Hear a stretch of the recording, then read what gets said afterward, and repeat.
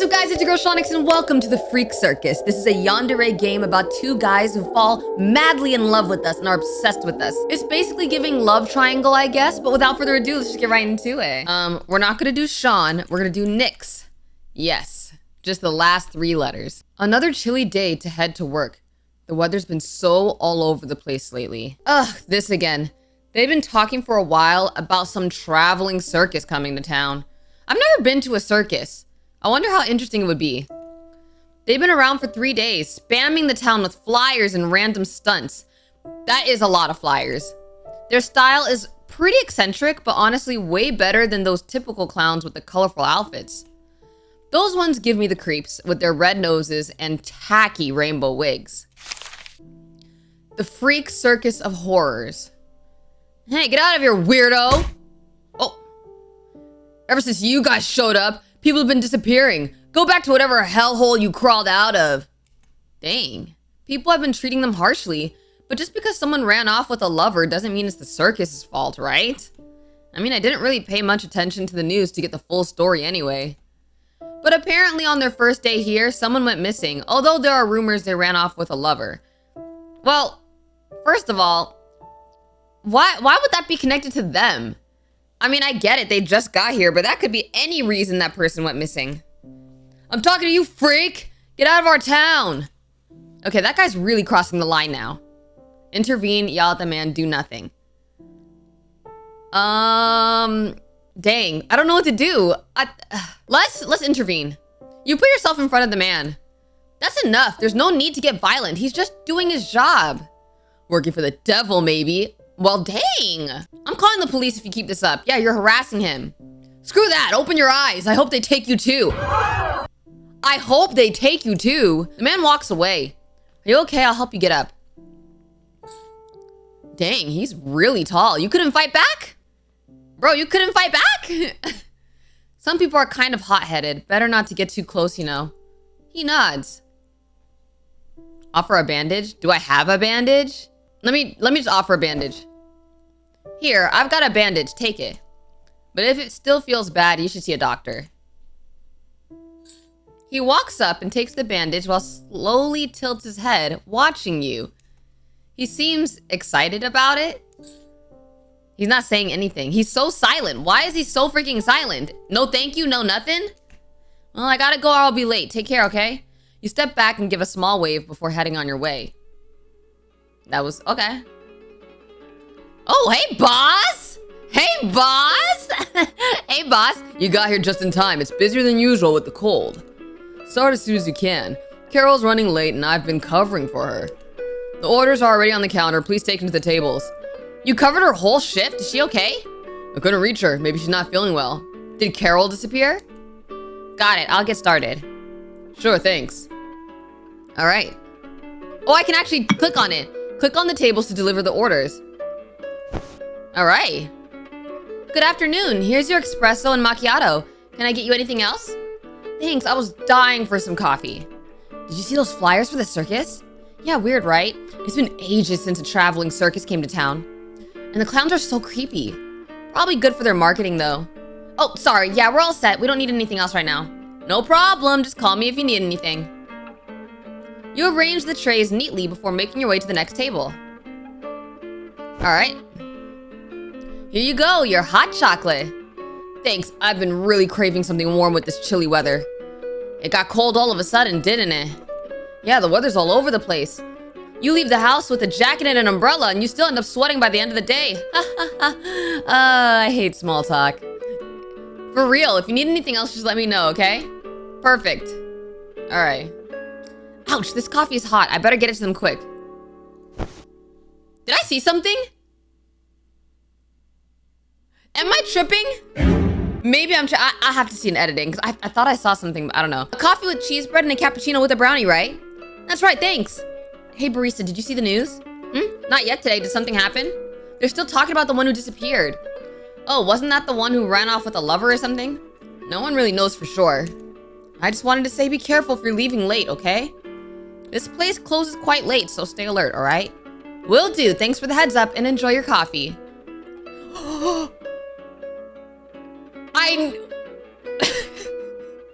Yo, that jump scared me so bad, actually. That jump scared me so bad. Bro, could you be more obvious? It's really sweet of them to care. Maybe I should start keeping an eye on the news sometimes. I'm sick of ripping these flyers off my window. Don't let anyone hand them out in here. And when you have a minute, go around and pick up the ones scattered around. How many flyers is there? Got it. Some people are kind of being rude to the circus folks, don't you think? The way they act freaks people out. Best to keep them away. Bad for business. Understood, boss, I guess. Okay. Alright, got them. The customers just keep leaving these on the tables. Oh, maybe because they keep finding it, like, out in the street, and then they just, I don't know, littering. Welcome! Thanks. I'd like a strong, hot coffee. I'll bring it right away. Who are you? Here's your coffee. Thanks. It's really cold outside. What's with those flyers? Who the freak is this? Bro looks ominous. Oh, someone was handing them out. I had to pick them all up. How rude to do that in a place of business, right? Yeah, it just creates more work for everyone else. If you want, I can take them for you. I'll toss them out when I leave. No big deal. Is it no big deal? I was gathering some paper for recycling anyway. Really? In that case, that's better than just throwing them away. Thanks. No problem, dear. Do you need anything? Do you like the circus? I think I might be a little too old for that now. Nonsense. This circus isn't for kids. They got some pretty creepy stuff. So you've been to the circus. Even though I don't really like chatting with people, it's part of my job to be polite. Still, it's always a little uncomfortable when customers try to keep me talking. Like, that's the thing. That's why I'm saying I hate small talk. Because I just end up being like... I'll be like, okay, at what point? I'm an overthinker, y'all. I'll be like, at what point am I saying too much? And at what point should I cut it off? And then at some point, it's like, are we talking about nonsense? Or are we actually talking about something of substance? I don't know. I don't like small talk. I'm sorry. I feel like that I start overthinking it. Are you even listening? Sorry? Haha, thought so. Anyway, here, take this. Go on, check it out. And then try telling me it didn't give you chills. No, I can't accept something like that. Don't worry, I already went. I was thinking of going again, but I'll be leaving town soon. Keep it or sell it if you want. Well, we gotta take it. We gotta take it. We gotta see what's up. Why not? Thank you. I might try to go one day. We'll see. I'll be glad to know someone used my ticket. Thanks for your time. I'll let you get back to work. Let me know if you need anything else. As soon as the last customers leave, close everything up and clean the place. We're closing early today. Did something happen? What happened? I have an unexpected appointment. And since you're working alone today, I'd rather you didn't leave too late. Unexpected appointment? I've got to go now. Can you take care of everything? Yeah, no problem. Leave it to me, I guess. Call me if anything comes up. Will do. See ya. Nice. Shorter work hours. But I hope Carol's okay. Hey there. Here's the payment. I'm heading out. Oh, it's a mysterious dude. Have a good night. Good night, sir. Perfect. Now I just need to clean the tables and I'm out of here. Sorry, we're... Did someone walk in? Sorry, we're closed. But I heard the bell. Hello? Wait, what? I'm not imagining things, right? Someone could be in here. And they turned off the lights? But I could see the switches from here. Boss, is that you? Hello? What the freak? What the freak? Right, calm down. I'm overthinking this. I'll just go around the counter and turn them back on. What? I can't shake this feeling that I'm being watched. Okay. First I'll... Pick up a knife. Yeah, you take a small kitchen knife. This makes me feel a bit safer. Now, turn the lights. You run to the counter and try turning the lights back on. Dang, it's the breaker. Okay, stay calm. This is normal. It's happened before. You open the panel and reset the breaker. Phew.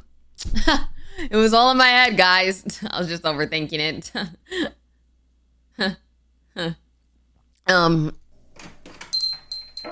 Dang it, I should have locked the door. On high alert, you swiftly turn around as you speak once again. Sorry, we're closed. You're the guy from earlier. You're bleeding. What the freak? Are you okay? Should I be worried about this guy? He kind of seems harmless. Maybe because he's always hurt. He stares, curious at the small knife in your hands. You smile awkwardly and put the knife away. Sorry, you know. I just... Intruder alert, you know what I mean? Oh, he has the bandage on his face. Now you need another one. Well, help him with another injury? Did he come to me for more help with the injuries? Is that why he came? All right, you know what? Let's just help him with the injury, I guess. I hope I don't regret this. Okay, see, now I'm gonna regret this because I said I hope I don't regret this. But sit at the counter, I'll help you with that. He's not even talking though. Like, he's not talking at all. What a weird mask. Actually, I'm not sure if it's a mask or just a ton of makeup. You grab a paper napkin from the counter and gently wipe his face. Bro looks so happy. You don't talk, or is that part of the act? He seems to glance around before stepping a bit closer. I can't be seen talking. Ah, so it's part of the act. Yes, my lady. I sincerely appreciate all your help. I'm the Pierrot. Nice to meet you. Nice to meet you. I'm Nyx. I know. What? But, a Pierrot? You don't really look like one. What is that? Wait, what did he just say? I know? Wait a minute. It just registered to me that he said I know. Why did he say I know? It's basically a clown in the 17th century, sort of. So yeah, you don't really look like one. Wait, what? Indeed, you are right, my lady. We were required to modernize my attire, but my role remains unchanged. People have been pretty rough with you guys. I suppose we may appear a touch uncanny. That tends to unsettle people. Do the Pierrots, out on the street with the flyers perform too? Indeed. The circus has but a small cast. We both perform and hand out flyers. Though, I must say I am the only Pierrot, my lady. The others are jesters and harlequins. Okay.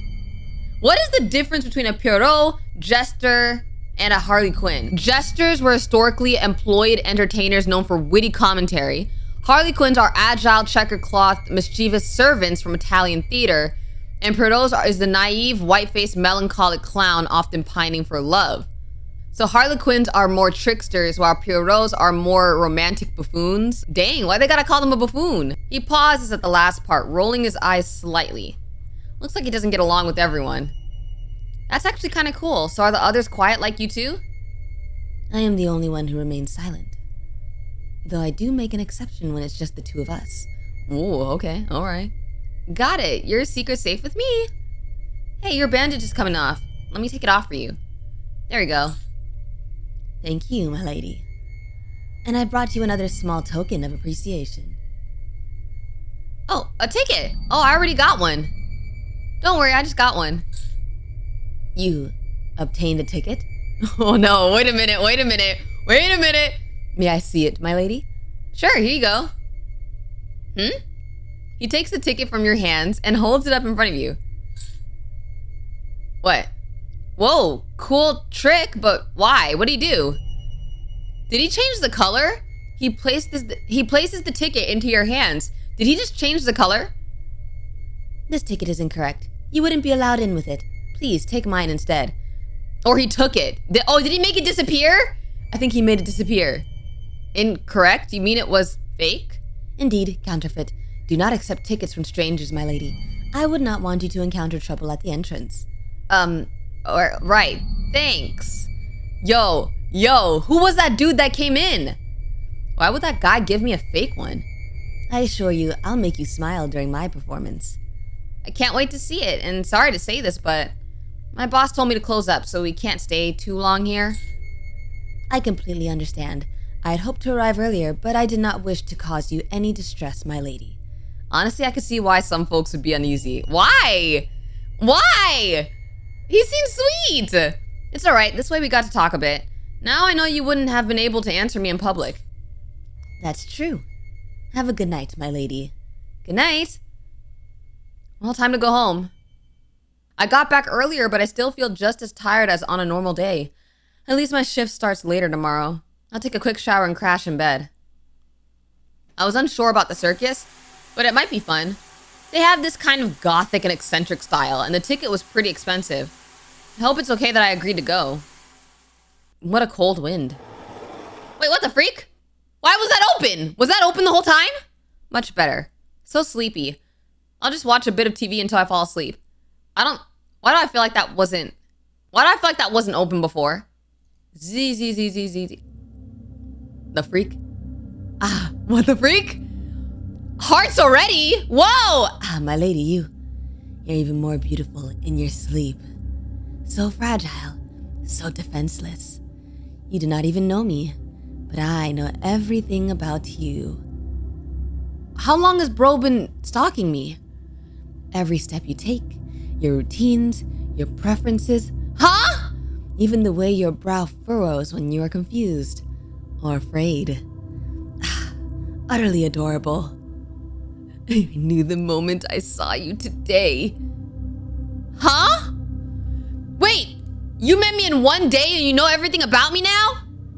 It was just a glance, but something inside me ignited, and now there's no turning back.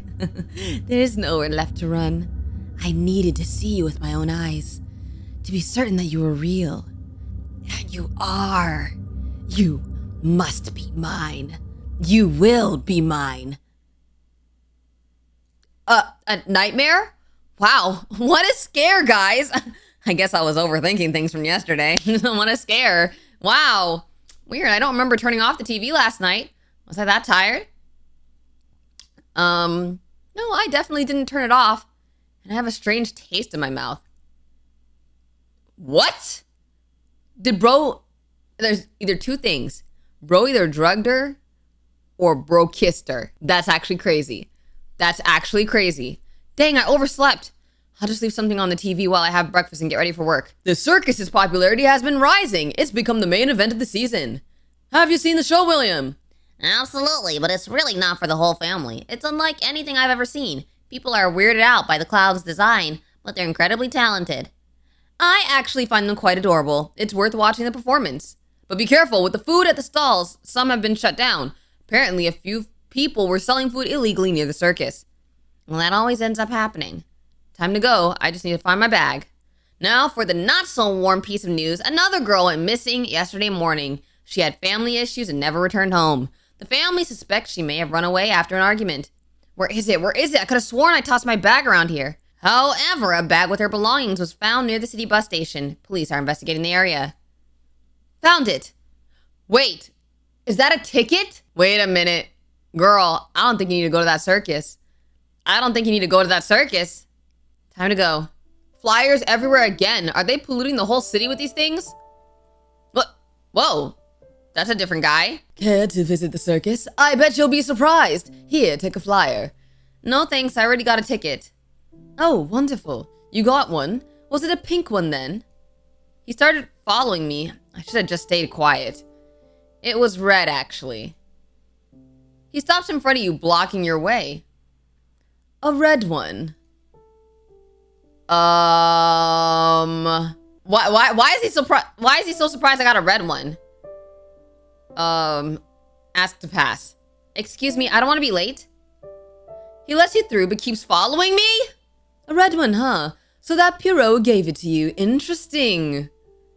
I'm the Harley Quinn, ma'am. Ah, I've got an idea. How about we trade? I give you mine, and you give me that red one. What difference does it make? Why are there different colors? Why is there different colors? Because I think at first we had like a blue one, and then we got a red one, and now he wants to give us a green one. Oh, yo, he just showed up out of nowhere. I should have expected that. I should have expected that though. Bro's watching us, he's stalking us. Oh my. Speak of the devil. The Pierrot snatches the green ticket from Harley Quinn's hand. Oh, did I just walk into some kind of act? I better slip away quietly. Such a shame you don't have a voice, huh, Pierrot? Guess you can't say all those nasty things you're thinking. Oh. Whoa, what? Just wait till the jester hears about this, huh? You take small steps, slowly backing away. Once you're a safe distance from their argument, you pick up the pace and head to work. That was awkward. That was so awkward. Oh, made it on time. Phew. Boss, I brought the keys. Is he talking to a cop? Just leave the keys on the counter. I'll talk to you in a second. What happened this time? The store looks fine. Doesn't seem like it was broken into. Did something happen to Carol? Was Carol the one that was on the TV? All right, was it a hassle closing the store last night? No, it was fine. What happened? Well, Carol didn't come home last night. Looks like she ran away. She ran away? She had issues with her family, yeah, but running away like that, that's weird. She is the one that was on the TV. She didn't show any signs that she'd do something like this. She must have had her reasons. If she shows up here, we're supposed to notify the police. Carol's probably not in a good state of mind. I'm gonna start looking for a new employee, so I'll be in the back doing interviews. Once your shift's over, you can head home. I've got the store covered. Oh, sure. Never thought she'd do something like that. Then again, I guess we were just co-workers. She never told me anything, but she was always so responsible and said she really needed this job. Maybe she was under a lot of stress at home. Good morning. It's you again. Want something to drink, Piero? He nods and points at a milkshake. A milkshake? Isn't it a bit cold for that? All right, have a seat. I'll bring it to your table. He nods again and walks away from the counter. Nix, did he buy anything? Yeah, a milkshake. Good. I don't want those guys hanging around here without buying anything. Let him know we don't allow flyering inside. Sheesh. All right. He's chill, though. I promise you, boss. He's chill. Got it. Oh! Dang it, this again? Whoa, you scared me. I thought you sat on the table or something. He's really close. He grabs your arm firmly, locking eyes with you, then makes a gesture calling you closer. What is it? He whispers. Is he being mean to you, my lady? What, the boss? My boss? My boss? No! He was just giving me some reminders. He's actually pretty nice.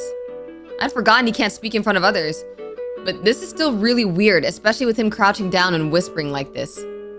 Will you come tonight? This is unnerving. I'm nervous. To the circus? Sure, I'll be there to watch. That makes me happy, Nix. Will you promise to use my ticket tonight, my lady? I guess I have no choice. I promise. Sure, I promise. He's still holding my arm. Why are the claws on that glove so sharp? He noticed you staring at the claws on his glove, let go of your arm, and made a silly face. What's with the tickets anyway? Mommy, look, a clown! Lucky you, huh? It's true, darling. He's quite big, isn't he? But this circus isn't for kids. It'll just give you nightmares. No! Excuse me, I don't have all day. Can't you see me standing at the counter? Bring me my coffee, no sugar, lazy one. Well, I need to get back to work. Just a second, ma'am. Looks like it's gonna be a long day. Here you go, sir. Your milkshake. What a weird combo. Strawberry, chocolate, and coffee? The impatient woman next to you sighs loudly and checks her watch. Yours is coming right up, ma'am. Piero carefully places the money in your hand along with a small chocolate bar. Oh, is this a tip for me? Thanks. Yo. He quickly nods and waves goodbye. As he turns around, you notice him staring at the grumpy woman before walking away. Bro's gonna make her disappear. Aw, too bad. I was curious to see if he'd take off the mask to drink that.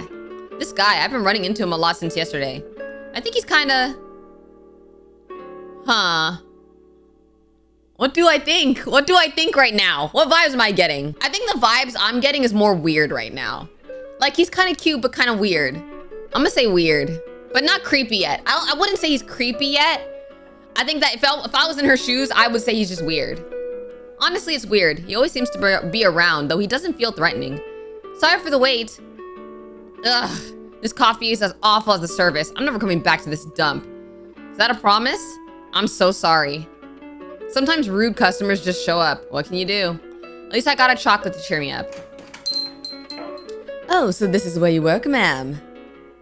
Oh, he followed me too. Great. Good afternoon. Want something to drink? Of course, I'll take an iced coffee. I'll get it ready. He leans over the counter, watching you as you make the coffee. So, are you finally gonna accept my ticket? No, I already have one, and I promised I'd use it. You sure? It'd be so much more fun if you used mine. Why? Why? What is up with this ticket business? That's a secret. Ugh, these two. Here's your iced coffee. All right, in that case. A little something for you. I'd love for you to wear it. Here, let me put it on. He steps closer and gently pins the pin to your shirt collar. He's not as tall as Pierrot, but still has to lean in quite a bit to reach. What? Why are they doing this? Why are they doing this? They're just creating drama in my life for no reason. No reason at all. Why would you pin this on me? And Pierrot, you know Pierrot's gonna get mad. You hear the claw of his glove click softly against the metal of the pin as he gives it a tap, chuckling under his breath in a low tone. I'm going to take you from him. Whoa, that's bold. That's bold. First of all, I'm not even his right now. Hold on. I'm not even his right now. What are you talking about? I'm going to take you from him. Whoa. Excuse me? You'll see. Oh, yo. Anyway, here's the payment. See you tonight, ma'am. Make sure you don't miss my show, all right? Hey! Take me from him. What is this? Are they playing some kind of game with me? I really can't tell if they're teasing me or trying to pull me into something else. Your shift's just about over. I'll keep the shop open for another hour. Until we hire someone new, I'll have to cut back the hours a bit. Got it. What? Whoa, wait, what happened to your arm? I didn't even notice that. This? Oh, something scratched me out back. Pretty sure it was a huge cat or something. Now, which one of them scratched him? Pierrot or Harley Quinn? Be careful. I'm gonna give a bandage. Here, I've got a bandage. Thanks. Good thing you carry this kind of stuff around. Yeah, I just got bandages on bandages. Why do I got so many bandages? I'm kind of clumsy, to be honest, so I always keep one on me. That makes sense. Anyway, I gotta go. I don't want to be late, and I'm heading to the circus tonight. Sounds fun. Tell me how it was later. Maybe I'll check it out sometime. Sure, see you later. I'm not really into crowded places, but things are pretty lively here. There's a food fair right at the entrance of the big top. Ticket taker. Hello there, visitor. May I punch your ticket?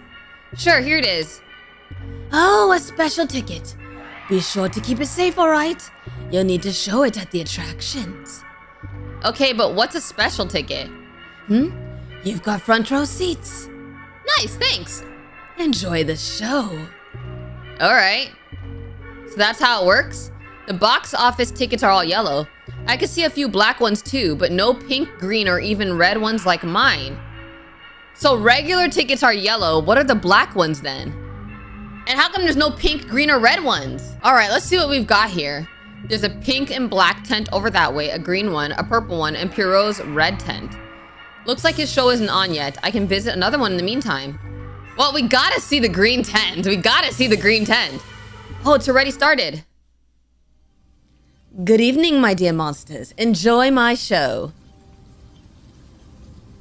Far from everything where God's eyes cannot reach, the monsters lived. Forgotten, hungry, silent. Until the man appeared, he raised a tent upon the dead earth and made a deal. Work for me, you hideous little creatures, and I will feed you.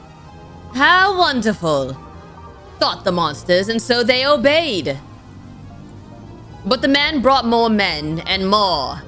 They laughed at the monsters. They applauded their pain. What if I charged others to watch? The crowd loved it, but the man wanted more, always more, so he began to feed them less. This way they'll be weak, harmless. Huh? He laughed while the monsters rotted in their cages, swallowed by the dark. And then they thought, what if we became human? We could eat as much as we want. No one would hurt us ever again. And on a moonless night when the sky seemed dead, the monsters realized there was an angel among them. The monsters, wait, whoa! I caught that, wait. No! There was something else they said. They said something about a sacrifice. They said something about a sacrifice. I can feed you, grow strong, become human, and build a home for us. Please, no, we have no choice. She's the weakest of us. You will give us the strength to go on, the angel said. What? Please help me, I don't want to die. And then, as if she had never existed, she vanished from the wind. Something tells me she didn't want to sacrifice herself. I think they sacrificed her. Our little miracle. Our little sacrifice. The next morning, the man returned to laugh. But the monster's eyes had changed. They were free. They were hungry. And that's how the monsters became human. Oh, and what happens next, you ask? After that, the new humans took their home and began to travel together. Yo, is this the story of him? Searching for a place to build it again and live happily, just as the angel wished. Is that what the angel wished? Thank you, little monsters. People actually seem to enjoy that. That story felt pretty macabre, though. What does macabre mean? Disturbing. Okay, yeah, that sounds about right. I'm glad you came to see my show. I was hoping you'd be watching. Hello, your story was, it was definitely peculiar. Yeah, it's a pretty old story from the circus. It's a tradition to tell it on certain nights. Oh, I see you're wearing my gift. That makes me so excited. All right, I forgot about that. What? It looks good on you. Almost too intimate. What? Then why'd you give it to me? Did you like it? Or are you trying to tease me? You frowned in protest, but his words caught you off guard. You don't even know how to respond. He smiles, clearly amused by your confusion. I love that. I love seeing my green mark so close to your skin. Oh, okay. Okay, he going in. He's being way less discreet than Pierrot. Like a quiet, forbidding kiss. He's way too close. You take a step back, bumping into the circus tent's cold wall. What is wrong with this guy? He leans in, bracing his arms around you! Running away? Scared or secretly enjoying it? Enjoying it? No way! I mean, do I? Wait, don't ask me! Don't ask me this! Wait, am I secretly enjoying the, well, I mean, I can't, maybe? He smiles wider at your hesitation. No need to say a word. I can read you. Your silence screams. Red doesn't suit you, darling. That intoxicating green fits better. His scent, it's good, and that voice is too intense. He smiles again like he knows his poisonous words have burrowed into your mind and slowly steps back. I want to give you another gift. What do you say? A candy apple? Yeah, we call it a love apple or maca du amor. But don't get the wrong idea, it's still just an apple. Well, oh! Who was that? What was that? Where'd that come from? Huh. Always so dramatic. I guess someone around here really hates apples. What? Bro, a knife just flew in front of my face. We're just gonna brush that off? Does that kind of thing happen a lot around here? Girl, I would be running and screaming. Was that Pierrot or was that someone else? You try to look at the knife sticking out of the candy apple, but the Harley Quinn in front of you quickly snatches it away and tosses the apple aside. No need to worry, ma'am. I'm sure it was just a little joke. Looks like I have to delay giving it to you. A pretty dangerous joke. Are these guys actually insane? All right, I should get along. The next show's about to start. Have fun, ma'am. Who knows? Maybe I'll see you around. Well, weirdness aside, I'm actually getting kind of hungry. Maybe I should grab something to eat before heading to Pierrot's tent? Sure, let's do that. Well, why not? What do I want? Ooh, let's get some sweet popcorn. This smells so good. You scarf down your snack and quickly feel full. I better hurry before the show starts. Oh, a theatrical performance. I was wondering what a show without speaking would look like. He shifts into a more menacing posture, his smile turning sinister. He moves in a strange hypnotic dance as the lights change around him. It feels like he's dancing with his own shadow. Except when he moves one way, the shadow moves the other, in a really creepy way. Whoa, he really changes on stage. A stage assistant. Even from here, you can tell how much taller he is than her. Knives? Oh, it was him.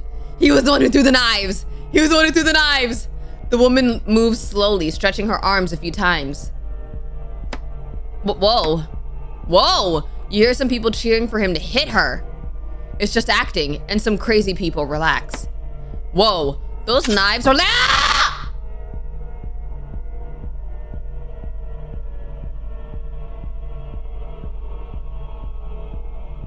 Y'all, I was about to say, oh, the knives are going really close to her, and then it hit her straight in the dome. No, that wasn't real, right? Just acting. It was just a performance. Of course it was. But the blood and the way she fell. I need to get out of here. Why wouldn't Pierrot invite me to that show? I like Harley Quinn's show better, I ain't gonna lie.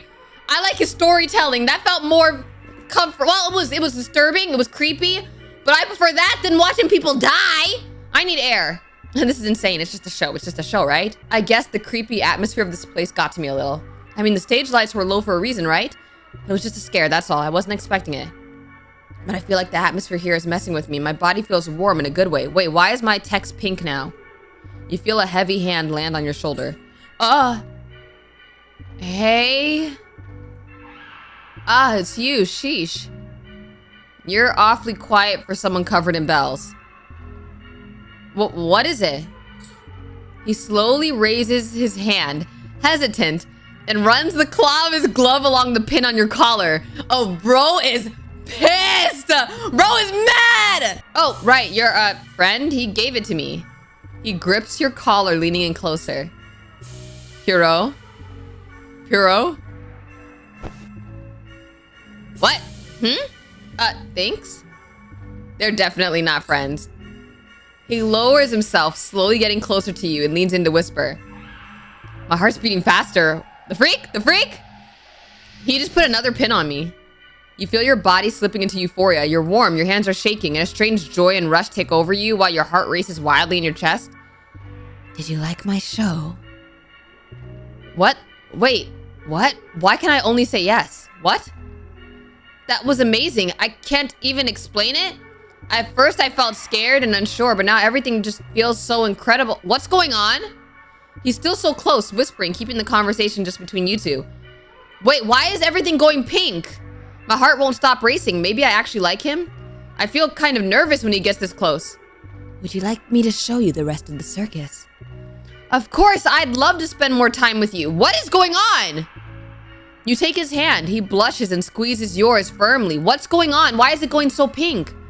I'm certain you will find this place quite delightful, my lady. You smile, panting lightly, staring into Pierrot's grinning mask. I'm feeling dizzy. I think something's wrong with me. What, my lady? Your body collapses as your consciousness drifts away. You can feel someone holding you tightly. Every sound seems distant, though you catch brief flashes of what's happening before everything fades to black. What? Oh. I see now. It's all right, Nyx. I'm here to take care of you. Oh, my lady. You've been waiting for this, haven't you? But not nearly as much as I have. It feels so unbelievably good to hold you like this. Finally, mine. The warmth of your skin, the scent of your flesh. You have no idea what you're doing to me right now. The way your breath falters, how your body yields even in unconsciousness. It's cool of you, you know, to be so lovely, so delicate, delicious. Whoa, wait, remember how she said she woke up and her mouth tasted weird? Bro definitely kissed us in our sleep. And to leave me here on the edge of losing control. Whoa, I have so many thoughts, my lady. So many desires. We just met, sir, we just met. My hands ache to explore every inch of you.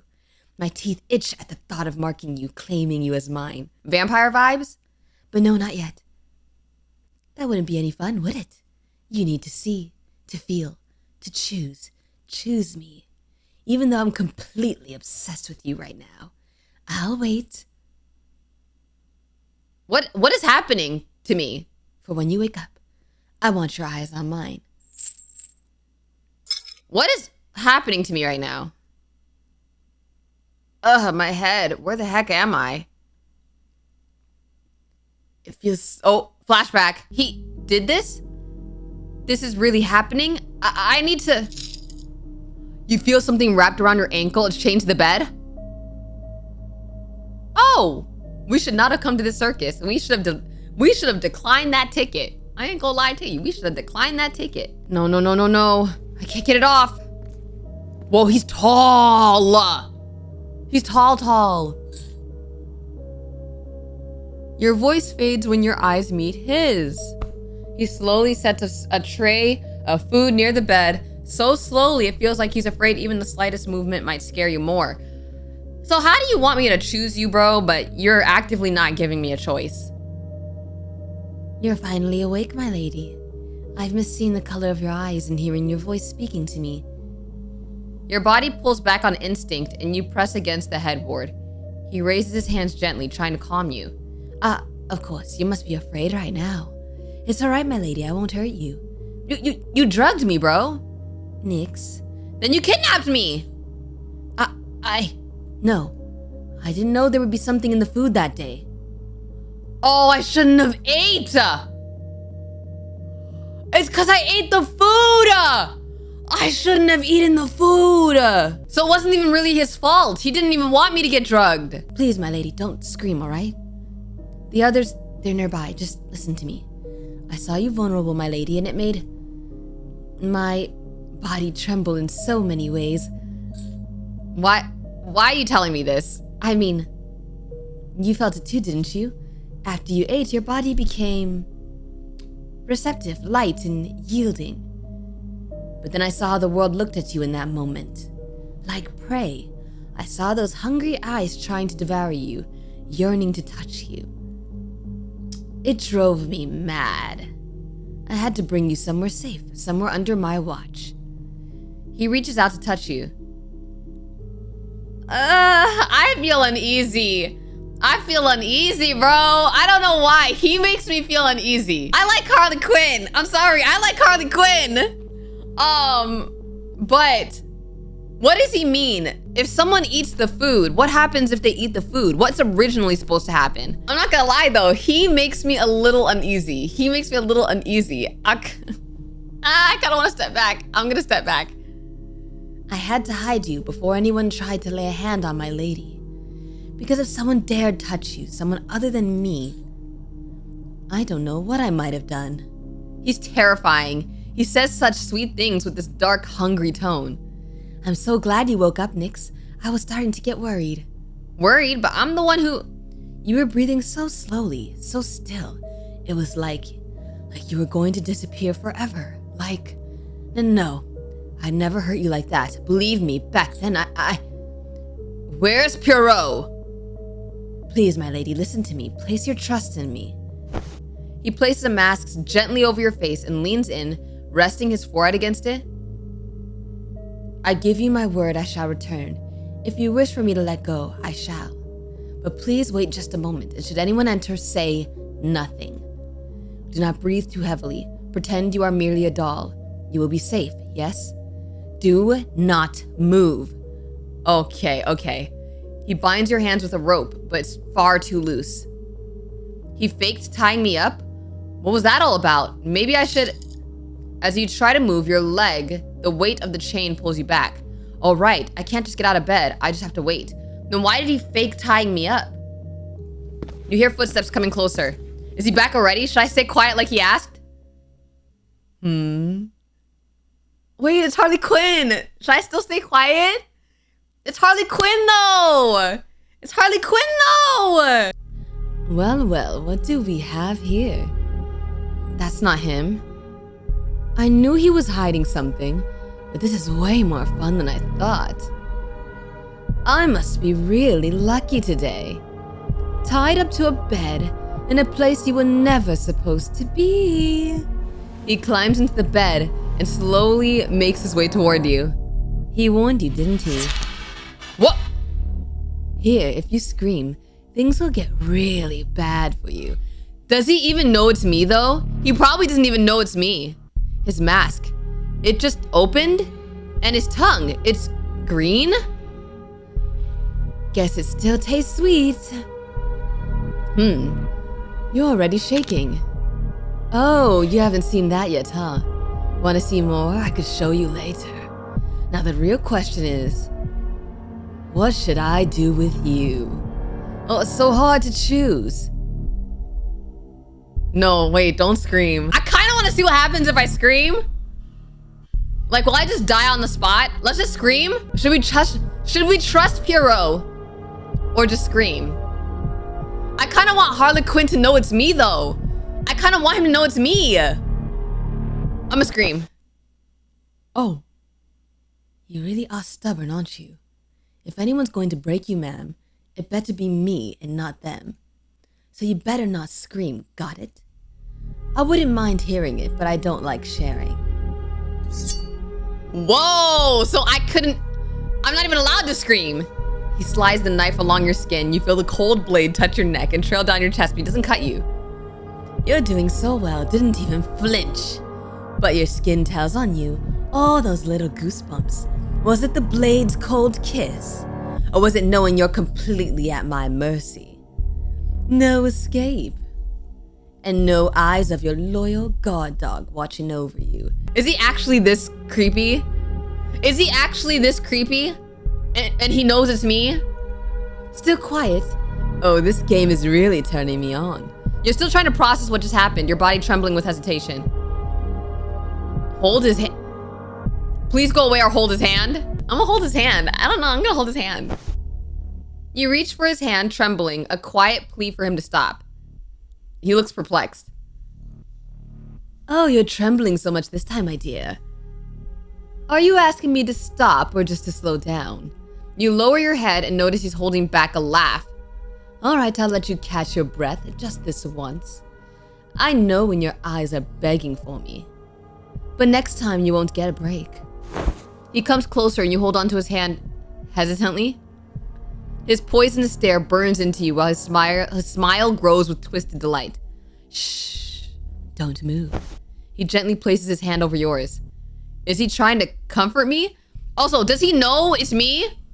He has to know it's me. I have to admit, I'm really starting to like the way you look at me. Maybe not. He let me go. Why? Why? Is that what you're thinking? Because this way's more fun. I don't like prey all tied up. I like the hunt, and the best part is gonna be the look on his face when he finds out. Run, kitten. Oh! Did he let me free? He let me free! This isn't just an act. Something's seriously wrong with those two. Wait, who the freak is that? Ouch! Sorry, I don't... Wait, she's normal. She's normal. Don't miss the attractions. You're gonna love it, visitor. What?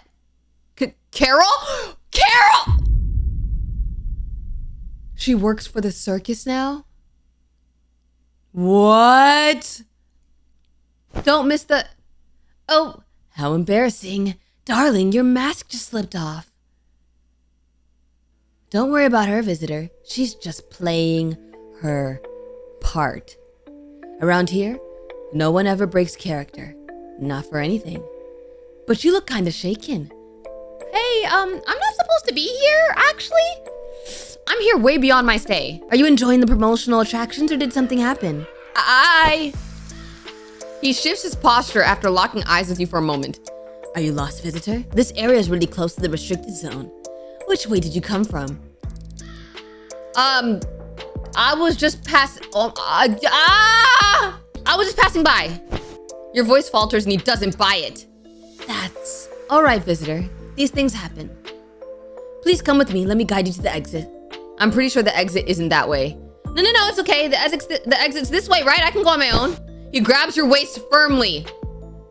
I insist. Wait. Y'all, he has a blue eye. Remember the person who came into the coffee shop? He had like one blue eye. Is this him? Pierrot? Oh, I've never been so happy to see Pierrot. I feel like Harley Quinn actually got too creepy for me. This guy's creepy. At least Pierrot kind of protected us a little bit. I might start liking Pierrot. I ain't gonna lie. Pierrot, what are you? Is she with you? Is that blood? Wait, what the freak? That look, Pierrot, she's scared. It's like she saw part of the circus we don't show. Circus of horrors. Of course she's scared.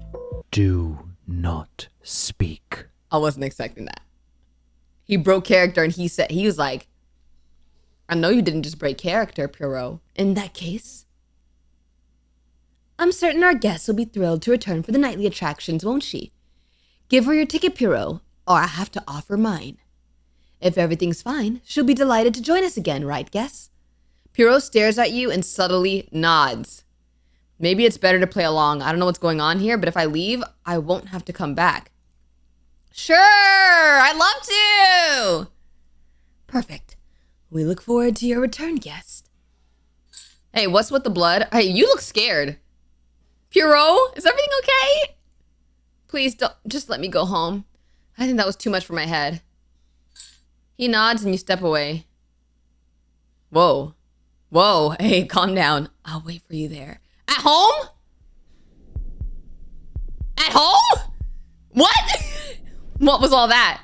I don't even know where to start freaking out. He kidnapped me. And what if he did something to me? How did things escalate this much? Carol is there. What's happening in that place? She looked like a doll? Maybe shoot, did I leave the balcony door open? No, it's not open. Pierrot? Pierrot! Now, first of all, how you know where I live? And this, explain yourself. Explain yourself.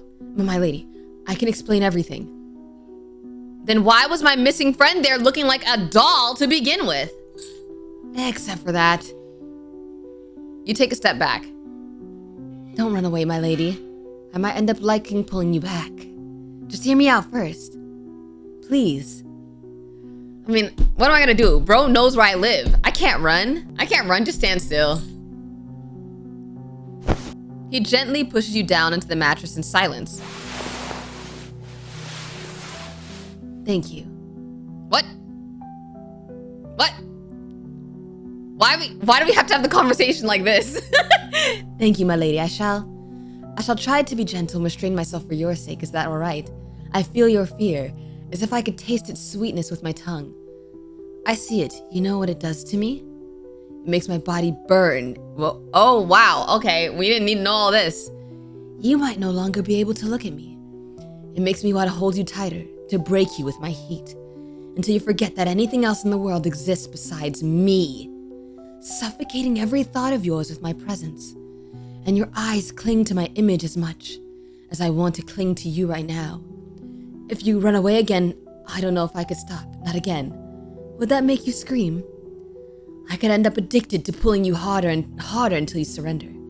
But I also want so much to see you stay. Stay because you want me to. I could do anything for you if you gave me the chance. Even if I had to crawl through darkness until I lose my mind. And set the rest of the world on fire. You feel his breath heavy against you. His hands tremble slightly as if he's holding himself back. Pierrot, something inside him feels so broken. It's beautiful, but also sad.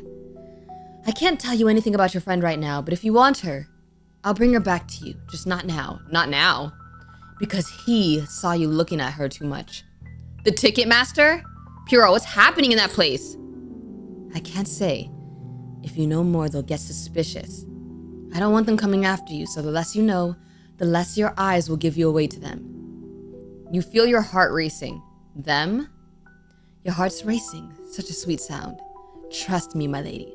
I know you're scared, but you need to go back to the circus today. Are you serious? After all this? But the ticket master guy, the ticket taker, he did say, if nothing's wrong, then she'll come back again, right? He was daring me. He was daring me. I know.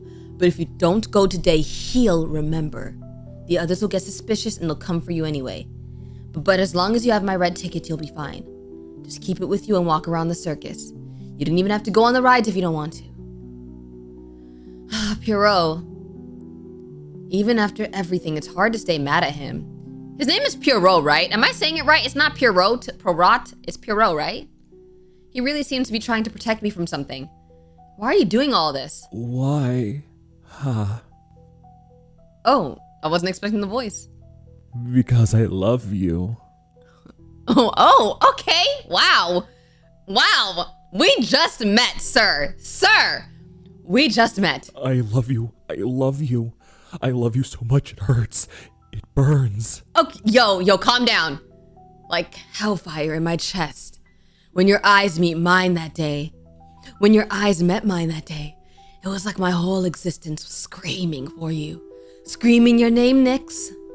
So loud and desperate it echoed through my soul. You felt it, didn't you? Please. It's still too soon for me to answer that. I need a little time after all this madness. You're blushing. Did my words reach you, my lady? You're intense. Did you know that? Have you ever been told that? I didn't mean to embarrass you, Nyx. Do you want me to leave? Give you some space? I know you need to calm down for tonight. I think I need space. I'm sorry, Pierrot. You're doing a little too much for me right now. I don't know. I think I need space. I don't know. Or maybe should I say he should stay? What's juicier? What's juicier? Him staying? Or, you know what? Let him stay. Let him stay. Let's just see what happens. You can stay, I guess. You'll probably just watch from the window anyways, even if I do kick you out. Just stay quiet while I try to get my head straight, okay? He smiles brightly and jumps onto you, resting against your chest. Very well. I'll be quiet again. Anything you wish, my lady. Okay, this is kind of cute. A little bit. But it's weird, but it's cute. He rubs his face against you while his body slowly relaxes at the sound of your heartbeat. It's also kind of weird. I don't know what to think. Stay like this or pet him? I don't know. Pet him, I guess. Let's just do it. Huh? There's something weird under his hat? His body tenses over yours and he practically holds his breath. Sorry, I won't do that again. His scent is so subtle and pleasant. What's under his hat? Does he have like tentacles or something? Things have gotten kind of crazy ever since Pierrot showed up. He kidnapped me, but that doesn't bother me. I can feel he didn't do anything besides tying me up. And now he seems like he's trying to protect me. Even though he looks pretty unstable at times, should I really trust him? I don't know why. Those two suddenly seem so interested in me. Yeah, I know Harley Quinn was being weird and creepy when we were tied up, but I feel like he maybe didn't know it was me. He might not have known it was me. But I'll wait a little longer before deciding anything about them. First, I'll do what Pierrot asked and go to the circus tonight. Then I can think about what to do about those two. I've got so many questions. I know. All right, I guess we can go and just get this over with. Very well. Well, it's time to go. I'll follow you from a distance, my lady, and as soon as my performance is over, I'll come to you. All right, you owe me a lot of explanations. I ain't gonna lie to you, Pierrot. So, see you there. See you, my love. Pierrot, we're on the second floor. Yeah, of course, he just jumped. Okay, I shouldn't even be surprised. He does a lot of weird things. Greetings, visitor. May I see your... the guest with the red ticket, aren't you? Just act natural. I just need to act natural. Yes, that's me. I just can't stay away from this place. That's totally natural. No, I'm gonna say, of course, I said I'd come back. Enjoy yourself, guest. The circus has sharp eyes. It always notices those who seek joy, or those who hide a secret deep in their hearts. Well, I'll wander around for a bit. Bye. He knows that I know. Should you need anything, please do not hesitate to speak with me. And one small warning, the pink tent and the black one are beyond the bounds of your ticket. You won't be able to enter. Sure. Since I need to walk around, I'll check out the other attractions. Looks like Pierrot's show is in the middle. Can't get in. The Harley Quinn show's already over. Maybe there'll be another one later. And I'll probably end up running into him at some point. So where should I go? Look, I know I'm not allowed to go to the black tent, but I kind of want to sneak in. Maybe it's something VIP. There's a short line and they all have black tickets, I think. But wow, even the shortest ones there are still taller than me. Dang, look at all those weirdos. Think the circus is hiring more freaks? Huh. Hello there. Guest with the red ticket. I'm sorry, but as I said before, your ticket doesn't allow entry into this area. Right, I'm leaving. I just wanted to check it out. He didn't take his eyes off me until I actually walked away. Okay, I just wanted to see what was over there. Then, in that case, what's the purple tent? Looks like this is the last attraction of the night. I can check out the others until it's time for this one. So I can't do the purple one. Fine, let's do the blue tent, I guess. Tent of mirrors. Don't trust what your eyes see. Nice marketing. Let's see what we've got here. Just one of those mirror houses? Doesn't really seem like a scary attraction. What happened? What? Where did everyone go? My tent doesn't usually attract that many curious souls, especially ones who seem so eager to run away. Bro, I would not have chose this tent if I knew it was his tent. How did you do that? Where'd you take them? Me? Perhaps it's you who only thought you saw others in here. You might have been alone from the very start. Just you and me, red ticket guest. I don't know if I want to be here. In here, dear guests, you'll see things you might not want to. Whispers from your heart or maybe warnings from beyond. Don't trust what your eyes see. Enjoy. But what do I... Just keep moving forward, guests. You'll find the exit eventually. Though I'd recommend not stopping for too long. I've heard monsters live in the dark, and mirrors sometimes show more than they should. Oh my goodness. I can actually travel through the mirrors. That's actually cool. Oh my goodness. Let's go here. What a cold shiver. Oh! I know those eyes. Are you really going to let me come close? Whoa! Do you like my warmth? I can see it in your eyes what you think of me. Why are you looking at me like that?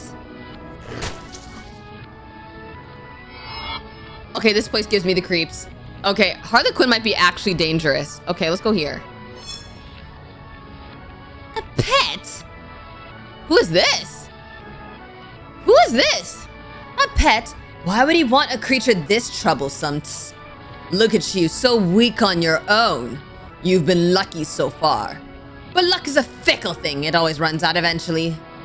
And when that day comes, I'll have my fun. What the freak? You're an interesting guest. I told you not to stop, yet you wanted to look at every mirror.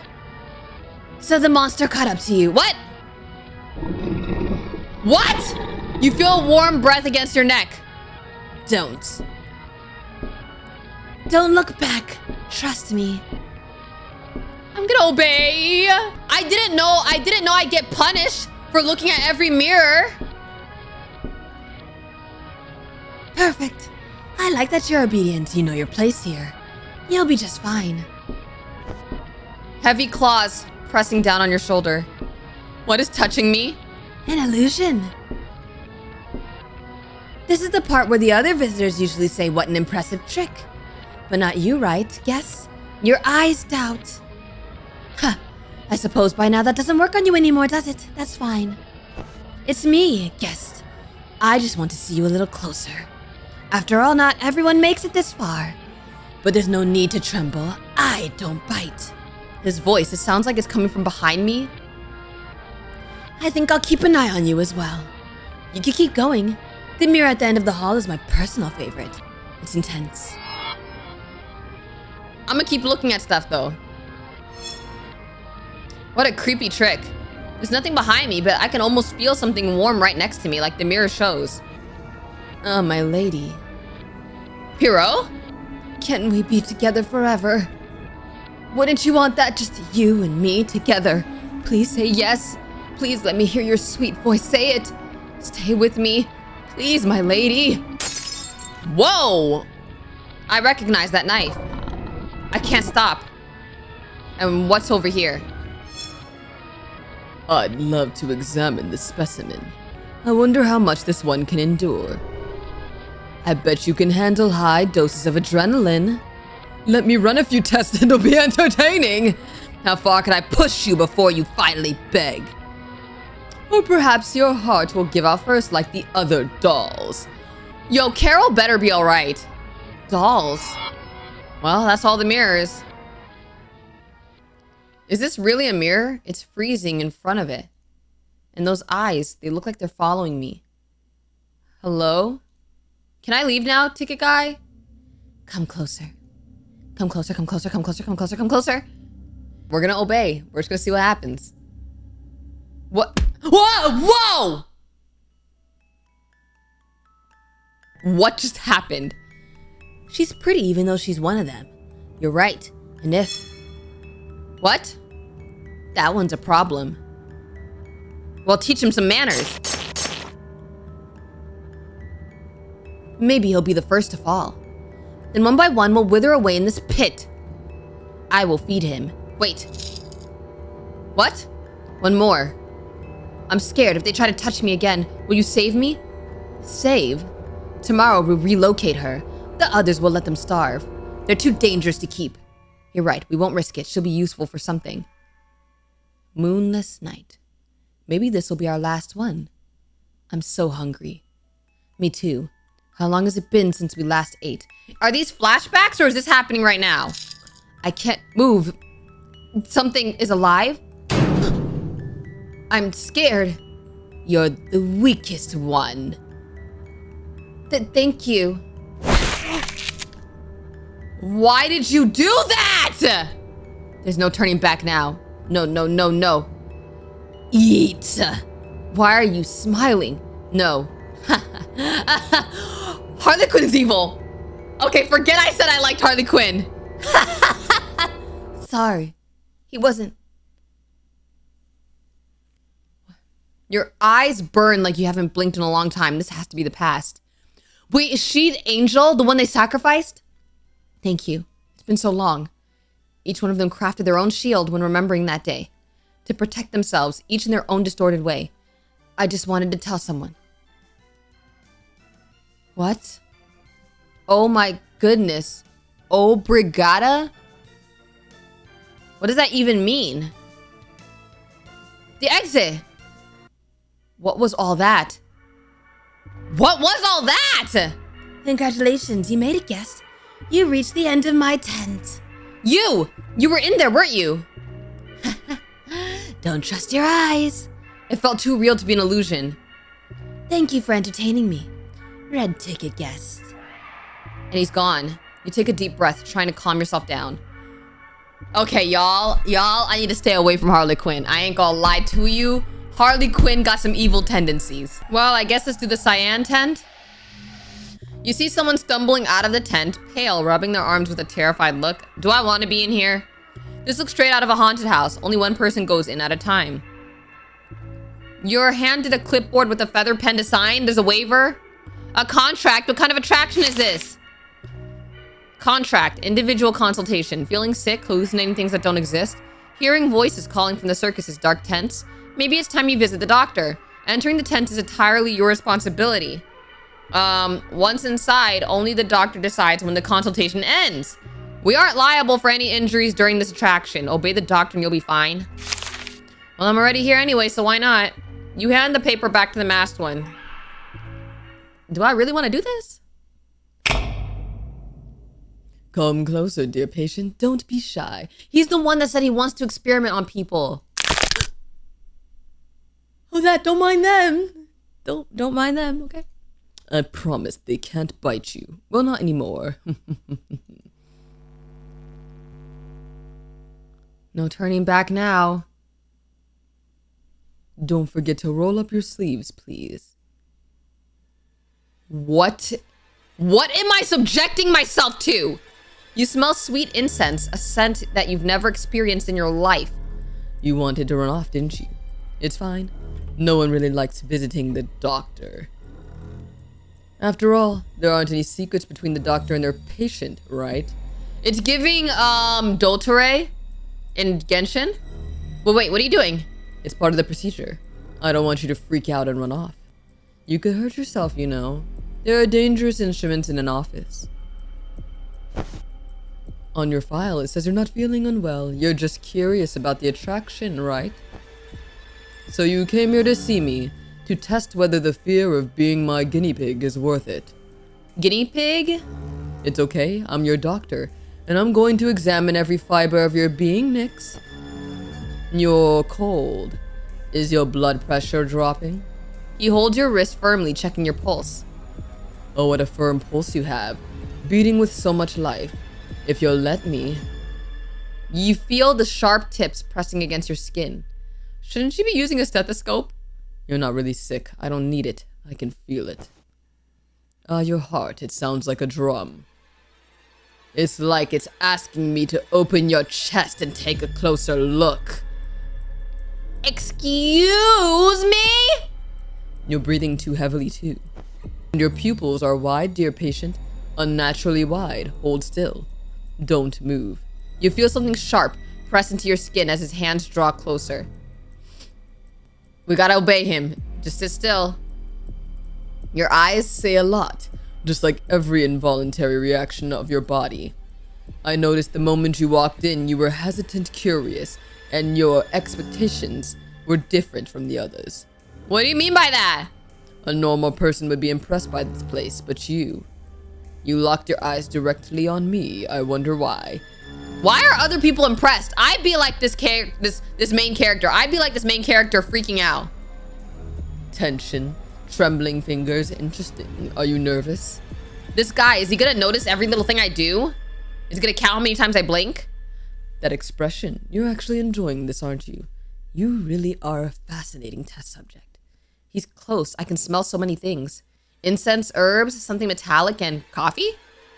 Your body keeps leaning towards me. I'd say you like danger, don't you? Like, what's up, danger? I've already got your diagnosis. Are you actually examining me? Of course I am. I am your doctor, my tasty patient. Tasty? And I could see your heart racing, your skin's cold, and your eyes. Your pupils are blown wide like they're begging for the light to pierce them. You're scared and you're enjoying it, but I'm not here to judge. I love hearing the blood quicken under your skin. Whoa! Whoa! I don't want no injection! Put that away! Put that away! An injection could fix that. You'll relax. Don't worry. You don't have to hold your voice back. This is the place to scream if you want. No, thanks. I think this is getting a bit too far.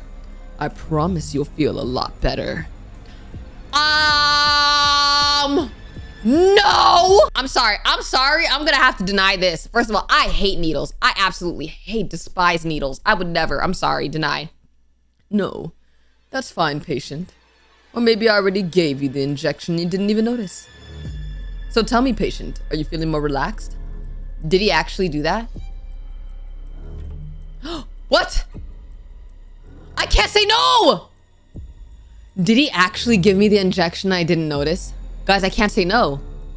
Perfect, and you behaved so well. Most patients scream and struggle when I show the needle. So am I free now? Being tied like this is still kind of uncomfortable. I'm still deciding.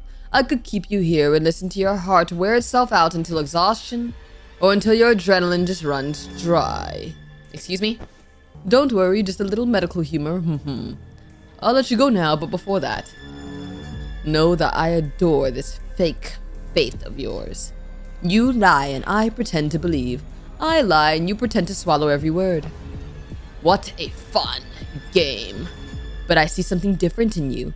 Your eyes don't lie the way they should. Well, I just like to question things, you know? Interesting. So, could you... Are you hungry? You've behaved so well, you deserve a treat. May I see your ticket? Sure, if you let me go, He leans in and takes the ticket from your pocket. Oh, actually, seems I've run out of sweets. I'll owe you one. It's because he sees the ticket I have. He knows that Pierrot has his claim on me. Huh? He returns your ticket and starts untying your hands. That was weird. He looked kind of hesitant after seeing Pierrot's ticket. Wait a minute. See you, Doc.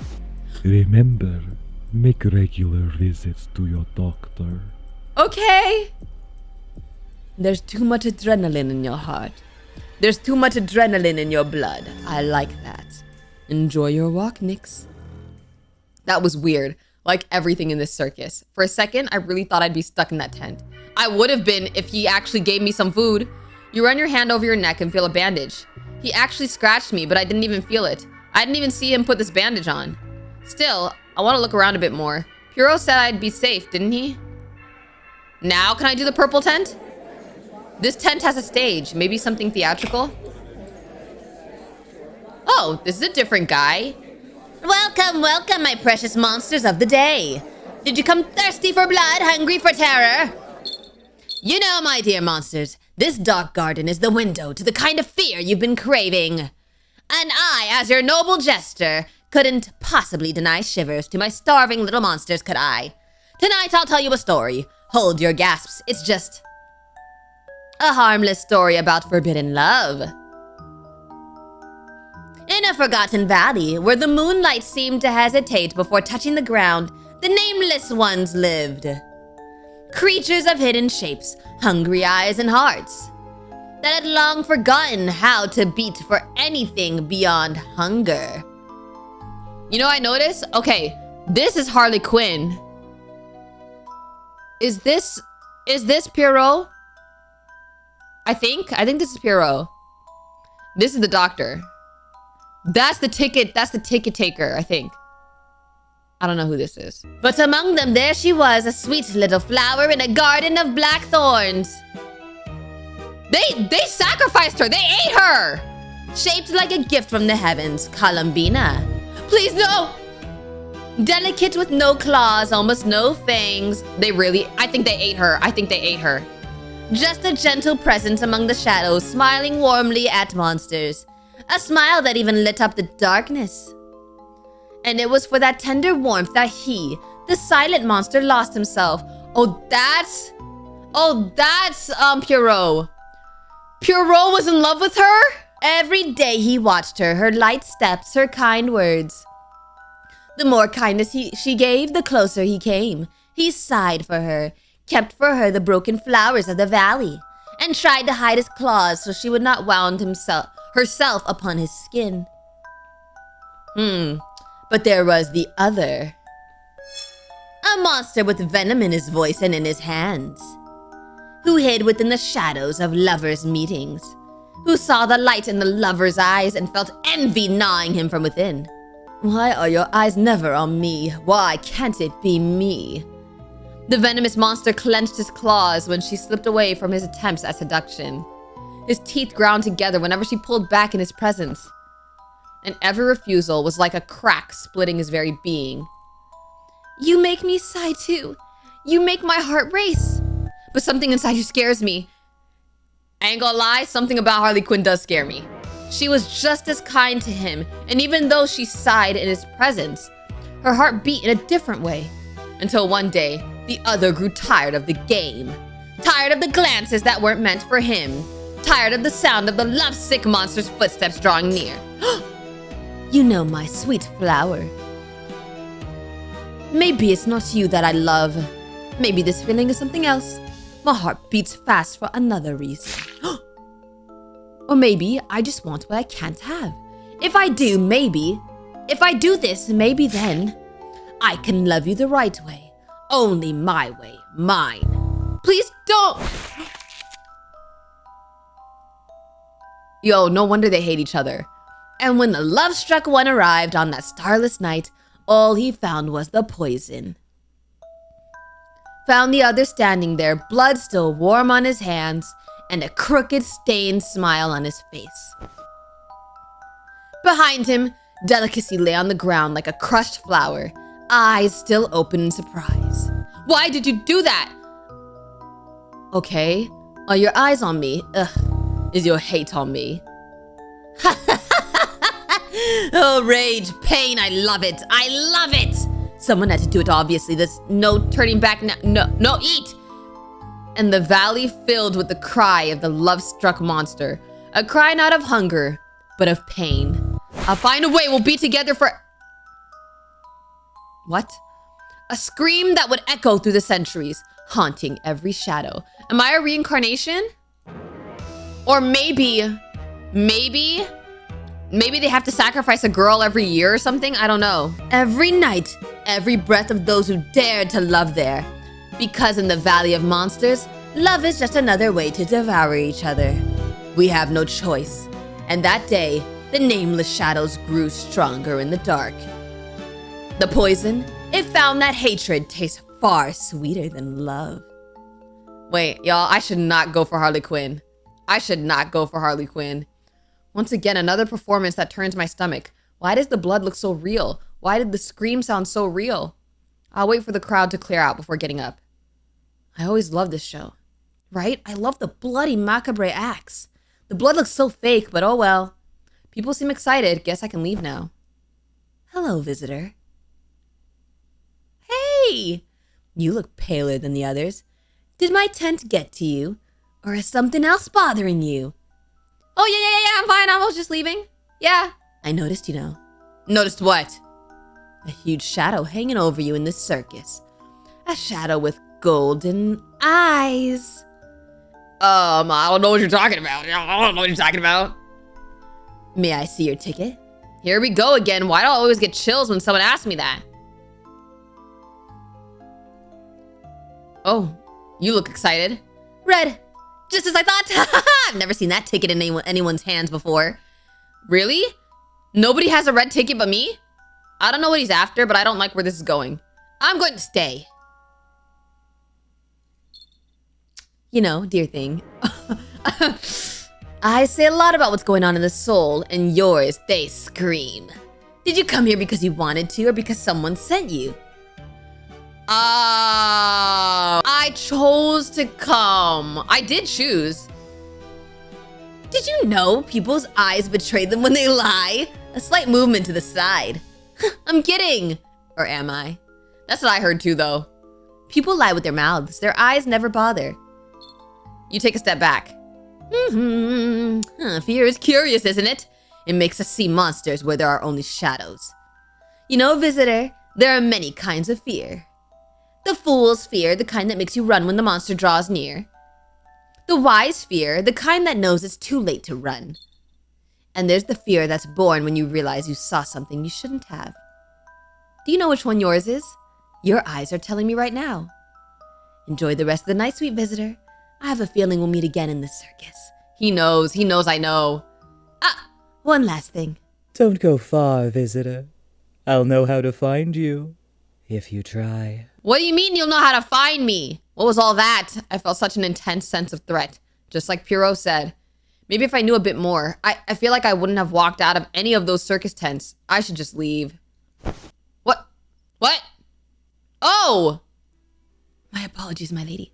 I didn't mean for you to scream. You know, honestly, after all that, I'm happy to see him. I'm happy to see him after all that. At first, I was unsure about him. Now I'm actually kind of glad it's him. I'm scared of Harley Quinn. I'm scared of Harley Quinn. Harley Quinn wants to kill me. He wants to kill me. Pierrot. I'm sorry, Nyx, for dragging you into all this. I never meant to involve you, but I'm incapable of staying away from you. Even if it's to protect you, I simply can't. But I promise you, if you stay with me, I won't let anything bad happen to you. It's all right, my lady. You don't need to answer me now. You're scared. I can wait. Oh, your scent, it's exquisite. Forgive me. Pierrot, aren't you mistaking me for someone else? We just met. Yeah, I feel like you're still in love with the one you lost. No, my lady. You're something new in my life. You made my heart beat differently. I know who you are, and I want to know more. Even if we belong to different worlds, I can't help but love you. Why? Because you are you. I can feel it, and nothing in this world could be more real than that. You are my destiny. I'll let you return home, my lady. Please go safely. I must stay behind to make sure everything is under control. You really are intense all the time, huh? You really are intense all the time, huh? Until tomorrow, my lady. Tomorrow? Who said I was coming back tomorrow? Good night, Pierrot. Good night, Nyx. You take your way home, reflecting on the exhausting day. This time it wasn't a question. He just said he'd come tomorrow. Oh, he's coming, okay. Which means no matter what I said at this point, he'd come to me anyway. And I think I like that. You know, I don't mind it at this point. Did I see something? Dang. I better hurry. You feel something heavy as you walk, though you're not sure if it's the eerie atmosphere of the circus or the weight of new eyes watching you in the dark. Everybody's watching me now. Everybody's freaking watching me now. The Jester, the Ticket Taker, Pierrot, Harley Quinn, and the Doctor. That's the end of chapter 1. I ain't gonna lie, y'all. I'm invested. I am a little invested. Like, at first, I was definitely more for Harley Quinn, but then Pierrot, he kind of won me over by the end of it, and Harley Quinn scares me now. That was day 1 and day 2, so whenever they do a day 3, I'm gonna be on that. I ain't gonna lie. I'm not gonna lie to you guys. Sometimes I wonder what's going on in those brains of yours. Why did y'all like the Freak Circus so much? I'm just a little concerned, but I have to be concerned for myself too because I liked it too. I ain't gonna lie to you. I liked it too. But we're back with the Freak Circus. We're doing another part, but this time I'm gonna try to do the opposite of everything I did in my first video. So we're gonna play through the whole thing again, trying to get like a different kind of ending, a different kind of story. So without further ado, let's just get right into it. If you didn't watch my first part, you should go ahead and watch it so you can see how that played out. Let's go through this again. Another chilly day to head to work. The weather's been so all over the place lately. This again. They've been talking for a while about some traveling circus coming to town. They've been around for 3 days, spamming the town with flyers and random stunts. Their style is pretty eccentric, but honestly way better than those typical clowns with the colorful outfits. Those ones give me the creeps with their red noses and tacky rainbow wigs. The Freak Circus of Horrors. Ooh. Hey, get out of here, weirdo! Ever since you guys shut up, people have been disappearing. Go back to whatever hellhole you crawled out of. People have been treating them harshly, but just because someone ran off with a lover doesn't mean it's the circus's fault, right? I mean, I didn't really pay much attention to the news to get the full story anyway. But apparently on their first day here, someone went missing. Although there are rumors that they ran off with a lover. I'm talking to you, you freak! Get out of our town! That's how I can imagine his voice, just really annoying. Okay, that guy is really crossing the line now. Okay, last time I intervened, this time I'm gonna do nothing. We're gonna see what happens if I do nothing. You watch the scene as the guy yells and kicks the clown. When a crowd starts to gather and watch, the man walks away. Sheesh, I hate this. Poor guy, I hope someone does something. Oh man, we really just ignored him. You got here just in time. It's busier than usual with the cold. Start as soon as you can. Carol's running late and I've been covering for her.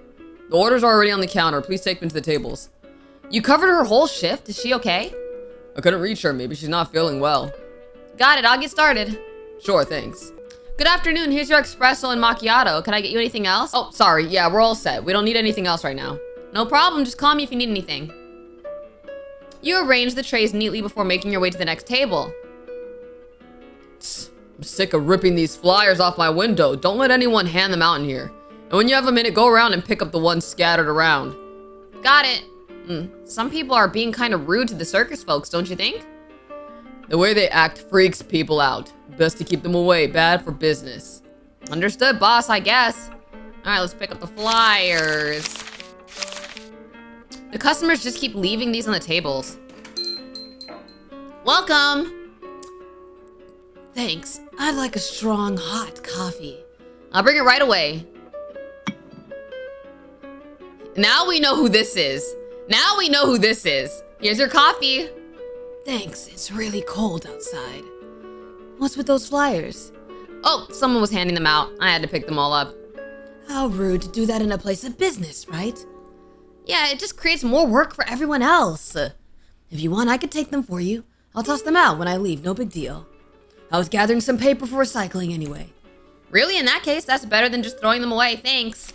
No problems, dear. Do you need anything? Do you like the circus? Yeah, I think I might be a little too old for that now. Nonsense, this circus isn't for kids. They've got some pretty creepy stuff. So you've been to the circus. Even though I don't really like chatting with people, it's part of my job to be polite. Still, it's always a little uncomfortable when customers try to keep me talking. Are you even listening?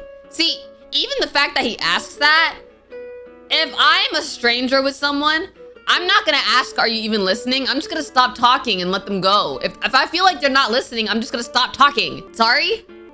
Thought so. Anyway, here, take this. Go on, check it out, and then try telling me it didn't give you the chills. And then, wait, so now that we have the pink ticket, you know what's funny? I thought it was blue, but it's pink actually. Now that we have the pink ticket, and since we did not help Pierrot, does that mean he's not gonna give us a red ticket? And does that mean that we're just gonna get kidnapped? Are we just gonna get kidnapped now because we only got a pink ticket? As soon as the last customers leave, close everything up and clean the place. We're closing early today. Did something happen? I have an unexpected appointment, and since you're working alone today, I'd rather you didn't leave too late. I gotta go now. Can you take care of everything? Yes, no problem. Leave it to me. Call me if anything comes up. Will do. See ya. Perfect. Now I just need to clean the tables and I'm out of here. Perfect. All clean. Now I can go have a little fun. Wait! The power didn't go out this time. That's so different. So now, Pierrot never showed up. Pierrot never showed up to the coffee shop now. And the power didn't even go out this time. Interesting. Okay. I'm not really into crowded places, but things are pretty lively here. There's a food fair right at the entrance of the big top. Oh, there, visitor. May I punch your ticket? Sure, here it is. Oh, that ticket gives you special access. Please come this way. Really? Wow, thanks. Huh? But it's so dark in here. Ah, yeah! You feel a heavy blow before everything goes black? Take her to the back. My head. What? I can't move my legs or my arms. My mouth is covered. Am I tied up? Wait, who's speaking? Looks like she's awake. She's pretty. Let's begin. Anyone interested in this one? Whoa, whoa, wait, what's going on? What's going on? No. Then I'm out too. What? Wait, Harley Quinn is out just because he knows Pierrot is not interested? He's only interested if Pierrot's interested. No. Nope. What? What? I think I'll pass too. Very well then. We can either relocate her or devour her. Wait, nobody was interested in me? What am I, ugly? Nobody was interested? Actually, they said I was pretty. Bruh. You failed to catch the Pierrot's attention and met a tragic end. Ending missing. So basically, if I don't help Pierrot, I get cooked. We're gonna yell at the man, because last time all we did was intervene. This time we're gonna yell at the man. What do you think you're doing? You can't just attack someone like that. I'm calling the police. Yes, that's right. You're going way too far. Wake up, you idiots. They're the ones kidnapping people. You know what's crazy? He is right. He is right. Stop with the paranoid nonsense. People go missing all the time. To heck with all of you. The man walks away. Are you okay? I'll help you get up. Dang, he's really tall. Some people are kind of hot-headed. Better not to get too close, you know? He nods. Okay, this time, we'll comfort him. Not everyone flips out like that guy. You'll be fine, okay? He walks up and slowly tilting his head, watching you. So silent. Well, I gotta go or I'll be late. Take care, okay? You step back and give a small wave before heading on your way. So this time, we don't even give him a bandage. I wonder, does that still catch his attention? Okay, so we got the ticket. Let's see if Pierrot still shows up. Oh, this time, you know what's crazy? When we did not help Pierrot, they didn't even give us an option to decline the ticket. So this time we have the option to decline. Let's decline it this time, because last time we took it. That's really kind, but I'm honestly not interested in the circus. Or in accepting gifts from strangers. That's a shame. I'll try giving it to someone else then. Thanks for your time. I'll let you get back to work. All right, let me know if you need anything else. Okay, so now, we clean the tables. And we hear the door again. Sorry, we're closed. Huh? But I heard the bell. Hello? Now the power goes out. Now the power goes out. I'm not imagining things. Someone could be in here. And they turn off the lights. But I can see the switches from here. Boss, is that you? Right, calm down. I'm overthinking this. I'll just go around the counter and turn them back on. I can't shake this feeling that I'm being watched. Okay, first All right, last time we picked up the knife, let's turn on the lights. Wait, no, actually, wait. I'm still gonna pick up the knife and I'm gonna do the other option. Hold on, watch this. We're gonna pick up the knife. We take the small kitchen knife. Now, let's check for intruder before we turn on the lights. You carefully scan the store in silence, gripping a small knife in your hand. You check under the tables and move around the counter, but see no one. Whew, I think I'm just being paranoid. Now that I think about it, I heard the bell, but I never heard the door open. Wait, is that the bells on him, on Pierrot? You run to the counter and try turning the lights back on. It's the breaker. Stay calm. This is normal. It's happened before. You open the panel and reset the breaker. Okay, it was all in my head. Pfft, yeah. Dang it, I should have locked the door. On high alert, you swiftly turn around as you speak once again. Sorry, we're closed. You're the guy from earlier. You're bleeding. Are you okay? You know, we never found out what happened with that. We never did find out what happened with that. Like, why was he bleeding from the head? Should I be worried about this guy? He kind of seems harmless. Maybe because he's always hurt. He stares, curious at the small knife in your hands. You smile awkwardly and put the knife away. Sorry. Well, oh, this time let's ask him to leave. I don't want to be rude, but you can't stay here. I need to close up and you might get me in trouble. Oh, he looks sad. He gives a sad look and nods before heading out. Oh, wait, I actually feel bad. Did someone hurt him again? He's so tall. It's strange how people aren't afraid to mess with a guy like that. Wow! You scared me. He jumps in surprise too, raising his hands as if trying to calm you down. But be careful, I could have hurt you. He nods quickly and raises a finger, asking for a moment, then pulls a ticket from his clothes. A ticket? Is this for me? He hands the ticket into your hands. Well, I guess there's no harm in accepting. He's with the circus, so he must have a few extras. Okay. This time we don't get to hear him speak. Thanks, but won't this get you in trouble? He leans in slightly and gives a small shake of his head. Well, alright, I guess I can stop by tomorrow. He looks excited. There's Pierrot written by hand on the ticket. Is that your name? He nods his head frantically. Oh, right. Got it. I should get going before it gets too late. Good night. Okay, that's kind of sweet. Like, he still gave us the ticket. He bows again and gives a warm smile as he waves. Well, time to go home. I got back earlier, but I still feel just as tired as on a normal day. At least my shift starts later tomorrow. I'll take a quick shower and crash in bed. I was unsure about the circus, but it might be fun. They have this kind of gothic and eccentric style, and the ticket was pretty expensive. I hope it's okay that I agreed to go. What a cold wind. Yeah, cold wind. Much better. Still sleepy. I'll just watch a bit of TV until I fall asleep. Right. Is Pierrot still gonna jump scare us? Oh, yep, he's still here. My lady, you're even more beautiful in your sleep. So fragile, so defenseless. You do not even know me, but I know everything about you, my dear.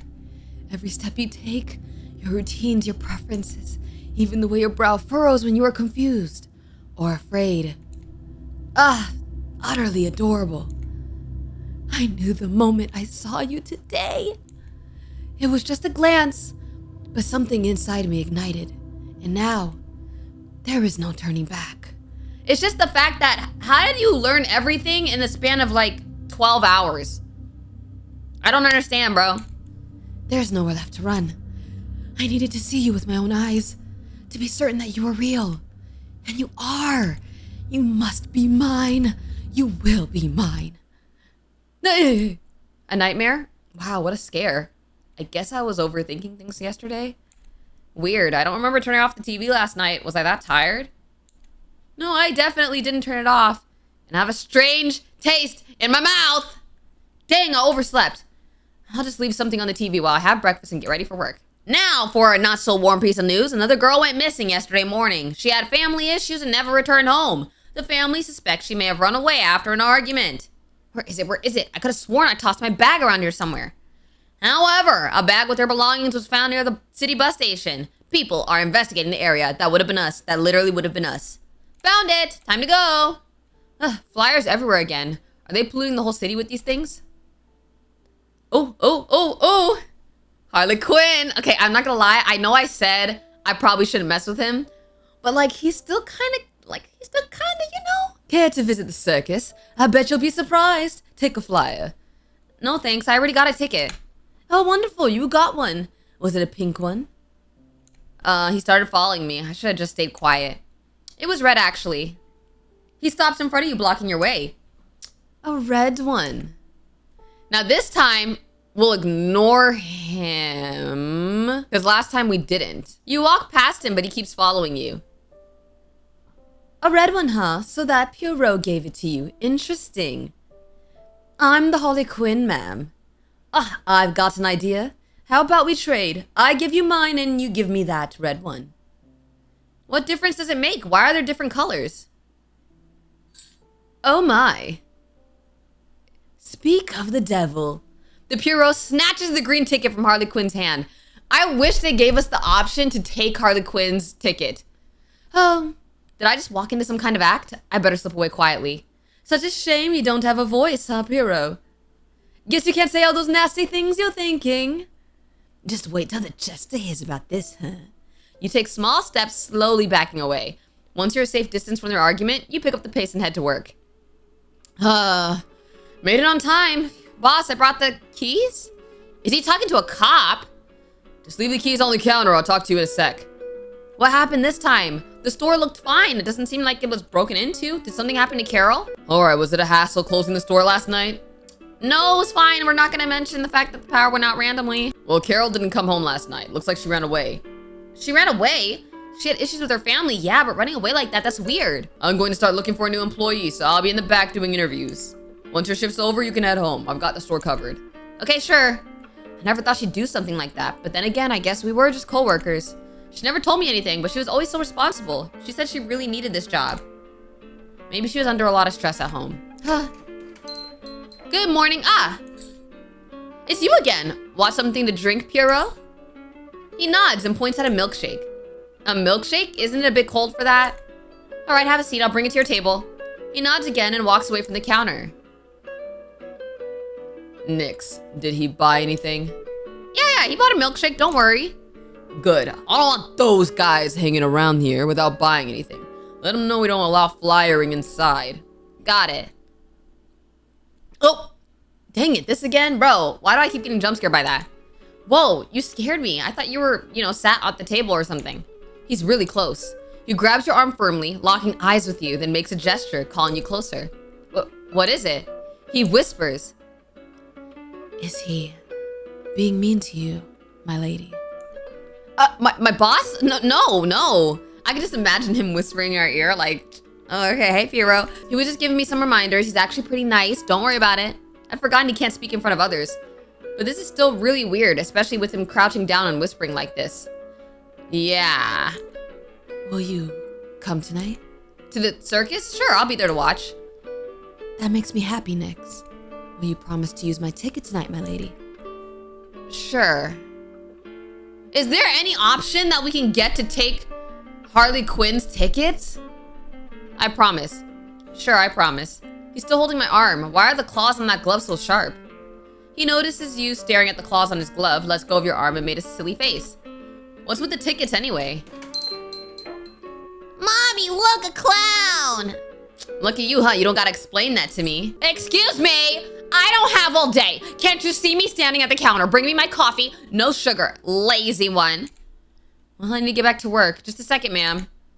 Looks like it's gonna be a long day. He quickly nods and waves goodbye. As he turns around, you notice him staring at the grumpy woman before walking away. He finna give her a pink ticket. This guy, I've been running into him a lot since yesterday. I think he's kinda... Oh, this time we'll say cute. Last time we said weird. We'll say cute this time. I think that's a good way to put it. It's kind of cute how he always shows up and brings me little gifts. Sorry for the wait. Ugh! This coffee's as awful as the service. I'm never coming back to this dump. Is that a promise? I'm so sorry. Sometimes rude customers just show up. What can you do? At least I got a chocolate to cheer me up. Oh, so this is where you work, ma'am. He followed me too. Great. Good afternoon. Want something to drink? Of course, I'll take an iced coffee. I'll get it ready. He leans over the counter watching you as you make the coffee. So, are you finally gonna accept my ticket?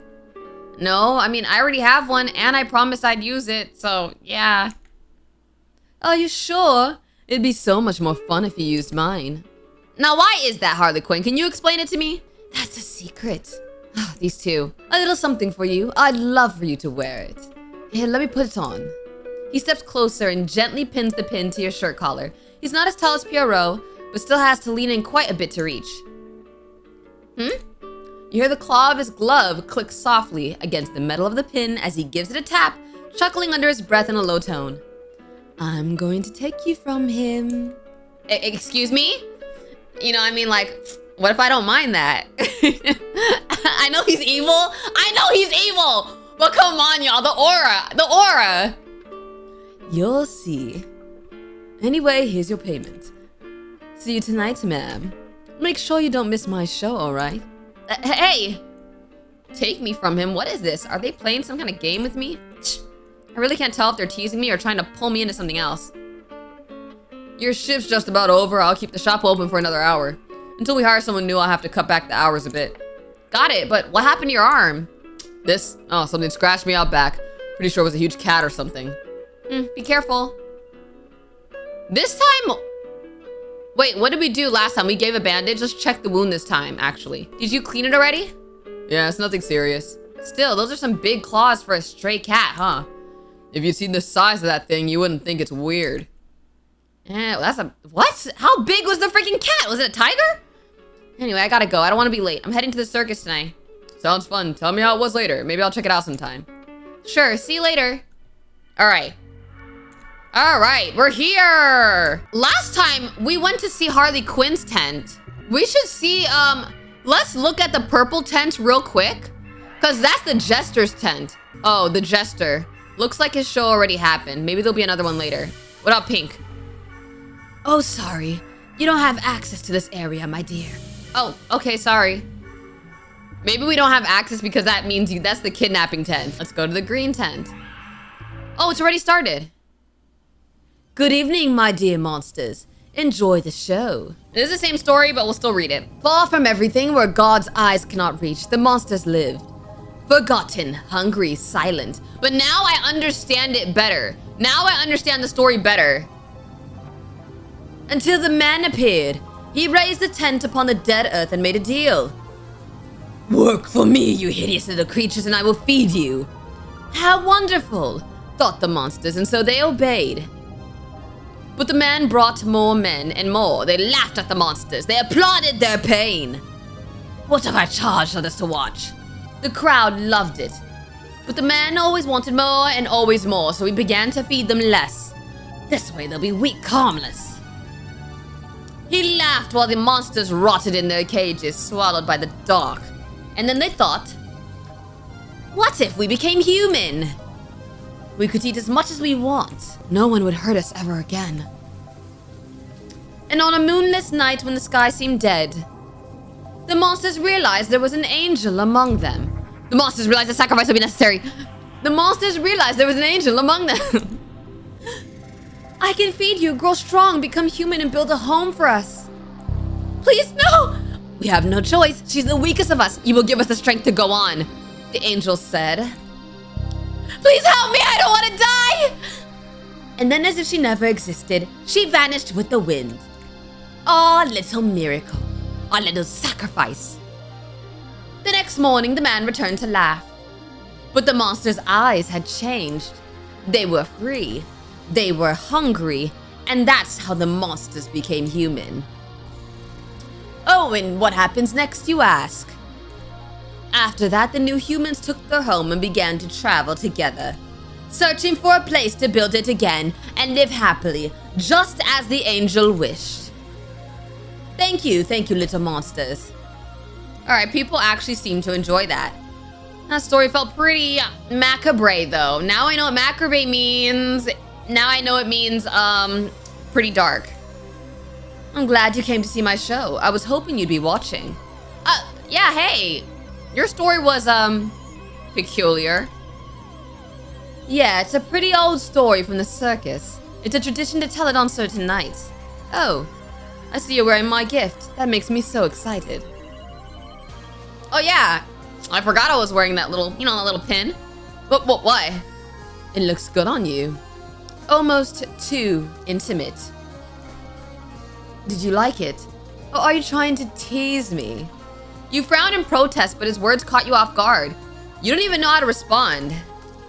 He smiles, clearly amused by your confusion. I love that. I love seeing my green marks so close to your skin. Like a quiet, forbidding kiss. He's way too close. You take a step back, bumping into the circus tent's cold wall. What is wrong with this guy? He leans in, bracing his arms around you. Running away. Scared, or secretly enjoying it. Enjoying it? No, wait. Do I? Last time I said yes. This time I'm gonna say no. He catches the subtle shift in your eyes, then backs away with a slow, almost wicked smile. Oh, don't take me so serious, darling. I was only performing. Performing, yeah, sure. How about a tiny apology? What do you say, a candy apple? Yeah, we call it a love apple. Don't get the wrong idea, it's just an apple. Well, yeah, he's still saving us. What was that? Where'd that come from? Always so dramatic. I guess someone around here really hates apples. Does this kind of thing happen a lot around here? You try to look at the knife sticking out of the candy apple, but the Harley Quinn in front of you quickly snatches it away and tosses the apple aside. No need to worry, ma'am. I'm sure it was just a little joke. Looks like I have to delay giving it to you. A pretty dangerous joke. Are these guys actually insane? Yeah, I'm gonna get going now. Bye. See you around. Okay, so now, this time we're not gonna buy food. So we'll see what happens if we don't buy food. I guess I'm not that hungry. I could eat something better at home and cheaper too. I better hurry before the show starts. All right, a theatrical performance. I was wondering what a show without speaking would look like. He shifts into a more menacing posture, his smile turning sinister. He moves in a strange hypnotic dance as the lights change around him. It feels like he's dancing with his own shadow. Except when he moves one way, the shadow moves the other in a really creepy way. Whoa, he really changed on stage. A stage assistant. Even from here, you can tell how much taller he is than her. Knives? The woman moves slowly, stretching her arms a few times. Why am I vibing? You hear some people cheering for him to hit her. It's just acting and some crazy people relax. This ain't legal. This can't be legal. Oh, it can't be legal. This can't be legal. Terrifying. No, that wasn't real, right? He's just acting. It was just a performance. Of course it was. But the blood, the way she fell. I need to get out of here. I need air. This is insane. It's just a show. It's just a show, right? I guess the creepy atmosphere of this place got to me a little. The stage lights were low for a reason, right? It was just a scare, that's all. I wasn't expecting it. You feel a heavy hand land on your shoulder. Oh, it's just you. Sheesh. You're awfully quiet for someone covered in bells. What is it? He slowly raises his hand, hesitant, and runs the claw of his glove along the pin on your collar. Oh, right, you're your friend? Friend? He gave it to me. He grips your collar, leaning in closer. Hero? I wonder why he didn't just take off the pin. He just gave us another one. He lowers himself, slowly getting closer to you and leans in to whisper. Did you like my show? Of course, it was, yeah, no. Ooh, let's just say it was scary. Scary? I mean, I know scaring people is kind of your whole thing, but I wasn't ready for that. That woman looked so real. I wasn't sure if it was part of the act or... Anyway, you really caught me off guard. How'd you do that? Okay, you're not gonna tell me? Fine. So many secrets. Why don't you stay a little longer? I could show you the rest of the circus. I mean, I should probably get going. It's not a great idea to be wandering around alone this late. Shall I escort you, my lady? If you're frightened, I could ensure you reach safety. No need, really, I'm fine. Don't worry. I wouldn't want to bother you. May I see you again tomorrow? Ooh, we gotta decide. Let's go with better not first, and then we can always go back and say sure. I think it's better if I don't. Oh, he's not happy about that. But why? Did I do something wrong, my lady? Yo, don't come closer. I'm just not so sure about all this. Give me some time, okay? Oh boy. Well, good night. Well, wait, since I won't get to see you tomorrow, may I give you one last gift? Well, you must be starving. You haven't eaten anything all day, have you, my lady? He's going to drug me. Wait! So basically, if I choose not to eat something, he's... You know what's crazy? You know what's crazy? He said he didn't know they put something in the food that day. He knew! He knew! In the other playthrough, he said I didn't know they put stuff in the food. Ugh, he's not wrong. I made this earlier just for you. Please, try it and tell me if you like it. Aw, that's actually kind of sweet. Well, I better eat it so he'll let me head home. Yo, he's drugging me. He's drugging me. No! You eat the cake while Pierrot keeps you company. That was really good. You're actually great at this. Now, I should just... What is it? Are you thirsty? Yeah, but something's wrong. Your body collapses as your consciousness drifts away. You can feel someone holding you tightly. Every sound seems distant, though you catch brief flashes of what's happening before everything fades to black. Insane! That was close. I almost lost you, my lady. I saw it in your eyes. You were going to leave me, weren't you? For a second, I thought I'd have to. No, it's all right. Everything's fine. You just needed to stop fighting me. Maybe this was all a little game of pretend. Maybe you wanted me to chase you. Whoa! Or maybe I moved too fast. I should have been more patient, more gentle. I scared you, didn't I? I take good care of you. I promise. Even if you try to run again, even if you look at me like that again, I'll gently remind you that you need me. With kindness, patience, or with another dose. Oh, another dose is insane. Because I love you, my sweet angel. Don't make me devour you too. What? Don't make me devour you too? This is totally different dialogue than the other playthrough I had. Ugh, my head. Where the heck am I? Okay, and then she remembers. I almost lost you, my lady. He did this? This is really happening? I need to... You feel something wrapped around your ankle. It's chained to the bed. No. I can't get it off. Bruh, this version of him is scarier. Your voice fades when your eyes meet his. He slowly sets a tray of food near the bed, so slowly, it feels like he's afraid even the slightest movement might scare you more.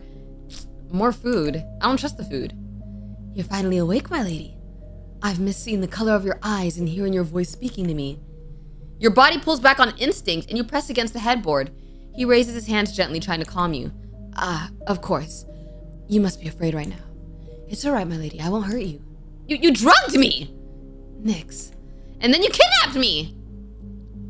No. I had no choice. You were going to leave me. I needed to calm you down so we could talk. Please, my lady, don't scream, all right? The others, they're nearby. Just listen to me. I saw you vulnerable, my lady, and it made my body tremble in so many ways. I mean, you felt it too, didn't you? After you ate, your body became receptive, light, and yielding. But then I saw the world looked at you in that moment, like prey. I saw those hungry eyes trying to devour you, yearning to touch you. It drove me mad. I had to bring you somewhere safe, somewhere under my watch. He reaches out to touch you. Last time I stepped back, should I allow him this time? But I kind of like the train of going where it's like we literally don't want him in our life. I think honestly right now I'm gonna say step back still, even though I said that last time. I want to keep the train of not liking him and seeing what happens if we keep rejecting him. I want to see what happens. I had to hide you before anyone tried to lay a hand on my lady. Because if someone dared touch you, someone other than me, I don't know what I might have done. He's terrifying. He says such sweet things with this dark, hungry tone. I'm so glad you woke up, Nyx. I was starting to get worried. Worried? But I'm the one who... You were breathing so slowly, so still. It was like you were going to disappear forever. No, I'd never hurt you like that. Believe me, back then Where's Pierrot? Please, my lady, listen to me. Place your trust in me. He places a mask gently over your face and leans in, resting his forehead against it. I give you my word I shall return. If you wish for me to let go, I shall. But please wait just a moment. And should anyone enter, say nothing. Do not breathe too heavily. Pretend you're merely a doll. You will be safe, yes? Do not move. He binds your hand with a rope, but it's far too loose.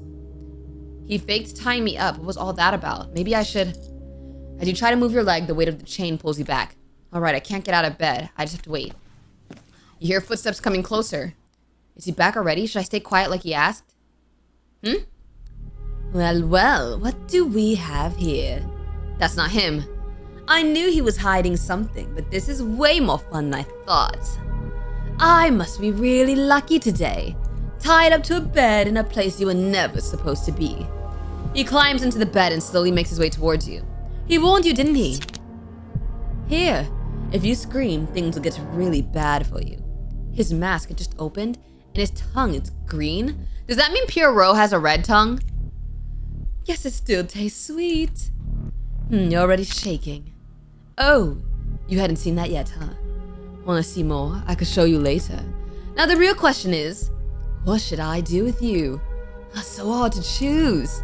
Last time I screamed, this time we'll keep quiet. Oh, are you pretending to be a doll? How much did he tell you? Now I'm curious. But you're not fooling me. Your body is way too tense. Your arms are trembling. He pushes your body down against the mattress. Whoa! Whoa! Oh, I wasn't expecting this. And sinks his teeth into your neck. You tense up but stay silent. I know you're in there. You feel something warm and wet glide over the spot where he bit you? Well, such resistance. I'm impressed. He slides the knife against your skin, and you feel the cold blade touch your neck and trail down your chest, but he doesn't cut you. You're doing so well, didn't even flinch. But your skin tells on you, all those little goosebumps. Was it the blade's cold kiss? Or was it knowing you're completely at my mercy? No escape. And no eyes of your loyal guard dog watching over you. Still quiet. Oh, this game is really turning me on. You're still trying to process what just happened, your body trembling with hesitation. This time, let's say, please go away. Please go away, Harley Quinn. You whisper so softly that the mask nearly muffles your voice entirely. Please. You sound so sweet when you beg like that. He leans in and whispers, but let me remind you, I wasn't the one who tied you up. I'm just here because someone else left you all alone with the wrong predator. He let me go? Why? Why, is that what you're thinking? Because this way is more fun. I don't like prey all tied up. I like the hunt, and the best part is gonna be the look on his face when he finds out. Run, kitten. Okay. That was intense. That was spicier. Okay, this isn't just an act. Something's seriously wrong with those two. Carol! Ouch. Sorry, I don't... Don't miss the attractions. You're gonna love it, visitor. What? Carol! Don't miss the... Oh, how embarrassing, darling. Your mask just slipped off. Don't worry about her, visitor. She's just playing her part. Around here, no one ever breaks character. Not for anything. But you look kinda shaken. Are you enjoying the promotional attractions or did something happen? He shifts his posture after locking eyes with you for a moment. Are you lost, visitor? This area is really close to the restricted zone. Which way did you come from? This time, I'm gonna say I think I got lost because last time I said I was passing by. Your voice falters and he doesn't buy it. That's all right, visitor. These things happen. Please come with me. Let me guide you to the exit. I'm pretty sure the exit isn't that way. No, it's okay. The exit's this way, right? I can go on my own. He grabs your wrist firmly. I insist. Pierrot! Pierrot, what are you... Is she with you? That look, Pierrot, she's scared. It's like she saw part of the circus we don't show.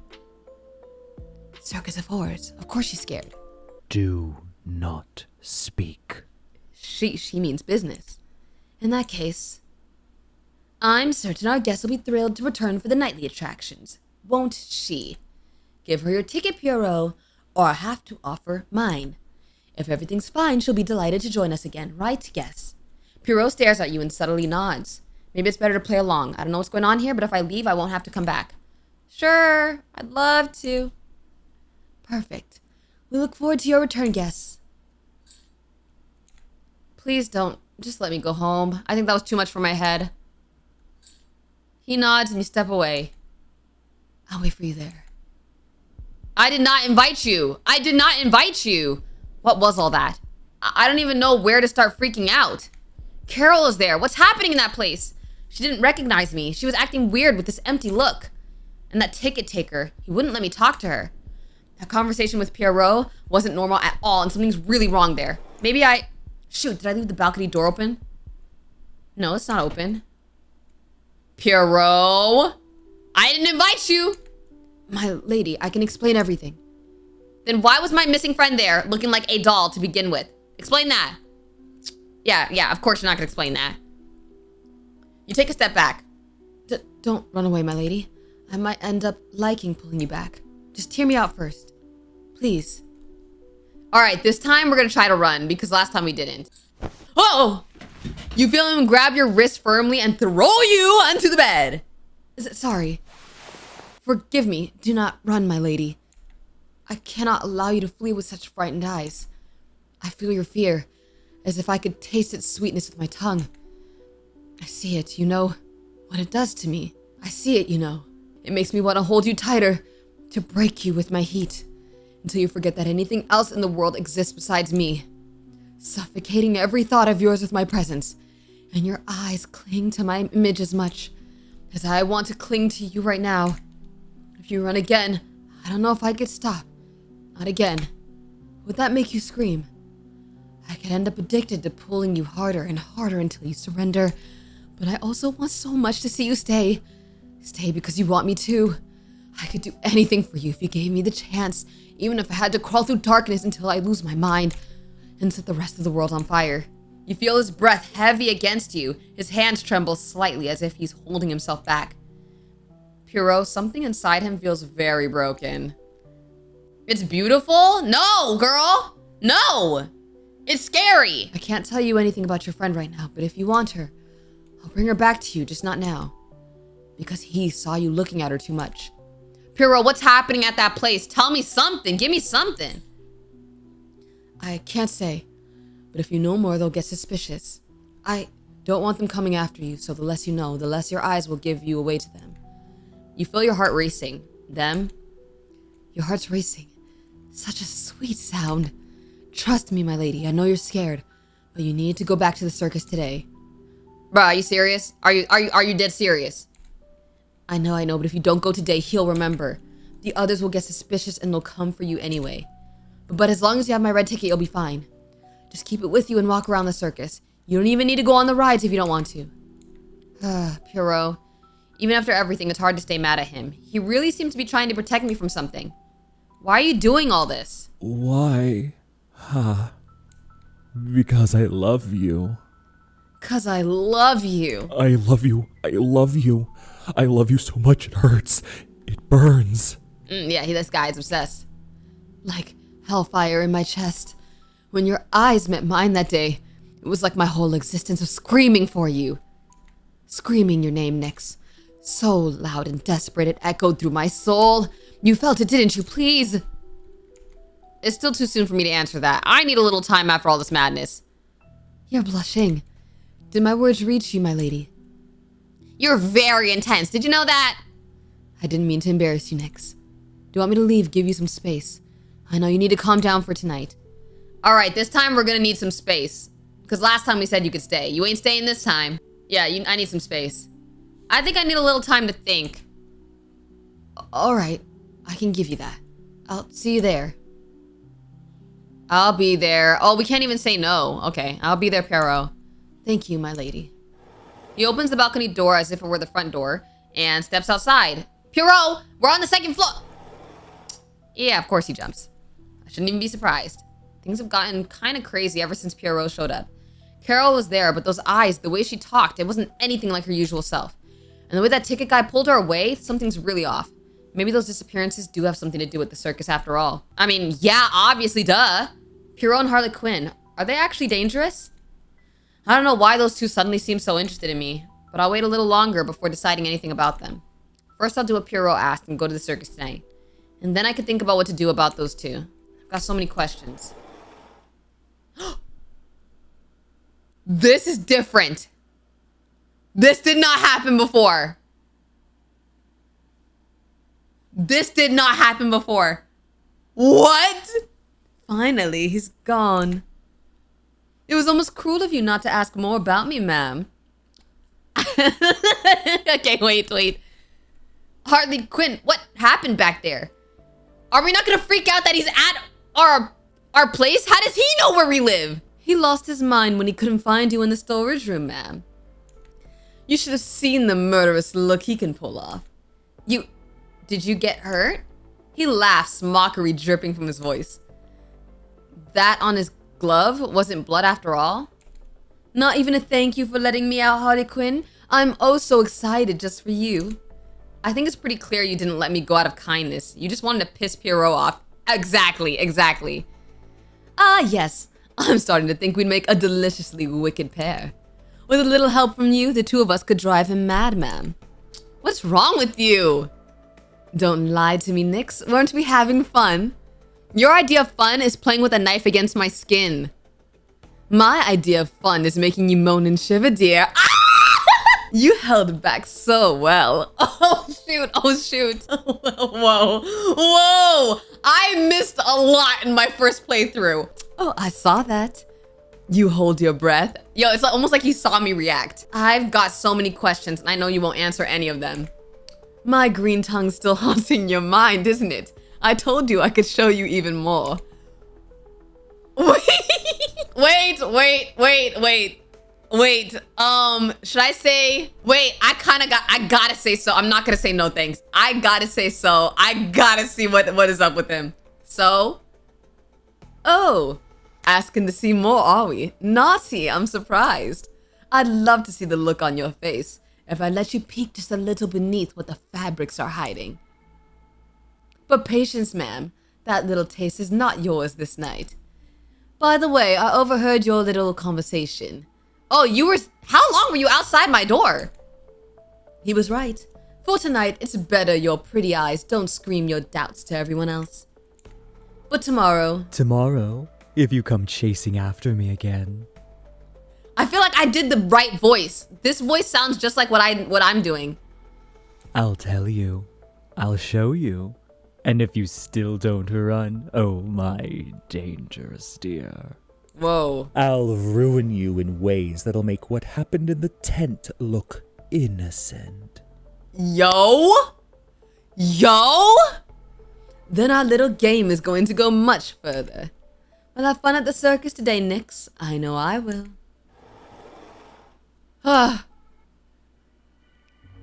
Yo, that was a lot. The guest with the red ticket, aren't you? Just act natural. I need to act natural. I'm gonna say, yes, that's me. I just can't stay away from this place. I think I laid it on too thick. Enjoy yourself, guest. So we can't go to Pierrot's show, and the Harley Quinn show's over, so let's start with the blue tent. Is it the same thing? The tent of mirrors? All right, last time we looked at every mirror. What if we just go straight to the first one this time?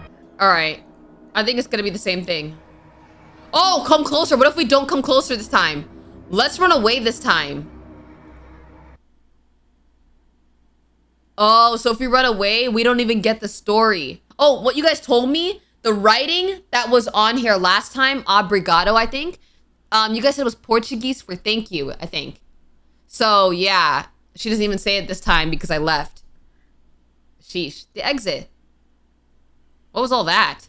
All right, well, so basically nothing happens if you go straight there. You just like miss the other illusions. Why do I not remember the cyan tent? Oh, that was the doctor. Come closer, dear patient. Don't be shy. Oh, that, don't mind them. I promise they can't bite you. Well, not anymore. No turning back now.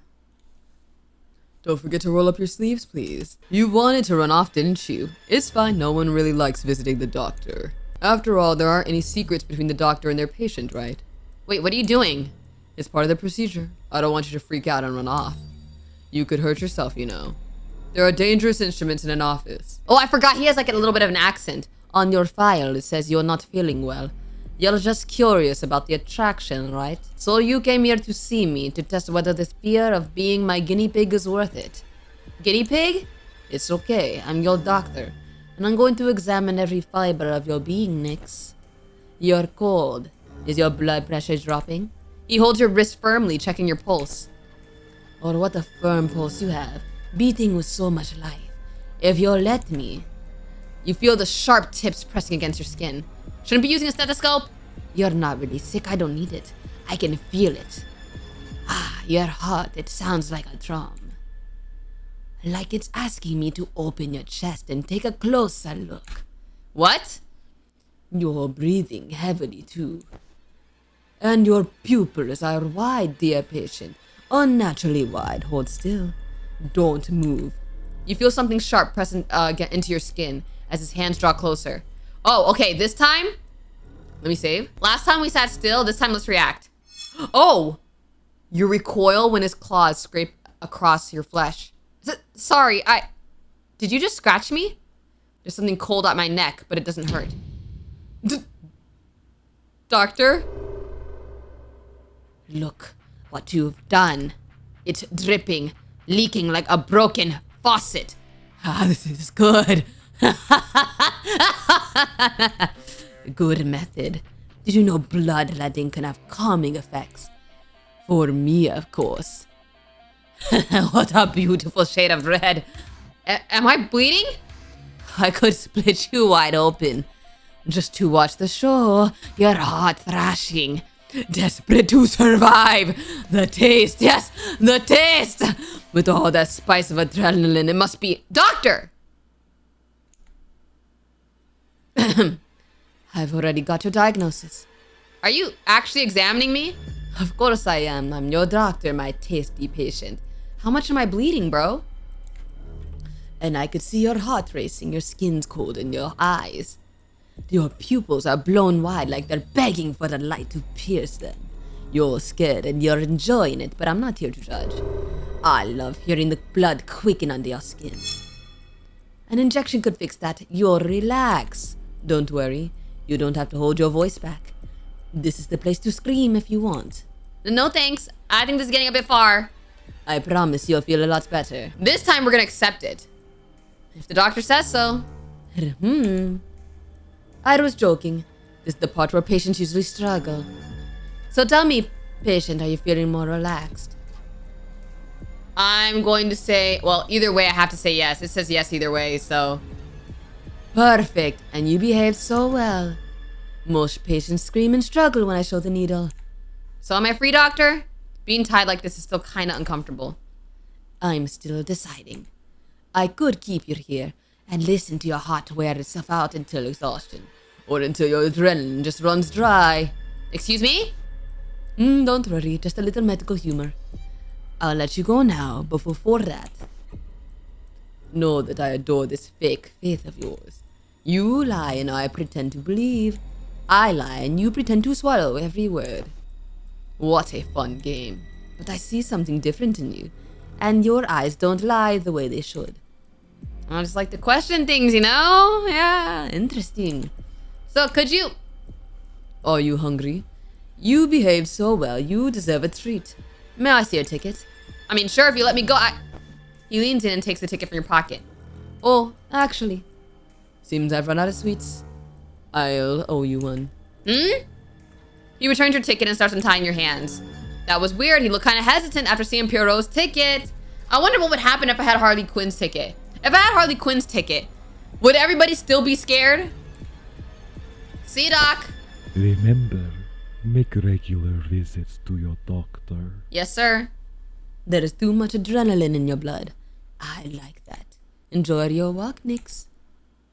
That was weird, like everything in this circus. For a second, I really thought I'd be stuck in that tent. You know what I realized? When did I tell him my name? When did I tell him my name? How does he know? You run your hand over your neck and feel a bandage. He actually scratched me, but I didn't even feel it. I didn't even see him put this bandage on. Still, I want to look around a bit more. Pierrot said I'd be safe, didn't he? Now we can go to the not the black tent, the purple tent. Now we can go to the purple tent. All right, this tent has a stage, maybe something theatrical.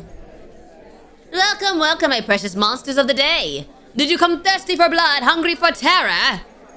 You know, my dear monsters, this dark garden is the window to the kind of fear you've been craving. And I, as your noble jester, couldn't possibly deny shivers to my starving little monsters, could I? Tonight I'll tell you a story. Hold your gasps, it's just a harmless story about forbidden love. In a forgotten valley where the moonlight seemed to hesitate before touching the ground, the nameless ones lived.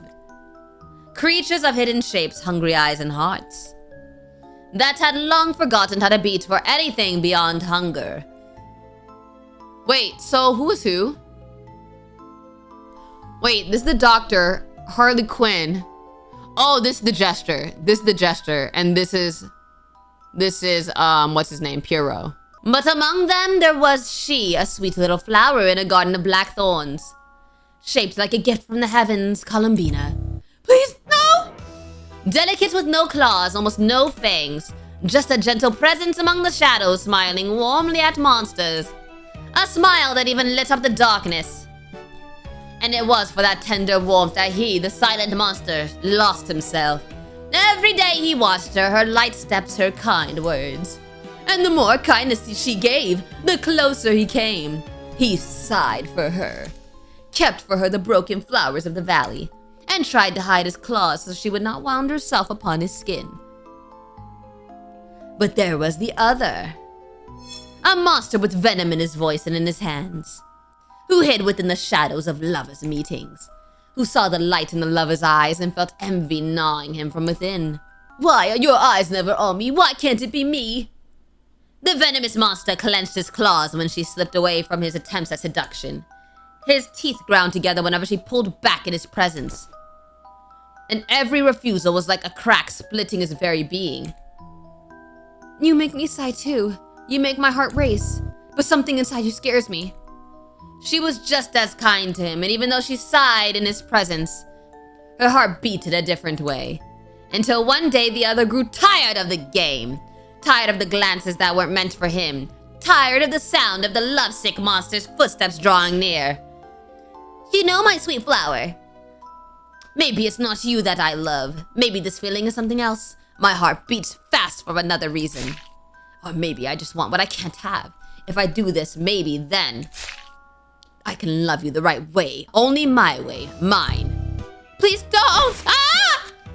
And when the love-struck one arrived on the starless night, all he found was the poison.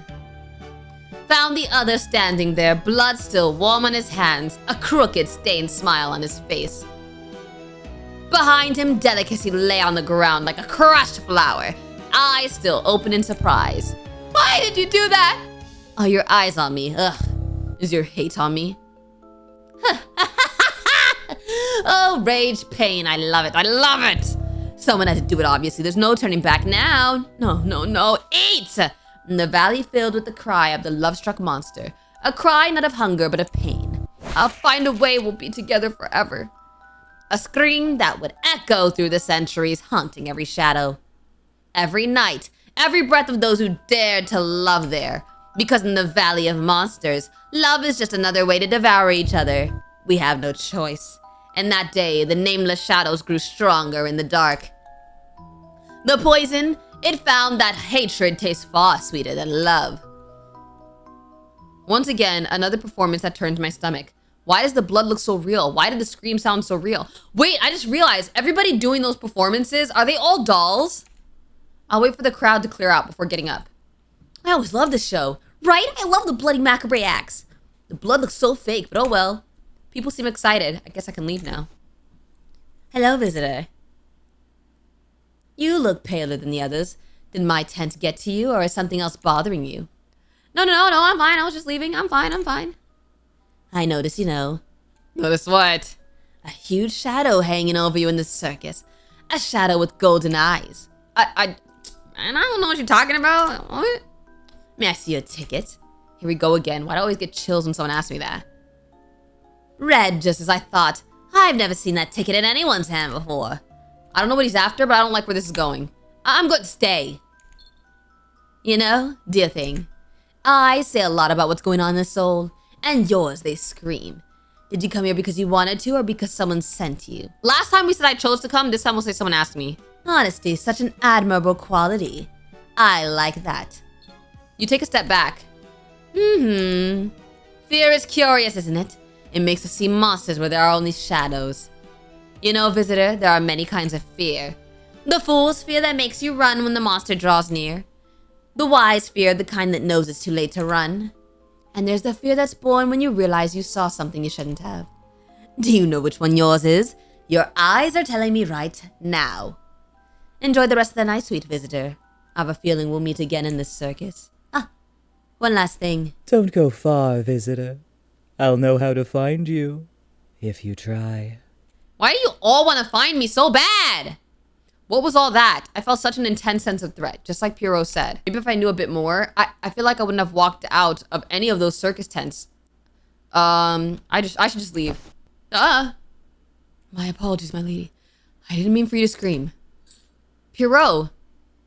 I'm sorry, Nyx, for dragging you into all this. I never meant to involve you, but I'm incapable of staying away from you. Even if it's to protect you, I simply can't. But I promise, if you stay with me, I won't let anything bad happen to you. It's all right, my lady. You don't need to answer me now.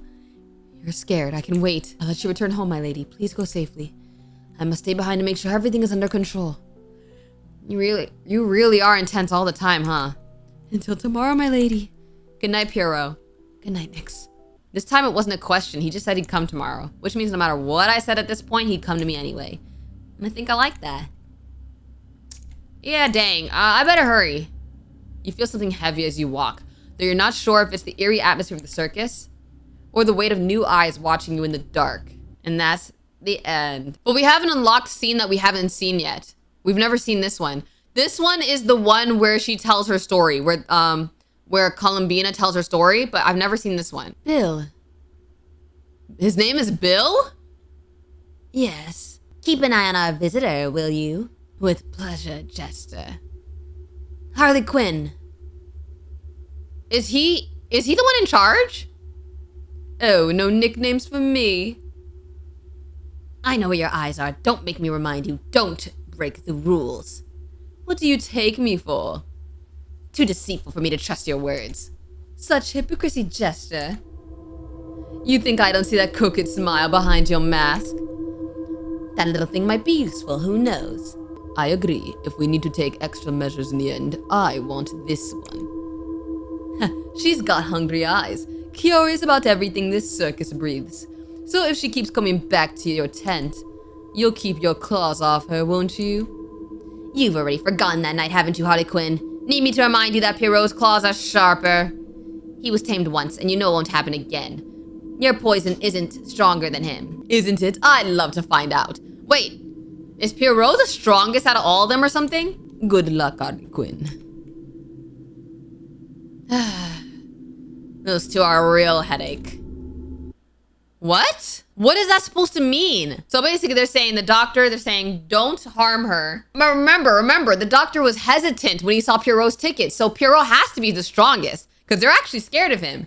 They respect Pierrot's ticket. There's one more thing I want to see. I want to go back to when he asked us, will you come back tomorrow? I think that's what he asked us. I want to go back to that save. And I'm going to say sure instead of I'm not coming back. Because remember, when we said better not, that's when he drugged us. What if I say sure? Sure, why not? Things got a lot more interesting with you around. Whoa, oh yeah, he loved that. I shall look forward to it, my lady. See you tomorrow, Pierrot. Until tomorrow, Nyx, my dearest. Man, I'm exhausted. But that was fun, kind of creepy too.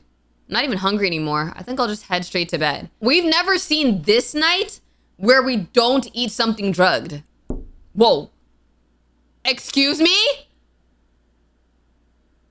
What? We can take it slow then, my lady. I can be patient. I can smile at you and pretend I'm not burning inside. Pretend I'm not imagining you breathless, trembling beneath my Yo! Just look at what you're doing to me.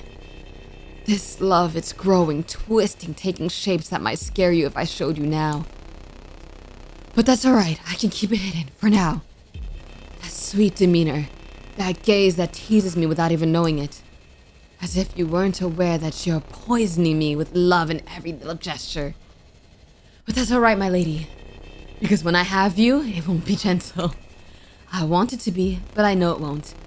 I'll leave my mark on you from the inside out. Until your body knows my name better than it knows your own. Until your skin burns at the touch of anyone that isn't me. You'll cry, tremble, beg, but not from pain. Whoa. Unless that's what you want. I'll always be there for you. Hungry yet gentle. That's how you like it, isn't it? But if it's not, I can change. I can move to your rhythm in whatever way you desire. In whatever way makes you mine. I can remake myself for you. Shape myself to fit the image you hold of me. Do you want me gentle? Affectionate? Shy? Or perhaps bold? Do you want a hunter chasing you with relentless passion? It's all right. I'll learn what takes your breath away. I'll learn the intensity that makes your soul and your body tremble for me. Because I love you, my lady Nyx. And for you, I can be everything. Yo. That? Again, all this dialogue that I didn't even know existed in the game. Sheesh. Oh, what a weird feeling. I felt like I was being watched last night. I guess Pierrot and Harley Quinn's performances really got into my head. I've got the day off today. I was thinking of watching something, but kind of want to see Pierrot. Maybe I'll stop by the circus and watch him work. You change into a comfy shirt and notice the pins on the collar. Pierrot and Harley Quinn's pins. They seemed to care a lot about these yesterday. I think I'll put them away for now. Feels like if I wear one, I'll definitely catch their attention. You check your pockets and find something. Pierrot's ticket. I really like his photo on the back of the ticket. It's kind of dark, but I like that. I'll keep this too. It's already punched, so I can't use it again. But it might be nice to save it since it seems kind of special. Let's see how he's doing. During the day, they do street acts to promote the circus, from what I've noticed. Huh. This is a whole different side I haven't seen before. And at night, they have the real performances and all that. It's funny how the whole vibe of this place changes during the day. You walk closer to the entrance of the circus and spot performers trying to grab people's attention as they tell spooky stories. I just realized with this path, we do not learn about Carol. I don't think so. Alongside them, masked clowns in bright pink costumes hand out flyers. The cast looks bigger. There weren't this many people handing out flyers at first. There really weren't. Oh, hey, Harley Quinn. What? Where did you come from? I didn't even notice I said that out loud. Forgive me, ma'am. You just looked so charming, all focused on the show. Having fun? I mean, I think so. Things are really different at your circus. How sweet when you say different. What you really mean is freakish, isn't it? Oh, you're not wearing my pin. That really breaks my heart, you know. He stops behind you, leaning in to whisper while keeping his gaze fixed on the performance. No need to look at me. Watch the show like I'm not even here, dear. We attract less attention that way. You're a green dot in the middle of the street. There's no way to stand out more than this. I love that curious look in your eyes. And I know you came here for Pierrot. You like the way we send shivers down your spine, don't you? Wait, I wish there was a path where I could come here for Harley Quinn, though. Like, I like Pierrot, don't get me wrong. But I would love a path that's really focused on Harley Quinn. You feel his body pressed lightly against your back. Hey? Maybe that's because you guys get way too close, don't you think? Isn't that the best part? Maybe. I was a little rude the last time we met. Don't get me wrong. I think your eyes enchanted me and I wanted to get so close that I crossed the line, didn't I? But tell me, did you think about me too, or am I the only fool caught in your spell? His voice sounds different. That's just my nature, my dear. I like making your heart race, stirring your reactions. But subtle. That's not me, unlike a lovesick Pierrot. His voice actually sounds warmer. If I turn around now, will he be smiling that cynical smile? His face is too close, like he's hearing you and wants to keep your cruel doubt alive. You can't look at him and he doesn't give you a chance to pull away. If I turn, I'll be way too close to him. You feel his hand hesitantly reach towards yours, but it quickly pulls back? If I held your hand right now, would you pull away? Or are you waiting for me to make the first move again? He trails his claw along the collar of your blouse right where the green heart pin used to be. Nyx, do you want to feel my heart beating for you? Wait a minute! Wasn't the ticket guy here? Am I tripping or wasn't the ticket guy here? Did he disappear? Want me to show you how I feel? Come with me. I'll make your heart beat in time with mine. But maybe you'll lose your breath. He steps back, slipping behind between the circus tents, subtly looking at you, giving a silent invitation. I get chills every time he comes close, every time he talks to me like that. What does he really mean by it? Wait, I will follow him! What? I'm following him! I'm not gonna lie, I didn't even realize there was a whole different storyline that I was missing. I'm actually so glad I went back to this option. I'm actually so glad I went back to the option before. Okay, let's follow him. Let's follow him. His words echo in your mind, your skin tingles, and you can't hide your curiosity. I want to see where this leads. I'm sure he was around here. How does he move without making a sound with those bells? Oh my goodness, you feel something brush against your back. He leans down, resting his face on your shoulders. So you took my invite. Brave. Were you more curious about hearing my heart or losing your breath? He grabs your waist, pulling you closer. Of course you were mocking me. Mocking? No, Nyx. I haven't lied to you. I'm always clear about what I want. You feel his claw dig into your waist a little harder. Oh wait, don't kill me. And you've already figured that out, haven't you? I think it's pretty easy to figure out what you want. Then how about we turn the lights off? I like it when you get lost. When you can't see where my fingers are. And since you came to me, let's play. You're pulled inside the tent. Look at you. Why are we in the pink tent? Your heart's already beating at the pace I like. Too dark for your eyes, isn't it? But the perfect grounds for me. That's not funny, Harley Quinn. It's way too dark in here. I know you can't see me, but I see you. Every detail, and trust me, it's better this way. The cold mask brushes against your skin and two hot trails run down the length of your neck. Wait. Yo, Pierrot's gonna be pissed. You step back and bump into what feels like a table. He grabs your waist and tilts your chin up. You're not afraid of monsters in the dark, are you? You feel something Whoa! You feel something coil and slide around your ankles? What the heck is that? Shh. I can almost hear your heart screaming. Something seizes your other wrist, your waist, your thighs like living ropes pulling you closer to him. Bro, does he have tentacles? Something's wrong. I can feel his hands gripping me, but what are these things touching me? How are you doing this? You know he lies to you. Hides and whispers passion when you're not listening. Me, I don't need to lie. I can show you a little more. Do you want to see what we really are? The ropes tighten and wind around you harder. Your eyes right now. Wide, desperate, clinging to every scrap of light as if it could save you.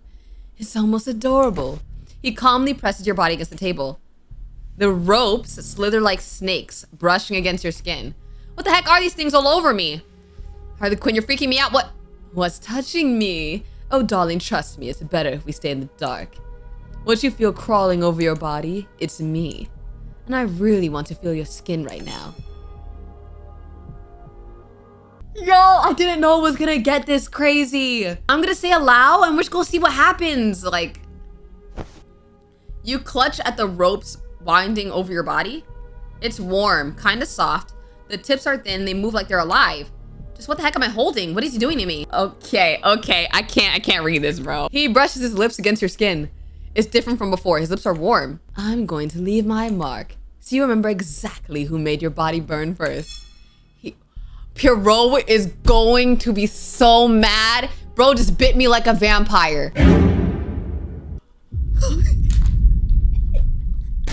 Bro, he's here. Bro, he's here. He's here. He's here. Oh my goodness, he's gonna be so pissed. Pierrot, hey!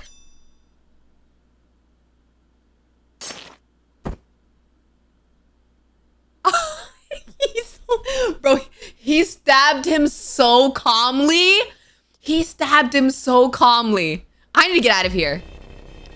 Okay, yeah, something's seriously wrong with those two. Oh, and then we still bump into Carol. So is this all the same? This is all the same. Okay, I don't know what happened back there, but he seems okay. Harley Quinn is breathing. He's alive. I just need to go home for a bit, okay? You're scared. Sure. He nods and you step away. And he's still gonna wait for me there. Harley Quinn, what was he doing to me? Okay, I knew he wanted something in that way. But those things touching me, that wasn't normal.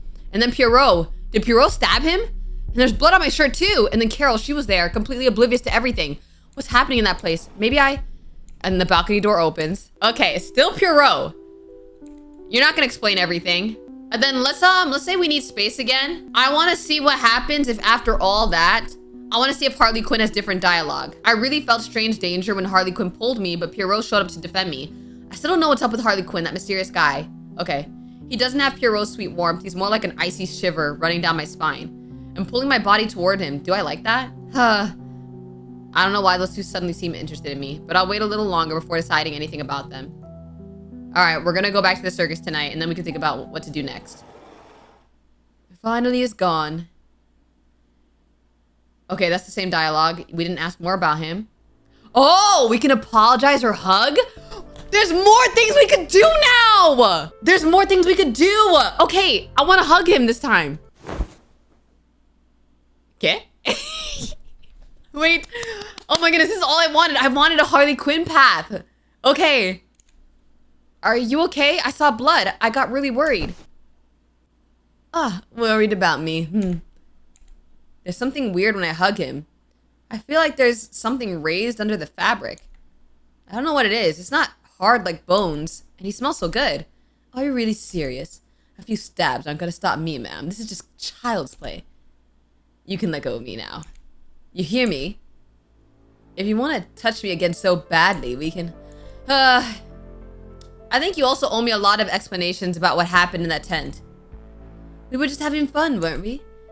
Is that your way of asking to pick up where we left off? Don't change the subject. How did you even do all that? And how are you not bleeding after being stabbed once? 5 times, actually. What? Bro stabbed him 5 times. You gotta be kidding me. Sure, I don't need to lie. But you already look a little shaken today. I heard you two talking about visiting our home. The circus? Yeah, Pierrot asked me to come back. He was right. For tonight it's better your pretty eyes don't scream your doubts to everyone else. But tomorrow... Tomorrow, if you come chasing after me again, I'll tell you. I'll show you. And if you still don't run, oh my dangerous dear. I'll ruin you in ways that'll make what happened in the tent look innocent. Sheesh, that took on a whole other meaning. Then our little game is going to go much further. We'll have fun at the circus today, Nyx. I know I will. Okay, so is this gonna be the same thing? All right, yeah, nothing else changed. I feel like I've seen all the paths now, but if there's another path that I haven't seen yet, let me know, y'all. I have a question for y'all. Are we all okay? Are we all okay in the head? Because why are we all obsessed with these, like, fine clowns? There should be no reason why we're obsessed with them. Welcome back to the Freak Circus with our mans Harley Quinn and Pierrot. Now, I thought I had seen all the main things to see, but you guys commented some things I actually missed, and so we're gonna go through that in this video. So without further ado, let's just get right into it. So there's a few things that I want to see happen, and it involves Pierrot, so my Pierrot girlies are about to eat today, okay? Another chilly day to head to work. The weather's been so all over the place lately. This again. They've been talking for a while about some traveling circus coming to town. They've been around for 3 days, spamming the town with flyers and random stunts.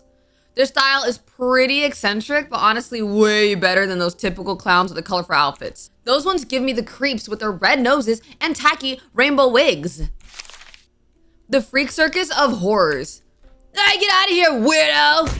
People have been treating them harshly, but just because someone ran off with a lover doesn't mean it's the circus's fault, right? But apparently on their first day here, someone went missing. Although there are rumors they ran off with a lover. See, what I don't understand is if they're going to kidnap a bunch of people, like the circus, they should just be moving towns, kidnapping people. I'm talking to you, you freak, get out of our town. Okay, that guy's really crossing the line now. All right, so what we're gonna do is we're going to yell at the man. What do you think you're doing? You can't just attack someone like that. I'm calling the police. Yeah, that's right. You're going way too far. Wake up, you idiots. They're the ones kidnapping people. And then he's right. The man walks away. Dang, he's really tall. Some people are kind of hot-headed. Better not to get too close, you know what I mean? He nods. Let's offer the bandage and actually cover his scratch this time. Here, I've got a bandage, take it. But if it still feels bad, you should see a doctor. He walks up and takes the bandage while slowly tilts his head, watching you. He seems excited about it. It's just a bandage, dude. So silent. Well, I gotta go or I'll be late. Take care, okay? You step back and give a small wave before heading on your way. You got here just in time. It's busier than usual with the cold. Start as soon as you can. Carol's running late and I've been covering for her. The orders are already on the counter, so please take them to the tables. Let's see if I remember what the orders are. Okay, this one involves a brownie, right? Yeah, a coffee with the cheese bread and a cappuccino with the brownie, right? That's right, thanks. Hey, barista, did you see the news? Not yet today, did something happen? They're still talking about the one who disappeared. Oh, wasn't that the one that ran off with a lover or something? No one really knows for sure. I just want to say be careful if you're leaving late, okay? Will do. Thanks for the heads up. And enjoy your coffee. Oh my goodness. Why did that jump scare me a little bit? And it only jump scared me. It only jump scared me because I was expecting him to be here first, not here. Also, I just don't understand how the main character does not notice this. You don't notice a whole black figure in front of the window. Thanks, I was dying for some coffee. You know what I didn't notice? I didn't notice this. This wasn't here before. It probably was there, but I never noticed it. Let's pick up all them flyers. All right, the customers just keep leaving these on the tables. Welcome. Thanks, I'd like a strong coffee. I'll bring it right away. Do you like the circus?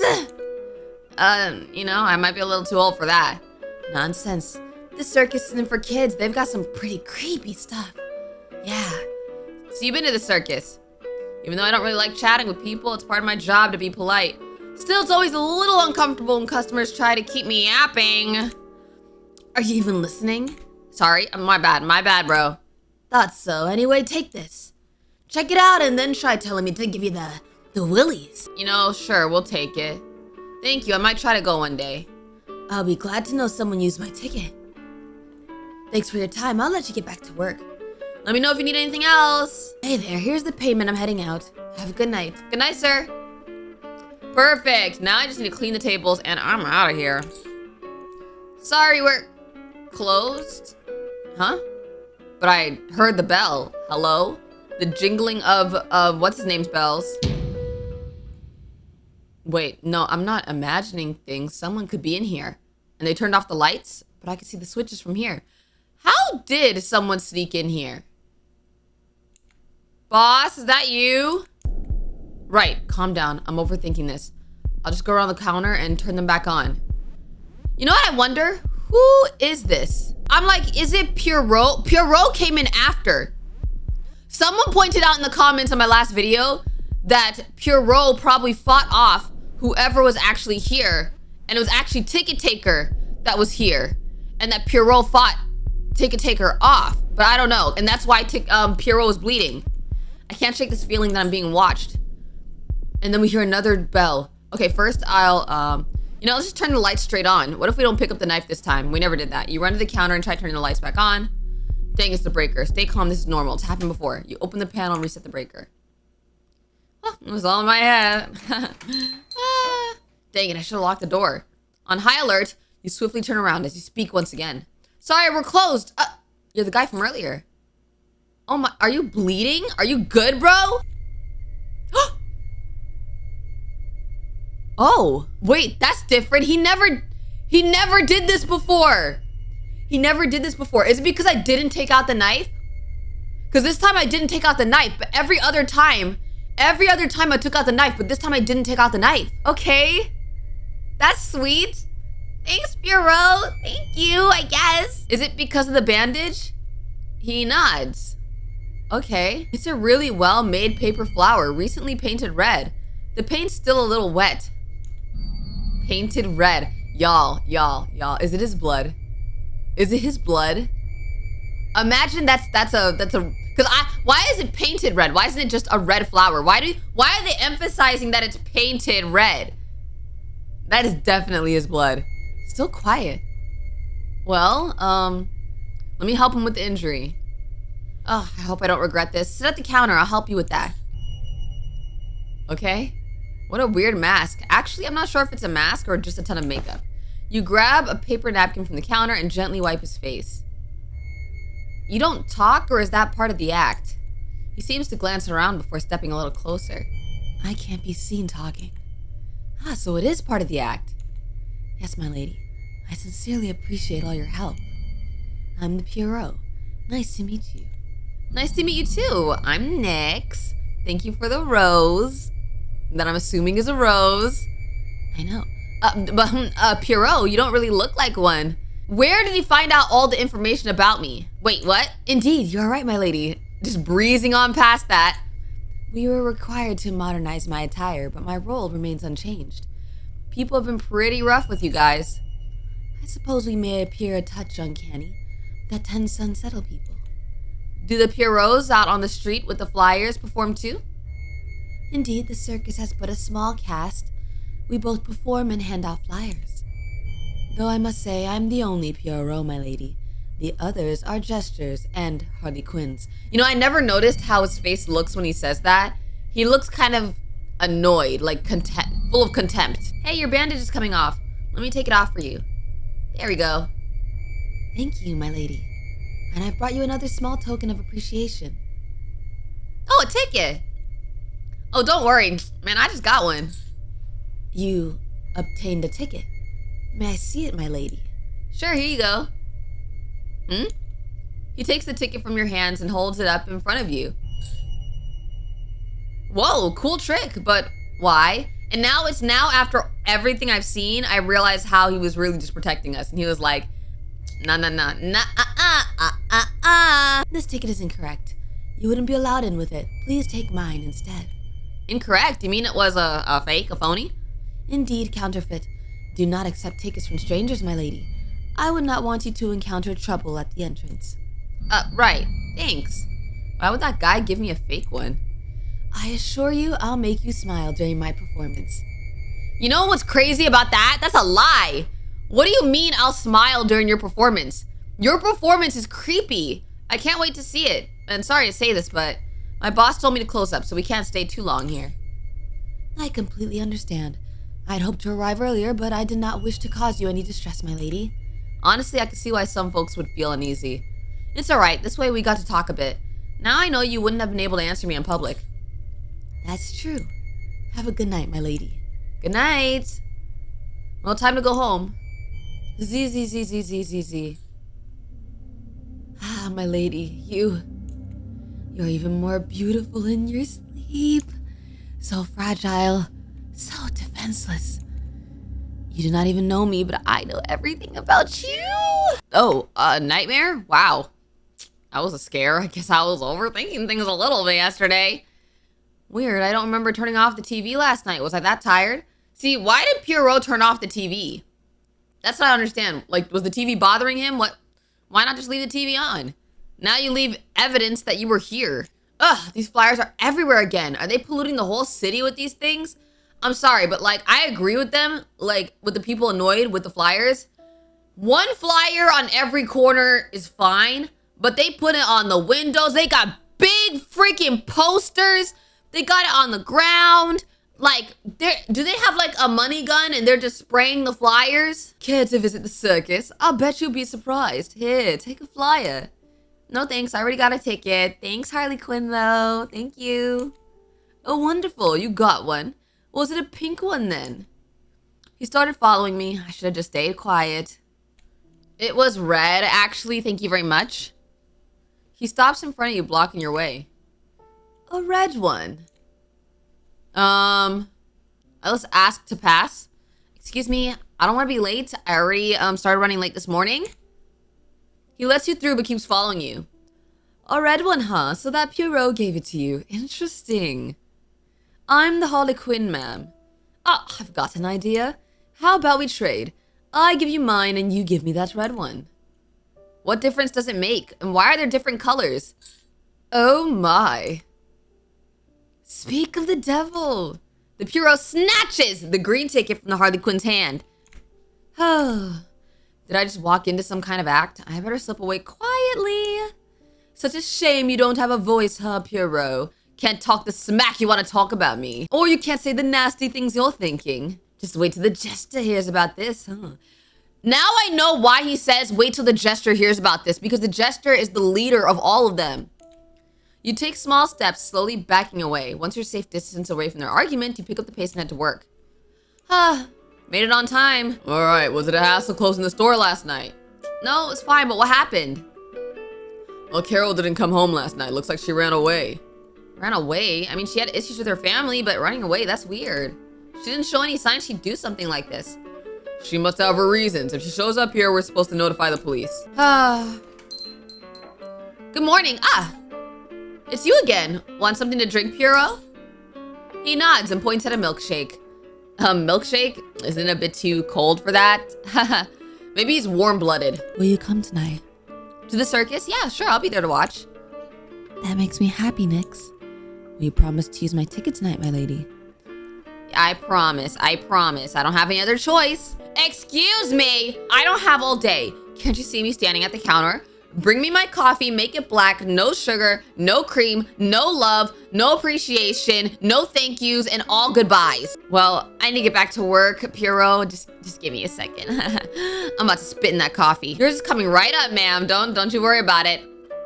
Piero carefully places the money in your hand along with a small chocolate bar. Oh, is this a tip for me? Thank you. Now he gave me a flower and chocolate. He quickly nods and waves goodbye. As he turns around, you notice him staring at the grumpy woman before walking away. I'm sorry for the wait, ma'am. Ugh, this coffee's as awful as the service. I'm never coming back to this dump. Sometimes rude customers just show up. What can you do? At least I got a chocolate to cheer me up. Oh, so this is where you work, ma'am. You know what you guys were saying in my comments on my last video? Y'all were actually getting mad that I like Harley Quinn. Like, y'all were saying don't fall in love with that broccoli. Like, whoa, why was everybody calling him broccoli? Let me simp if I want to. Make sure you don't miss my show, all right? I just love this pose that he does. Come on, y'all, let me simp. I just love this little pose that he does. Alrighty, maybe I should grab something to eat before heading to Pierrot's tent. Okay, here's where I don't know what to do. Should I buy food or not buy food? We're gonna not buy food so that we're not drugged. Nah, I guess I'm not that hungry. I can eat something better at home and cheaper too. I better hurry before the show starts though. Oh, a theatrical performance. I was wondering what a show without speaking would look like. Is the fact that he said I would smile at this performance? Okay, this is something I did not peep. I did not peep this, guys. But you guys told me in the comments, that lady, that's the woman who was rude in the coffee shop. That's the same woman who was rude in the coffee shop. Maybe this is what he meant by I'll smile. He was like, yeah, I'll get revenge for you. The woman moves slowly, stretching her arms a few times. Yeah, she is not a volunteer at all. Those knives are landing way too... See, you know what's crazy? Now we know that that's not no fake blood, for sure. That is not fake. They just be killing people. Terrifying. No, that wasn't real, right? Just acting. It was just a performance. Of course it was, right? Right. With the blood and the way she fell. I need to get out of here. I need air. It's just insane. It's just a show, right? I guess the creepy atmosphere of this place got to me a little. I mean, the stage lights were low for a reason, right? It was just a scare. It was fake blood. I wasn't expecting it. You feel a heavy hand land on your shoulder. Hey.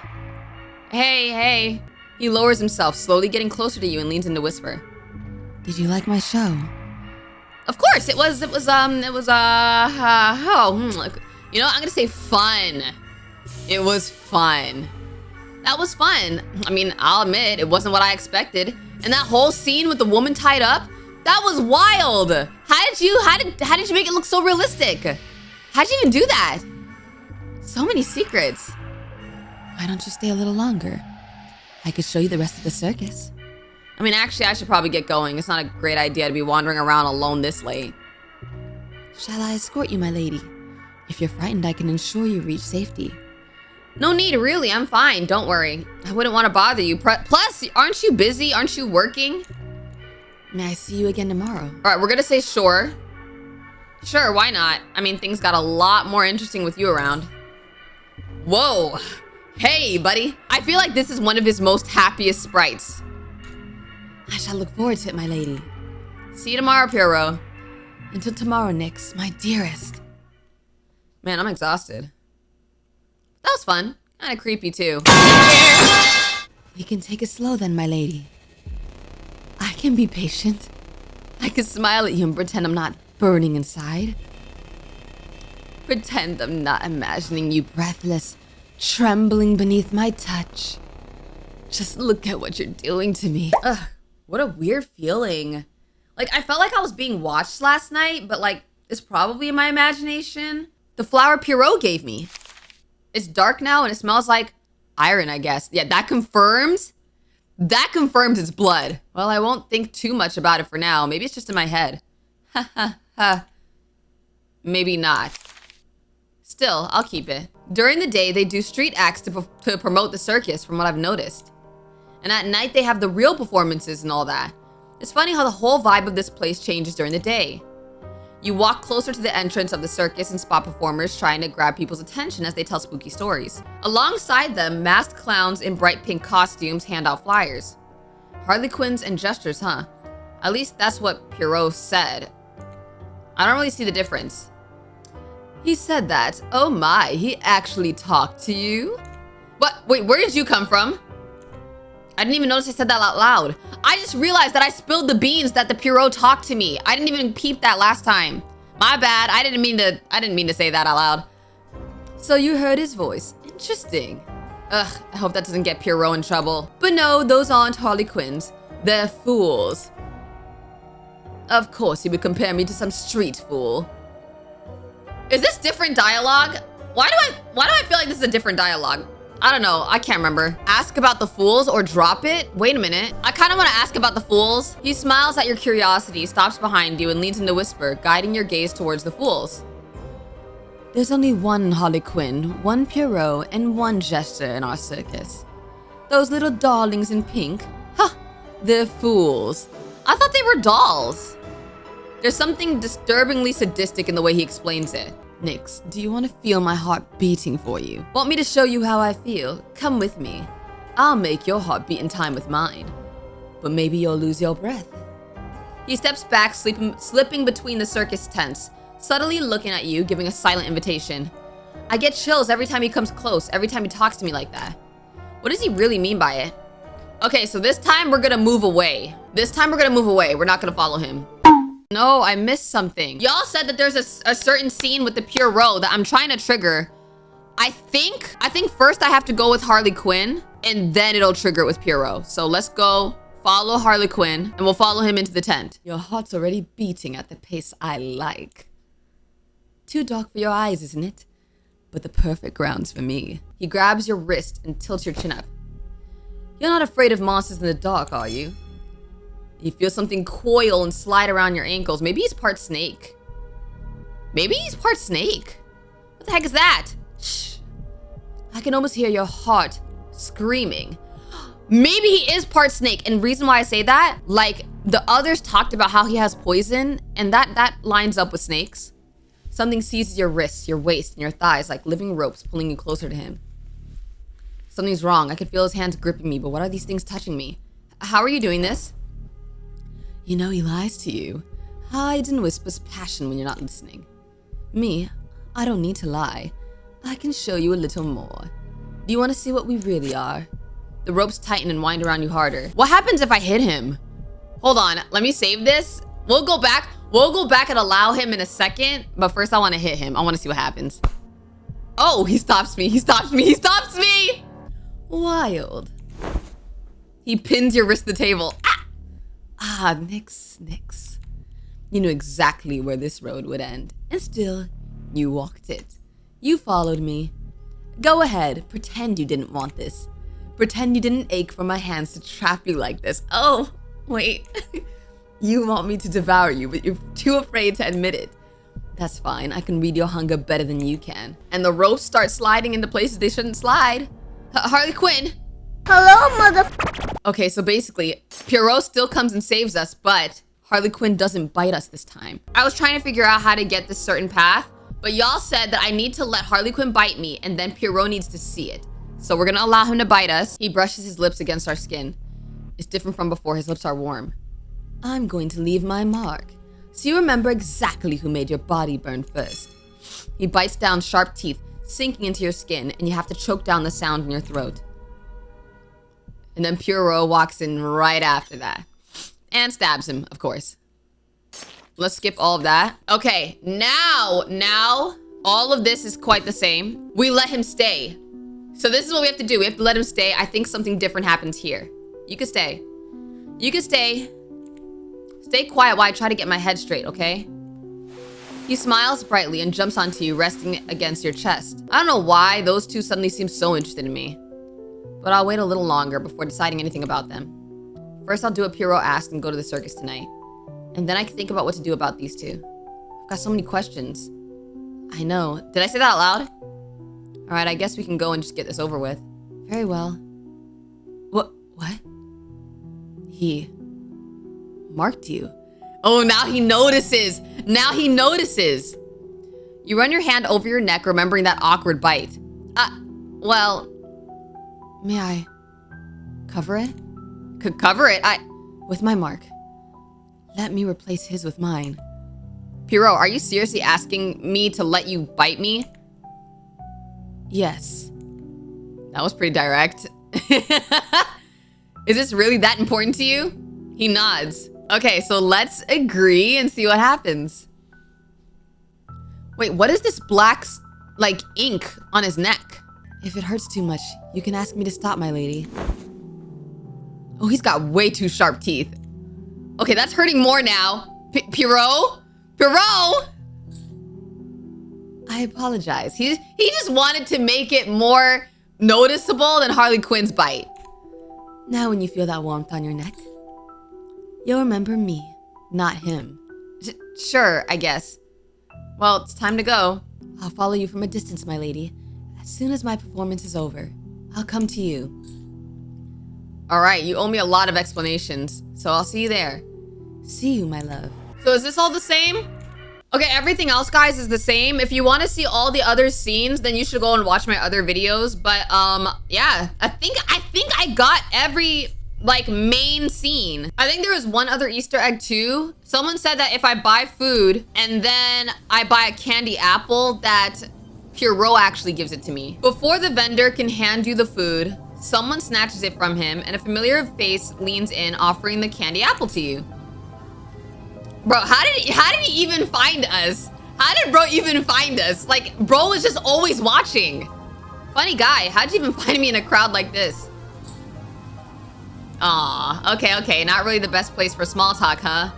I'm heading in before the show starts. He smiles brightly and waves before walking away. This is on day 1, I think, yeah. I better hurry before the show starts.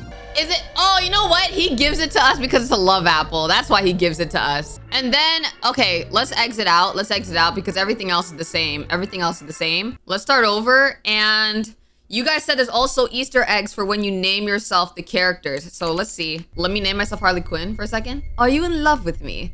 That's why you want to use my name? Better stick to yours. Okay, hold on. Let me do Pierrot. You want to use my name, my lady, but I like yours much more. Please, let me call you by your sweet name. Okay, what else can we do? Jester? There's only one gesture. We're not having this conversation again, right? Good.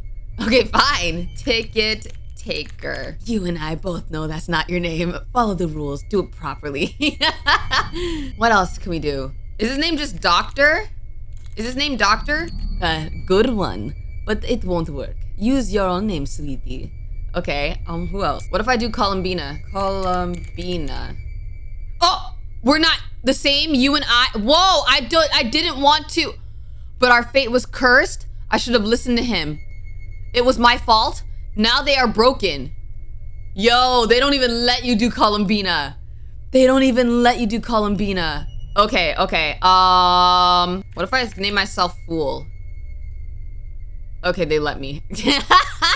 There's another one. There's another thing. Okay, there's another thing. When we choose a tent to enter, if we keep going to the black tent, something happens. Because, okay, so, you know when we go to the black tent, they don't allow us. He says, like, you know, it's VIP or whatever. Dang, look at those weirdos. You think the circus is hiring more freaks? Ha. Hello, guests with the red ticket. Sorry, but as I've said before, your ticket doesn't allow entry into this area. All right, so, and then we keep going back. Do it again. You heard what I said before, right? Your ticket doesn't allow entry into this tent. Right, got it. I was just, how can I get that kind of ticket? They're already sold out. Please return to the common area. Sorry. Now what if I do it again? Oh, this is different. Sorry, I couldn't get rid of the bag in time. Wait, who is he talking to? Wait, Pierrot's over there. He's watching us. That's so funny, but there's no more crowd here anymore. What bag? I just realized I'm pretty sure they're talking about Carol's bag that the police found. I noticed, believe me. But don't worry, old friend. We always find a way. You did a great job with what you could. Now keep your eyes open. Especially for little curious mice. Oh, they know I'm watching. Well, now what if I go back? It looks empty now. Okay, so I can't do anything else. There's nothing else. That's a hidden scene I didn't even know could happen. Okay, so now I feel like I've seen everything. I think I've seen all the hidden stuff. I don't know if I missed anything, y'all, but if I have, I'll probably get back to it whenever this game gets updated, okay? What's up, guys? It's your girl Shonyx, and welcome to You Make This House a Home. This is a game where you wake up in an unfamiliar house with a guy who says that he's your lover, but you don't remember a thing. This is a demo, so there's only 2 days to play, but without further ado, let's get right into it. What is bro feeding us? Okay, I'm not gonna lie. At first, the red flag to me was the fact that there was hair in it, but then I also realized it's pills, so that's the bigger red flag. That's the bigger red flag. You will see everything in all its bloody gory. I'll blur it myself. There's also jump scares and a chase scene. Does that stress you out? I mean, it does stress me out, but I'm all right. Oh boy, weirdo. Okay, but cool, have fun. Monday, 9:38 a.m. Wakey, wakey. It's time to start your day. What do I want to name myself? Shonyx. You slowly come to your senses. There seems to be a fuzz hindering your memory, like a cloud around your thoughts. Come on, Shonyx. I've let you sleep in long enough. Oh. You slowly open your eyes and suppress a noise of alarm as you're met with a tall, pale figure with dark clothes and jet black hair gazing down at you. There you are, honey. We're already running a little behind. What in the world? You were extremely confused, anxiously scanning the strange yet oddly familiar room. So it is familiar. I'm sure you have a lot of questions. I can answer them all at breakfast, okay? Forced to listen to this man, you hesitantly nod, earning a toothy grin from him before he slipped out of the room. Okay, freak out or stay as calm as you can. Well, if I'm in a situation, right, where I don't know where I am, I'm probably gonna stay calm because I don't want to like, I don't know. I don't want them to lock me up or anything. I gotta seem like, oh yeah, I'm chill. You know what I mean? Yeah. You close your eyes and take some deep breaths, opening them again when you feel ready enough to face whatever was downstairs. You get out of bed, your feet leading you towards the bathroom in your room. You had no idea what was there, yet it was like muscle memory. Looking in the mirror, you feel a bit more at ease. You look at yourself deeply in the mirror. You know it's your face, but it feels wrong somehow? Why does my face feel wrong? Okay, but feminine presenting. Okay, you'll be referred to as she, her. After freshening up a bit and feeling much steadier, you head downstairs. As you advance downstairs, you're met with the pleasant smell of meat, as well as the soft sizzle of oil on a pan. You take a seat at the table, not knowing what else to do. You see the back of the stranger, now wearing a baby pink apron that seems a touch out of place with his entire aesthetic. You also couldn't help but notice the odd way stray locks of hair were floating over his head as if stuck to the ceiling by the tips. You could hear him humming softly as he killed the heat of the stove and began plating the food. Oh, that's what you meant by the hair sticking up. Did you get electrocuted recently? Do you sleep at all? Or do you like watch me sleep? Good morning, Shonyx. You're presented with a surprisingly adorable breakfast. From what you can see, a golden brown toast, bacon, and a sunny side up egg with odd specks and powders on the surface you could only assume to be various seasonings. What if it's not various seasonings? What if it's something else? You can't remember if you ate meat or not. Would it even matter? You should eat. I think you'll enjoy it. Hey, so now I'm suspicious, because what do you mean I should eat? Time for breakfast. What is this image? Okay. Oh, he said good. Hold on. Okay. Somehow I feel like this is a bad idea to eat. What if I throw it away? Not quite, dear. What if I keep doing that? Is he gonna get mad? Dang, so I can't even throw it out. He says no, basically. Breakfast finished. Should I say thank you? I'm gonna say, who are you? Goodness, straight to the point today, aren't we? My name is... You can call me Cole. Now that introductions are out of the way, what would you like to know, my dear? Ooh, what's the most important thing to know? What's the most important thing to know? Well, I guess I don't even know who I am. I don't know if I should ask that. What are you? What are you is crazy. Like he's not a human. Where am I? We're home. This house is a place bought fresh out of high school. We spent a lot of time here together. It'll be our 2-year anniversary by the end of the week. 2 years? Sometimes I wish you could. I wish you still remembered. Do I forget every day? Remember? Do I forget every day? Why can't I remember? For your safety, of course. The things your mind has gone through, it was the safest option to have you forget. Oh, he made me forget. Oh, that's kind of crazy. Maybe it's best to leave it at that. He glances at your empty plate as if double checking that you ate it all. I knew I shouldn't have eaten it. Would you look at that? You're all done with breakfast. I knew it. He took the plate from in front of you, placing it in the sink and running the water. You're free to roam around the house and explore if you want. You stand from the table feeling a little less uneasy now that you have food in your system and your most pressing questions somewhat answered. Why do you feel less uneasy? I'd feel more uneasy. Are you kidding me? Let's explore the house because we want to see our surroundings and see how to escape. You decide to explore. Look around downstairs. That's how you're going to escape. You look around, seeing a modest living room right beside the kitchen. The severe lack of walls was kind of unsettling. If you looked around at any point of the house, you could see everything with little to no obstruction, so open concept. You spot a hallway beside the staircase that leads upstairs. You peek around that corner to see a door, the front door. You glance over at Cole, who was still preoccupied in the kitchen, and tiptoe into the narrow hall. It's a gloomy scene, ominous even.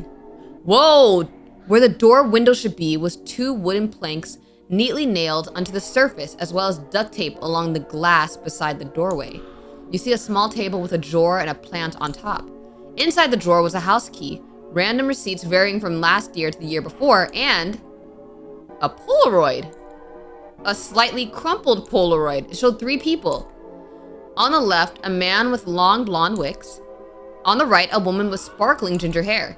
And in the middle, a man with silky black hair, with a familiar trash-eating grin. Cole? He looks different. He looks like he sleeps here. And his hair doesn't have the static electricity running through it. No way this was the same guy as the one in the kitchen right now. This guy actually looked good. Normal. Human. What happened? That must have been right before he met you. You put the photo and the other various items back into the drawer before creeping closer to the front door. You stare at it blankly for a moment. You could leave. Would it even be worth it? You don't know anything about the world anymore. No family, no friends. Man, if I was in that situation, why would my immediate thought be to leave? Why wouldn't I just trust that the person I'm with is my lover? What if I literally just have amnesia? What if I literally just have amnesia and he's not weird? Because it's like, think about it. If you wake up somewhere and they're like, yeah, I'm literally your husband. Like, please don't freak out. I'm literally your husband. But you don't remember. I don't know. I don't even know what to say. Like, what do you, I should at least see what's outside. You slowly, very slowly reach for the handle. Why'd that scare me? You flinch as a murky toned hand gently grabs yours, preventing you from reaching the door. His skin feels oddly rubbery. Skin adjacent, but not quite there. What? Wait, hold on. Is he actually not human? There you are, Shonyx. Funny how you immediately wander off to the one place I hoped you wouldn't go. He turns you around with surprisingly controlled force, keeping your back to the door as he clasps your hand with both of his. Oh my goodness. Maybe I should have turned off jump scares. Maybe I didn't think the jump scares were gonna be this bad. I can't even speak right. I didn't think the jump scares were gonna be this bad. What the freak? It wouldn't be safe to be outside by yourself like this, Shonyx. Don't you understand? That's not the same person. You suddenly feel an intense pressure. Your brain is trying to force its way out of your skull. You feel as though your head is splitting. Wait, you can't even get a word out. What's happening to me? See? Look what happens. Let's lay you down. What happened to me? You remember being led by careful hands to what you could only assume to be his couch. Rest your eyes for a while, honey. It never gets easier to do that. You slowly come to your senses, the distant sound of soft humming coming from the kitchen. You prop yourself into your elbows. Your ears were ringing slightly, but it was manageable. Oh, there's even boarded windows even in the living room. Cole, The humming stops and you hear a rush of footsteps before Cole is looming over you. You hardly had time to register how quick he moved before he was helping you up. Oh, I don't like looking at him. I don't like looking at him. Is he like a skinwalker or something? Did he steal the skin of the other guy in that Polaroid picture? Hello, dear. How do you feel? Fine, I guess. What happened? How long was I out? He stared at you blankly for a moment before replying. Why do I have goosebumps? Why do I have goosebumps? I hate this. Not sure. I found you on the ground unconscious, so I laid you down to rest your head. Sure, you found me. You feel a faint squirming sensation in the back of your head. Oh, I see. What time is it? Cole's expression lightened up once more as he slowly led you towards the kitchen. It's lunchtime. Maybe some food will get you feeling better. I need to stop eating from him. You open your mouth to say something, but you're sat in the chair once more. Oh, all right. You're just so cute. You're presented with a normal looking sandwich. Why you gotta add normal looking? From what you could see, 2 slices of bread, lettuce, tomatoes, lunch meat, and cheese. Nothing seemed too out of the ordinary. You should eat. Time for lunch. I don't want to eat. I don't want to eat. Get it away. I don't want to eat this. Wait, throw the knife at him. Lunch is finished. There was an odd aftertaste in your mouth, a little bitter.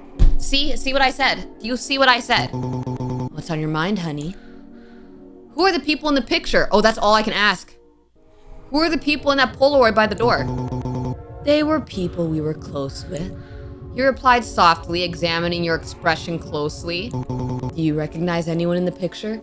Why does he have that smile when he said that? Like he knows I'm gonna say no. Only you.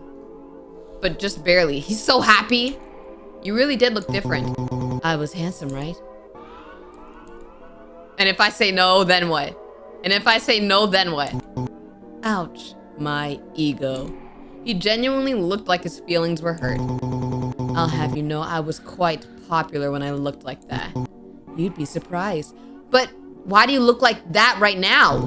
Well, to answer your question, Little Red Riding Hood was a woman named Phoebe, and Goldilocks is a man named Zeke. Why you say was and is? Is one of them dead? They were our closest friends. But not anymore. No. Not anymore. You look very satisfied to say that. He lets out a soft sigh, glancing down at your empty plate as if double checking that you ate it all. Why does he do that? Why is it so important you finish all your food? Well, it looks like we're all done here. He took the plate from in front of you, placing it in the sink and running the water, just as he had before. Safe to assume you were free to do what you wanted again. You stand there for a moment, unsure of what to do next. I guess all we could do is look around upstairs. You decide to take a look upstairs. Once you reach the top of the staircase, you scan the upstairs. There's a chandelier above you. It stands out quite a bit against the bland colors of the home. It looks antique. The second floor itself is modest and very simple, with only 3 doors that you could see. One with a sign that had your name, one with wooden boards over it, and another tucked away and locked tightly. You could only assume this was Cole's room. Well, let's try to see the boarded room. Some of these nails aren't that secure. Maybe there's something around that can pry them loose? Ooh, let's look at the locked room. The door looks like it's been modified. Where a doorknob should have been is a handle with a large padlock hanging off of it. If Cole has a key, it's hidden somewhere. Okay, so let's go to my room. As you enter the room, you stand in the doorway. You see your bed, a closet with 5 of the same sweater hung up on clothes hangers, the bathroom, and to your right, a short bookshelf with multiple random books, 2 framed pictures, and a shoebox at the very bottom. You approach the bookshelf, shutting your bedroom door behind you. What are you most curious about? What's in the box? You sit in front of the shelf, pulling out the shoebox. You open the box to see various memorabilia. It was clear at first glance these were gifts from Cole to you. Okay. This is a receipt, okay. Another receipt. Now, why do I have a bunch of receipts? Grandma's Antiques. From Cole to you. So this is like a disc. You wonder what's on the disc. I don't know. This looks like a band shirt, though it's not of a band you've ever heard of. Or maybe you have. You can't remember. It also looked a little too big for you. Was it one of Cole's? What is this? It's a receipt for an antique lamp. The same one out by the stairs. So he bought that for her or me or whatever. Looks like a drive-through coffee shop order. Why keep that? Bits of the petals were beginning to flake off into the box. Bear. A fuzzy brown stuffed bear with a red ribbon around its neck. Suddenly you hear Cole's voice call to you from downstairs. Shonyx, honey, it's time for dinner. Wait, I just ate! Wait, yo. I just ate. You step out of your room, closing the door shut behind you. He is obsessed with feeding us. As you descend the stairs, you see Cole waiting at the bottom expectantly. He smiled widely as he gently grasped your shoulder. There you are. 7:02 now. It's been that long? I hope you had a fun day. I did nothing today. I literally did nothing. You're presented with spaghetti? With, what is that mixed in with the noodles? Is it his hair? You should eat. I don't think I want to eat this. This time it feels different. It's important. I feel like that there's hair. I feel like there's hair. I don't think I want to eat it.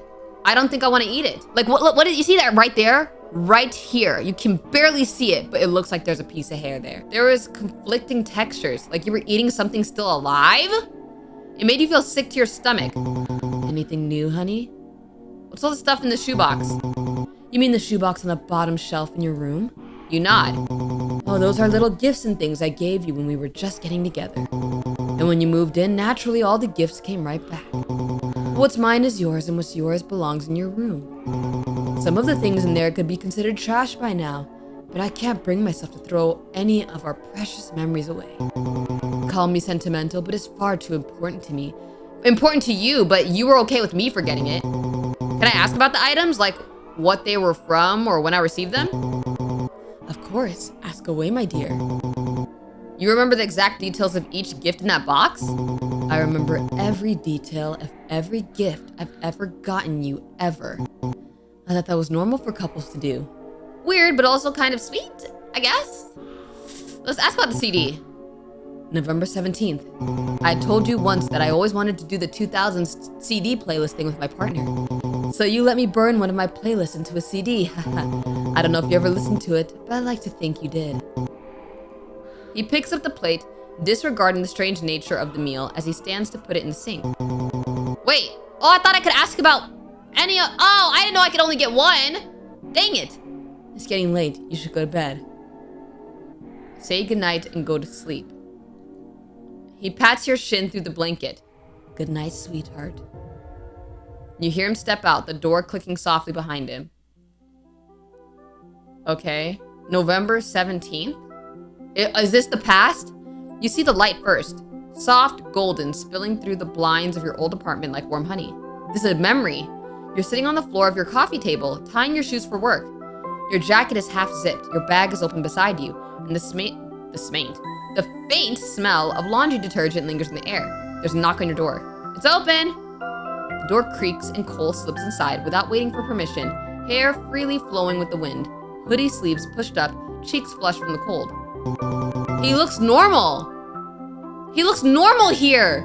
So guys, he looks normal here. So who the freak is the one that we're currently with? He steps over your scattered shoes and sits beside you on the floor, knees bumping yours.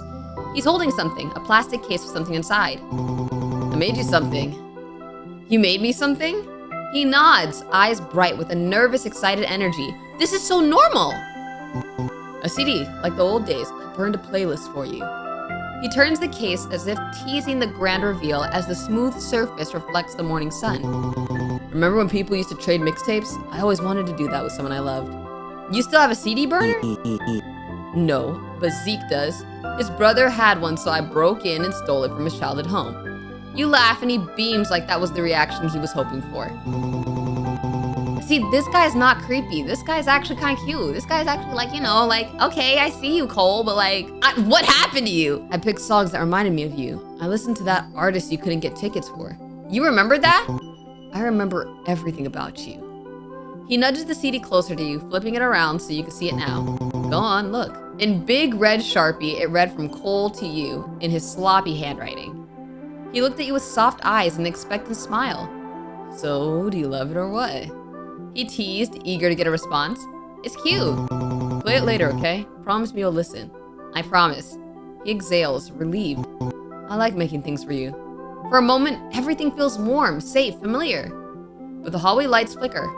The bustle of the streets outside distorts. Cole's smile lingers, but the edges blur, smear, melt into darkness. Why was that so normal? That memory is so normal. What happened? I really feel like this is not the real Cole. Rise and shine. A familiar voice rings gently in your ears as you blearily open your eyes. Waking up this time around was less taxing than yesterday. Oh, look at you, early birdie. And noticeably less disorienting. Morning, Cole. Whoa, why you look so shocked? All I said was good morning. Cole practically flinched where he sat, nearly tumbling off the bed entirely. You remember my name? Wait, do I forget every day? Am I supposed to forget every day? He exclaimed all too loud for how recently you had woken up. Huh? Was that wrong? Were you not meant to know his name or something? At your confusion, Cole frantically looked around the room as if the walls themselves were listening in on something not allowed. It's nothing. Come down for breakfast when you're ready. He said slowly as he got up from the bed, gently clicking the door shut behind him as he left. What's happening? You head downstairs for breakfast, still shaking off the last traces of sleep and confusion from Cole's reaction. As you advance downstairs, you're met with the familiar smell of bacon, egg, and toast. Cole must be making the same thing as yesterday. Nothing new? No pancakes? Nothing? You take a seat at the table, watching the back of Cole as he mechanically made breakfast. Why are you looking at me like that? He says nothing this time as he sets down the toast. It makes you a little anxious hearing Cole this quiet. I think I'm not supposed to remember yesterday. Breakfast passes quietly, the same as yesterday, save for Cole's lighthearted banter. He was gazing deeply into your eyes as if trying to assess something. I think your amnesia pills ain't working on me. His face was completely blank. It was so unnerving. Wait, what? What? I thought I was supposed to look around. Wait. Whoa! You freeze. I accidentally paused because I was scared. You freeze mid-step. Cole stands at the bottom of the stairs, apron still on, hands clasped tightly in front of him. Whoa, look at his hands. Look at his hands. Ugh. It's giving the sleep paralysis demon game. You know what I mean? You know what I'm talking about? Yeah. Can we talk before you wander off? His tone is gentle and he's smiling like before, but there's a strange urgency beneath it. Like he's afraid you'll disappear if he looks away. Talk about what? Just this you today. He gestured towards the living room. Come sit with me for a bit, please. You nod, unsure what else to do. Cole briefly ducks into the kitchen before returning with his apron neatly folded once more. You sit on the couch. Cole sits beside you after setting the apron down on the coffee table beside a stack of Polaroids, close but not touching. His posture is stiff, like he's rehearsing how to be normal. You remembered my name this morning. Yeah? You're not supposed to do that. He says it quietly, almost like he's afraid of the words themselves. Okay, is that bad? Yes, well, no, it's wonderful. It's just unexpected. Okay. He fidgets with the hem of his winter sweater, twisting the fabric between his fingers. He looks away embarrassed. But today is different. You're not supposed to be different. Different how? I don't know, but your vibe is just different. He leans forward slightly, studying your face with unnerving intensity. It's nice. But it's wrong. This guy's... Can you choose an emotion, please? He'll be like, yeah, I love it, but I hate it actually. Yeah, you're different. It sucks. You're kind of cool. I don't know. I don't like it. You shift uncomfortably. Cole, what exactly do you want to talk about? Everything. He says it too quickly. I mean, just whatever you want. I want to hear you talk. About what? Anything. Your thoughts. What you think of the house. What you think of me. He pauses. Especially that last one. Why? Because I like hearing it. You sigh. You're being weirdly needy today. I'm your boyfriend. I'm allowed to be needy. Hearing the term boyfriend coming from someone you basically met yesterday felt odd. He shifts closer just an inch. Cole then takes your hand, the vast darkness of his skin nearly swallowing your fingers in his. Tell me something you remember. Cole murmured softly, his voice low with reverence. words. I don't remember much. But you remember my name. I guess that stuck? It's not meant to... Nothing is... He laughs softly, almost breathless. It feels like progress. Like maybe today will be better. Better than what? Than every day before today. He says it too quickly again. I don't want to ruin today. What did you do to me? Bro did something. His fingers loosened their already gentle grip on yours, trailing down your palm. Can we just enjoy this morning? How? Talk to me. Ask me things. Let me be here with you. His voice softens. I miss you, even when you're right in front of me. Especially when your mind is usually so far away. I'll have to fix this later. What? I'll have to fix this later? What is that supposed to mean? You're gonna make me forget again? But for now, I want to be here with you. Ask about him, the house. I'm gonna ask about the house. I don't want to know anything about you. How long have we lived here? You moved in a few months ago. I've been here since I was 19. Why this house? Honestly, I just chose a place far from my parents, but close by my friends. Did you not have a good relationship with your parents? No. He responds dryly, all fondness in his tone shriveled. It made you wonder if his parents were monsters too? But living on my own turned out to be just as bad. This place is too big for one person, and it got lonely whenever my friends couldn't hang out. This house doesn't seem that big. I'm not gonna lie to you. But then I met you. His hands were fidgeting with yours. It felt like he did this often once upon a time. You make this house a home. Okay, I guess now we gotta ask about him. Tell me about you. Me? I'm not that interesting. Yeah, but you're basically still a stranger to me. Fair enough. So tell me something real. Something real. He thinks for a long moment. I like when you say my name. That doesn't, no, that's not, what? What is that? That has nothing to do with you. Also, why does Pinky have like 3 elbows? That's not what I meant. It's what I meant. He leans closer, the few stray strands of hair in front of his face swaying slightly as he turned your hand around in his. But I guess we could go over the first date questions. If you really want to. Let's see. My favorite color is red, like blood. I like how passionate it looks and bloody, and how much emotion can vary through it. My favorite animals are bugs, the real creepy crawly ones. The ones that maybe an average person would be disgusted at. My favorite season is wintertime, but I hate being cold. When he stopped talking, a calm silence drifted between you. To think that at some point, these are things about him that you knew by heart. Thank you, Cole. He smiled. Anytime. Okay. Cole, what happened to me? He freezes. Nothing. That's not an answer. I don't know what I can tell you. Then tell me what you can. Cole swallows hard. His grip on your hand loosens, then tightens again like he's afraid you'll pull away. You got sick. Really sick. And I didn't know what to do. Sick how? He shakes his head, eyes dropping to your joined hands. You were dizzy, confused. You kept forgetting things. I thought it was stress or exhaustion or... I should have taken you to a hospital. I know that now. Why didn't you? His breath catches. Because you begged me not to. What? The room feels suddenly smaller. I did? He nods slowly like he wasn't sure of what he was saying either. I was trying to respect that. I thought I was helping. Silence settles between you, heavy but not hostile. Is this true? The conversation lingers in the air long after it ends. You're not sure if you feel closer to him or farther away. Either way, the day moves on. I don't know if I trust that. You're presented with another normal-looking sandwich. The same 2 slices of bread, same lettuce, same tomatoes, lunch meat, and same cheese. All the same. Why does he give me the same thing every single day? I guess I wouldn't remember it, but now I remember it. Now I want something different. You pick it up and take your first bite, all while Cole continued to watch carefully. Once you were finished, that same bitter aftertaste lingered in your mouth. So? Cole blinked a little confused. Nothing at all? Yeah? I see. He eyed your empty plate as always.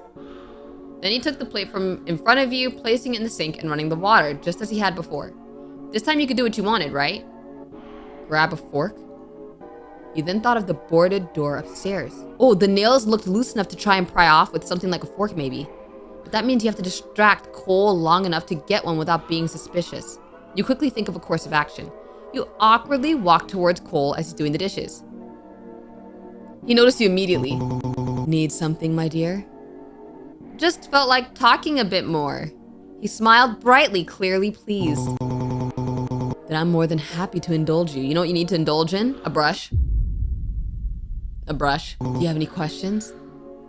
Why do you love me? He looked a bit surprised at the question, not exactly expecting you to say that. Yeah, this is how we're gonna catch him off guard. He hummed softly, eyes drifting to the sink, as he pondered how to verbalize the sheer weight of what he felt for you. Would it be shallow to say because you're human? That would be weird, because now I'm assuming you're not human. I was initially drawn to you with general attraction. Regular human stuff. He paused, fingers stilling in the soapy water. But then you made the attempt to really get to know me. His voice softened, almost reverent. You made me feel real. You don't know how rare that is for someone like me. He let out a quiet breath, almost a laugh. I love you for you. I mean that. What's your full name? He paused thoughtfully. What do you mean paused? My full name. It's been a while since I said it out loud. Cole is low-key more comforting to hear. But if you really want to know, Sarcolin. Oh, that's his full name. My full name is Kwong Sarcolin. Okay. Do you miss going outside? He paused mid-scrub, shoulders tensing just slightly. Outside is complicated. People would stare, they'd judge and ask questions. But with you, I didn't mind it as much. So yes, I miss it. But not as much as I'd miss you. Knock over the paper towels. You take a subtle step back, bumping the roll of paper towels off the counter with your shoulder. It hits the floor with a soft thud. He bends down to pick it up, immediately unbothered in the slightest. You're lucky you're cute. This was the distraction this was the distraction you needed to grab a fork from the drawer. You hastily pull it open just a bit before closing it. Wait, I'm gonna save. Let me save. Okay. You know what the crazy thing is? He hasn't really done anything warranting us stabbing him. Well, actually, he did that weird thing when we tried to open the door, where all of a sudden we passed out. Yeah, we're stabbing him. You see his back turned to you, kneeling on the ground. He low-key looked kind of strong, though. I might have cooked myself. Then you look down at the metal fork in your hand. You take a step forward, then another. You were close enough to hear Cole mutter something under his breath as you bring your arm over your head. Cole began turning his head to face you, worried by your silence. Hey, are you... Oh! Oh, right in the neck is crazy. You stabbed him in the neck. Blood began spraying as he toppled over, gasping. You had punctured an artery. He was bleeding out. For some reason, you were suddenly paralyzed, your limbs refusing to cooperate with you. No matter how much you wanted to take this chance to flee the house, you could only stare as Cole's appearance had changed. His limbs becoming bony with dark tendrils writhing around his body like drying snakes. Horror struck you as Cole's eyes met yours. He barely looked humane. You were afraid he was going to finally kill you. Yet when he spoke, it was soft. A bit garbled from choking on his own blood, but still oddly kind. It's okay, honey.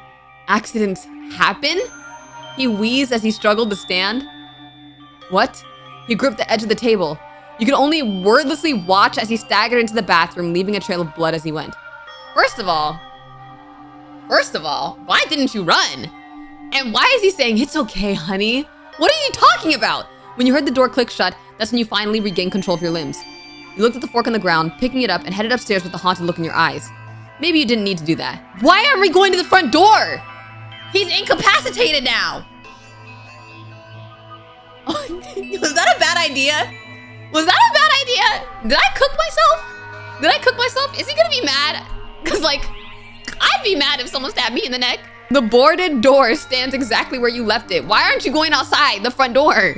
You wedge the fork beneath the first nail and push. It gives way with a strained metallic groan that makes you wince. You work quickly, listening for any sign of Cole coming upstairs. Another board loosens. Another. The final plank drops to the floor. You swallow hard and push the door open. The room beyond is dim and still. A storage room, small, dusty, and quiet. But the moment your eyes adjust, your stomach twists. Mundane, everyday objects are everywhere. Clothes you don't remember owning. Books with your handwriting in the margins. A backpack, a phone charger, a stack of notebooks tied with twine. A framed photo face down on the floor. You kneel beside a box labeled with your name. Your fingers brush the lid. Something warm flickers in your chest, like recognition trying to break through the fog. A cold dread settles in your spine. You open the box. Inside are small objects, trinkets, receipts, notes, pieces of a life you can't remember living. You whip your head around at the sound of creaking stairs. You half expect for Cole to catch you, the hairs on your arm standing on end. You wait anxiously as soft, staggering footsteps pass by the hallway. Then the quiet shut of a door.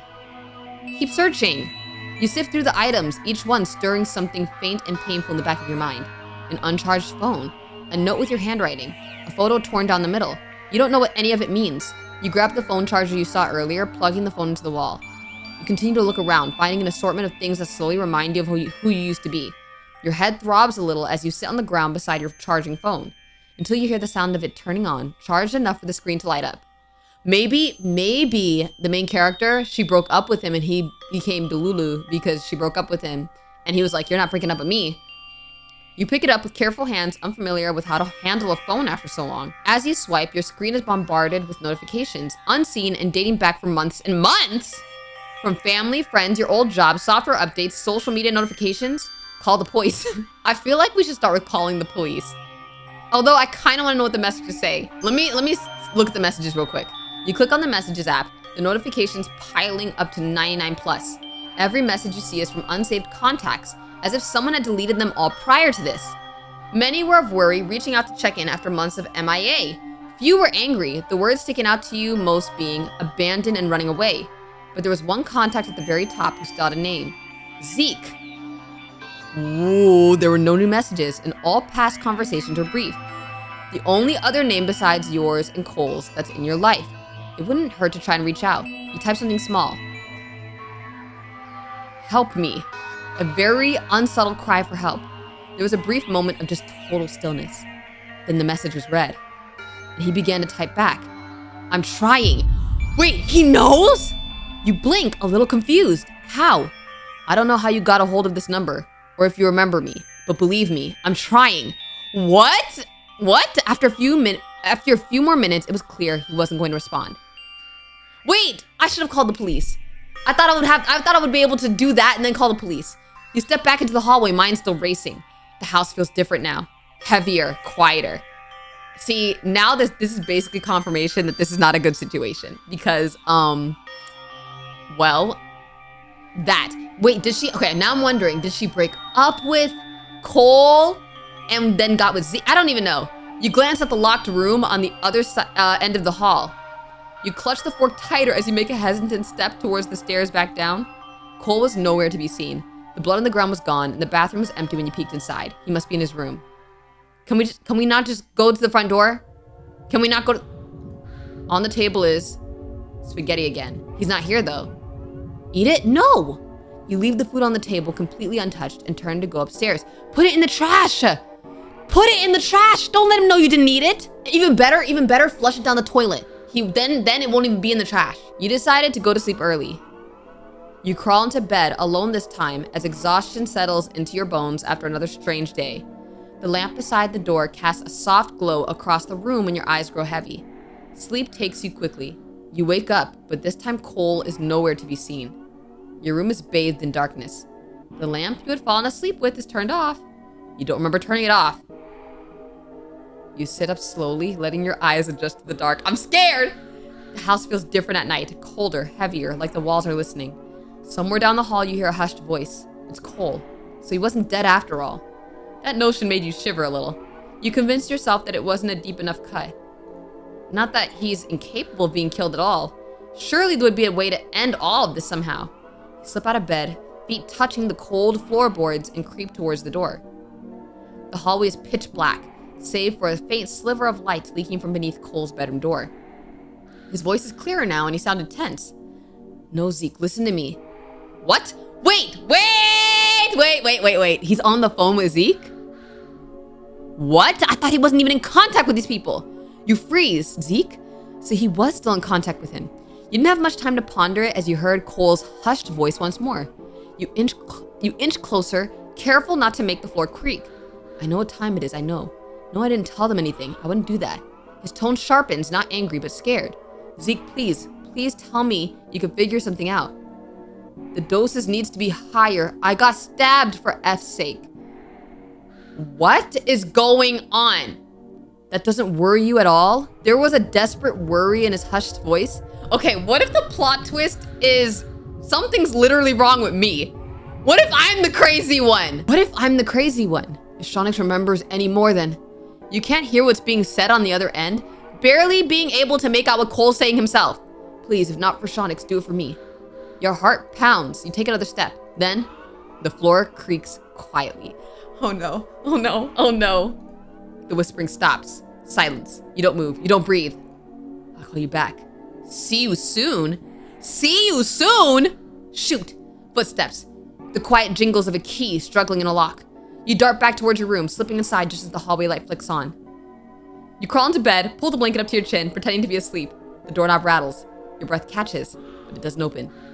After a long moment, you hear Cole's footsteps retreating down the hall. The house falls silent again.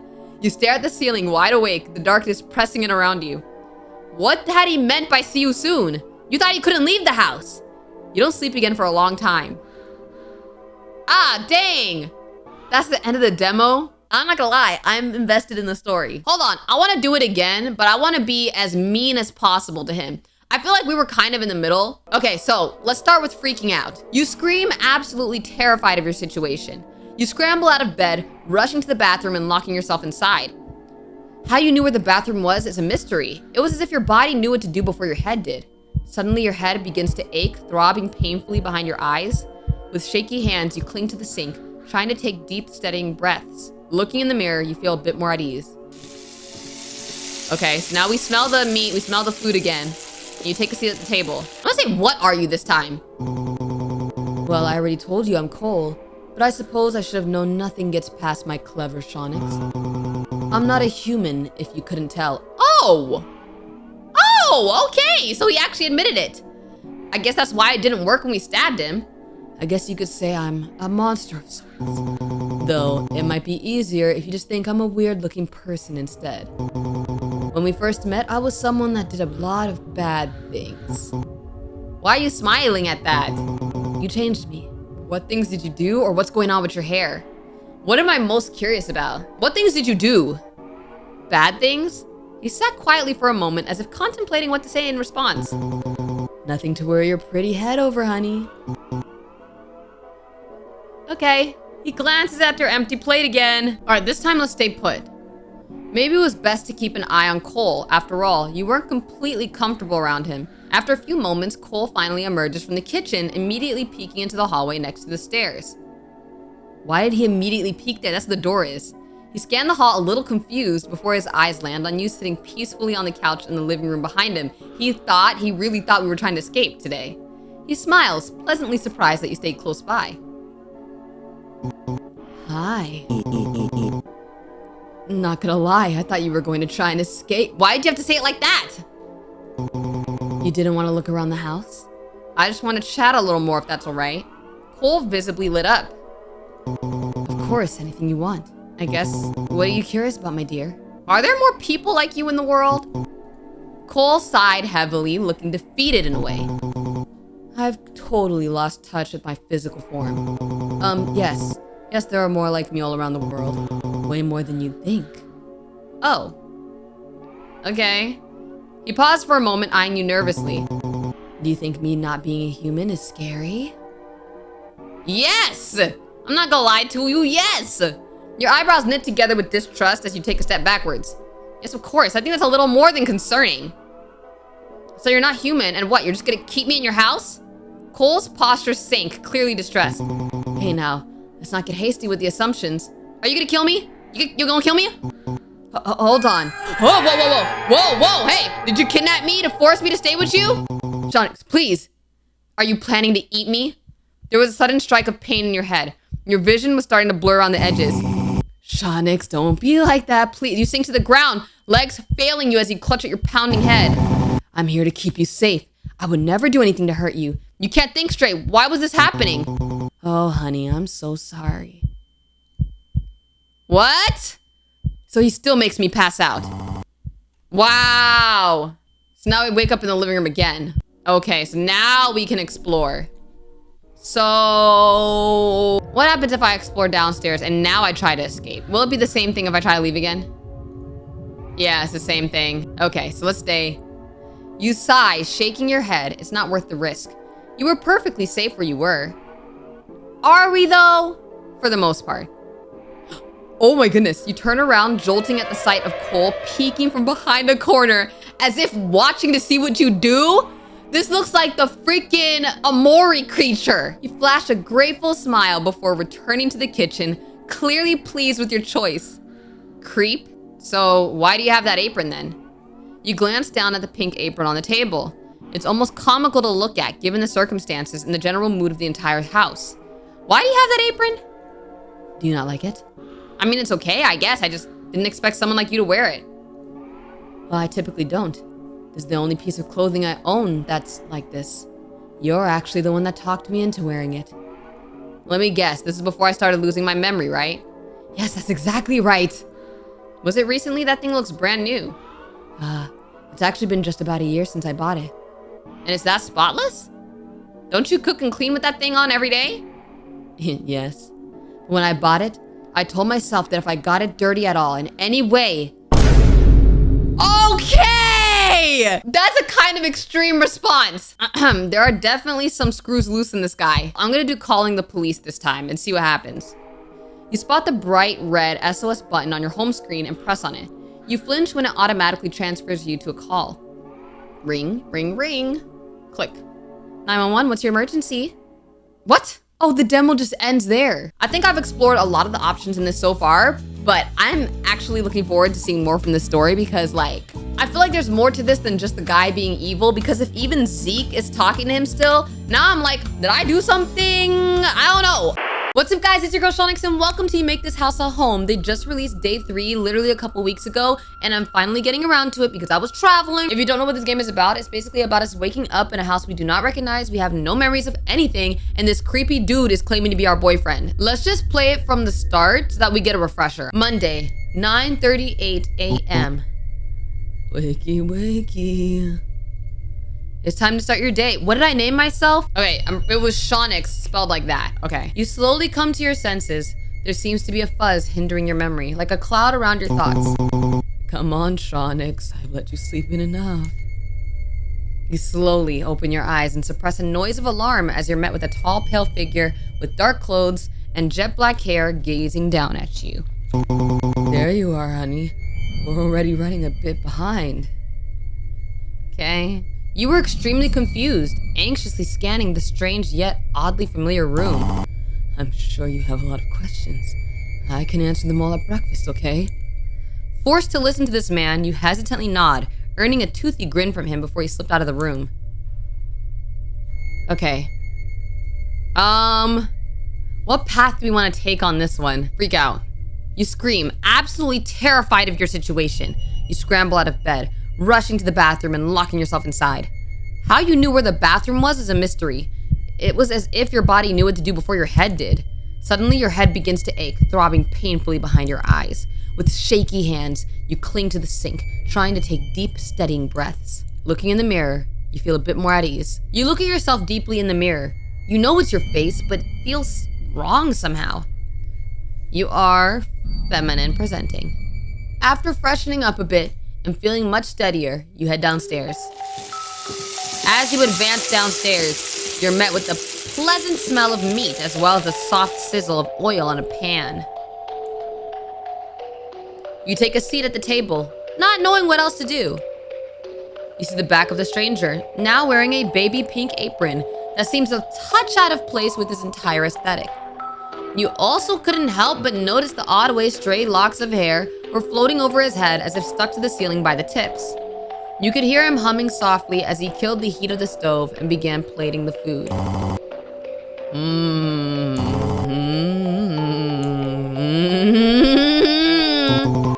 Morning, Shonyx. You're presented with a surprisingly adorable breakfast. From what you could see, a golden brown toast, bacon, and sunny side-up egg with odd specks and powders on the surface you could only assume to be various seasonings. You can't remember if you ate meat or not. Would it even matter? You should eat. I think you'll enjoy it. Time for breakfast. Can I just not eat? Not quite, dear. I don't want to eat. I don't want to eat. Oh, what if I put the pieces back together? Hold on. Let me put the piece. Let me solve the little puzzle. Yay. Cool. Okay, fine. I'll eat. Breakfast finished. Who are you? No, let me say thank you so that he doesn't crash out. Let me say thank you so he doesn't crash out. It's my pleasure, honey. You're looking at me funny, so I'm sure you have some questions. First things first, my name is... You can call me Cole. Now that introductions are out of the way, what would you like to know, my dear? Well, obviously I'm in a house. So I'm gonna say, what are you? Well, I already told you I'm Cole, but I suppose I should have known nothing gets past my clever Shonyx. I'm not human, if you couldn't tell. I guess you could say I'm a monster of sorts. Though it might be easier if you just think I'm a weird-looking person instead. When we first met, I was someone that did a lot of bad things. You changed me. Yo, what's going on with your hair, bro? Like, why is it defying gravity? Ah, yes, my hair. Static? I don't believe that. Would you believe that, my dear? No, I wouldn't believe that. You kind of had to. Bro, do you blink? He glances at your empty plate as if double checking that you ate it all. Would you look at that? You're all done with breakfast. He took the plate from in front of you, placing it in the sink and running the water. You're free to roam around the house and explore if you want. You stand from the table, feeling a little less uneasy now that you have food in your system and your most pressing questions somewhat answered. Let's explore the house. You decide to explore. Look around downstairs. You look around, seeing a modest living room right beside the kitchen. The severe lack of walls was kind of unsettling. If you looked around at any point of the house, you could see everything with little to no obstruction. You spot a hallway beside the staircase that leads upstairs. You peek around the corner to see a door. The front door. You glance over at Cole, who was still preoccupied in the kitchen, and tiptoe into the narrow hall. It's a gloomy scene. Ominous even. Where the door window should be was 2 wooden planks neatly nailed into the surface, as well as duct tape along the glass beside the doorway. Do you guys realize how strong duct tape is? If you try to rip that duct tape off the glass, the whole thing is shattering. You see a small table with a drawer and a plant on top.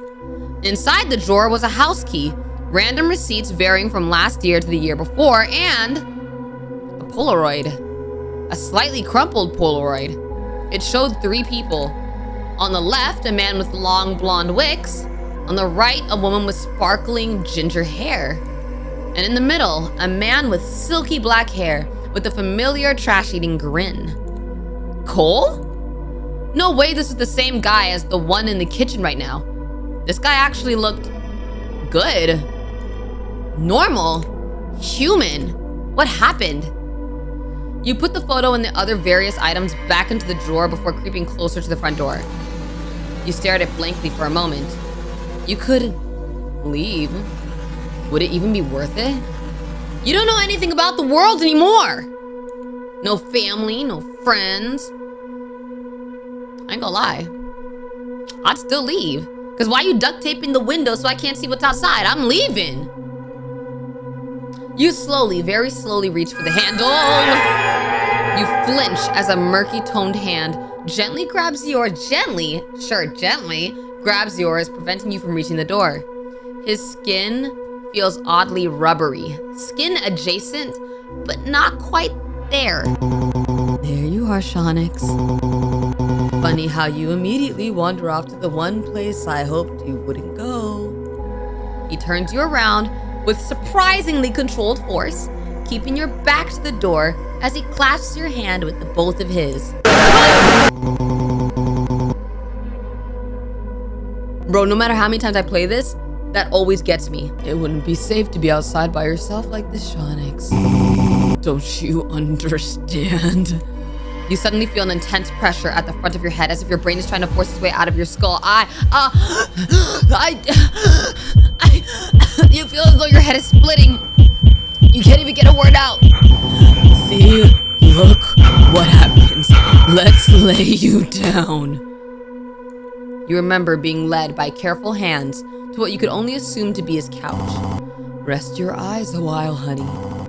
It never gets easier to do that. You slowly come to your senses, the distant sound of soft humming coming from the kitchen. You prop yourself into your elbows. Your ears were ringing slightly, but it was manageable. Cole? Not the boarded windows. So why do you use boards here but duct tape on the front windows?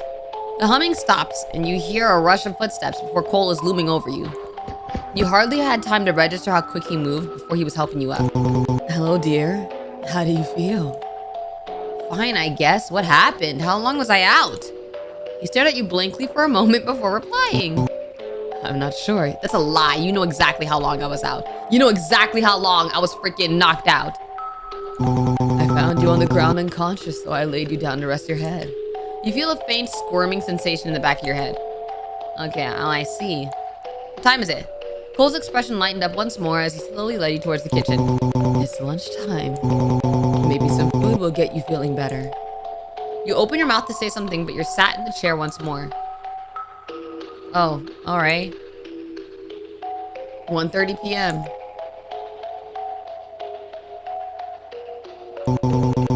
You're just so cute. You're presented with a normal-looking sandwich.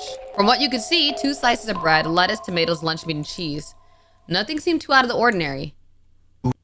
You should eat. Time for lunch.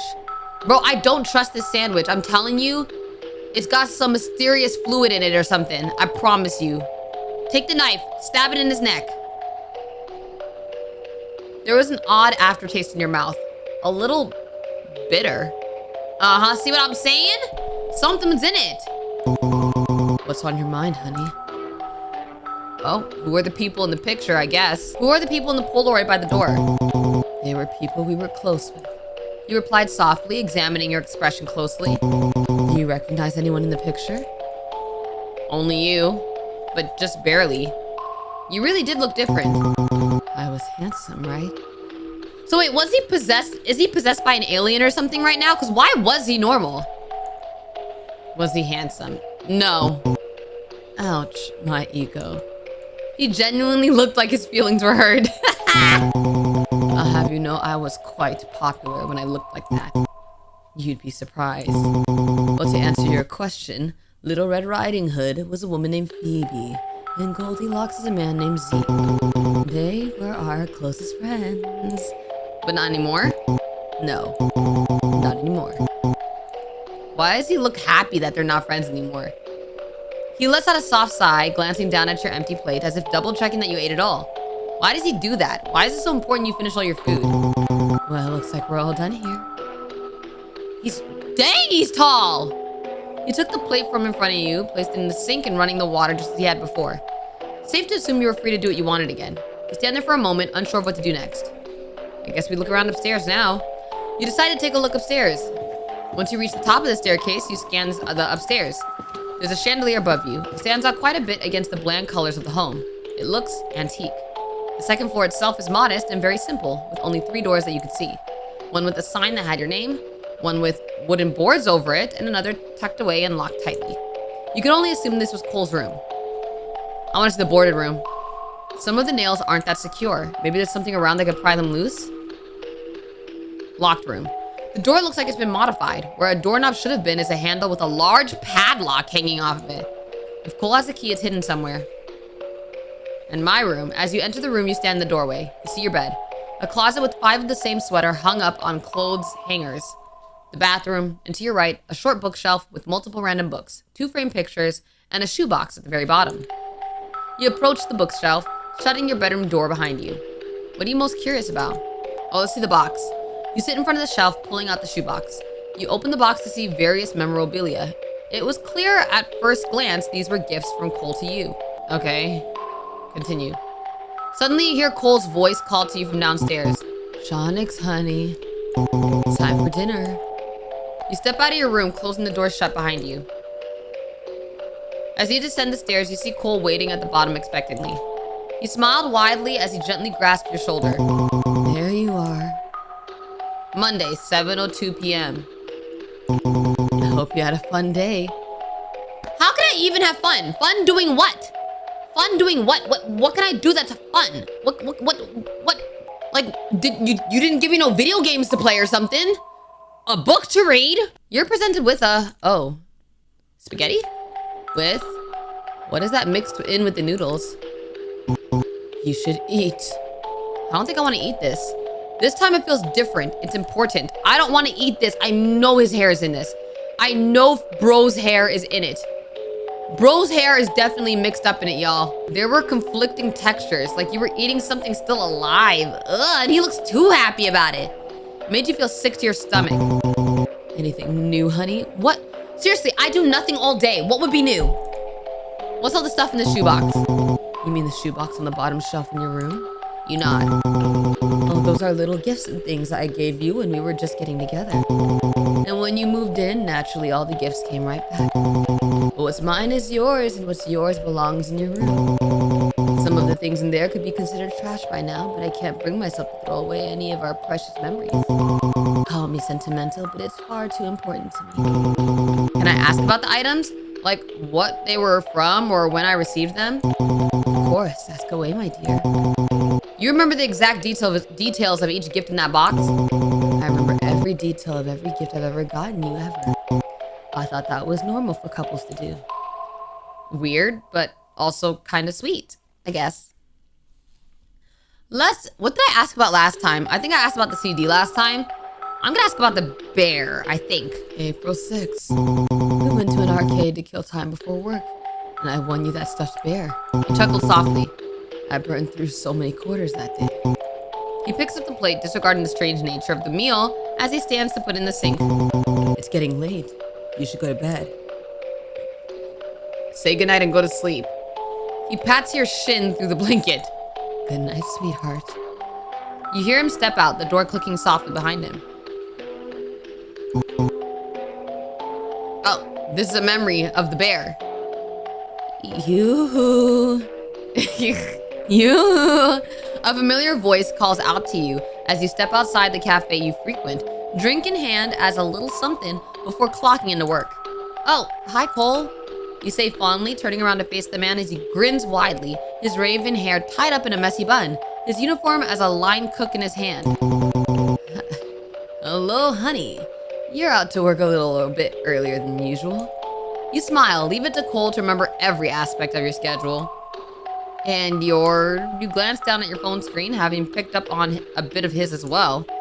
17 minutes late for yours. He just shrugged, his bright smile unwavering as his doting gaze stayed fixed on you. He looks so normal here. What happened to him? Missed the subway. Next one isn't for another hour-ish, so I thought I might burn some time. Lucky me to run into my lover on the way. You sigh, exasperated for him, since clearly he was unbothered. Your station won't be set up in time for morning service. You mumble against the lid of your drink as you take a sip. Whatever, this was out of my control. He brushes it off, clearly more focused on spending time with you than going to work now that he has you. How about we do something fun instead? He wiggles his eyebrows playfully, stepping closer and holding out his arm. The unspoken offer of an impulsive adventure lingers between you two. Fun at 9 in the morning? He gasps melodramatically.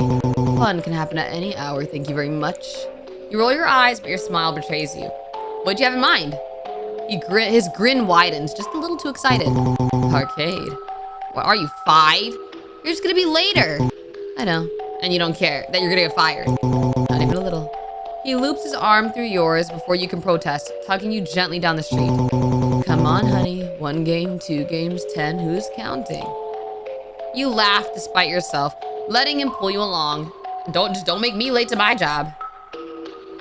The arcade is nearly empty this early in the morning. Lights flickering lazily, machines humming like they're waking up too. Cole beelines towards the claw machines with the enthusiasm of a child. Look, they restocked the prizes. You're such a dork. A dork who wins things for his lover. He cracks his knuckles like he's preparing for battle. You know these things are rigged, right? Not for me. He says it with such confidence you can't help but laugh.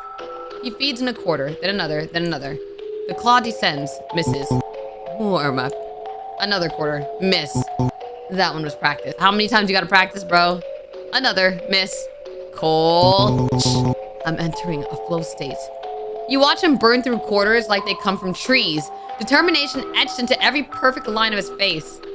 Finally, after what feels like an eternity, the claw grips a small stuffed bear. It wobbles, it slips, it catches again, and it drops into the prize chute. Yes! He pumps his fist triumphantly, the lazy updo swaying with motion. He retrieves the bear and holds it out to you with both hands like it's something sacred. A cute little brown bear with a red ribbon around its neck. For you.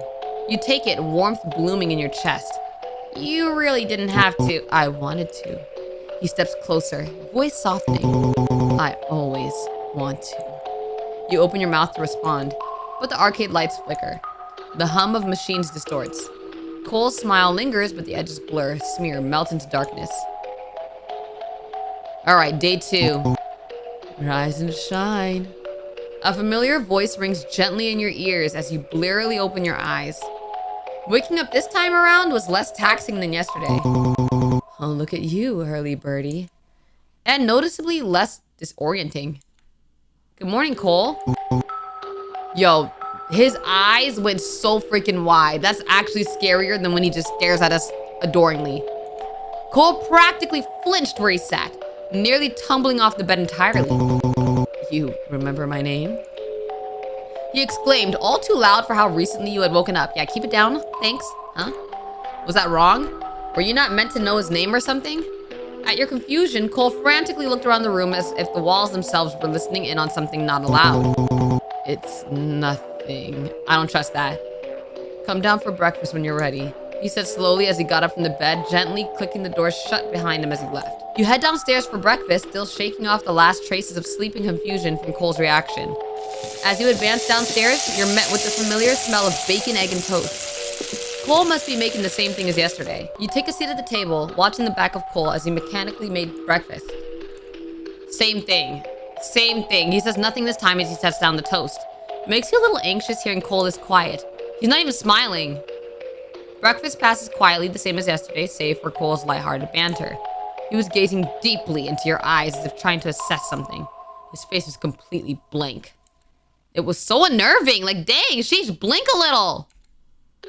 You have some time before lunch. Oh, what? Wait. You freeze mid-step, Cole standing at the bottom of the stairs, apron still on, hands clasped tightly in front of him. Can we talk before you wander off? His tone is gentle, and he's smiling like before, but there's a strange urgency under it, like he's afraid you'll disappear if he looks away. Talk about what, though? Just this. You. Today? He gestures toward the living room. Come sit with me for a bit, please. You nod, unsure what else to do. I mean, you got no choice. He's just gonna freaking manipulate our mind if we move. Cole briefly ducks into the kitchen before returning with his apron neatly folded once more. You sit on the couch. Cole sits beside you after setting the apron down on the coffee table beside a stack of Polaroids. Close, but not touching. His posture is stiff, like he's rehearsing how to be normal.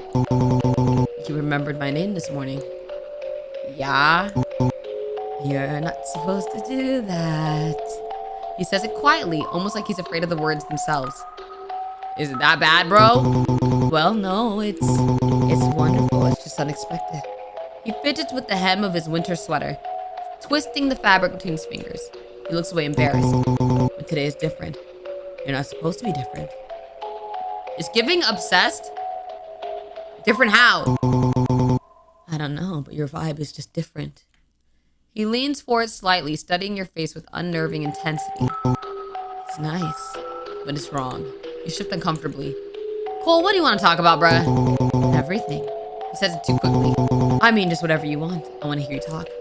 About what, though? Anything. Your thoughts. What do you think of the house? What do you think of me? He pauses. Especially the last one. Why, though? Because I like hearing it. You sigh. You're being weirdly needy today. I'm your boyfriend. I'm allowed to be needy. Hearing the term boyfriend coming from someone you basically met yesterday felt odd. He shifts closer, just an inch. Cole then takes your hand, the vast darkness of his skin nearly swallowing your fingers in his. Tell me something you remember. Cole murmured softly, his voice low with reverence. I don't remember much. You remembered my name. I guess that stuck. It's not meant to. Nothing is... He laughs softly, almost breathless. Feels like progress. Like maybe today will be better. Better than what? Than every day before today. He says it too quickly again. I don't want to ruin today. His fingers loosen their already gentle grip on yours, trailing down your palm. Can we just enjoy this morning? How? Talk to me. Ask me things. Let me be here with you. His voice softens. I miss you, even when you're right in front of me. Especially when your mind is usually so far away. I'll have to fix this later, but for now, I want to be here with you. Ask about him. Tell me about you, man. Me? I'm not that interesting.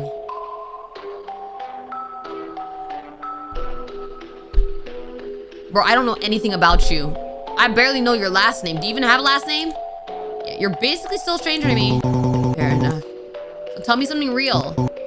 Something real. He thinks for a long moment. I like when you say my name. That has nothing to do with you! That's not what I meant. It's what I meant. He leans closer. The few stray strands of hair in front of his face swing slightly as he turned your hand around in his. And I guess we could go over the first 8 questions. If you really want. Let's see. My favorite color is red, like blood. I like how passionate it looks and how much emotion can vary through it. My favorite animals are bugs because I can squash them. The real creepy crawly ones. The ones that maybe an average person would be disgusted at. My favorite season is winter time because of how isolating it is, but I hate being cold. When he stopped talking, a calm silence drifted between you. To think that at some point, these are things you knew about him and that you knew by heart. Thank you, Cole. He smiled. Anytime. Well, I guess the house. How long have you lived here? You moved in a few months ago. I've been here since I was 19. But how old are you now? Why this house? Honestly, I just chose a place far from my parents, but close by my friends. Did you not have a good relationship with your parents? No. He responds dryly, all fondness in his tone shriveled. It made you wonder if his parents were monsters too. But living on my own turned out to be just as bad. This place is too big for one person and it got lonely whenever my friends couldn't hang out. And I met you. His hands were fidgeting with yours now. It felt like he did this often, once upon a time. You make this house a home.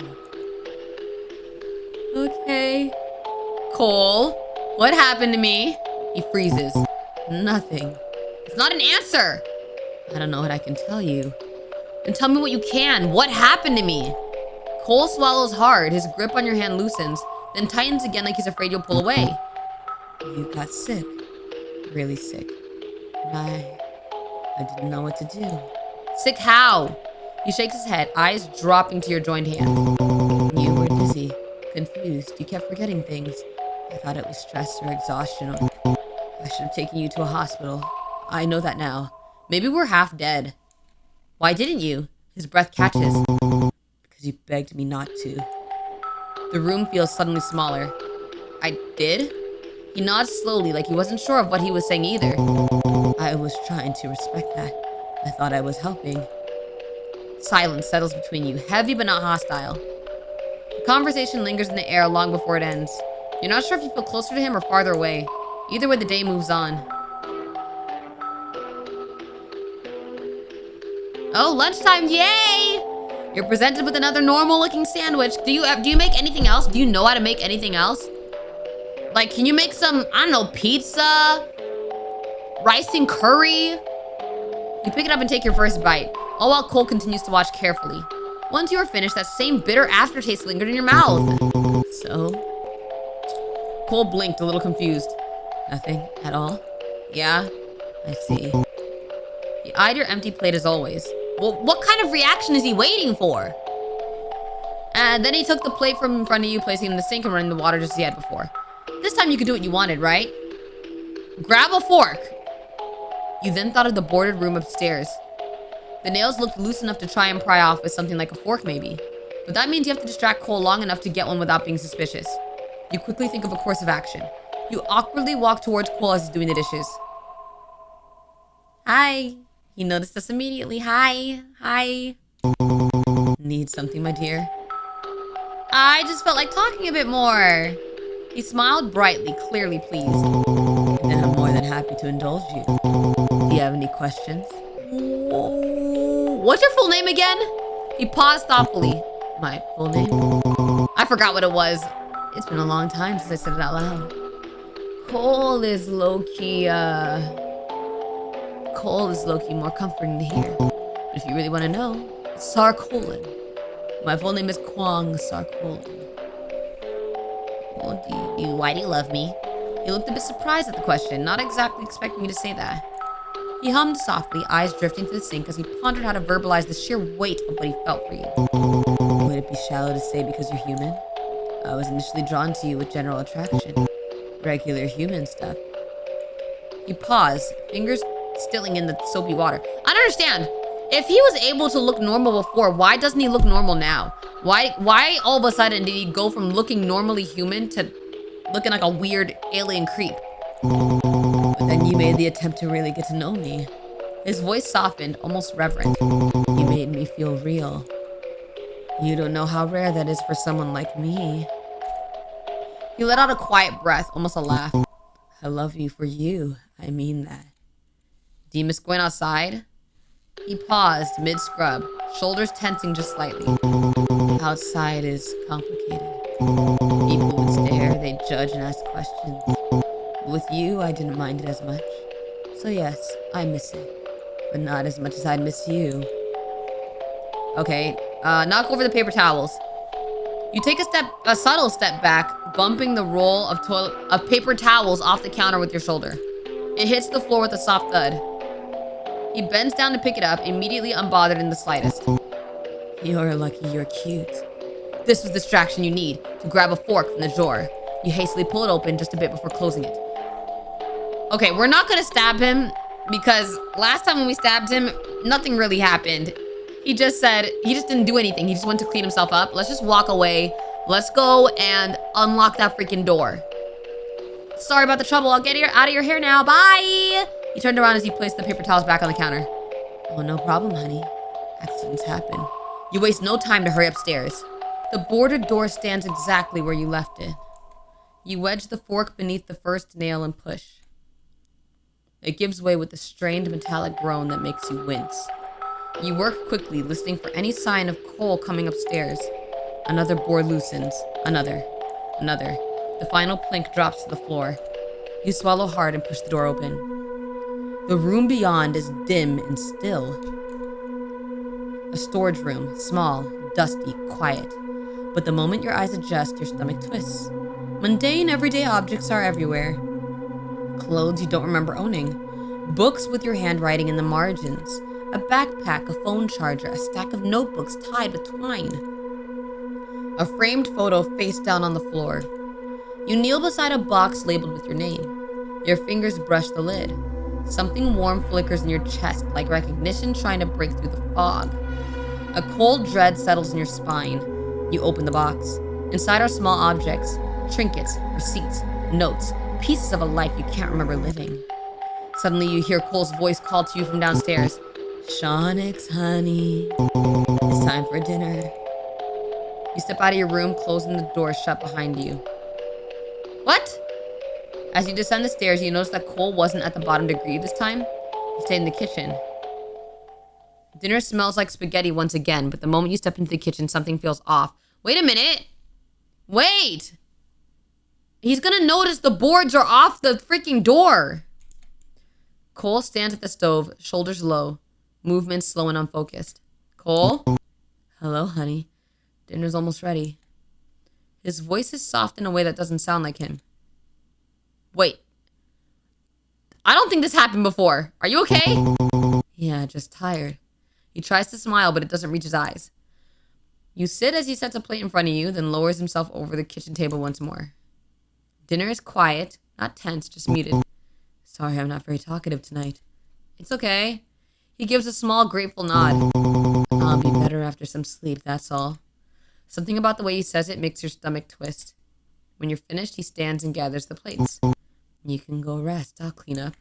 You sure? Yeah, go on. He turns back to the sink, the soft clatter of dishes echoing through the dim kitchen. You watch him for a moment longer. Something is wrong. He just won't say what. What? What? Wait, I thought we could use the phone that was in that room.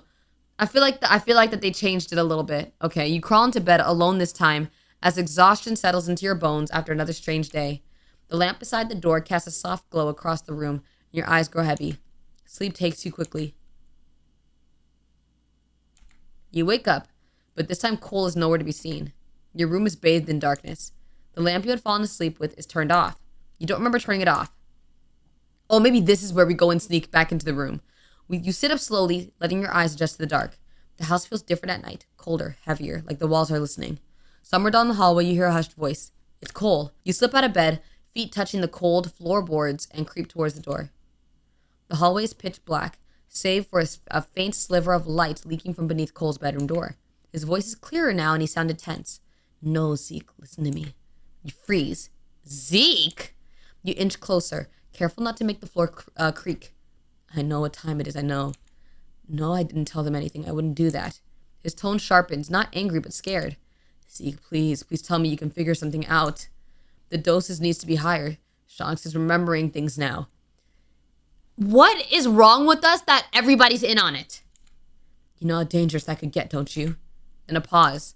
You can't hear what's being said on the other end, barely being able to make out what Cole's saying himself. Please, if not for Shonyx, do it for me. Your heart pounds. You take another step. Creak! Then, creak. Creak! We're supposed to be quiet on the creak!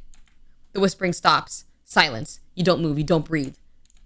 I'll call you back. See you soon. Shoot! Footsteps. The quiet jingle of a key struggling in a lock.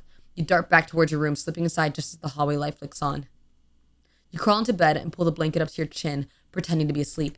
The doorknob rattles. Your breath catches, but it doesn't open. After a long moment, you hear Cole's footsteps retreating down the hall. Cole knows that we took the boards off of the freaking door, though.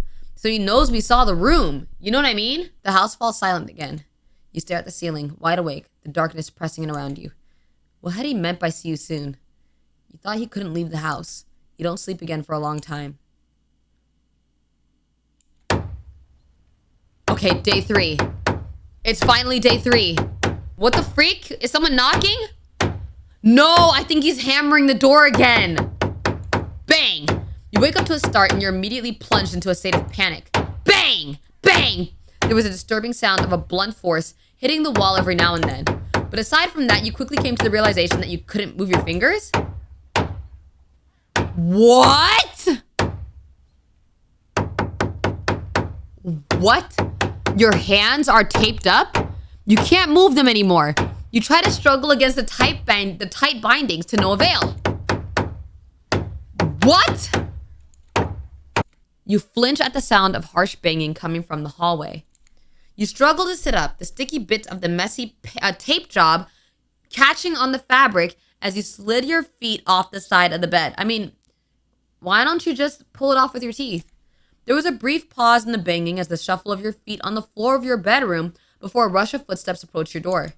You instinctively take a step backwards. You palm helplessly at the round doorknob, unable to use your dexterity to open the door. He slams the door open, bursting in with a hammer in hand and a wild look in his eyes. Hey there! Hi! Good morning, Shonyx. You step backwards further, the back of your knees brushing up against your bed, once more at the sight of the figure you had familiarized yourself with, looming past your doorframe with a hammer in hand.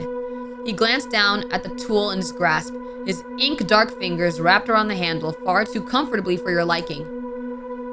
He smiled, slowly tucking the hammer behind his back, the instability in his eyes glinting unnervingly. I was just about finished anyway, honey. He suddenly crowds you on the bed, leaning down with the hammer still behind his back. Come on, I'll help you downstairs. You can help me get the tape off my freaking hands. He was eager to take one of your bound hands in his, hastily leading you out of your room and downstairs. Cole looked happy to be the one in control of the situation. He was off, way off, so much so it was concerning. He smiled widely as he sat you down in your seat, scurrying to put the hammer down on the kitchen counter and hastily throwing on his apron before taking his place leaned over the table. He plants his elbows on the table, leaning in very, very close. His breath is uneven, his eyes bright with a kind of frantic relief. There, see? Everything's fine now, just as it was. His voice is soft, but the softness feels stretched thin, like a thread pulled too tight. I already know why he was using a hammer. Why are my fingers taped up? Things have been a bit unsafe around here, you know. Are you upset with me? He stills momentarily. For an instant, he doesn't blink, doesn't breathe, just stares. Upset? He repeats the word like it's foreign. No, sweetheart, I'm not upset. He suddenly gets serious, lowering his voice. If I was upset, you'd know. I don't think I want to know. I don't think I want to know. A chill crawls up your spine.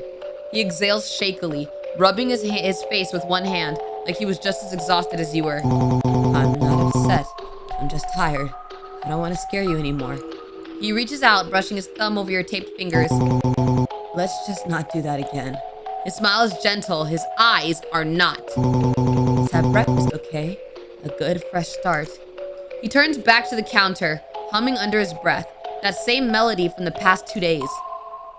You watch him move around the kitchen. He isn't cooking bacon or eggs like usual. Instead, he reaches for a box of cereal in the cabinet under the silverware. Cereal! Something simple. Something easy on your stomach. He pours the cereal into a bowl, adds milk, and stirs it with a spoon, all casual-like. What kind of cereal? Cinnamon Toast Crunch? Fruit Loops? Like, what is it? Then he brings the bowl to the table. He sets it down in front of you with a bright, expectant smile. Cole, I can't eat this. My hands. He cuts you off with a soft laugh. I know. That's why I made something I can feed you. So that was his plan. He wants to feed it to us. He wants to be fully in control. You tense up. He'd even taken the freedom to feed yourself from you. Wow! You had completely shattered his trust. Now everything was under his control again. Wow! He scoops up a spoonful of cereal, holding it up with a tenderness that feels horribly out of place as he held the spoon to your mouth. Open up, sweetheart. Dang, it's like some plain old Cheerios. Why cereal? You never make cereal. His eyes narrowed a bit. Question time is over, honey. So now I can't talk no more. I can't ask no questions. He nudges the spoon towards your mouth again. Eat. You hesitate, then open your mouth. He beams. Good job. He feeds you slowly, spoonful by spoonful, watching your face with an intensity that makes your skin prickle. His eyes follow every swallow, tracing the curve of your throat as he continued to smile approvingly. See, this is nice. Just us. No running around, no secrets. Cole! Eat first. Talk after. He scoops another spoonful, bringing it to your lips. You can't tell if he's trying to comfort you or keep you quiet. Obviously he's trying to keep you quiet. He's trying to keep us quiet, silent. He scoops another spoonful, but his hand trembles, just barely. You almost miss it. Okay, so he's nervous. I have no choice. I have to keep eating. You open your mouth, accepting the next bite. I know this is scary. You're being very brave. He sets the bowl aside once the cereal he had poured was gone, brushing your hair with gentle fingers. You know I love you, right? I will always take care of you. Cole cleared the table with a giddy feeling about him. He set the bowl and spoon in the sink. Clearly, he was delighted, even as he spoke. Also, please don't try to undo the tape. Cole chirped, his voice suddenly airy. His eyes flicked down to your taped fingers, the adhesive stark and ugly against your skin. If I find out you've been picking at that tape, or trying to wiggle your way out of my care, we'll have to find something a bit more permanent than tape to keep those hands still. What you gonna do, chop them off? He beamed, the warning delivered with the same cadence one might use to tell a child not to touch a hot stove. It was the contrast that made the hair on your arm stand up like his freaking hair. The genuine radiating affection in his expression paired with the implied threat of further restraint. He stepped back, humming that same haunting melody again, his apron now folded neatly and tucked away. Cole's grip on your arm was firm, a constant, a reminder that your orbit now centered entirely around him. Let's get settled in the living room, honey. Cole murmured, his voice regaining that sing-song quality that always felt like it was masking a jagged edge. He steered you into the living room with a lightness in his step, his hand a constant guiding weight on your elbow. He settled you into the plush fabric of the sofa, the cushions sighing beneath your weight. For a moment, he just stood there, gazing down at you with an expression of such raw, starving adoration that it felt more oppressive than the tape on your fingers. It's far too quiet in here, don't you think? He asked, tilting his head. A home needs a heartbeat, and this home is far too breathless. He leaned in, pressing a quick, dry kiss to your cheek that left a lingering sensation of coldness. Oh, don't do that again. Don't do that again. Stay right here. You could look around at things here, but please don't go anywhere. I'm going to find my record player. I believe I left it in the hall closet downstairs during the last spring cleaning. Some music will settle your nerves and perhaps mine as well. With a final lingering pat on your shoulder, he retreated, his footsteps receding behind the stairs. There was a sound of a door opening and closing, and Cole's footsteps descending. You didn't know there was a basement. Without his constant presence, the living room felt less like a sanctuary and more like a well-decorated waiting room for something inevitable. You shifted your gaze, scanning the room from the safety of the sofa. The coffee table sat within arm's reach, bearing a small, precarious stack of Polaroids.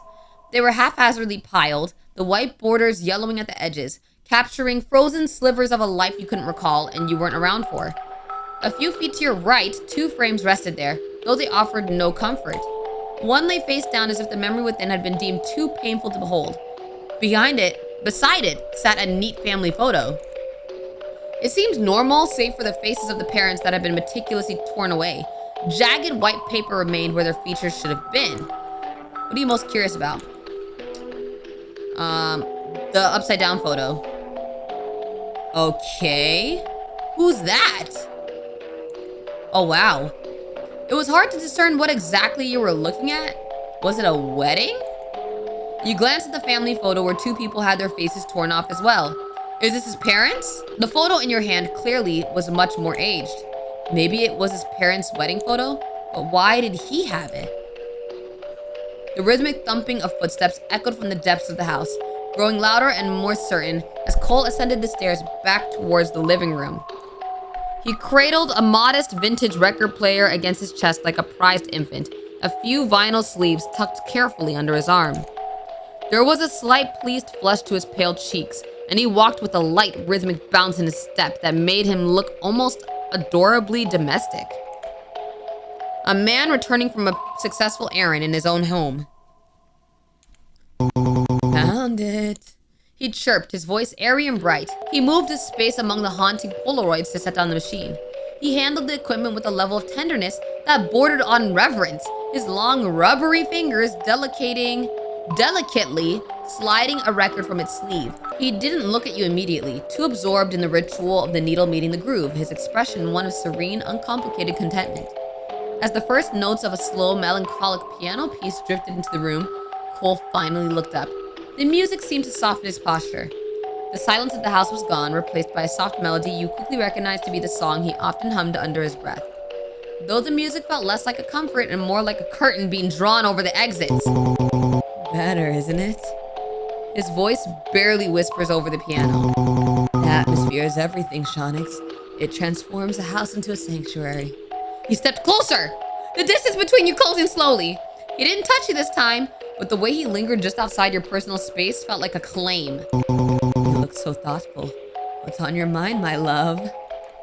I hope it's all right that I looked at your framed photos. Oh, which one? His eyes trailed to the fireplace mantel, noticing the photo that was originally face down was propped up again, and his smile slowly faded. I didn't know I wasn't supposed to touch it. The older looking one? I see. Am I gonna get in trouble for this? He hesitated before standing to lower the picture frame once more. Who are the people in the photo? So it is his parents. My father and my mother. He murmured softly. It was for their wedding day. My grandmother took the photo and framed it for them. Well, why was it lowered and why are their faces ripped out? He looked away briefly. Something unreadable yet pained flashed in his void-like eyes. It kind of hurts to look at. He murmured almost under his breath. My entire childhood, this photo was everything I imagined love to be. He looked sadly nostalgic, his fingers tracing the edge of the lowered frame. Sometimes I dream about our wedding, what our wedding would look like. He turned back to you smiling. And every single time I imagine it just like this picture. It was a mistake for me to have it. Why do you have it? He smiled sheepishly over his shoulder. It's nothing special really, I'm sure I'd bore you. I still want to know. To be very honest, I took it from their house when I... He trailed off briefly when I left. Why steal it if it belongs to your parents? Cole sighed, pausing for a moment as if gathering thoughts. We never had a very strong relationship with each other. That's including my parents' marriage. When I was younger, I would beg my mother to tell me the story of her and my father's wedding day all the same. I loved love. It was a beautiful thing. He turned, slowly returning to your space. But it was also delicate, easily shattered. That's why my mother's happiness didn't last for too long. Cole suddenly had a faraway look in his eyes. I guess that's kind of the reason why I hold on to the love I have so desperately. His attention was suddenly redirected to you. Yay, yay, hi! I'm doing this the only way I know how, after all. My life was filled with people leaving me. Cole's gaze was heavy once again. But you won't leave, will you? The soft music of the record was like an audible representation of Cole's emotions. And I'm not gonna promise nothing. Your silence was a million words to Cole. Nothing changed in his expression save for the slight twitch in his eyes. Oh, nah. That's been happening a lot more recently. He's gonna crash out. Right then. Cole lets out a slow breath, grounding himself. Thank you for spending time with me. You spent a few more moments together, quietly existing with each other as Cole switched out the record a few more times. He exchanged memories for time, speaking fondly of experiences you had no memory of. Eventually, he got up to prepare lunch, like any other day. You followed after your boyfriend, hovering around the kitchen. You didn't want to bother him, but there really wasn't much else to do. We have our fingers taped together. We can't do anything. Cole? Yes, my love. Cole chirped, reaching for his apron, but pausing halfway to respond. Would you mind making me something other than a sandwich? Is he mad? Is he shocked? What is his face? Bro, I actually hate this face. I actually hate this face. Please blink, please! He leaned over the table towards where you stood. You don't like it? I don't know. I could just use something different every now and then. You shrugged. Cole's face was hard to read for a moment before he smiled widely. I'd love to. Cole's voice was steady over the rhythmic tapping of a knife hitting a cutting board. A lot of people have told me the silence of the house was eerie, since it was usually so empty, but I find it clarifying. The scent of toasted sourdough and melted cheese began to drift through the air. What is he making? Grilled cheese? It was a domestic smell, something that belonged in a cozy cottage, not in a place where the doors were padlocked and the windows are boarded up. You watched him through the doorway, his movements fluid and precise, the pink apron he wore contrasting sharply with the intensity of his focused gaze. Lunch is almost ready, he added, his tone shifting into that warm, honeyed cadence that always makes you forget for a split second that you were a prisoner of his affection. He plated the grilled cheese with precision. Okay, it is grilled cheese. Cutting the sandwich into 2 perfect triangles. He set a bowl of tomato soup beside it. You sat down at the small wooden table. The silence he'd praised felt heavier than usual. He slid the plate towards you, the golden brown crust of the sandwich glistening under the kitchen light. Pretty plating, eh? You poked at the sandwich, the cheese stretching in a satisfying gooey string. I was just thinking that you're very precise, even with the food. Everything is always so symmetrical. Cole let out a soft humming laugh, leaning his chin on his hand as he watched you take your first bite. Precision is a form of love, don't you think? To care for the smallest detail is to care for the whole. Plus, I used to be a chef.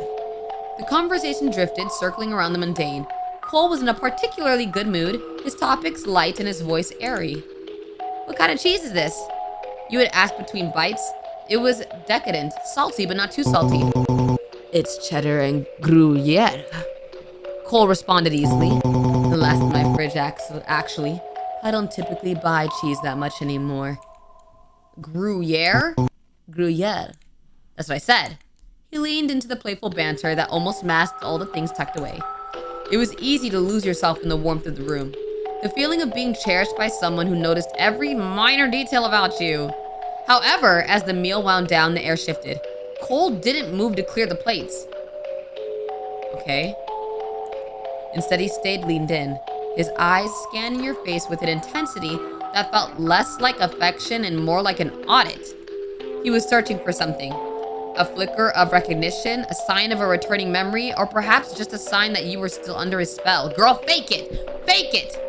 He smiled warmly as he cleared the table. If you want some time to yourself, now's the time, my love. You nodded, your gaze trailing to the corner Cole had disappeared past to get his record player. You were curious about that basement. Do you want your hands chopped off? Do you want your hands chopped off? Cole called out over his shoulder before you could go. Oh, would you like something different for dinner as well? Sure, that sounds nice. Yeah. He hummed out an acknowledgement, finalizing your conversation. You glanced back at Cole, who was humming softly to himself as he washed the plate and bowl. You drifted further into the hallway, past the living room and the stairs back up, your fingertips trailing along the bland wallpaper. That was when you saw it. A narrow door, tucked behind a shadowed corner.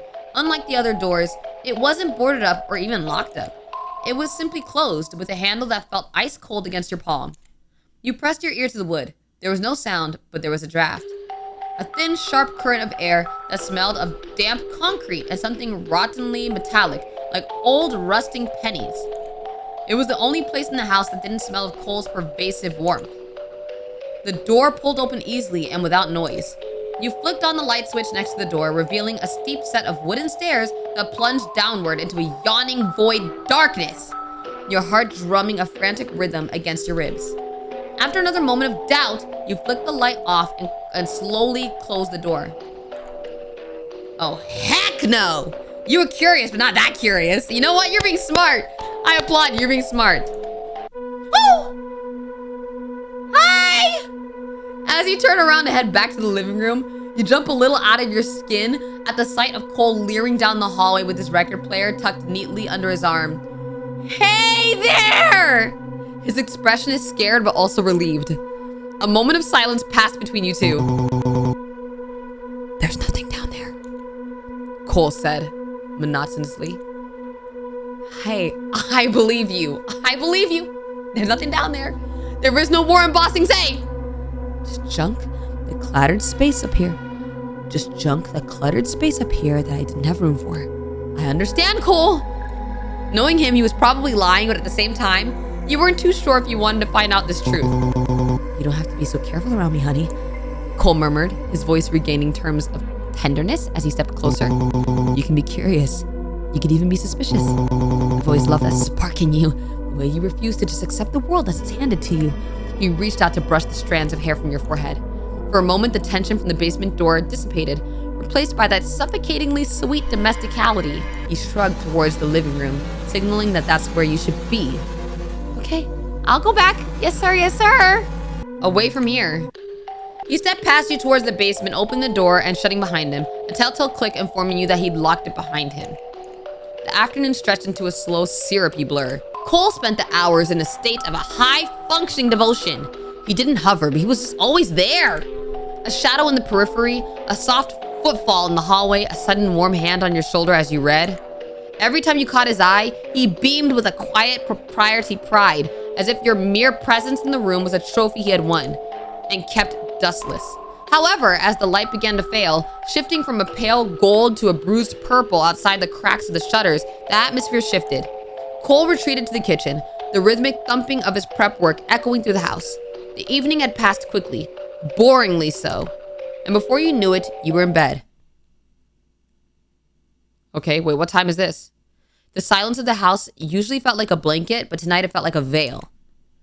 You woke up to a rhythmic, gritty scraping that echoed up through the floorboards. What? You lay still for a long time, staring at the ceiling, listening to the cadence of the noise. Scrape, swirl, crush. Scrape, swirl, crush. It wasn't until you heard a soft knocking at the front door that you finally snapped to alertness. A cold curiosity, sharper than your fear, nudged you out of bed. You crept out of your bedroom door, your feet finding the cold spots on the hardwood to avoid the creaks. From the top of the stairs, you saw his tendrils moving to open the door. What? What? You slowly peered down the stairs, careful to not be seen. What the actual freak? What the actual freak is this? What am I witnessing? Bro, I didn't know he could actually control his hair. Bro, if you could control your hair, why don't you make your hair lay down flat? Cole was sitting at the table, though the chair you usually sat at was repositioned. He was using a mortar and pestle, the heavy stone bowl grinding something white and brittle into a fine chalky powder. That's the medicine he's drugging us with. I shouldn't even call it medicine, it's just drugs. You watched the way his shoulders shifted, the tension in his frame suggesting a level of concentration that bordered on desperation. When the door unlocked, another person opened the front door from the other side. Wait, someone's at the front door? Where were you? You're late. Bro, it's Zeke. So why is Zeke in on it like this? Why is Zeke in on it? Your eyes widen at the sight of a familiarly unfamiliar man entering the house. A tall, dark-skinned man with long blonde wigs holding a paper bag of what looked to be groceries. So he brings the groceries? Yeah, I'm sorry. His voice was low, lower than Cole's, but with a consistent, exhausted tone. Got held up at work. He set the bag down on the table next to Cole, beginning to quietly unload the items. This week has been so difficult, Cole murmured, going back to quietly crushing the pills. Shonyx is upset with me. I keep messing up. The man moves around the kitchen with as much precision as Cole does, tucking a loaf of bread in a cabinet, placing a fresh carton of eggs in the refrigerator. Cole continues to catch up in detail of the events of the past few days, expressing his feelings and thoughts on things he had kept secret in front of you. What really caught your eye was newly filled bottles of pills he slowly pulled out at the end. What are they in on? What is going on? The same ones Cole was crushing. What did those pills do? Was Cole feeding you them? Well, duh! I just think that everything is going to end really soon, Cole murmured, indicating the last of his thoughts. Doesn't this feel like a rising action until the big thing happens that decides how the rest of our lives play out? The other man just nods his head. It was clear he wasn't a very talkative guy. What you hadn't seen coming was the small white handkerchief he pulled out of his pocket, along with a small bottle of something clear. He poured some out into the cloth, slowly walking behind Cole's line of sight as he continued to murmur quietly to himself. Maybe you're right, he hummed before pressing the cloth to Cole's mouth and nose. He squeaked with surprise, struggling for just a moment before immediately slumping forward. What the freak? His floating strands of hair slowly began to droop and fall, though some stayed connected to the ceiling. Phew. The other man sighed quietly, tossing the cloth into the sink and looking down at his passed-out friend. What really shocked you was when he began speaking again. I didn't mean for you to see that. I was planning on waking you up myself, but I guess this is fine too. He turned around to look directly at where you was sitting on the stairs. Come on, let's talk. Your heart hammered against your ribs. Hey, can we talk outside? Can you just take me out of here? He's knocked out. Let's leave. For a long moment, you didn't move, your grip tightening on the banister as you stared at the man who had just completely knocked out the guy keeping you in his house. The shock of seeing Cole, usually so poised, slumped over the table like a broken doll was jarring.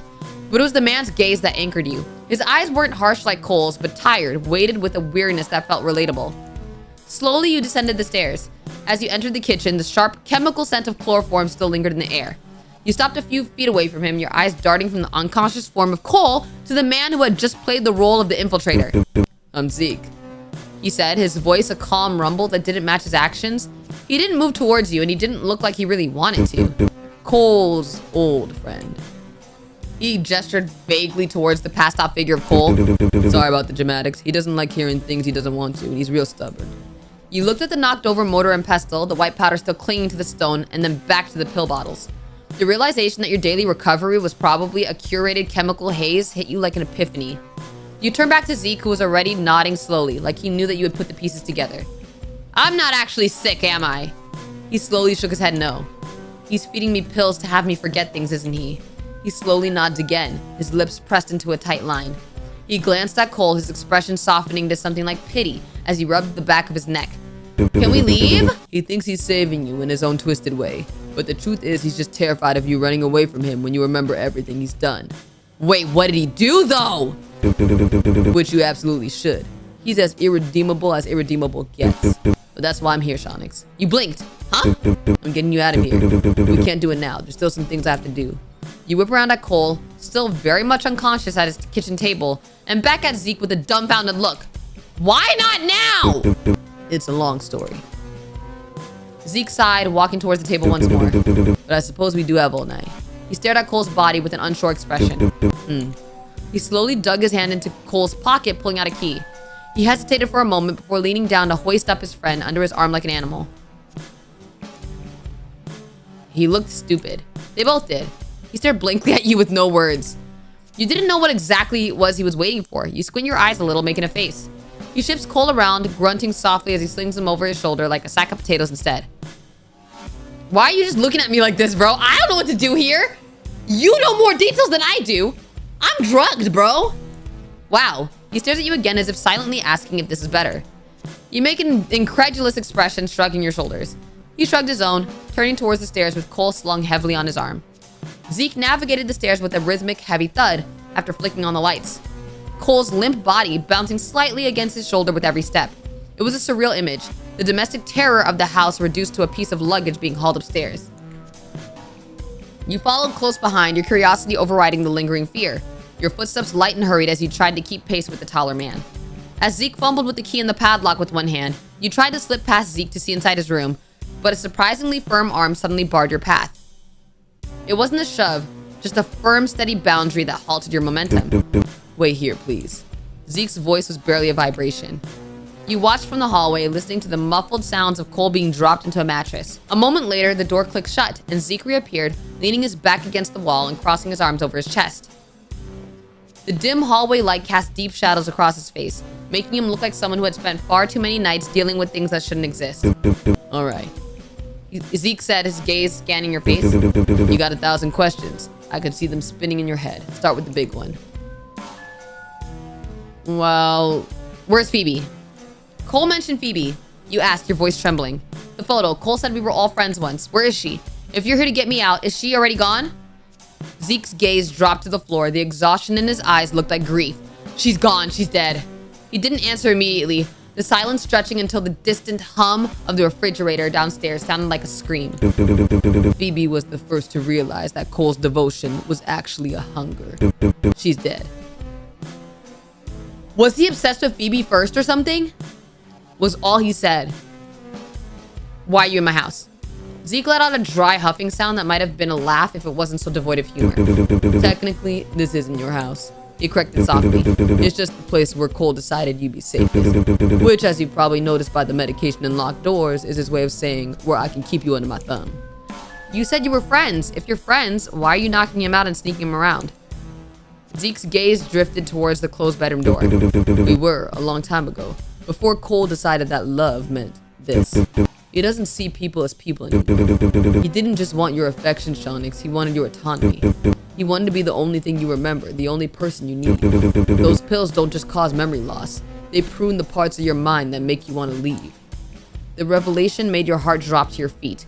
Every kind gesture Cole had made over the last few days, the careful meals, the soft words, the obsessive attention, suddenly felt like an elaborate performance. You looked at Zeke, really looking at him, noticing the way he didn't seem surprised by any of this. What, so is this coming from some sort of savior complex? Savior complex? You must be joking. It's a place of concern, bird. Who are you really, though? Why were you even helping bringing the pills to him? Zeke shifted his weight, his shoulder leaning harder into the wall, as if the physical pressure helped him hold back the words. A coward. I'm someone who waited too long to finally do something. He looked at you with a strange sort of warmth. Look, I'm gonna be honest. I know you more than Cole thinks you do. I've been weaning you off the medication by emptying half the bottles and filling them back up with duds. Oh! The air in the hallway seemed thin. Every time you had felt a flicker of clarity, every time the fog had lifted just enough to make you question the locks on the doors, that had been him. I know you're probably really confused, and I'm sorry. I'm doing this for you and for Cole. This obsession he has with you is ruining you both. Eventually, you'd overdose on the pills, and he'd die of starvation. He can't sustain himself on the energy of a dying mind for long. I care about you two too much to let that happen, okay? You nodded after a moment, slowly digesting the words. What do you mean he would starve? Does he literally feed off of affection or something? Any day now, Cole won't be able to keep up that form much longer. It's been slipping out of his control more and more every day, and if he doesn't eat...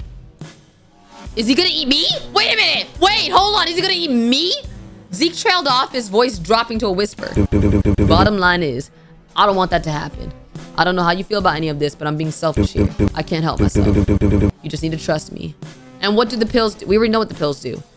Zeke let out a long, slow breath. They're sort of a eraser. They target the short-term memories and emotional triggers that keep you grounded in who you are. Why would he do that? Why would he want me to forget everything? Zeke's expression remained the same. Because Cole is a rotting monster. Yikes. Well, I wasn't being mean. He's literally a monster, and he's literally rotting. He paused, then did something unexpected. He wiggled his hair. What? He's one of them? They moved independently of each other, writhing like snakes for only an instant before it stopped. Creatures like him, creatures like me, we can't be exposed to humans for too long in that state without things starting to degrade. You start to go insane. You start to lose your grip on reality, your identity, and your will, as you were doing. The only way he thought he could prevent the crazy was to make you forget. If you didn't remember the things that were triggering the breakdown, he thought you could stay here with him. He looked at you, his eyes weighted with a profound sadness. He did want to help you, Shonyx. He just went crazy along the way. He gently pat your head. It was a sort of awkward gesture, but it felt nice. It wasn't a touch that demanded anything from you. You should head to sleep. I'll be gone when you wake up, but I won't be far. He glanced at the storage room. It would be better if you had your phone, though. I guess I'll have to deal with that, too. He murmured soft to himself. Guess I'm busy tonight. He watched as you returned to your room before heading downstairs to discard the pills. The hallway light was turned off and the house was quiet once again. What? Why couldn't we just escape? What? Why couldn't we just escape tonight? Zeke is gonna die before we escape. Oh my goodness, bro. Girl, if you don't just go out that door right now, the door is unlocked. He's asleep. If you don't just go out that door right now. Oh my goodness, bro. Okay, now I'm gonna play the other route, which is basically, I think we just need to be a little more complacent, not questioning as much. So I'm gonna go do those choices real quick, and then we'll get back to day 3. Y'all, in this route where I was like a little bit less questioning, I can use the phone. Okay, we're back to day 3, so let's go eat now. We're back to day 3. Cole looked happy to be the one in control of this situation. Our hands are still taped, and Cole is still weird. He plants his elbows on the table, leaning in very, very close. His breath is uneven, his eyes bright with a kind of frantic relief. Everything's fine, right. Why are we using a hammer? Wait, I thought there was 2 questions before. Now there's only 1 question. I thought before, didn't we ask something else? No, last time we asked, why did you tape our hands? But now they're only giving us the option to ask why you're using a hammer. What were you doing? Fixing things. With a hammer? He laughs, a short, wheezy sound that doesn't match his expression. Well, yes, that's typically what hammers do, sweetheart. After all, you sure did a number on the storage room. Shoot, you hadn't covered up your tracks, but a part of you hoped Cole wouldn't get too suspicious. I mean, it's pretty obvious when there's boards off of a door. By the looks of his demeanor, he's less than impressed. I can only imagine what things you found in there. You're frozen. He knew, he definitely knew. But I guess it's my own fault. I never told you that you couldn't go in there, I suppose. Your stomach twists. Well, now you know. And it's okay. I forgive you. His smile widening again. Let's have breakfast, okay? A good fresh start. He turns back to the counter, humming under his breath. The same melody from the past 2 days. You watch him move around the kitchen and he isn't cooking bacon or eggs like usual. Okay, let's skip all this. It's the same thing, same thing. Oh, okay, instead of this photo, let's look at these photos. Oh, what's this photo? Let's look at this photo. Oh, again, his parents. It's a family photo. You see 3 figures, a frail, thin woman, a tall man, and what appears to be Cole as a child. He's clearly displeased, whether with his family or the situation, you weren't sure. You couldn't help but wonder why he had torn their faces off. Was their relationship truly that bad? All right, the rhythmic thumping of footsteps echoed from the depths of the house, growing louder and more certain as Cole ascended the stairs back towards the living room. All right. Found it. He chirped, his voice airy and bright. He moved his space among the haunting Polaroids to set on the machine. Okay, well, we're gonna listen to some music, y'all. Better, isn't it? His voice barely whispers over the piano. The atmosphere is everything, Shonyx. It transforms a house into a sanctuary.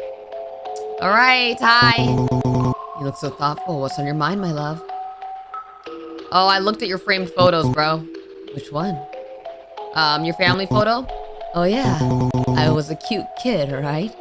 Okay, he's not as bothered by us looking at that photo.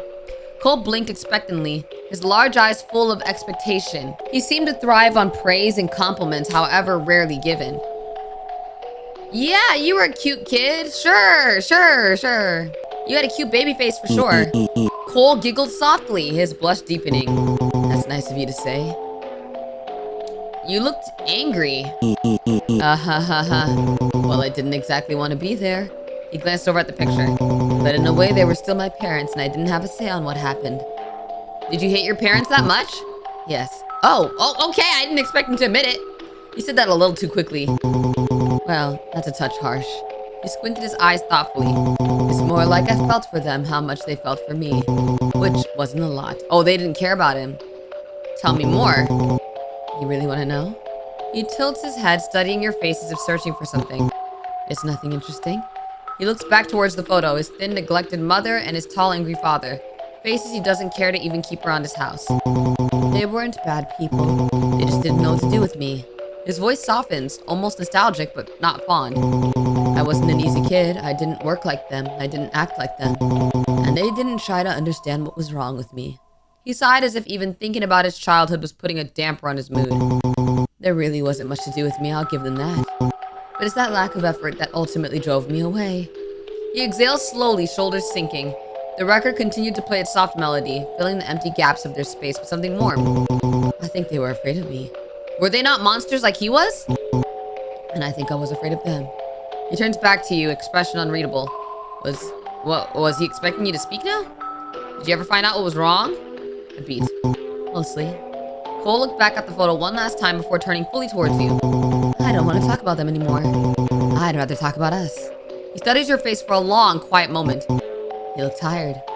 He says it gently, just loud enough to be in your space, but not too much to be anything less but caring. He shifts closer on the couch, knees brushing yours. I hate seeing you like this. I'm fine. He gives you a look that says he doesn't believe a word of it. You always say that. But he refrains, his fingers twitching at their sides. And you'll always believe me. I will. Cole lets out a slow breath, grounding himself. Thank you for spending time with me. Alright, well, we spend more moments together.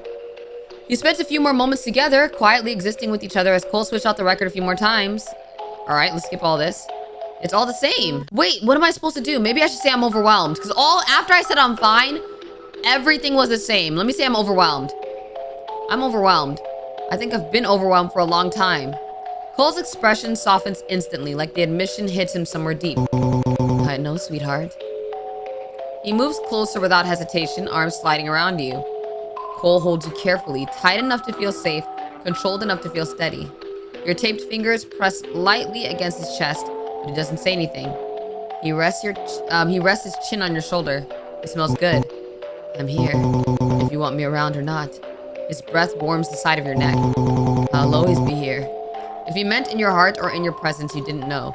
He squeezes you once, gentle and grounding. Just stay with me for a minute. It was moments like this that makes it easy for you to stop resisting for a moment, to slip back into a dazed sort of existence. Here, there was nothing outside of just you and him in this moment. You could almost forget there's something bigger coming for you. Almost. Cole lets out a slow breath, grounding himself. Thank you for spending time with me. So again, is it the same? So wait, how do I get a different ending? Let's stab him in the neck this time. You see his back turned to you, kneeling on the ground. Then you look down at the metal fork in your hand. You take a step forward, then another. You were close enough to hear Cole mutter something under his breath as you bring your arm over your head. Cole began turning his head to face you, worried about your silence. Hey, are you? Splat! Let's go all the way down to why are my fingers taped up? Oh! Why do I have a stab wound in my throat? Oh, he clocked us. He clocked us. He did clock us. He asked back with the same brittle calm. Clearly he's fine, if not a bit bitter. Something inside you hopes he's not upset at you. I think I'd be a little bit upset if someone stabbed me in the neck, though, even if I was, like, immortal. You're not sure if Cole angry was something you wanted to experience just yet. I get it, you know. He started again suddenly. You're scared, I'm scary. It's only natural you react this way. He sighed, rubbing at the near invisible stitches in his neck. You swallow hard, unsure whether to apologize or stay silent. Cole, You don't have to explain. I know why you did it. He says it so casually, it makes your stomach twist. You were scared. You thought I was going to hurt you, or... He trails off, jaw tightening. Something. It doesn't matter. You reacted, I reacted. We're both still here. He lifts his head. It looks like the wound was sewn shut. Okay. with his own hair. And look, I'm fine. He didn't even hit anything important. He says it like he's trying to comfort you, but it only makes your pulse spike. Are you upset with me? He stills momentarily. For an instant, he doesn't blink, doesn't breathe, just stares. Upset? He repeats the word like it's foreign. No, sweetheart, I'm not upset. He suddenly gets serious, lowering his voice. If I was upset, you know. A chill crawls up your spine. He exhales shakily, rubbing his face with one hand, like he was just as exhausted as you were. Okay, why he kind of looks slightly fine here, though? Like, when he closes his eyes, he kind of, I don't know, like, he kind of, you know? I'm not upset, I'm just tired. I don't want to scare you anymore. He reaches out, brushing his thumb over your taped fingers. Let's just not do that again. His smile is gentle, his eyes are not. Let's have breakfast, okay? A good fresh start. Alright, so he's gonna make the breakfast again. It's gonna be that cereal. He's gonna feed us. Open up, sweetheart. You never make cereal. I don't want to eat. Last time I kept eating, I think, so let's turn our head away. You turn your head sharply. The spoon bumps your cheek. Oh, shoot. He freezes. The air thickens. Shonyx, look at me. You don't. He exhales through his nose. This was a risk. I'm trying so hard to make this easy for you. He sets the bowl down with a soft clink. But you make everything so difficult when you wake up like this. He grabs your jaw, your chin pressed to the thinner eminence between his thumb and pointer finger as they both keep your head in place. His touch is no longer as gentle as he had been the past few days. This was firm and patient. You think I'm doing this for me? This is for you, honey. You think I gain anything other than a reassured state of mind that the love of my life is well fed and nourished? You try to open your mouth to speak, but his hand is still gripping your jaw, his eyes twitching. Okay! Dang, I'm sorry, I guess. The answer is no, my love. I get nothing. All I've ever received from you is nothing. He lets go eventually after a tense moment of staring into your eyes, standing up to massage his temple as he cleared the table. You don't want to eat, you don't have to eat. Go on then. Not like you can do much harm with your hands like that anyways. It was a firm dismissal. He was losing his patience with you. Oh my goodness, wait, he's getting scary. The house had a weight to it. A heavy velvet quality that seemed to swallow the sound of your own breathing. You stepped into the living room. It was a space designed for comfort, yet it felt more like a curated exhibit of a life you couldn't quite remember living. You wandered towards the center of the room, noticing how the lack of interior walls created a strange, panoptic feeling. You were always in view of the kitchen, and the kitchen was always in view of you. A coffee table sat centrally, holding a stack of Polaroids. You paused by the fireplace mantle where 2 picture frames sat. Alright, what are we most curious about? Well, we looked at both of those, now let's look at this. Oh, each photo is years apart, but all seem to be from the same camera. Interesting. So there's that.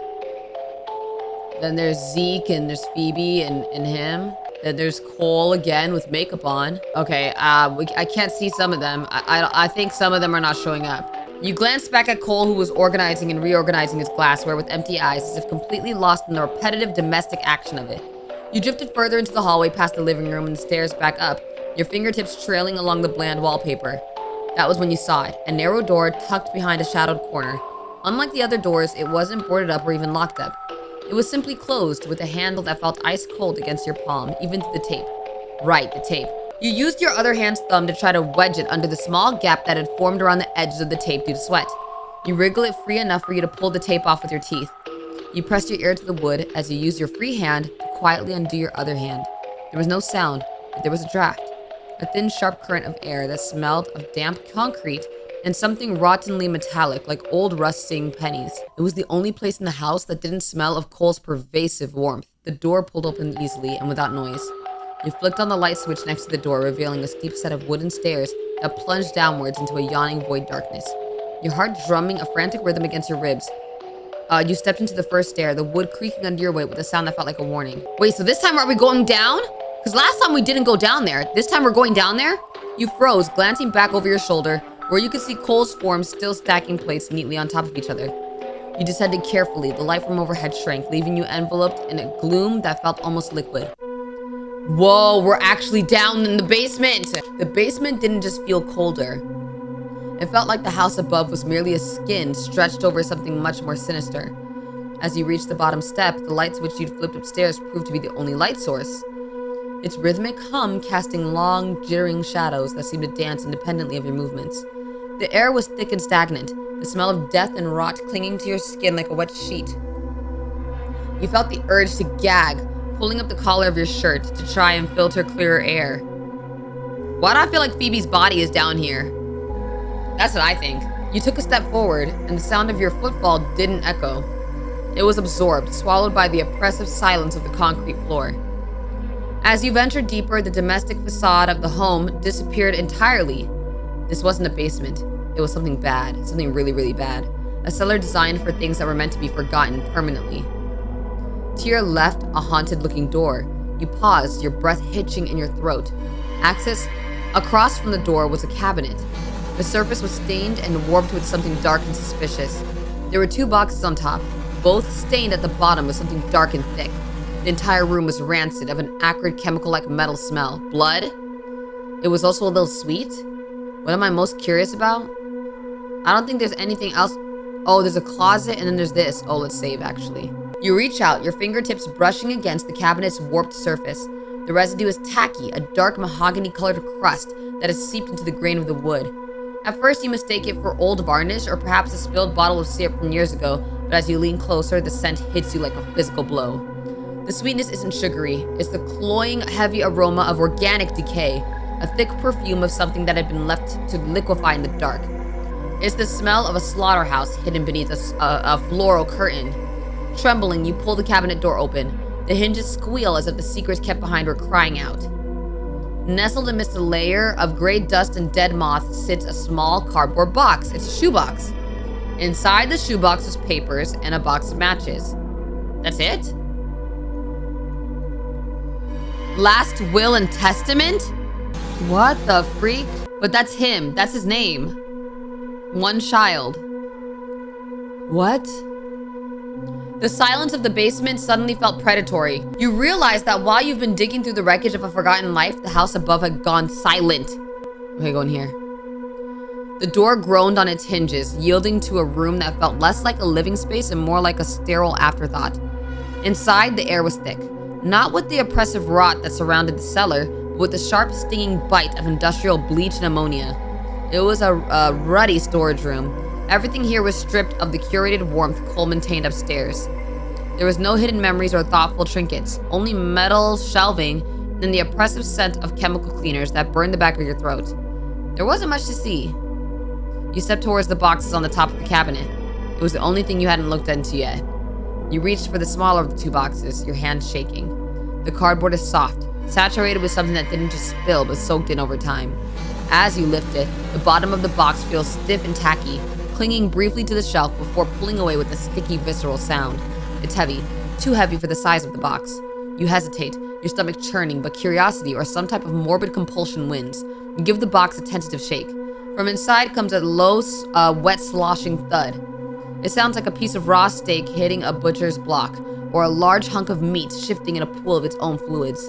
The smell that waves from the gap in the tape is unbearable now, a concentrated stench of rot that makes your eyes water. You think of Cole upstairs, his gentle smile and the way he meticulously stacks the plates. You think of the way he looked at you, with a love that felt almost like a weight. Then you look back into the box, and the contrast is deafening. The man who loves you so deeply is the man who kept this, whatever this is, in the basement. You stare at the other slightly bigger box, wondering if some things are better left in the dark. But your fingers are already setting down the smaller of the 2, and reaching for the flap on the top of the second box. Are you ready? Why are you asking me if I'm ready? Cause why are they asking me if I'm ready?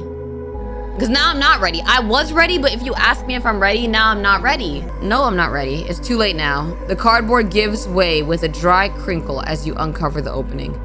You don't find a keepsake or a forgotten heirloom.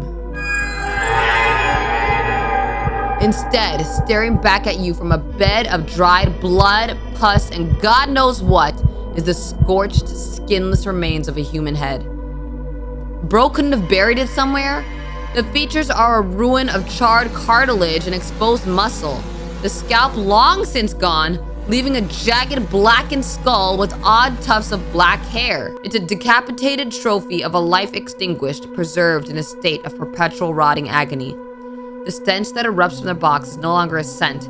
It is a physical force. It is a physical force, a thick, cloying miasma of ancient death and chemical preservatives that coats the back of your throat. Your stomach revolts with a violent, sudden intensity. You barely have time to turn away before you are doubling over, throwing up until your ribs ache, the contents of your stomach splashing into the cold concrete floor. The sound of your own sobbing breaths fill the room, but they feel too shallow, too thin. Your vision begins to swim, the edges of the basement blurring into a dizzying whirl of gray and mahogany. The air feels like it has turned to lead, crushing the oxygen out of your lungs as the reality of the object sinks in. This isn't just a macabre of curiosity. It is a testament to something monstrous. Panic, cold and electric, surges through your veins. You stumble backwards, your heels catching on the uneven floor. The silence of the house above, which had felt peaceful only an hour ago, now felt like a predatory silence, a held breath. You think of Cole's gentle touch, the softness of how he speaks, the clumsiness of how he cares. The contrast is a sickening whiplash. The man who loves you with all his being, who meticulously stacks plates and wears a pink apron daily, has been keeping a headless corpse in the dark. Who knows what else? Hysteria is too small a word for the feeling that takes hold of you. You want to scream, but the sound dies in your throat, replaced by a frantic animal need to get away from the box, the smell, and the memory of the thing. You begin to scramble back towards the stairs, your breath coming in jagged, erratic gasps until familiar arms found their way around your waist, one pulling you tight to his chest, the other clamped heavily over your eyes. What a mess you made in front of my mother, honey. What? First impressions are everything, you know. What? What? The shock of his touch was like an electric jolt, and your instinct screamed for distance. With the sound of panic, you twisted violently in his grip, shoving your elbows into his chest and kicking out with everything you had. You managed to break one arm free, your hand clawing at the air, desperate to find any exit from this nightmare of concrete and rot. Cole didn't flinch. Instead, his expression shifted from a tender smile to something clinical, almost bored. Suddenly, the strange floating locks of his hair surged forward like snakes. What? Ho! Before you could scream, they latched around your wrists and ankles, pinning you flat against the cold, damp floor. Oh, shoot! The grip was absolute, an inescapable bind that crushed the breath from your lungs. His hands gently covered your eyes once more. As you struggled, a painful squirming sensation lanced through your head. A sharp, searing pressure began to build behind your eyes, a localized explosion of white noise that drowned out the sound of your own frantic heartbeat.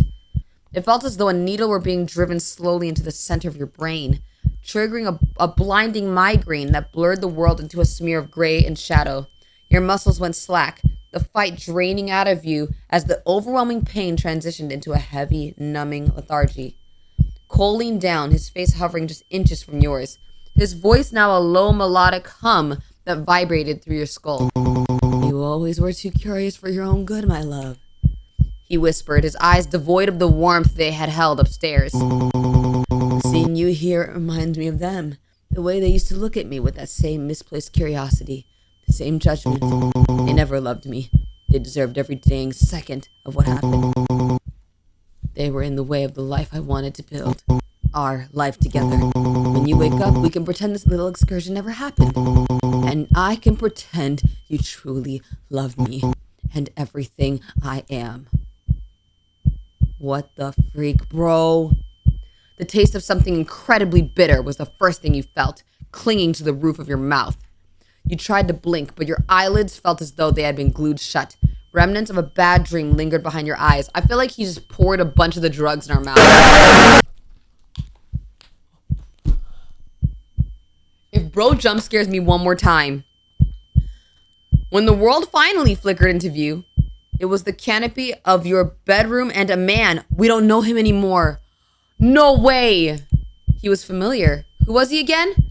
You tried to sit up, and the room performed a slow, sickening tilt, the walls sliding sideways as a wave of nausea surged from your gut to your throat. It wasn't a natural sickness. It was a chemical heaviness, a sluggish, synthetic fog that turned your blood into lead and your thoughts into blurred watercolors.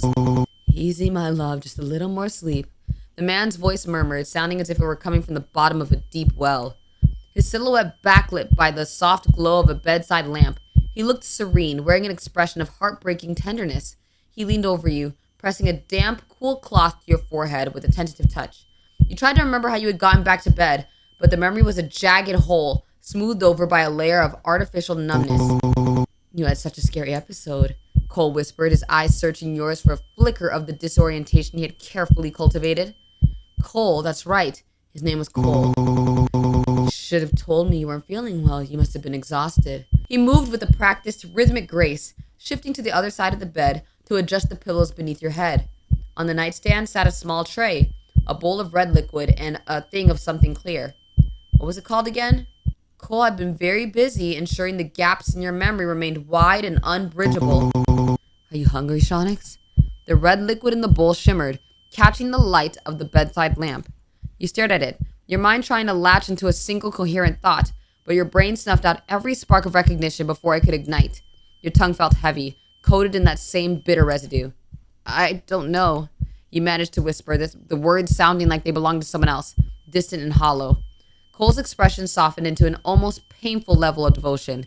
He didn't seem bothered by your disorientation. If anything, he seemed to relish it, his eyes drinking in your confusion with a quiet satisfaction. He reached for the bowl, the ceramic clicking softly against the wooden nightstand, and it shifted closer. Just a few sips, honey. It will help settle your stomach. He murmured, his voice a melodic hum that seemed to vibrate in the marrow of your bones. He dipped a small silver spoon into the crimson liquid and brought it to your lips. The movement was so gentle that you instinctively opened your mouth to accept the spoon. Ah, tomato, that's what it was. We couldn't remember what tomato soup was? Cole beamed. Very good. He cooed softly. He continued to feed you dinner that way. He stayed with you until you fell back asleep. What in the world, y'all? The silence of the house usually felt like a blanket, but tonight it felt like a veil. You woke up to the rhythmic, gritty scraping that echoed up through the floorboards. Okay, so Zeke is still gonna come. Zeke still shows up. Okay, so that's all the same. Okay, so that's all the same. The rest is the same. Is there any other route? There's another route, I think. Remember when he said you won't leave? Remember when he said you won't leave, will you? This time we're gonna say of course not. Cole's eyes shimmered softly with something hopelessly soft. Of course. He shakily grasped your sleeve, slowly undoing the tape and bringing your hand to his face. He gently nuzzled into your palm. Let's say captivated first. Cole practically melted to the touch, inhaling the scent of your skin deeply, reverently, worshipfully. Of course, he whispered breathlessly again. My perfect, wonderful Shonyx. He pressed a soft, tentative kiss to the tip of your ring finger. His eyes met yours as if searching for a sign of any resistance, even as he gently took the tip of your finger between his lips. When no rejection came, the inside of his mouth was warm. He was incredibly warm everywhere. His hands, his skin, even his mouth. You could feel his teeth gently press into the base of your finger, right where a ring would sit. Oh. Oh, wow. His hand slowly trailed down the back of yours, his other keeping your wrist steady. His eyes were foggy now, as if there was a wall of restraint crumbling before you. Bro was, I'm not even gonna, let's just say he treated our fingers like an ice cream cone. Cole had fully withdrawn now. Your finger, now warm from his tongue, was cooling against the air due to the saliva. His front teeth scraped along the top of your ring finger before coming to rest on the base of your nail bed. You tried to pull away now, but his grip was firmer than you expected.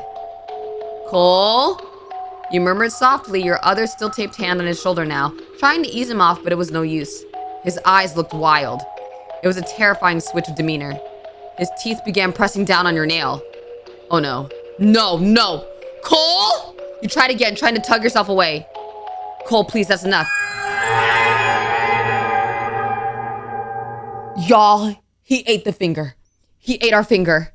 Cole completely tore your nail off your nail bed. His face was shadowed by his hair as he pressed forward, using his height to push you down, his knee pressing against your stomach. licking his lips of your blood. He went on to rip the nails off all your fingers. His other hand gripped tightly at your other wrist, keeping you from resisting.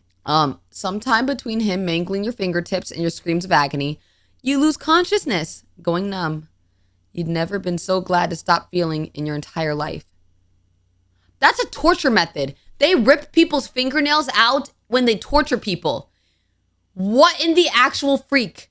You could feel a slight pressure on your hand, a light rhythmic tightening around the tips of your fingers.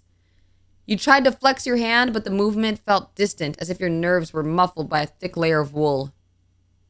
As your eyes blinked open, the ceiling of the bedroom drifted into focus, the familiar view from your bed offering a deceptive sense of security.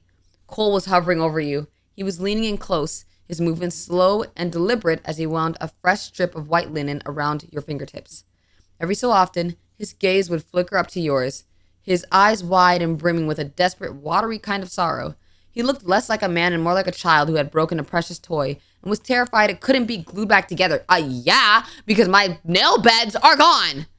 As you shifted, a phantom sensation sparked in your fingertips. Not a sharp pain, but a dull, pulsing void. You looked down at your hands. They were cocooned in neat bandages, but the memory of the morning began to bleed back through the fog. You remembered the simple conversations, the weight of his presence, and the sudden, sharp intensity of his focus shifting to your hands. There had been a hunger in his eyes then, a strange, starving need. He had torn them away like an animal, a slow consumption of keratin and skin that was less about getting fed and more about merging together, swallowing the pieces of you as if incorporating your very essence into his own body. You're awake, Cole whispered, his voice cracking. He didn't pull his hand away. Instead, he gently pressed a kiss to the back of your bandaged wrist. Oh, my sweet, precious love, please forgive me. Cole's voice was a jagged shard of glass barely holding together. He didn't look at you with the wildness from before. Instead, he looked as though he were the one pinned down, trembling under the weight of your silence. He shifted closer, his eyes searching yours for a flicker of the warmth that had been there before the hunger took him. You tried to pull your hand away, but the movement was sluggish, the numbness acting like a heavy cast. The memory of the sudden sharp snap of your nails being peeled away, and the way he had looked at you as he swallowed the pieces surged back. A wave of nausea rolled through your stomach, and you instinctively recoiled, pressing your back against the headboard. Don't touch me, Cole. Your voice sounded foreign and dry. I'm very angry. I would be extremely angry, bro. You started at first trying to create distance, but you continued on. I'm tired. I'm so dang tired of everything. The memories, the confusion, the lying, the pain, the suffering, like your freaking hair sticking up at the ceiling. Is this hell? Who in the world was I before in a life to deserve all this? The words seemed to hit him like a physical blow. Cole's shoulders hunching forward, his expression twisting into a mask of absolute devastation. He didn't get any closer, but he froze, his hands hovering in the air between you, palms open and trembling. I know it's hard for you. It's hard for me too. I know it's unfair. He looked desperate, his pupils pinpricks, staring at you, longing for understanding, connection. Is he crying blood? There was a redness clustering at the bottom of his eye. Was that blood? Was he crying blood? I didn't mean to hurt you. I don't know why it happened to me. I couldn't control it. I promise I couldn't. But please forgive me. He keeps tugging at your sleeve, as if willing your forgiveness into truth. My heart, my love, my life, please forgive me. I'm sorry. It won't happen again. I promise. Just stop looking at me like that. Bro, why the freak would I look at him with pity? I'm looking at him with disgust. I ain't gonna lie to you. You look at him not with the softness of a partner, but with the clinical detachment of someone observing a parasite. The sight of him trembling, clinging to your sleeve with those long fingers no longer evoked a sense of tragedy. It felt like a performance, a calculated display of fragility designed to make you feel like the monster for wanting distance. You looked at the bandages on your fingers, the phantom sting still humming in your nerves, and felt a cold, hard knot of revulsion settling in your gut. He wasn't a broken man. He was a monster who had mistaken his hunger for passion. Stop it, you said, your voice cutting through his whimpering like a blade. Just stop. You pulled your arm back with a slow motion, the linen bandages scraping against the fabric of your sleeve. Cole recoiled as if you had struck him. He looked utterly shattered, yet all you could think about was the memory of him swallowing pieces of you. Ugh. The tenderness of his kiss on your wrist now felt like a brand, a claim of ownership that made your skin crawl. How can you even say you didn't mean to? You asked, the disgust finally finding a voice. You didn't just lose control, Cole. You looked at me, someone who can't even remember their own life, and you decided that the best way to show love was to hurt me. The silence that followed was heavy, smelling of sterile linen and the faint metallic tang of old blood. Cole didn't snap back with a defense or a sudden surge of anger. Instead, he seemed to shrink, as if the weight of your words had physically crushed his ribs. He looked up at you through the fringe of his hair, his expression one of raw, pathetic longing. He was waiting for a moment where you would soften, where the cycle would reset and you would tell him it's okay. But the warmth didn't come. You watched him, really watched him, and noticed the way his fingers still twitched with residual hunger in the movement. It was the look of a man who had tasted something he loved. It was now mourning the loss of the flavor, rather than the trauma he had inflicted. Nah, that's actually crazy. The realization settled in your chest like a stone. His apologies weren't for your pain. They were for his own guilt. He wasn't mourning the act. He was mourning the fact that he had ruined the perfection of it. Slowly, a smile crawled back into his face. Oh? So you still see me after all. Even after everything. You always find a way to see right through me. You felt a scoff bubble up in your throat, though it never reached your lips. The irony was suffocating. His days actively sculpting your reality until you were nothing more than a mirror reflecting whatever version of love he wanted to see. Yet he was the one scared. He didn't want a partner, he wanted a collection. I always loved that about you. Even when no one else cared enough to understand me, you saw me, all of me. Slowly you shifted your weight, feeling the rough texture of the bed sheets against your skin. You looked past him and then back to the bandaged wreckage of your fingertips. The numbness was starting to fade, replaced by a rhythmic, pulsing heat that reminded you that you were still made of flesh and bone. Things that could be broken, consumed, and discarded. You needed to get out of this house. After a few moments of silence, Cole finally retreated without a word, gently shutting the bedroom door behind him with an empty look in his eyes. For several minutes, you didn't move. You stayed pressed against the headboard, staring at the door, listening to the muffled sounds of the house settling around you. The pulsing heat in your fingertips intensified, the numbness receding to reveal a sharp, stinging reality. You looked down at the white linen bandages, now feeling less like medical care and more like a set of shackles. The room felt different now. The soft lighting and the curated comfort of the bed felt like a stage set. The fragile facade designed to distract you from the fact that you were a prisoner in a house built of secrets and dishonesty. You knew Cole was still out there, still hovering, just beyond the door or pacing the hallway, his grief and obsession swirling like a current beneath the floorboards. He wanted you to be a version of yourself that he could understand, a version that forgave him because you had no other choice.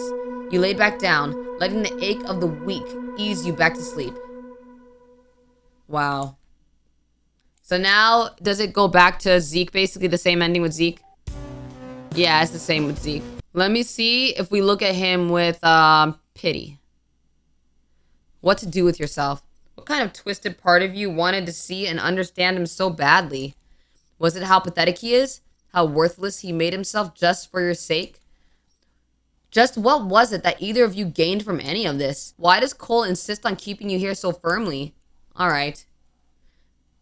Oh, and then it goes back to him retreating. What happens if we go back here and instead of saying captivated, we say unsettled? He notices your uncomfortable demeanor and sighs softly out his nose, pulling back and returning your hand back. I'm sorry. I couldn't resist being close to you. I want to be so close to you. So close. He whispered even as he forced himself to pull back. But thank you. You wanting to stay is all I ever need. Wow, wait, that's it? That's it? So basically, you're telling me if I had just said I was uncomfortable, if I was just unsettled, then I could have saved my fingernails? That's crazy. That's crazy. Okay, I think I went through most of the routes I could think of. Let me know if I missed anything, guys. But yeah, this day was absolutely crazy. I ain't gonna lie, we will be continuing this.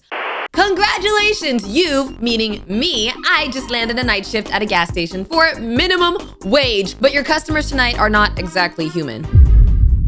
Excuse me, what? Meet talkative monsters, flirt with an eldritch being, pet a werewolf, and try not to end up on the menu. Yo, I know this game is titled Don't Eat the Cashier, but I didn't think they would actually eat me. They gonna eat me?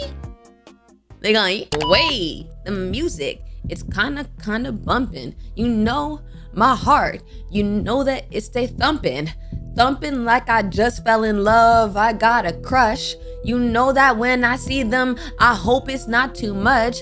I hope that when I see them, I hope that I don't blush, but that won't happen because I am black. This is a mature game with mature themes for my mature audience. But without further ado, let's just get right into it. What's my name? Ooh, what do we want to do? What do we want to do? Oh, we've never done Shonyx backwards. I don't know how you would pronounce this. Xenosh? Sometimes I really wonder, how did I end up here? Not that I dreamed of a career as a neurosurgeon or an astronaut, but for crying out loud, working at a gas station? On the other hand, money is money. I sent out a resume to every conceivable and inconceivable place, applying for every position where I could possibly use my degree in art. 0 responses. I had to swallow my pride and find at least something. I found this note stuck to the glass of the bus stop. Human organisms wanted for work at gas station. Wait, first of all, why in the world would they say human organism?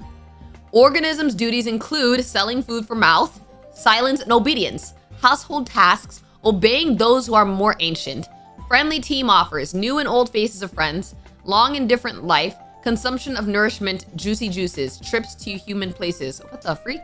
Food for mouth? Seriously? The guy's got a style of his own. Apparently the manager is just an eccentric dude. Or is this their new marketing tactic to grab attention? Whatever. People often told me that I have my quirks too. And that's even if they haven't seen my fursuit. Well, whatever, as long as he's not a complete jerk who'll hit on me or make me scrub the floors with a toothbrush. This is the boss? This is the boss? I didn't scream. I couldn't move. My brain feverishly tried to find any category for this in its database. Hallucination, psychosis, too many energy drinks, a typical middle manager. The monster from my nightmares stirred. Its tentacles crept closer to the counter. My goodness, the creature made a sound. Not from a mouth, it had none. The sound emanated from deep within its bulk, hollow, profound bone shaking. Greetings, organism. I am Bob, the indescribable and terrifying consumer of worlds. But you, grain of sand, may call me Bob. So I can't call you Bob. I have to call you Bob. No. This isn't real. I'm dreaming. I need to wake up. You will sell food for mouths and obey me, for I am ancient. Memorize the rules of this establishment, for my patience is as limited as the salary I offer you. Okay, yes sir, yes sir, sir, yes sir, yes sir, yes sir. Oh. Rule number 1, you sell, no matter what. Chicken food for the mouth, gremlin fuel, noodles made from cursed souls, lottery tickets for extra limb raffles, discount rot, ritual foil, everything must be sold. He points directly at me with that creepy, slimy tentacle. Every miserable unit of currency brings me closer to my triumphant exit from this pitiful hole. I pinched myself but didn't wake up. Rule number 2, be polite to customers. Ignore bald spots in werewolf's fur and watch out for drafts when ectoplasmic energetic entities are in the store. What? But don't let them get too bold. Customers are just walking containers for currency, and they should only pay in monetary units. Payment in existential dread or hair of the dead is not accepted. Many of them come here just to chat, because they are idle and purposeless organisms. Your task is to make them part with their currency anyway. Oh, so I need to convince them to buy something. It is also your duty to heal organisms if they are injured using special kits. If they die, they can't give away currency. Okay. Ah! Werewolves? Ectoplasmic entities? And what the heck are you anyway? Do you want to die? Do you want to die? Hold back. Excuse me, dear sir. You seem to have mentioned werewolves and ectoplasm? Or silently tremble with fear. Do you think you would allow me to ask questions? Let's ask. My voice is as polite as possible, and I managed to compress my primal screaming panic into a tight ball and shove it deep down. Werewolves? And that's not to mention that you yourself are a giant meatball with tentacles. Did I just say that? Oh, I didn't say that. That was in my head. I shall answer your question, curious, polite organism. Werewolves and ectoplasmic entities are just a few examples of the many insignificant life forms that frequent this establishment. What unites them is that they are all slaves to consumption, just like your kind. As for my nature, I am your immediate supervisor and the guarantor of your future financial prosperity. I'm at a gas station for monsters. I got a job with, Chulu. What? I don't know how to pronounce that. For minimum wage. This is all you need to know. No, only I decide what I need to know. Do you want it I? You know what? Let's just save, actually. And let's see what happens. Incorrect, human. This statement is actually legally and metaphysically inaccurate. Rebellious conglomerate of water and carbon. I'm not a conglomerate. I may be a conglomerate, but I have pride. I demand to know what I'm dealing with. I don't even know what a conglomerate is. My apologies, organism. It seems I have overestimated your linguistic abilities. Bro just called me dumb. The good news is that the only skills required from you are button pressing and servicing other organisms. Okay. He suddenly places a jar in front of me on the counter. And the last rule, remember organism, this tip container must be filled with money by the end of your wake cycle. If the bottom of the jar is visible, you will clean the sanitary rooms with this object in the dimension of absolute horror and suffering for 2,510 years. What? First of all, you can't clean nothing with a fork. I couldn't take my eyes off the fork, the potential tool of my eternal servitude. At this moment, my mind fully capitulated.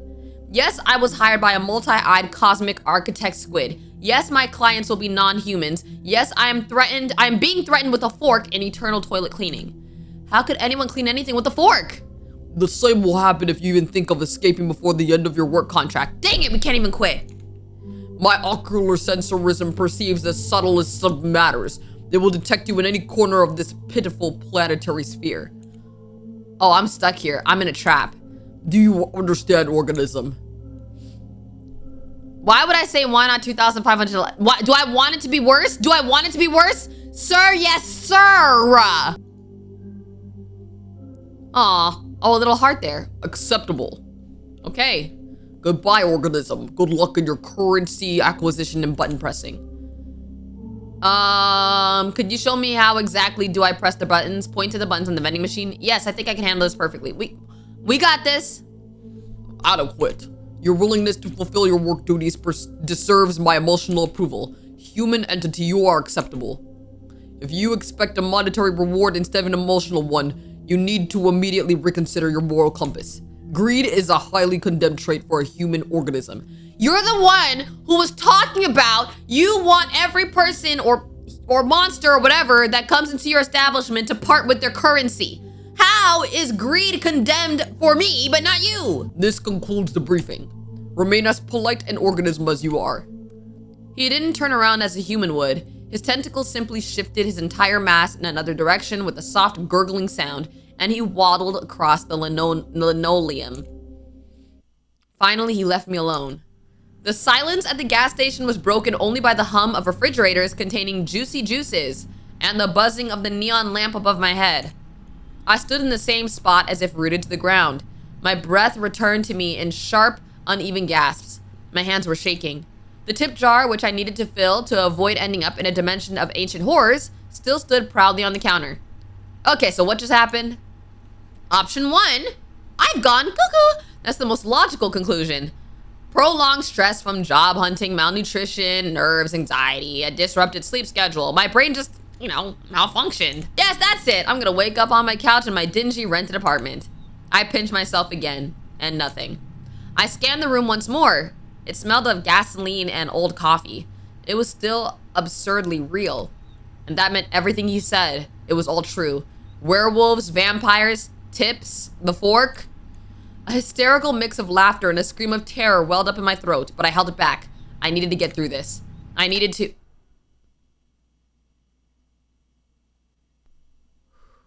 Oh no. Don't tell me that's the first customer. Bells? What the heck? What the freak? Is this a jester? Shoot! Where the heck did this clown come from? It took great effort not to look away from those red eyes burning in the pitch black darkness. Is he amused? Is he wondering if I'm tasty?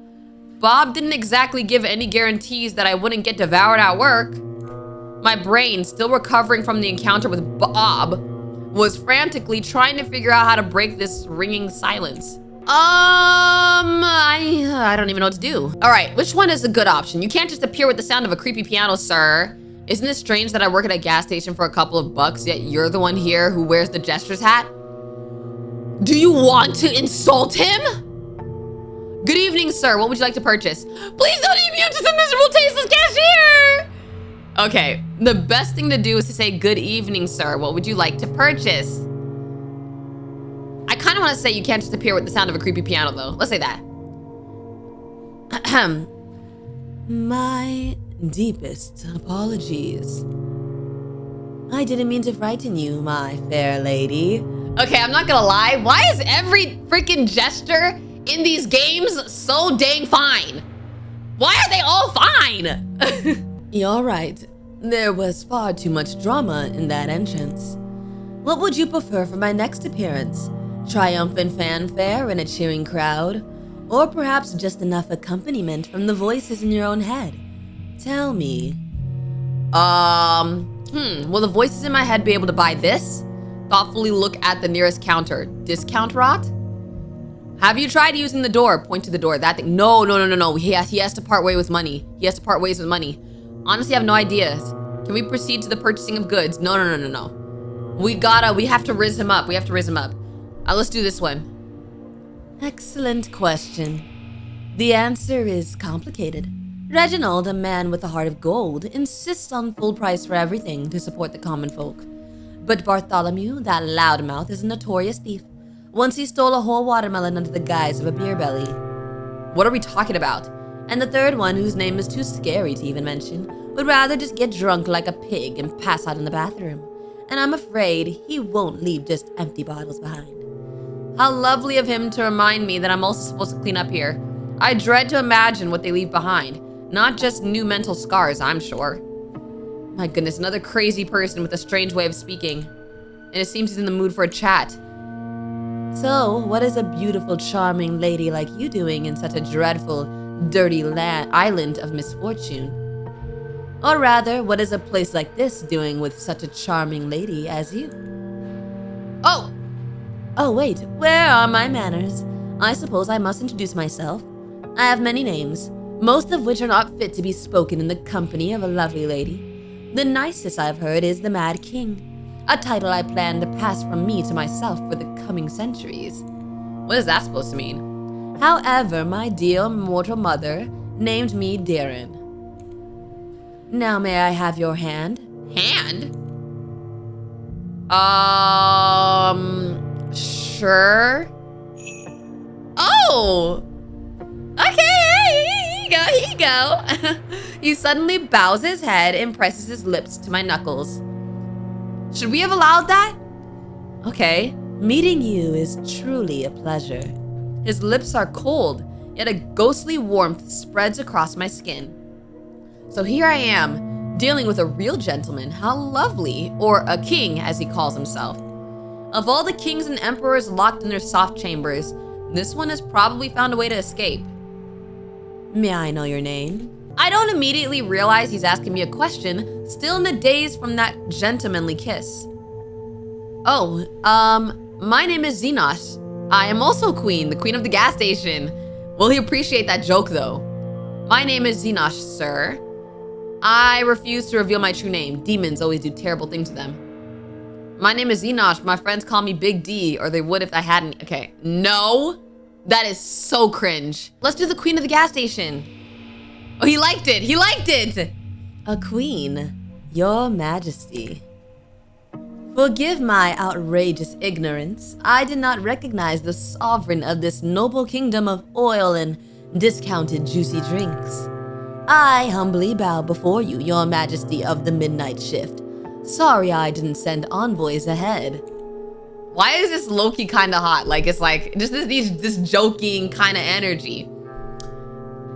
Apologies not accepted. You'll have to be escorted out of the kingdom. You know what I like about this game already? There is a lot of choices with the dialogue. I already like this. I grant you my royal pardon. I wish to vassalize you. About our selection. No, we can't be boring. I grant you my royal pardon. A pardon from the lips of the queen herself. How my wounded soul rejoices. I am redeemed, reborn in the light of your mercy. This act of mercy will be sung by the poets of my realm, those who can still rhyme rather than just wallow in alcoholic oblivion. You know, my company has an especially interesting effect on the artistic types, as I've discovered. Nothing surprising there. It seems I've gone mad myself, or halfway there. Maybe it happened around the time I decided to become an artist. I am indeed exchanging silly jokes with some mysterious toothy entity as if it's nothing. The entity that kisses my hand. Maybe I just adapt to this new profession really quickly? Or perhaps I had a stash of nerves of steel in a bag. I can't shake the feeling though that this clown is about to explode himself or blow me up. I feel like my brain is turning to jelly. And I don't understand when we'll finally get to the point. Actually, it's not all that bad. I'm gonna say it's not that bad. I don't think it's that bad. I don't think it's that bad. Maybe I've just been spoiled by all those mangas about sinister and tragic monsters. They're just misunderstood, guys. Though the only tragic thing about this client so far is his tragic unwillingness to buy my discount rot. So let's finally get to the purpose of my visit. Finally. It's completely unknown to me. Oh, for crying out loud. There's nothing interesting in the assortment of this pathetic shack except for you, so I'm buying your time. Let's have dinner. I'm sure you must be hungry. Oh no. Allow me to create a more pleasant atmosphere for us. This is more pleasant?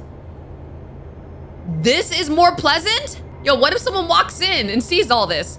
I'm shivering from a gust of icy wind. He just teleported half of my gas station to a radioactive dump. Or a radioactive dump to my gas station. I don't know. And the jar is gone. My freaking jar. Put it back the way it was in the jar. Looks like my rental apartment, but it seems to smell less now. What a wonderful place for dinner. Radioactive cockroaches on the menu? Is he gonna get mad over that? I kinda need the jar back. I'm gonna say the jar. You really don't like change, do you? But life is ever changing. Life is not a stone, my dear. Life is water. But since you don't like this current, so be it. Let me find us something less populated with mutants. I can't go long without familiar landscapes. Already ruined lands make me melancholic because all the fun has happened without me. Disgusting. Allow me. Okay. This is something seemingly less radioactive. I like this one better.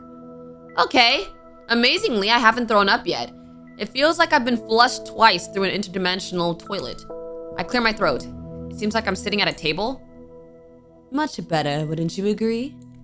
Couldn't be better. Bro, this is still not my store. Bob will kill me. It's beautiful here and strange. Is this your home? I prefer the dump. Well, maybe, let's say it's beautiful here. Words of a true poet, Xenosh. My two favorite categories, strange and beautiful. Maybe he'll give us money at the end of this, though. This place is much more than a home. It's my cage and my greatest canvas for creativity. Every ugly tree, every mad toad, every eye-bearing mushroom, it's all a piece of me. A marvelous place except when the rocks grow legs and start running. Including those that people make their homes out of. And now you're part of this place too. Isn't it wonderful? I'm slowly getting used to the landscape. The fireflies here are quite charming. But it'd be better without that frog with a human face. I didn't even peep that frog. The frog notices me too. It lets out a sad croak, then looks at me with an expression of deep, existential despair. I'm gonna say, who is that? That's Lore, one of the brave souls who dared to challenge my authority. My dear friend who once walked the path of adventure. Note to self, do not challenge Deeran's authority. However, he didn't foresee the possibility of being turned into a frog on a whim. He even tried to wield a sword with his tiny froggy legs, fought to the end, a true warrior. Now, however, his foes are mosquitoes and bigger frogs. Tell me, dear, does he bother you? His little existential froggy crisis, I mean. Is it ruining the ambiance? He looks at me with an interested expression. What if I say please disintegrate him? That would be crazy. Y'all, there's so many answers to this. Hold on, I don't want to make a decision yet. What exactly did Lorraine do? I could also say please disintegrate him. Can you remove him gently? I don't mind, Lorraine. No, I want him to watch. Okay, wait. I'm gonna say what exactly did Lorraine do? What did this walking sack of manure do besides trying to kill me? Oh, plenty. He swung a sword blazing with righteous fury or some such nonsense. He dared to come to my home, a world born of my shattered mind, and dictate what the natural order should be. Such an audacious, vile creature. He made such repulsive noises, clanking and grumbling, shouting, praying, threatening, moralizing. The last part was the hardest to endure. But as it turns out, holiness doesn't prevent frogification or chairification. I found various uses for Lorraine over the years of our friendship. Oh, the fall of the great Lorraine, the funniest Tuesday of this century. A Tuesday filled with pomp, irony, and croaking.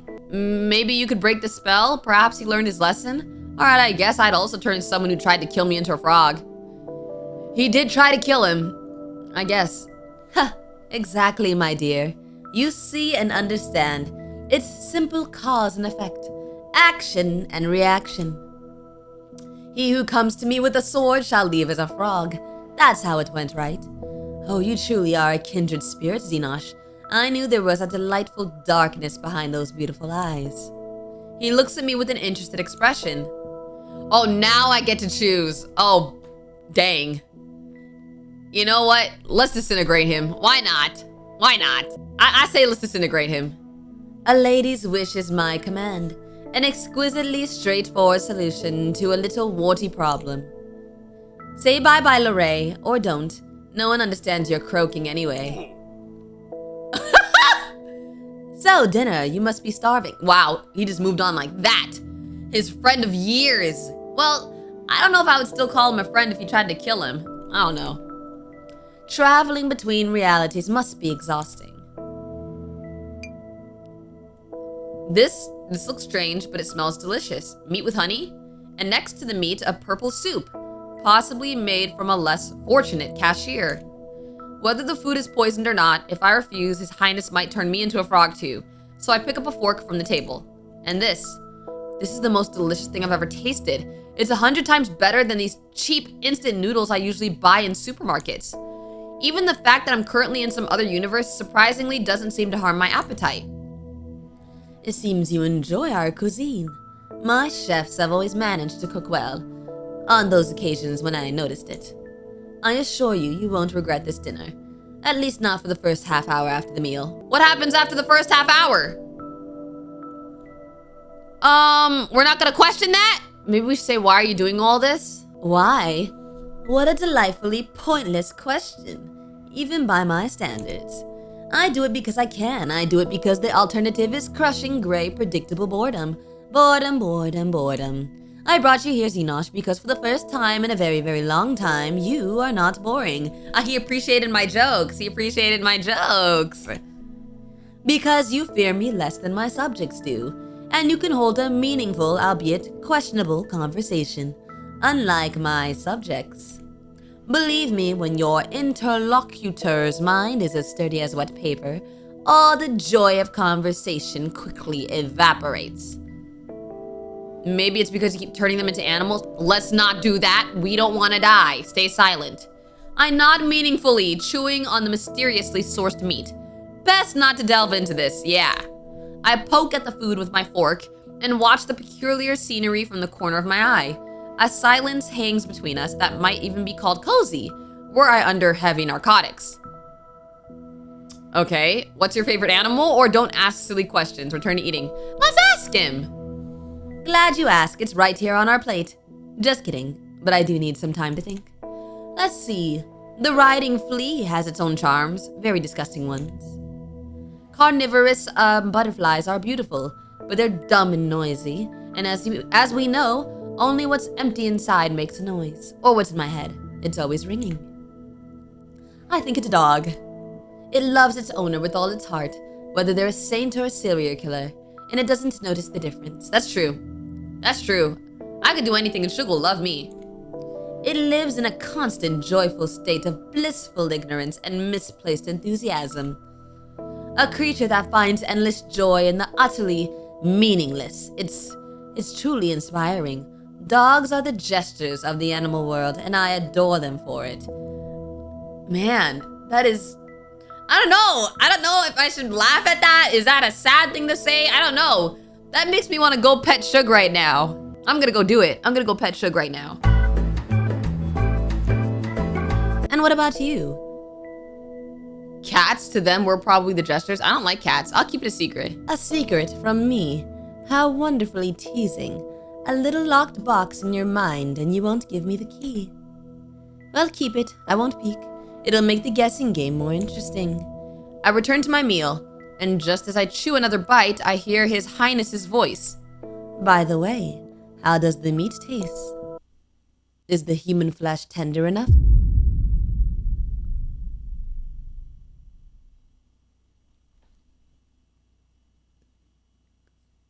Son, my fork freezes halfway.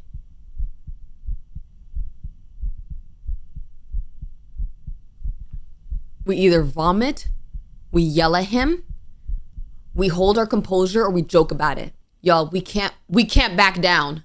We need to chew while looking him in the eye. We're the law around. We not backing down. We not backing down. Wait, was that bad? I meet his gaze slowly with all authority, place a piece of meat in my mouth, and begin to chew without breaking eye contact. I can't ever remember seeing someone so shocked in my life. His mad grin vanishes. His eyes widen and his own fork freezes halfway to his mouth. For one precious, glorious, sweet moment, the Lord of Chaos is completely and utterly baffled. Okay, he liked it. He liked it. He liked it. My dear, you are a true treasure. You didn't just call my bluff, you raised the stakes to the sky. No, it's certainly not human. It's just venison. As far as I can tell by taste, not very intelligent. Okay, so it's not even human. It's not even human. See? We did good. We did good right there. It's definitely not Timmy, our carpenter, who unexpectedly disappeared near the large kitchen cauldron, perfectly sized to fit in it. Definitely not. Right. We didn't eat Timmy. I've personally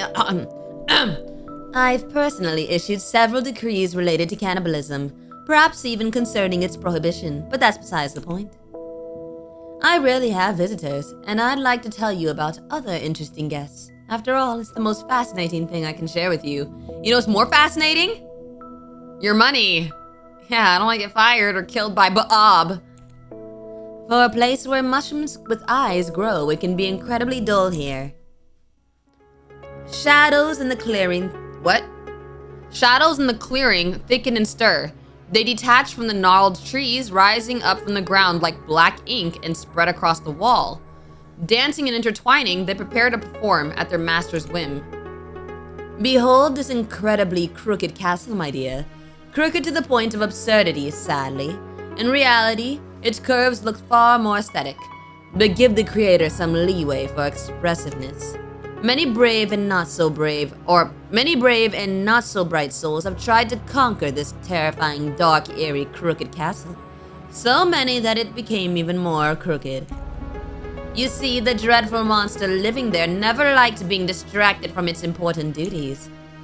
Terribly important duties like having long, deep conversations with its own reflection or concocting recipes with raisins. Ah, what a terrifying monster! So far, the scariest thing in this story is the presence of raisins. Let's say that. Yes, you do understand. They are a real horror, aren't they? Tiny, shriveled bits of deception. They pretend to be sweet, but they are just made to ruin. They ruin lovely cookies, ruin family photos. They have no place in civilized society. Oh, how I understand them. The monster was a tyrant, a menace. He sowed chaos and disorder, mostly on purpose. He had countless opportunities for creativity and wasn't afraid to use them. He made some people believe they were pigeons and others that they were grains. He wouldn't allow his best servants to have windows, fearing that the moon and both suns would get envious and want to take them away. And he demanded they seal the gaps in the door as well.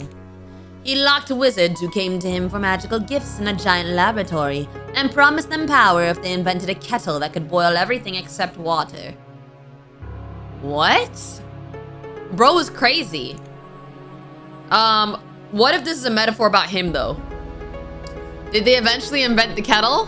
Who won, the pigeons or the grains? I want to know if they invented the kettle. Invent it? Oh, they did much more. After 11 years of failed prototypes, a few explosions, and chemicals running away on their own legs, they succeeded. The kettle could boil even bright memories, but not water. Water would instantly freeze, explode, and file for divorce. What? I immediately rewarded them with a new invention idea. A cup with a sealed top and without a bottom. Let's see how they handle that. This is about him. He said he immediately rewarded them. A cup with a sealed top and without a bottom? Just flip the cup upside down. Just flip the cup upside down. But I digress. But behold, a ray of light in the Dark Kingdom. The first hero, Sir Lorray the Righteous in all his clanging self-important glory. He took a knee to rest briefly because the weight of his righteousness was bad for the health of his poor back. Oh, so basically, Darren is the evil king, the evil castle, whatever, and Lorray tried to save the people that were trapped in there. Oh, and we had Lorray killed. Oh. Following rumors spread by the same monster, he fought his way through the monster's loyal subjects too. By the way, where did he even find them? Most of my subjects are too busy contemplating the color of suspenders for their suspenders or lamenting their fate. I cherish them in their imperfection. Anyway, it doesn't matter. They were probably the most restless of them. Every story needs minions. In any case, our hero descended into the Grotto of Despair. The Grotto of Tentacles? Imagine the most sinister name you can conjure. The Grotto of My Parents Disappointed in Me, or the Grotto of Kidney Stones, or the Grotto of Despair sounds about right. I'm gonna say the Grotto of My Parents Disappointment in Me. Oh, but if they could see you now, you're at a royal audience.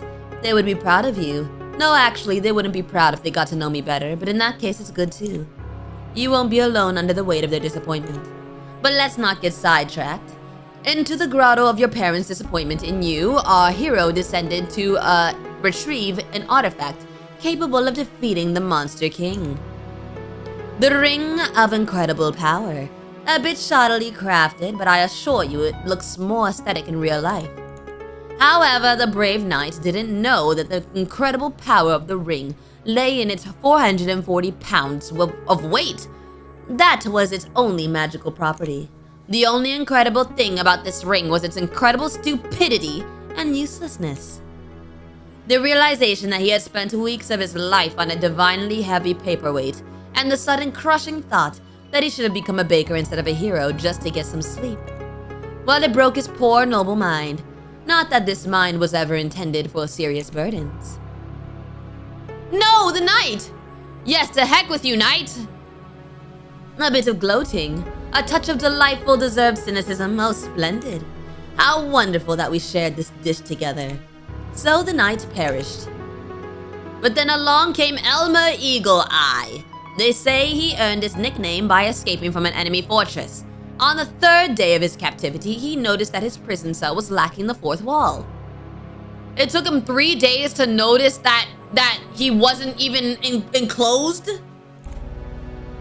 An archer of legendary skill who tried to kill me with a precise shot, constantly. During breakfast, while bathing, at balls, during sleep, and even while I was devising a plan to get rid of him. The audacity. I hate just killing them. Turning them into madmen is much more fun. And I bestowed a little curse upon the elf as well. I made it so that every time he drew his bowstring, he'd hear the most annoying melody in his ears. Elmer was a terrible racist. Oh, wow! He hated dwarves, so naturally the melody became the national anthem of the dwarves, played in a loop by a bagpipe orchestra. The pure rage it provoked derailed his aim every time. That is a crazy way to curse him. That is a crazy way to curse him. It's low-key kind of funny. Eventually, he stormed the castle, dropped his bow, and begged for a job at my court in exchange for changing the song to anything else. Wow, bro was tormented so much. He literally was so racist. Instead of killing the evil man, he would rather work for the evil man than listen to the national anthem for dwarves. He was desperate and I was a villain. Everything aligned incredibly well. Now he's my royal huntsman. The dwarf march is replaced with a lively elven sea shanty, and let no one dare accuse me of being callous and heartless. Now he has a salary, good food, clothing, entertainment, and a full guarantee of dismemberment. You missed the opportunity to change his dwarf national anthem to dwarf serenades. A happy ending, right? Let's say this. Xenosh, where were you before?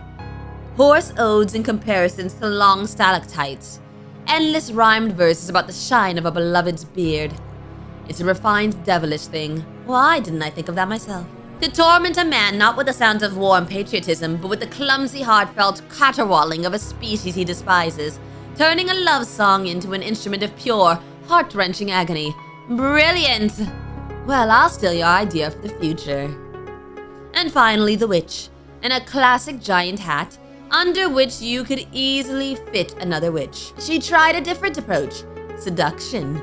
She attempted to charm me to gain my trust, to become my spouse, a fatal miscalculation. She didn't consider the fact that I never trusted big hats, or people, especially when both come hand in hand, and those who wear suspenders and a belt at the same time. A person who doesn't even trust their own pants certainly doesn't earn the trust of His Highness. Then again, I don't trust His Highness either. I don't trust myself, especially the left side of my brain, especially on Thursdays. But back to the hats. I hate big hats too. You are my kindred spirit. Those hats are so pretentious, so self-assured. They block the view, get stuck in doorways, and always hint that the wearer is compensating for something. Usually, lack of magical talent, or pitiful personality. And that's on a good day. Yo, his dialogue is actually kind of funny. Like, he's actually humorous. He might become one of my favorite jesters, just because he's just entertaining. He's actually entertaining, which is exactly what a jester should be. You, my dear Xenosh, have impeccable taste. In headwear and consequently in everything else. It's a scientifically proven fact. Meanwhile, the witch was quite overt in her murderous intentions, jingling with all her concealed weapons. Why does a witch need so many hidden blades? She must have been very bad at witchery. In any case, she now resides in my dungeon. And you see, I haven't decided what to do with her yet. Her fate is a blank slate, a story yet to be written. So, I offer you the pen. Oh. I simply adore random choices. Give me yours, Xenosh. What punishment befits her? What? Does he really want me to decide what to do with a real person? Can I even save her? And does it matter what I choose? Everything here follows his whims anyway, but as long as I play the circus monkey, I have a chance to get out of here alive. Maybe I should just entertain him? Dang, what should I do? I think the craziest thing would be to spare her. No one would expect that. Turn her into a hat, a small one. I refuse to decide her fate. Oh, I don't even know. What should I do? I genuinely don't know. I don't even think it's funny enough to turn her into a hat. I'd come up with something different. We saved though, so let's say spare her and see what he says. A quiet chuckle escapes his lips. Using mercy as a weapon of chaos, are we? He actually liked it. To forgive her not out of kindness, but because it's the most illogical, unpredictable, and therefore maddening thing. She'll spend her life waiting for me to change my mind, waiting for me to jump out from behind a tree and send her back to the dungeon. Wonderful. Such incredible psychological torment. So be it. Well, at least she'll be alive. Something's missing from this tale. He never told me about the monster itself. Yeah, let's say that. Dear, who cares about these monsters anyway? I do. If monsters are the muck, then I'm the pig, you see? How eloquent. All right, I must admit, this will be my first performance like this. Diren sounds a bit bewildered, it seems. Allow me to just toss my mind up and see how it lands. You see, the monster was originally much more modest and less majestic. But we'll have to start somewhere, right? Then my head suddenly became a bit crowded. First whispers, then arguments, then full-fledged discussions that had to be participated in, and involved inanimate objects. Guests in ajar doors, closets, even in cookie jars. Every container a potential foe, and I was surrounded by containers. To be fair, sometimes they told funny stories. But why was I afflicted with this curse? Pondering it drives me mad, even more so. Are they saying you schizophrenic? I don't know what they're trying to say. It seems the question is meant for me. Were you cursed for arrogance, greed? Did you touch a cursed artifact, maybe some ring of yours? Does your family have anything in common with the Habsburgs? Remain silent. Let's say, did you touch a cursed artifact? Dear, I'm afraid you've confused cause and effect. It's I who drive rings mad, not the other way around. Any poor, innocent artifact I happen to touch might start screaming uncontrollably or trying to ask those around it about the meaning of their lives. Wait, so he turns things into talking objects? No, I'm afraid it's a bit more banal. It's all about rotten blood, too pure, I beg your pardon. My great-grandfather issued a decree forbidding death from old age, and a distant aunt believed a colony of sentient mold was living in her walls, claiming her inheritance. But I always thought I would be spared this fate. I had to be temporarily isolated to avoid embarrassing guests at royal balls with a young prince pointing at noble lords and saying, "Haha, the gnomes finally got out from under my bed." I think he actually might be schizophrenic. What a misfortune for the entire family, except for those in line for the throne before me. My death would have solved many problems for my family, and indeed many of my own problems too. I made a decision. We made it, to be precise. There was already a whole council of us by then.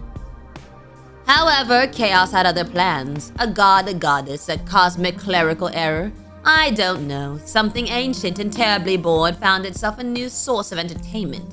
It offered me a throne, my own corner of reality to rule, where the fragments of my mind would become the laws of the land. No more restrictions or pants for my subjects if I wished. My subjects, at first they disagreed, but then they came to terms, or their minds changed to fit the new realities. And here I am. A dramatic silence ensues. Perhaps I'm the first being to hear this story in the centuries of his existence. I must choose my next words carefully. Oh, I'm stressed now. Will you give me a tip? I really sympathize with you and all your multiple personalities. Oh, okay, so he has that, like, multiple personality disorder. I can't remember what it's called. So you're still in a cage. It must be rather lonely here. Shake your head. How can you just lock a family member in a tower? It's unthinkable. Thank you for the story. Why would I say this? You wanna die? Okay, let's say. I kind of want to say, so you're still in a cage. It must be rather lonely here. I'm gonna say that. No cages. More like a playground with surprisingly silent infants.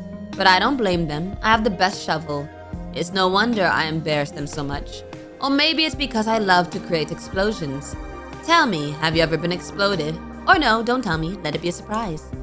Do you really sympathize with someone who dragged you into his dimension to tell silly stories and feed you purple goo? People never cease to amaze me. I'm gonna touch his hand. I'm gonna do it. Following a strange impulse, I reach out to his hand resting on the table. His gaze slowly follows my movement, lowering to our hands. This time, no commentary. Instead, his thumb begins to trace patterns on the back of my hand with surprising tenderness. The shadows finally dissolved into nothingness. I just saved someone from a terrifying fate at the hands of a madman. I feel a certain pride. It'll be a pleasant addition to the horror I've felt for the past hour. I'm afraid royal duties await me. Our time is up. I shall send you back, Xenosh.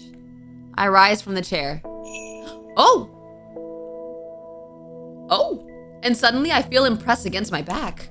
One of his hands grips me just above the crook of my elbow, while the other gently rests under my chin, tilting my head back until my ear is just a couple of centimeters from his lips.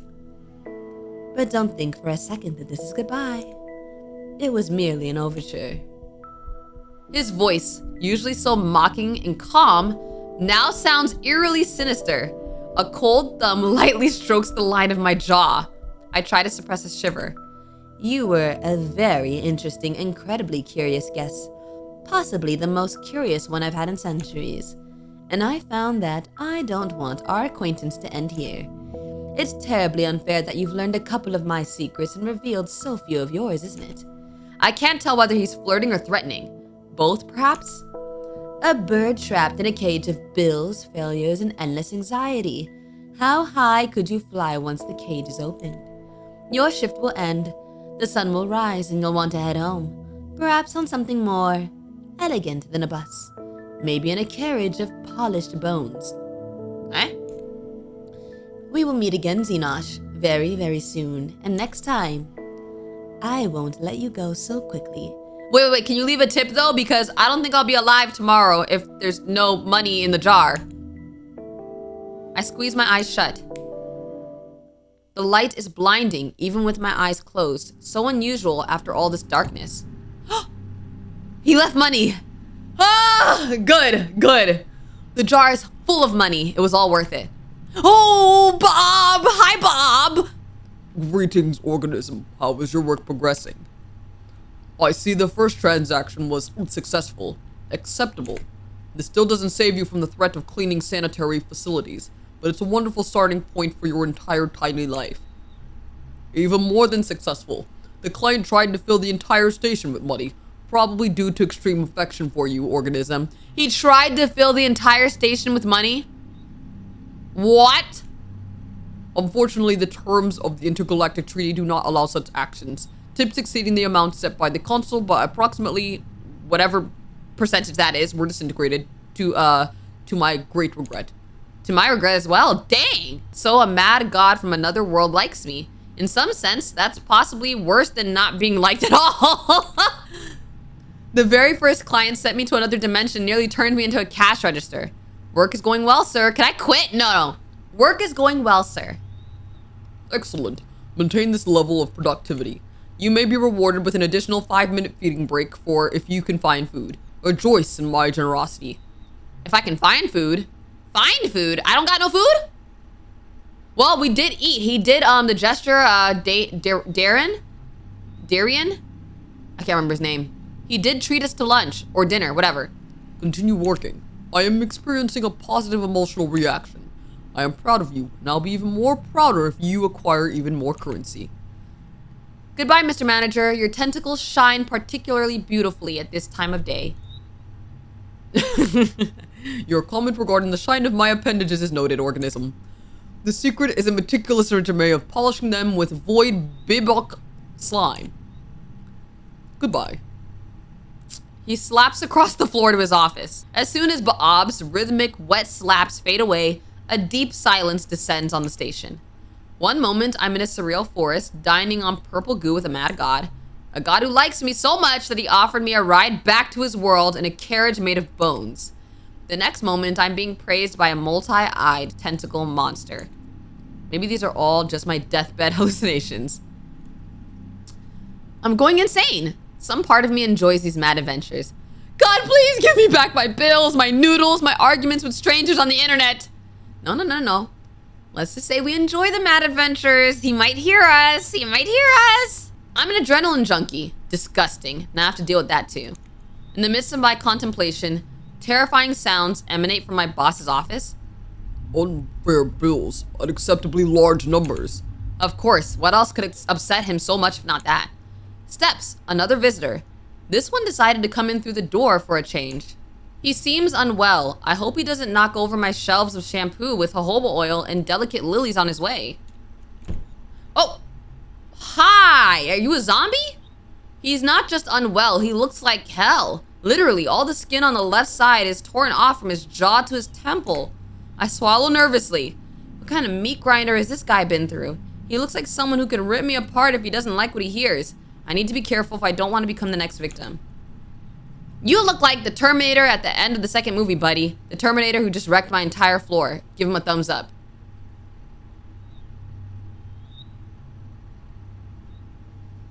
that is quite possibly the worst thing you could say. I could say, how's life, sir? I could say, well, it's hard to imagine how the other fighter looks. Or I could say, when will the Lord take my sinful soul? Break down in tears. You don't want to work here anymore. I'm going to say, it's hard to imagine how the other fighter looks. He lets out a gurgling, raspy laugh. Okay, he liked that. You don't want to know what the other fighter looks like. Honestly, I really don't want to know. My inner archive labeled, I don't want to know this, is at risk of bursting from overflow tonight. Words clearly come to him with great difficulty, which is probably not surprising for a man without half a face. He clears his throat, but that doesn't help much. Oh, I need blood. He tried to smile. It would be charming if he still had all the necessary muscles for that. Now it will haunt me in my nightmares, among other things. The client pauses again, briefly, to clear his throat. Wait, does he want our blood? Let me see what we have. We don't do transfusions here, no IV drips, just discount rot. Or how about tomato juice? Let me see what we have. Yeah, good choice, babe. Step to storage. Just in case. He suddenly leans forward, boring into me with his remaining eye. Go and find me some dang blood. Whoa! What the? Go and find the dang... Whoa! A strange pressure builds in my head and the edges of my vision blur. An unyielding command blossoms in the center of my mind. I don't know why, but I feel an incredibly strong urge to find blood right now. He is controlling our mind. What the freak? My client is covered in blood but still hungry. Maybe he fought with something inedible, or is it his own? I found myself in a storeroom, a tangled labyrinth of shelves reaching up to the ceiling, stuffed with boxes, crates, and mysterious cans. In the corner, something rustled and snorted suspiciously. So where could the blood be? I need to think fast. He's not gonna wait forever. Right now, I'm at the very beginning of this crazy place. Scream, Bob, where's the blood? No. Go to the food for mouth section. Go to the supplies for the self-propelling gearbox. Go to the section foaming body washes for leather bags. Or go to the section items that inspire pensiveness. Let's go to the food for mouth section. These signs are driving me insane. I really hope my manager will eventually learn English properly. I'm surrounded by pure madness of anxious packaging, and even in front of the department entrances, there's some baby food for cyborgs piled up. I'm frantically trying to decipher the crooked inscriptions. In front of me are sections with food for mouth. Dense energy blocks for chewing, infused nutritional flows, food afraid of heat. I think it's the infused nutritional flows. Here are the endless shelves of drinks. Next to Coca-Cola, wow, I'm surprised he has Coca-Cola, are bottles labeled Liquid Regret and Primordial Broth, now with nucleotides. Wow, guys, it now has nucleotides! Okay. Cans labeled Brap C, Vodka Solneko. I'd love to meet the person who came up with these names. I check each shelf, pushing aside cans of essences of and giggles, but find nothing resembling blood. The closest thing is liquid hematogen in a giant wooden container. It smells worse than it looks. I go back. I hear knocking. It's the dry, rhythmic tapping of knuckles on a laminated countertop. It's not loud, but persistent and full of irritation. In front of me are sections with mouth for food. Uh-oh. I don't know which one to do. Which one should we do? Dense energy blocks for chewing or food afraid of heat? Let's do food afraid of heat. The coldest corner of the store. That makes sense. You would put blood in a fridge, right? Right? Maybe? Large freezer chests and refrigerators with glass doors are covered in frost. Next to the frozen pizza are gremlin cryo capsules, and among the buckets of ice cream you find flavors like minty tritium and liquid family. Oh my goodness, what is liquid family? I don't even want to think about what liquid family is. A huge freezer chamber. Okay, we're getting there. Matter of lesser life forms, spare parts of human organisms, product of animal fauna exploitation with fruit pieces. Let's say spare parts of human organisms. This section reeks of formaldehyde and horror. Glass jars filled with murky liquids sits on the shelves where exhibits float. I try not to think about the containers holding a name tag that reads Kevin. Take blood of human organism Kevin, taste of unfilled dreams and unwarranted expectations. Or we could take the blood of human organism homeless, which has high content of cheap alcohol and tuberculosis. Or we could do the blood of human organism Michael, taste of efficient resource and artifact accumulation. Let's do that one. Michael! Yeah. The blood in this jar has a rich, almost glowing ruby hue. It looks healthy and full of energy. We don't want to think about what happened to that guy. Michael, whoever you were, you were on top. Champion's blood flowed through you. You were probably something like an energy drink for the undead. And yet, here you are in a jar. That's something to ponder. He abruptly lifts his head as I approach. You already?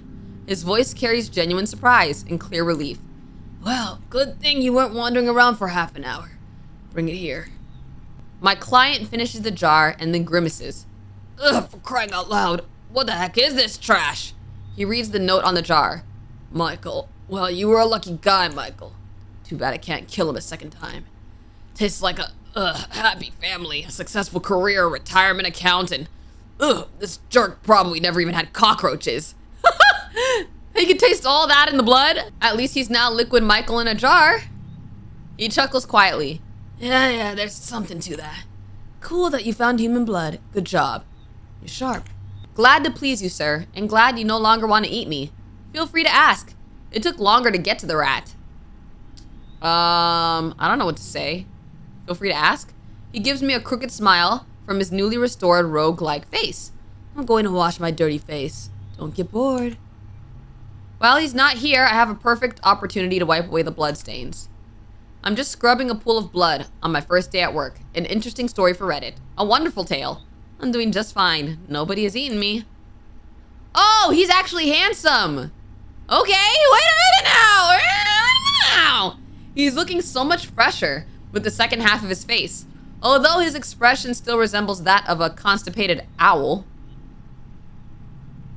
What does a constipated owl look like? I'll just stand here for a while, okay? Take a little break.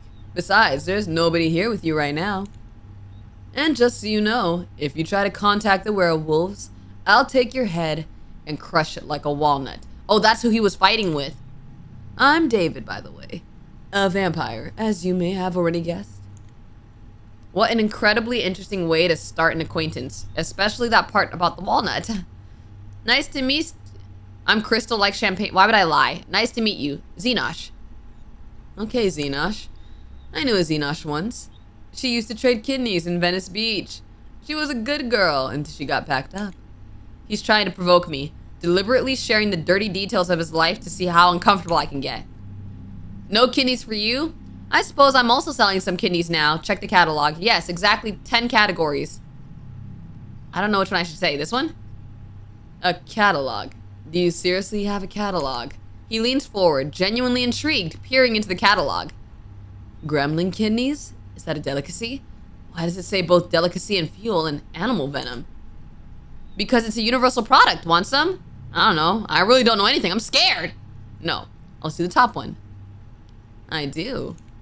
Looks like I found my best customer for today. Now I have a vampire here, and he's regenerating. Wonderful. The main thing is to not accidentally blurt out something wrong. I need to be friendly. Are you sure you're a vampire, not a chupacabra? They drink blood too. Since when do vampires wear leather jackets? Don't you guys prefer capes and ruffles anymore? Thanks for not eating me, David. In reality, you're still a bit shaken from what just happened. Say nothing, silently wipe the counter. No. I'm gonna say, are you sure? No. Why are you in a leather jacket? Ruffles, what the heck is that? Yo, I'm not making good progress with him. I'm not gonna lie, we're kind of messing up with him. I'm no Ruffles. What even is that? Some French insult? His expression is as if I suggested he wear a maid's outfit.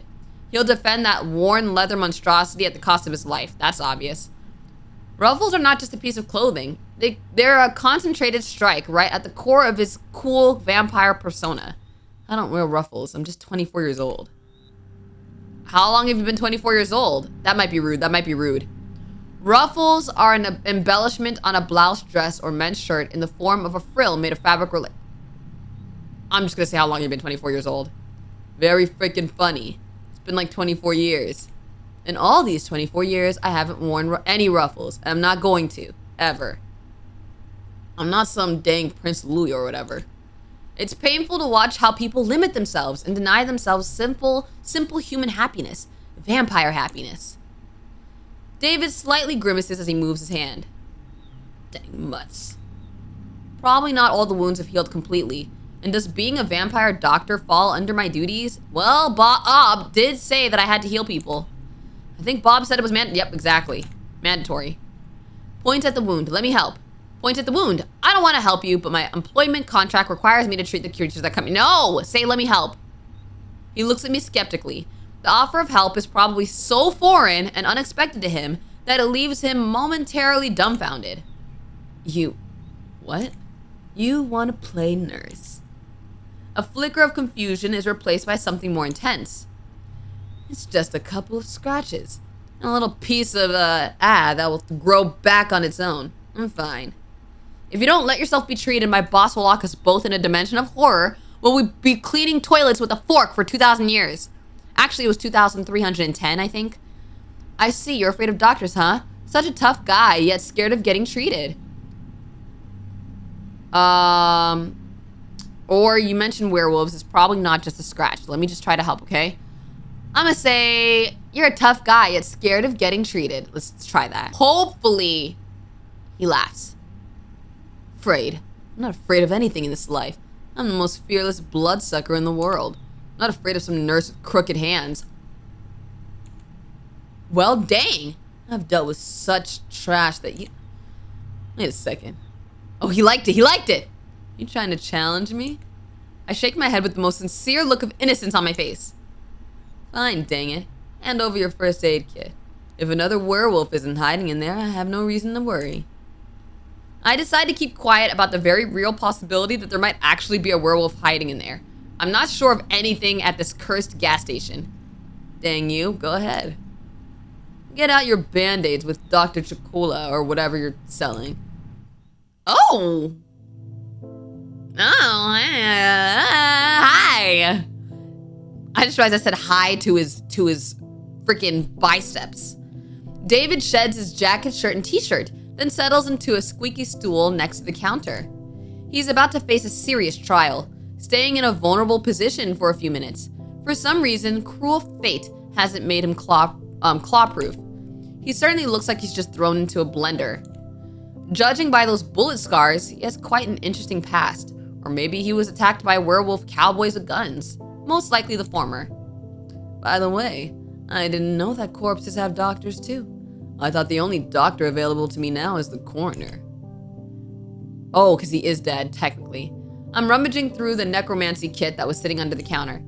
It's a heavy military-style metal box with a faded label reading Kit for Alternatively Living Organisms. Inside, besides standard bandages, there are some strange items. Silver tweezers, vials of thick glowing liquid, additional fingers, and of course an instruction manual. A cheap laminated brochure stained with something that looks like coffee. In the instructions, the first point states, determine whether you are dealing with a zombie. Ask your alternatively living subject if they ever wanted to eat someone's brain. Alternatively living subject, have you ever wanted to eat someone's brain? David is clearly not a zombie. Move on to the next point. He's not a zombie. He glances skeptically at the pictures flashing in the instructions as I flip it over. Zombies, necromancers, abominations made of bones, flesh, and cabbage swirl in front of his face like a mesmerizing kaleidoscope. And all of this lives in the city's sewers. I don't know how you're gonna use the bathrooms now. Wait, they all live in the sewers? It would be great if you didn't notice that. Why do I have to deal with all of this? I steal a glance at my visitor. I wonder if werewolves just clawed him up or if he managed to kill someone too. My instincts, something like out of the Stone Age, suggest that he could have. This guy has a killer's gaze. You see someone like him in an alley, your hand automatically reaches for your wallet and phone. I lower my eyes. First of all, that kind of sounded racist towards vampires. I lower my eyes. Next point. Let's establish the nature of the injuries. What kind of wounds could werewolves leave? It's simple. You've got lacerations, claws, teeth, and a bit of saliva. Possibly very contagious. Or it seems the damage was psychological. Tell me about your tragic past, as it says in the handbook. I kind of want to say that. I'm gonna say that. David pauses. The expression on his face reflects such genuine deep confusion that I almost feel a bit ashamed. What do you want me to do? The horror of the threat of undergoing psychotherapy drives him to aggression, turning him into a feral beast? Give me the dang paper. David yanks the handbook from my hands. What? Denial is the first sign of having problems. Hey, books are for employees only. Try to take it back, resign yourself. I'm gonna say denial is the first sign of having problems. And you know what the first sign is? That I want to shove you into a wood chipper feet first? He's funny. It seems like that was a rhetorical question, right? David mutters something under his breath. Quite slowly, by the way. He probably doesn't read very well. Strangely enough, I thought vampires had large libraries. However, this guy's library is limited to the section on threats and insults. See, torn supernatural wounds. You have to be supernaturally stupid not to notice that chapter. David says this with a clear sense of relief in his voice. His tragic past will stay with him today. I take the book back. I read through what medication I need and grab the regenerating extract for alternatively living life forms. Now all that's left is to apply this stuff. I dip my fingers in the jar and suddenly he grabs my hand. Do something wrong and I'll rip your tonsils out through your Okay, all right. Allow me to do my job, sir. I'll be extremely careful. No. If you touch me, my boss will rip your soul out through your... Okay, no. You know you have this fantastic talent for coming up with threats. You should write scripts for action movies. I like that. Well, I suppose it's just a matter of experience, probably. And you, well, watch what you're doing, or there will be consequences. It seems he just heard the best compliment of his life. I apply this black goo to the wound. A puff of steam rises from the wound and the air starts to smell like something is frying. It's probably very painful, but David remains calm. Not a single complaint, which is surprising. I hope it's not from your squid manager. Well, we all hope for that, buddy. Put a little more goo on him. Restore some justice. Be more careful. Let's be careful. I don't want him to rip my tonsils out through my eye. My movements become slow and deliberate. I do everything cautiously, barely touching the skin around the wound, allowing him to get used to the sting. I can see the tense muscles in his back and shoulders relax slightly. He's still wound up, but relief is starting to wash over him. Okay, he liked that. Naturally, no thank yous or pleases from him, but at least he's no longer threatening to do something to my every few seconds. Distract him with conversation. You know, David, every noble knight needs someone to tend to his wounds after great battles. Sure? What are you talking about? What knights? What battles? I fought in an alley stinking of urine against a bunch of dirty werewolves for territory on the outskirts of this godforsaken city. They tore my pants and I had to take a new pair off a junkie who was lying in a puddle nearby. Okay, what am I, a knight of what? The knight of torn pants? The dichotomy and difference between David and the jester is so funny. One guy's a king, rich, he offers to take us in a carriage. This guy was like, yeah, I was fighting in an alley and took some pants off of a hobo. As long as they're not stained, well, you get it. Say with the pomp of a medieval wizard, you are a wolfhound knight. Go to hell. David says this almost affectionately. It seems we're making progress in our relationship. I finish up. Surprisingly, the wounds are really healing. The scars won't beautify this man. Dang it, you kind of look good with scars. Why are you doing all this? The question is asked in an astonishingly serious tone. He's driving me crazy, even more than that clown from earlier, it seems. I just want to help. Lie, you want tips, and to go home, play The Sims, and watch stupid shows. I just want to help. Truth, you're an angel of mercy from the dirty gas station. These are my work obligations. If it weren't for them, I wouldn't bother you. I'm an angel of mercy. Why? David is confused. In his system of beliefs, actions always equals benefits. I'm throwing a wrench into this flawless, long-running mechanism. I can't watch someone suffer. Let's just say I have certain I'm gonna say that. I knew it from the very beginning, doll. You clearly have a few screws loose in your head if you get pleasure from this. I won't even bother asking what those are. I just want to sleep in my coffin without any nightmares. Alright, moving on. Screw this. I honestly don't care what's going on in your head. That's the most unconvincing lie I ever heard in my life. He clears his throat. Thank you. What was that? Am I hearing things? I thought he didn't know those words. I'm even afraid to breathe. I don't want to scare off this rare exotic display of politeness. He says that word as if he's pronouncing it for the first time in his life. I wouldn't be surprised if that's actually the case. Just a couple more seconds and he's back in front of the counter. So the client is fed, clean, and healed, and yet he's still here, not putting any money on the counter. The tip jar is lacking. I look at him. He's supposed to be full of energy, but instead he looks lost. David is deep in thought, in that dark, gloomy little place that occupies his mind. So you planning to pitch a tent here, or anything else I can do for you? Have you decided to eat me after all? This isn't the best place to crash, buddy, but there's a vampire hotel 2 blocks down. I'm gonna say, are you planning to pitch a tent here? David snorts, hearing the impatience in my voice. What, tired of my company, doll? I leave when I want to leave, and I don't want to yet. I'm curious about one thing. I haven't talked to a regular human in a long time. I wonder, by regular human, does he mean my extremely natural essence? I'm no vampire, werewolf, or thieving gnome. Or does he mean my lack of a criminal record and absence of drug or alcohol dependency? Or maybe he's looking for the perspective of an ordinary worker? A working class person? A gray collar? Does your face always look that funny when you're thinking about something? I don't even get the chance to respond to his jab before he follows up. Let's conduct an experiment. Suppose you're now a free vampire, able to go wherever you want, do whatever you want. Where would you go? Was he a slave before? David looks at me expectantly. Okay, what kind of superpowers do vampires have? What weaknesses will I have?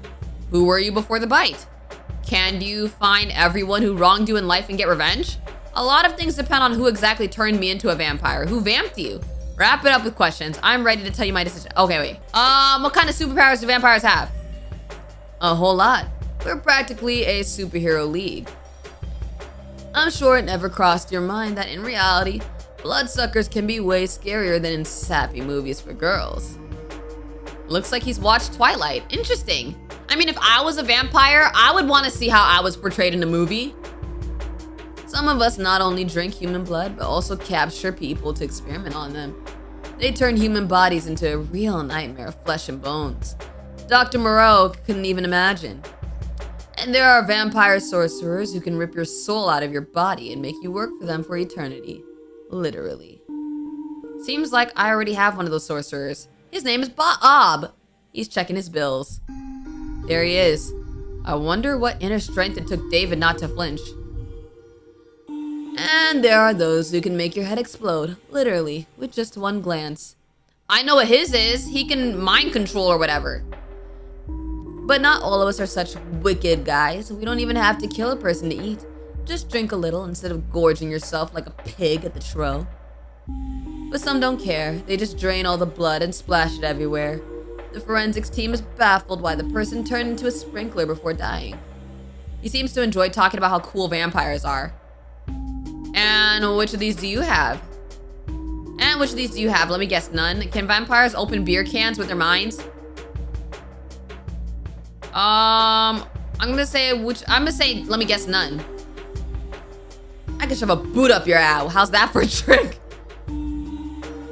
Have you ever thought about your obsession with butts? Do you know what Dr. Freud would call that? Yeah, do you think about that? I don't give a dang about your Freud or what he thought. I don't have any fixations. Keep talking and I'll shove some kind of fixation up your... never mind. See? You're obsessed! You're obsessed with the booty. David looks like he's reevaluating his entire life. What's hidden behind that look? What percentage of childhood trauma? What would Grandpa Freud say about this? I've got a decent list of what I can do. I'm not complaining. Imagine it. You never get tired. You can party all night long. All night long. You're stronger than 10 thugs combined. Well, except for 10 werewolf thugs. That might take some effort. If you want to shrink down and fly somewhere, you can turn into a tiny bat. Your reflexes become 100 times sharper. You feel everything. You see everything. You can hear a rat piss a block away. I don't want to hear what rats are up to. Okay, Xenosh, it's just an idiom. Yo, I don't think I'm winning any brownie points with him. We're just having a back and forth, y'all. You can ignore it if you want. All vampires would go insane if that was true. Do I look like a madman? Politely, I decide to stay silent. He continues. And finally, you can make people do anything you want. Absolutely anything. Are you sure the last one is due to your vampirism and not just because they're scared you'll beat them up? David lets out a sharp, raspy laugh. You're right. Most law-abiding citizens avoid me by 100 miles. It's a working strategy in most cases, but sometimes you need a subtle approach, you know? The word subtle from this guy sounds almost comical. It's one thing to scare someone trashless, they give in just to avoid being harmed. It's another when they act with full confidence that it's what they want. They don't even realize they're just vampire pawns now. Yes, I think I get it. He pulled that trick on me too. David smiles, but this time the smile is strained. These are the words of someone stuck in a web of artificial connections and booty-related threats. Fear and supernatural compulsion aren't the best foundations for a strong friendship. David, you're a creature stuck in a web of artificial connections and booty-related threats. Your whole life is based on lies. I can enchant friends for myself, wonderful, or make someone give me their wallet. Do I want to be deep with him, or do I want to say that? Let me say this. He lets out a quiet chuckle. Well, not exactly friends, more like underlings. You can hatch all sorts of cunning plans with human politicians, or, well, pay no rent. The last part sounded like music to my ears. Why did you watch Twilight? Let's say, who were you before the bite? He opens his mouth, ready to tell me off or mention something about butts again, but stops himself. Probably his thank you sealed our fragile friendship. I'll tell you, but it's probably not relevant. Well, it's nothing. I was a nobody. I was just surviving as everything went to hell. Unlike all those guys born with a silver spoon up their boot. You love to talk about booty, bro. You ever see those happy American families in TV commercials? They sit at the table with a bowl of salad smiling like idiots, and they always have a dog. Well, that wasn't my case. My stepdad was a crazy guy who thought the best birthday gift was a smack on the head. He did teach me how to shoot properly, though. I left my family dump early. It's really dumb, but I thought I'd start a band and become a rock star. But as they say, wish in one hand, trash in the other, see which one fills up faster. At first, I worked where I could, then found some guys to do some shady stuff with. There aren't many ways to make a living in the Los Angeles area. Can't exactly work the cash register, right? David jabs again, but without malice. The antisocial environment made him resentful of the middle and upper classes, but it hasn't affected me yet. I wonder why. Yeah, being a gangster would be cool, doing gangster things, riding motorcycles. Hey, working the cashier register isn't so bad. It would be even better without customers like you. No, say riding motorcycles is cool. He lets out a quiet chuckle. Come on, life isn't as fun as it is in TV shows. Mostly we just sold diluted trash to junkies and solved problems. Sometimes, no person, no problem, you know? I preferred the part about motorcycles. That's it, that's the whole story. That's kind of boring. What about you? Oh shoot, this is my chance to come up with something cool or just tell him like it is. I'm a criminal too, the best sniper in my gang. I'ma be real, just tell the truth. I have a single parent family and an art degree and no dog. He listens to how I ended up in this dump, about my job search and everything else. I didn't sell drugs in alleys, but it seems we still find some common ground. Got it, you're not in your element. Oops, go back. David truly understands. Neither he nor I wanted to end up where we are. Neither of us know what to do next. We both love cheap noodles, but he can't eat them anymore. I win. You must be tired of those draw me requests, right? I would draw you. Oh, like a French girl? He tries to look nonchalant, but his eyes show he's interested. Go ahead. I love beautiful doodles. He says the word doodles with such strange tenderness that it sounds more like a compliment than an insult. I pick up a pencil. Draw something funny. Draw him as he is. Somehow I feel like that would he appreciate like an actual drawing or something funny? I'm gonna draw him as he is. Wow, what a face. I almost forgot what I look like. Bags under my eyes like a junkie. Actually, wait, let's go back. Let's see if we draw something funny. What does he do? He stares at it for a few seconds, then starts laughing. That's disgusting. Bro, this drawing is funny. Spot on. The smile especially turned out well. Awesome, thanks. I'll take it and hang it somewhere. I like this one better. I like that one better. Hopefully in the coffin where he sleeps. I can do something too. David takes the pencil from me and with deep concentration, almost sticking out his tongue, scribbles something. Oh wait, that's actually good. That's actually good. A few minutes later, a drawing appears before me. I never would have thought this guy was capable of that. You draw better than me and I have an education. I say mine's cooler. No doubt, Picasso. He even knows the names of famous artists. He's definitely hiding something from me. I was into it a bit when I was a kid. Comics, all that stuff, nothing serious. I take the drawing for myself. All right, where were we? David looks at me expectantly. Why did you watch Twilight? I have no idea what you're talking about. I don't watch that emo trash. Okay, sure, buddy. I hold a dramatic pause. David looks like a cornered animal. He stares at the floor, then the ceiling, anywhere at me. Was this always here? What is this? Finally, he lets out a loud sigh, filled with disappointment and embarrassment. Fine, dang it. All right, I watched everything. All Twilight movies, watched The Lost Boys, Interview with the Vampire, Blade. He watched every single vampire movie. The idiot who bit me didn't explain anything beyond the basics, like don't go into the sun, you little punk. I thought maybe these stupid movies had a clue, you know? Hidden in all that silly romance and melodrama. Most of it turned out to be BS. I read legends, searched for info online. As you can imagine, all supernatural beings try not to give themselves away, but sometimes you still stumble upon bits and pieces. Or crazies. One or the other. My favorite, by the way, was From Dusk Till Dawn. Too bad vampires don't explode in real life. You still haven't told me if you sparkle like Edward Cullen in the sun, though. He takes a deep, ragged breath. No, we don't sparkle. Want to know what happens if I step into the sun? I catch fire in the sun, as if someone poured gasoline on me and lit a match. Cool. You want to know what that smells like? Like fried chicken. It's a nasty, excruciating final death. Very brutal. Imagine the smell and slowly lick your lips. Hot men. Shake your head. Terrible. However, let me ask you one more thing. I'm gonna say, hot men. Oh, he didn't like that. What the heck is wrong with you? Okay, David has clearly dealt with violence, drugs, and monsters. But a cashier craving fried vampire is clearly too much for him. You know, I've seen a lot of trash in my life, but this is the first time I see something like this. Do you have some kind of necro barbecue? No, don't answer me. I don't want to know. I'll just pretend I didn't hear anything. I feel like he doesn't get a joke sometimes. I feel like he literally is like, the joke goes over his head. All right. You know what? I'm ready to tell you my decision.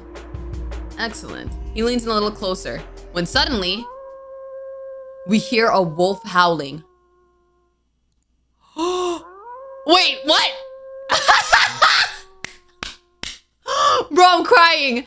I don't even have time to blink before David vanishes. Now he's a little bat hiding behind the counter. That is so funny. Listen up. Don't say anything about me. Sit tight and behave or you'll feel incredibly trashy. Trust me, if you rat me out to that mutt, I'll find a way to get out and twist your head off. I'm surprised you didn't say anything about booty. The threat in his voice is completely lacking, mostly because this voice now comes from a very small, though angry bat. Werewolf. A werewolf is about to come here right now. Oh, hey! The creature steps inside. Good evening, ma'am. A low, rumbling bass, surprisingly calm and friendly. Can I pet you? Ma'am, I'm not sure I understood you correctly. You want to pet me? He awkwardly shifts from paw to paw. He looks like he's judging me. That's very unexpected, and of course flattering, ma'am. Don't get me wrong. But I'm kind of on duty, chasing, tracking the supernatural. He looks around nervously. All right, you can, but just a little. I still have important business. Oh, cute. I reach out and pet him. The fur is warm, soft, and thick. I immediately feel a low vibration. The werewolf is quietly and silently purring. He hates this. At first, it's barely noticeable movement, but then his short, fluffy tail starts to wag slowly but confidently from side to side. He's a good boy, a very, very big but good boy. He deserves praise. I'm the Princess Mononoke of this gas station, although David does not seem thrilled. I pull my hand back. Thank you, ma'am. It's been a while since I've been... Anyways, thank you. So, getting back to the purpose of my visit. Apologies for this sudden intrusion, Edward. You can just call me Eddie. We're chasing down a certain pest. You haven't seen a vampire around here by chance, have you? You know, young, a bit scruffy, wearing a leather jacket. You see, here's the story. One of our packs nearly took out a vampire sire and his offspring a few hours ago. It was a tough battle. We suffered losses. We tried to track them and found one of them. Well, more like a pile of ash where he once lay. Oh, it seemed one bloodsucker off the other when he was weakened. Their family values are quite lacking. It seems patricide has occurred. David didn't tell me anything about it. Probably that's why he had all those questions about vampirism. He was trying to get advice on where to go next after killing his creator. Oh, but in a completely idiotic way. You see, ma'am, vampires are parasites on the body of our society. They drink blood like mosquitoes. But unlike mosquitoes, they kill their victims by draining them dry. They languish in boredom with their immortality and thus destroy human destinies, play with them, torment them, and derive a semblance of pleasure from their suffering. They are devoid of true feelings. I look at David, devoid of any feelings. He's shaking all over. So I would be extremely grateful for any help. Don't give David away. Blackmail David. Slowly glance at the tip jar, then briefly meet David's eyes, hinting he owes a tip. Grab David and hand him over to the werewolf. Let the wolf leave a tip. Let's just trust that David will give us a tip after all this. Don't give him away. That guy threatened me 5 minutes ago, but now he's small, trembling, and helpless. He's my little guy. I force a smile and say I haven't seen anything. A quiet, peaceful night. Eddie examines me closely. He's probably catching a faint scent of blood, but my calm demeanor throws him off. Strange. Well, okay. If he shows up, just give a whistle. We won't be far from here. Good night, ma'am. The werewolf goes off to his important wolf business. David crawls out of his hiding spot. You could have turned me in. He stares into my eyes as if trying to peer into my soul and understand what it's made of. And that would have been the sensible decision. But I'm glad you're not one of those sensible ones. David says this with genuine relief in his voice. He's grateful to me, and now that doesn't know... David says this with genuine relief in his voice. He's grateful to me, and now doesn't quite know what to do with that gratitude. He clears his throat awkwardly. So, what's the answer to my question? What would you do if you were a vampire? His gaze reminds me of a lost fighting dog. Without a master, he's restless and can't find his place. Why do I kind of feel bad for him? Like, it was kind of probably against his will to become a vampire. What an advisor he picked. May the Lord help him. I take everything life has to offer. Travel, entertainment, new experiences. The world is full of wonders, and when you're immortal, all doors are open to you. I just surf the internet, decay and rot. Nothing would change. One could enslave humanity, or at least one neighborhood in the city. You could learn so many things, read so many books, even learn to play the saxophone. I'm gonna say the first one. He chuckles. Oh, still waters run deep and all that. Pity the road of adventure led you to a stinky gas station.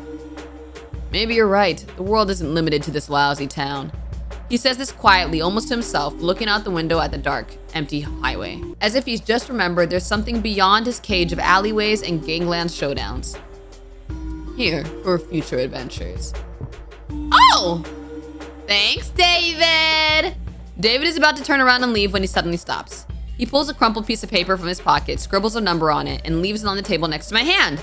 But just as I reach for it, his hand covers mine, pressing it to the table. I don't think that the jester's gonna like this. His skin feels cold, rough from barely visible scars and blisters. This grave-like chill sharply contrasts with the warmth of my own hand. I feel a slight tingling, like static electricity. Call me if you need a ride from work. I've got a couple of ideas for what we could do before dawn. See ya. David says goodbye and leaves. The gas station sinks into absolute silence. I wonder if at the end of this, I literally get to choose who to go home with. Well, that was quite an interesting encounter. I really could have turned him in, but I didn't want to. Hang the drawing on the wall. Do nothing with it. Hang it on the wall. For someone obsessed with booty-related threats, surprisingly, his hands are quite skilled. Now I also have a date invitation from a guy who wanted to make me his dinner half an hour ago. I don't know what's worse, this or the offer to go home in a bone carriage. Though something tells me that if I accept, I might not return home at all. I survived another visitor. It seems I'm starting to get used to this job. Wiping off the sticky residue, hoping it was just spilled soda from the counter, I suddenly hear the crunch of gravel outside. Hooves? Oh! This is definitely not another vampire. The stranger leans against the counter, trying to look casual, but the way his tail twitches betrays his nervous tension. What are you here for? What's up with you, bruh? What are you? A demon? I think he literally is a demon. Hi. What's a good voice for him? British? Hi there. Hello there. Hello, babe. What? My name is Victor. Aren't your parents pirates by any chance? Is he about to try to do a pickup line? Is he about to try a pickup line? Frown at him, waiting for him to finally say what he's gonna buy. No, sir, my parents are not pirates. Are your parents farmers by any chance? You mean, are they rich pirates who would could pay a ransom for me if you kidnap me? Please, sir, don't. I'm gonna say, are your parents farmers by any chance? I took his awkward attempt at flirting and made it my own. Now I'm the captain of this ship, since I am a true descendant of pirates. Victor nervously taps his hoof on the floor. No? Then where did they get such a sweet peach? Aha! Aha! His face instantly lights up. So much so that even his ears are smoking, it seems. Thank you. He shuffles his foot. I literally flipped the script on him. Oh, miss, actually, I wanted to give you a compliment. I mean to flirt. Victor makes vague gestures with his hands as if trying to describe a complex mechanism that just exploded. You're a little too awkward at this, buddy. You're a little too awkward at this. It was all supposed to go completely differently. You were supposed to blush and giggle, and you broke it all. So he believes this was really supposed to work on real life people? His face is burning. Victor takes another deep, frantic breath. His stomach is growling so horribly. I hope the guy is okay. What the? Is it really that bad? I mean, is my flirting technique really that terrible? And yeah, this was the worst day of my life to have ears. Well, it could have been better. Awkwardness is a great style. I liked it. Don't worry, it's cute. This might have been the best compliment he's ever heard in his life. Probably the only one. You liked it? His voice mixes surprise, disbelief, and a shy glimmer of joy. Oh, he's too cute. He's too cute. I'm glad you like awkwardness because I have plenty of it. You probably noticed. Right off the bat, is it written on my face? Actually, I initially chose this tactic to charm you, miss. Of course, everything went according to plan. He coughs shyly and mumbles something to himself. Then he shifts his gaze back to me. Actually, miss, I'm here to acquire... He doesn't get to finish. We have a visitor? Hello? She stands next to the counter, clicking her mandibles impatiently. 2 packs of Brupsy, a pack of screaming cheese, and a bag of fairy fingers, darling. By the way, your gas attendant is a real sweetheart. It's frightening to imagine what my invisible colleague looks like. He hasn't even bothered to say hello. And hurry up, I need to rush. I have a lot of work waiting for me today. I'm starting to pack the order. At the same time, this incubus awkwardly tries to hit on the lady. And I thought we had something special. Wait, so he's an incubus. So does he just flirt with everybody? Apparently, the failed Casanova decided to try his luck on a new victim. Wow, you seem so busy and cool, ma'am. And you must have a very wonderful job. She starts clicking her mandibles energetically, producing a buzzing sound that vaguely resembles laughter. Wonderful, oh yes, wonderful. Wonderful for those who don't like to eat, sleep, or see their children grow. Okay. Really, the best job in all 9 worlds. Speaking of children. Victor barely recovers from her sarcasm when the lady immediately pulls a wallet out of her bag and unfolds it. Oh, over and over again. Oh, how many kids does she have? It seemed endless. This is Goo Goo. He has his father's mandibles. Victor gazes into the abyss, and the abyss gazes back, revealing baby pictures. The seduction attempt has failed. Again. Like any mother, Lady Mantis loved her children and considered it her sacred duty to tell every passing incubus about them. This is Goo Goo. He's in his rebel phase right now. He pierced his mandibles. Can you imagine? He makes such a racket when he eats. The image of a larva in a biker jacket makes me snort and reminds me of David. And this is Gigi and Gaga. They are still larvae, but already are so talented. What talents can larvae have? They just lie there and eat. I do too, though. Wait, don't think about that. You have very beautiful children, ma'am. All 20 of them, incredibly cute. That's just the first wallet. Yo, you and your hubby were getting busy. Help him hand the lady her order. Don't interfere. Let's hand her order. I don't think I want to see more of the children. We don't know how many children she got. She could have 102. Oh, I got a bit carried away. I really am in a hurry. Here's your money, darling. Victor watches her disappear into the night, then turns to me with a grateful look. Thank you, miss. Thank you, miss. I couldn't handle 20 more kids.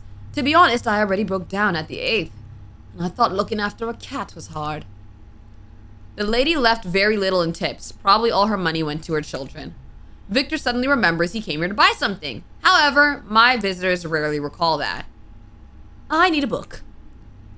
A book about learning how to flirt? Shouldn't it come naturally to you? You know, Victor scans my stinking supernatural realm of discount rot and chocolate bars. It's a guide for, well, you know, succubi and incubi. I can't remember what it's called, but I've definitely heard something about it. Could you take a look? It's definitely not for me. It's for my less experienced friend because I'm, you know, employee of the month in my layer. He didn't specify whether he was the worst or the best employee of the month. Well, you know, life force harvesting for dummies or something like that. I hear him mumbling quietly to himself. Such a shame. I should have just stayed home and rewatched Evangelion for the 10th time. All right, I'm heading to the storage room again. Just a few hours before, I was rushing around here looking for blood for a very hungry monster. Now all these vials, eyes, and tentacles seem less ominous. A gigantic dead moth lies on top of one of the boxes. Or perhaps it's just really tired. I'm rummaging through the book section, deep in between baboon metaphysics and limits of patience for your dead servants. I find the desired volume. I come back from the storage room holding this forbidden, mind-bending treatise titled Everything You Ever Wanted to Know About Demons and Everything You Didn't Want to Know About Them. Wow, this is definitely better than those PDF guides from various sites for... never mind who.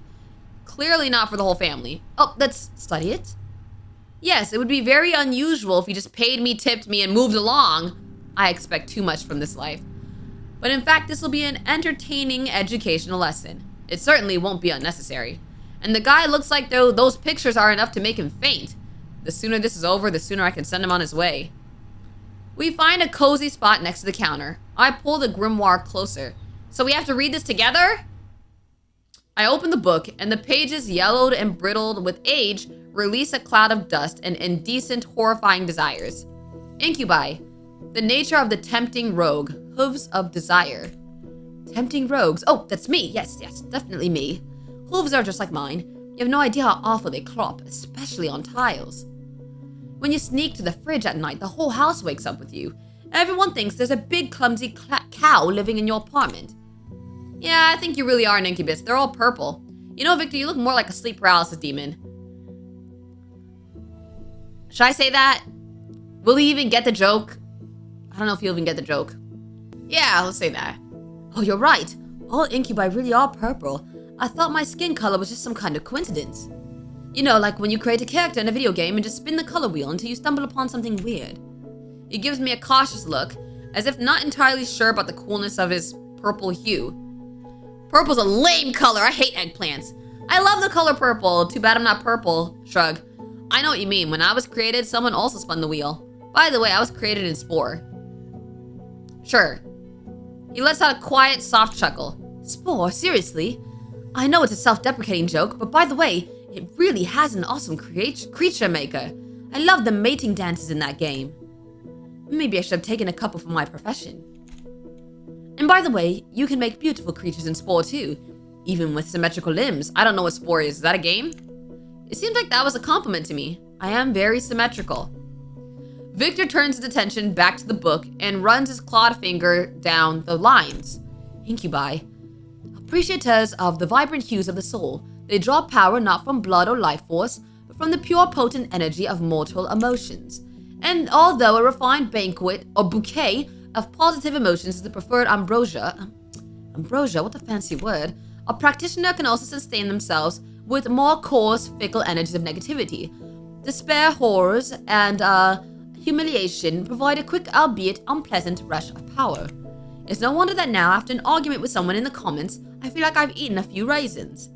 Oh, so he literally, when he's hungry, he needs to feed on the emotions of others. So it could be love, it could be hate, it could be annoyance, anything like that. Judging by the expression on his face, he clearly isn't cut out for horrors and humiliations. His limit is probably arguing on 4chan, also a kind of source of horrors and humiliations, but still it's a bit different. An incubus can, albeit less effectively, form a symbiotic connection by feeding off a single consenting mortal vessel. The mortal vessel, in turn, can absorb some of the power from the incubus, among other things, their immortality. Wow, sounds like a decent deal. I certainly always have plenty of emotions, mostly hatred for the fact that to earn money you have to work. A whole mountain of raisins for Victor, or whatever he called it. What a relief. Just one person. The thought of having to chase after a whole bunch of strangers makes me feel sick. Strangers are the scariest thing right after rent. But I love communicating. Well, sometimes. Yeah, strangers are kind of scary. Yeah, I totally understand you. It's probably even harder to deal with clients like me. Communication is already a horror show in itself, and then you add a literal horror with vampires and ghosts. Just a nightmare. He really looks at me with sympathy. He feels sorry for me. I don't even know how to react to that. Trying to understand what people want from you is quite the challenge. It's like trying to play a game with its rules changing every 5 seconds. And someone has completely turned off your screen, and you're paralyzed. Basically, yeah, I completely get you. Victor flips through the grimoire, reading the chapter titles. Techniques of rogue seduction, juicy emotional juices, using lascivious energies for thaumaturgical purposes. I don't even want to know. I just want to not starve without energy and maybe pay my rent. I don't need to be the lusty cousin of Doctor Strange. His finger finally jabs at a random chapter title somewhere in the middle. Love letters. It seems completely and irrevocably outdated, especially that part about carrier pigeon colors. Yeah, I'm not gonna lie to you. They need to have a chapter on texting. Love letters? Who writes love letters anymore? This should apply to text messages now, right? That's so funny that I said that before he said it. That's so funny. But this is a good start. Let's work on this before moving on to more complex seduction methods. He pulls out a pen from somewhere, a cheap ballpoint with a little anime cat charm on the end. I hand him a grease-stained napkin, like everything in this rotten place. The book says to convey aching adoration and a hint of forbidden desire. Victor starts scribbling something on the napkin.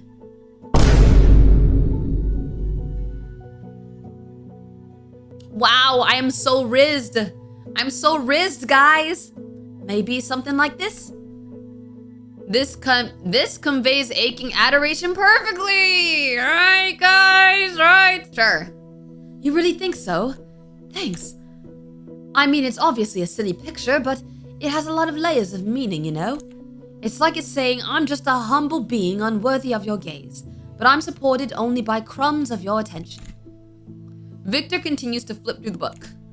Recognizing the desires of the vessel, he scans the first few lines of text. It's all about observing subtle hints, interpreting body language, and engaging in candid conversations to uncover the special nature of mortal carnal desires. He glances at me. What does Vessel Xenosh want? Whoa, wait a minute. You want me to be the mortal that you bond with for life? This vessel wants money. Real. The vessel wants stable mental health. The vessel wants fame, love, and adoration. The vessel wants to become the new Sandro Botticelli.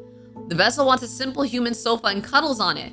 The vessel wants to leave work as soon as possible. Let's not linger, young man. I don't know. Cuddles sounds good. Oh, great. And, pizza, right? Yeah, you're getting it. In his eyes is genuine sympathy and an understanding of every delicate string of my unfortunate, lonely soul. That's honestly quite a simple desire. I think if the criteria for the second person on the couch... What? Second person on the couch? What are you talking about? Though sometimes I comment too loudly on what's happening on screen. I hope that's not too much of a problem. Sometimes you just can't help but make a stupid comment 10, 20 in 5 minutes, especially when you know some facts about the movie. We continue to study this villainous seduction manual. The art of verbal seduction is slippery flattery. To his surprise, Victor finds no mention of the fact that pirate compliments work on living people.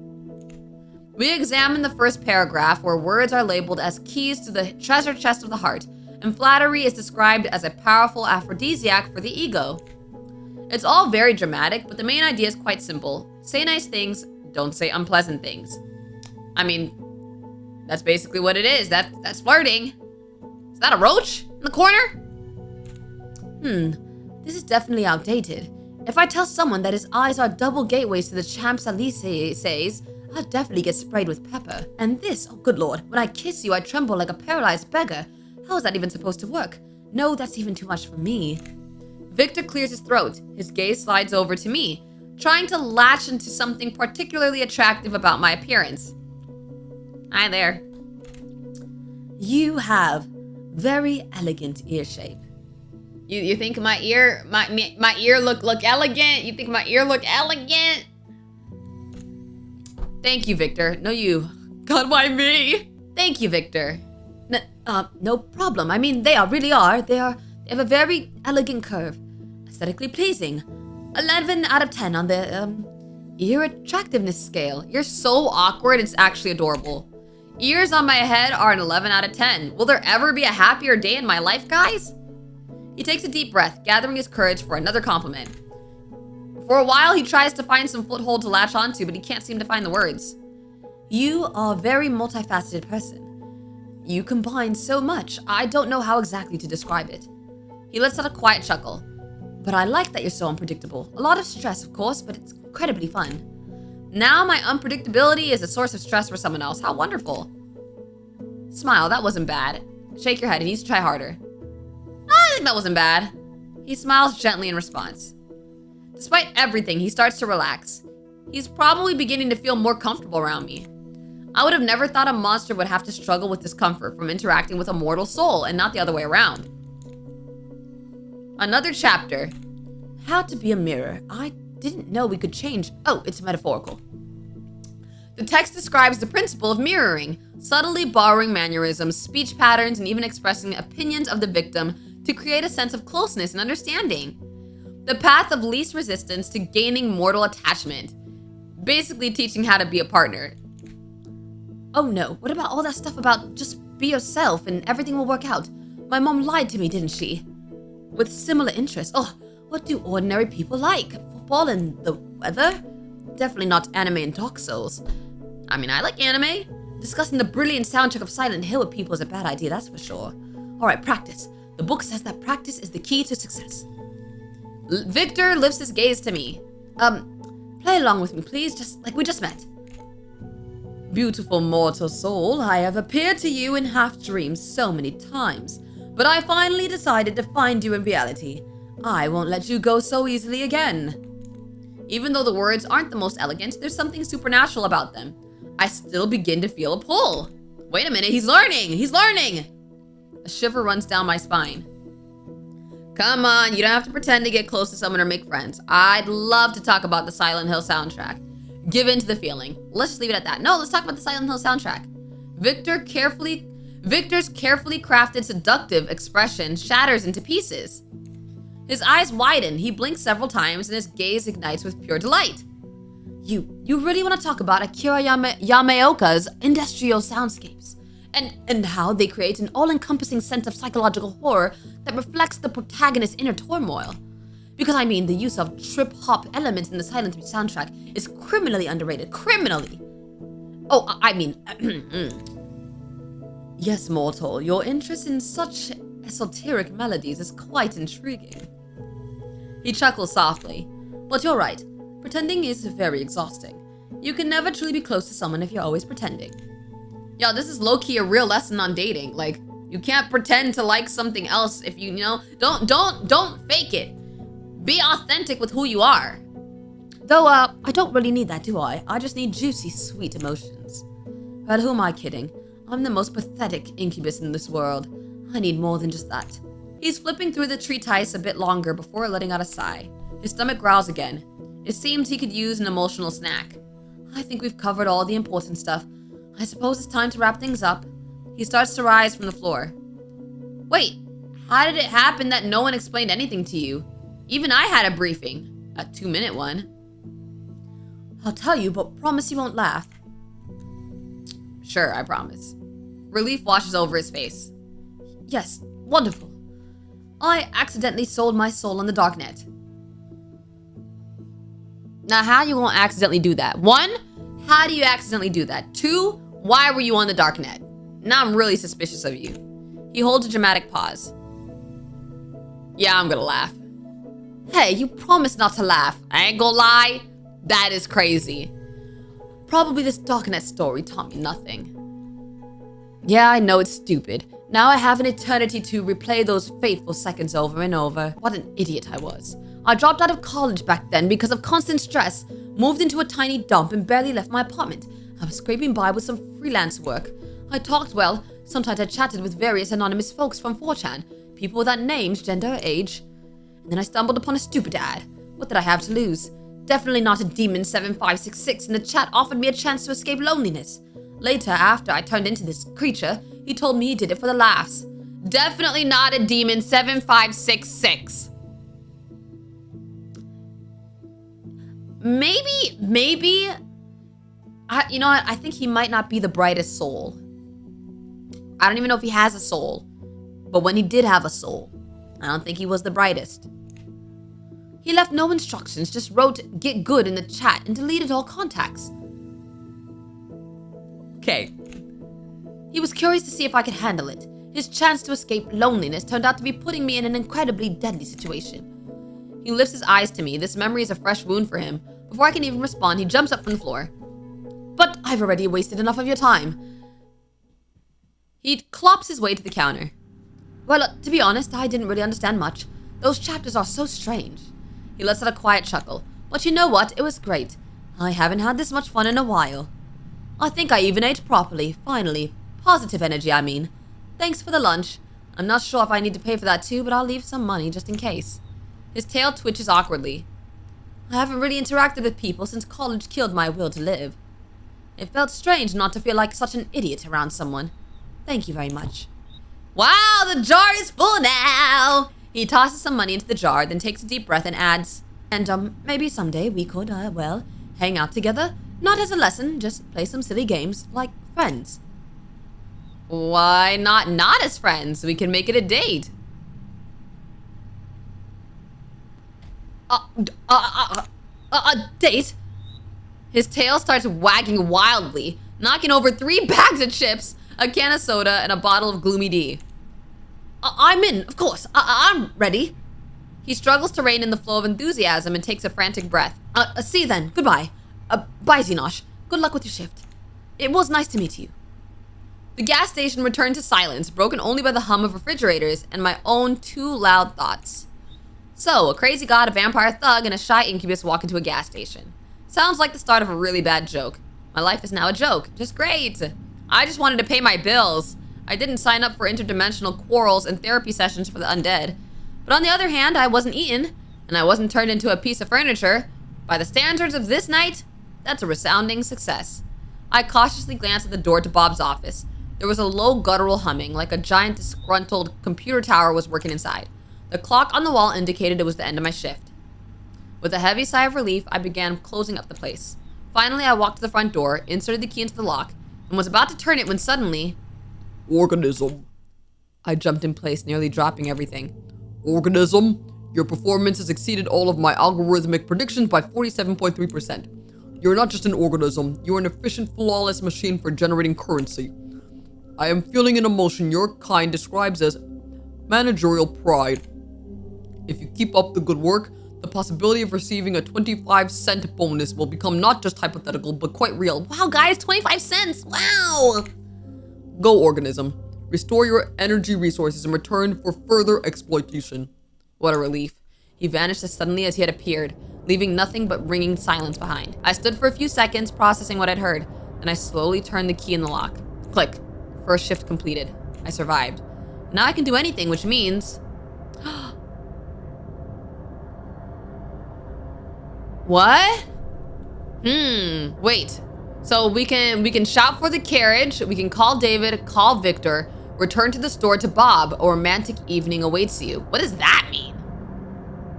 What does that mean? We could date Bob? We could date Bob? I ain't gonna lie. I'm gonna call for a carriage. I wanna see what that is. I wanna see. The words escaped my lips before I could think them through. I shouted into the void, expecting at best an echo, but the void answered. From around the corner, with a quiet clatter of hooves on asphalt, it appeared. A carriage crafted from bones polished to a shine, drawn by a pair of horses woven from pure shadows.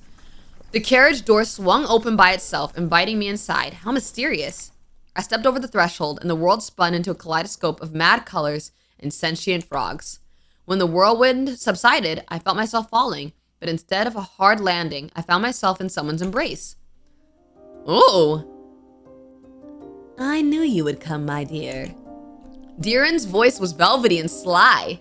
I looked down and realized that my t-shirt and jeans had been replaced by some elegant attire. How old-fashioned of him. The kingdom missed you so much. Every crooked spire of this castle longed for your silhouette.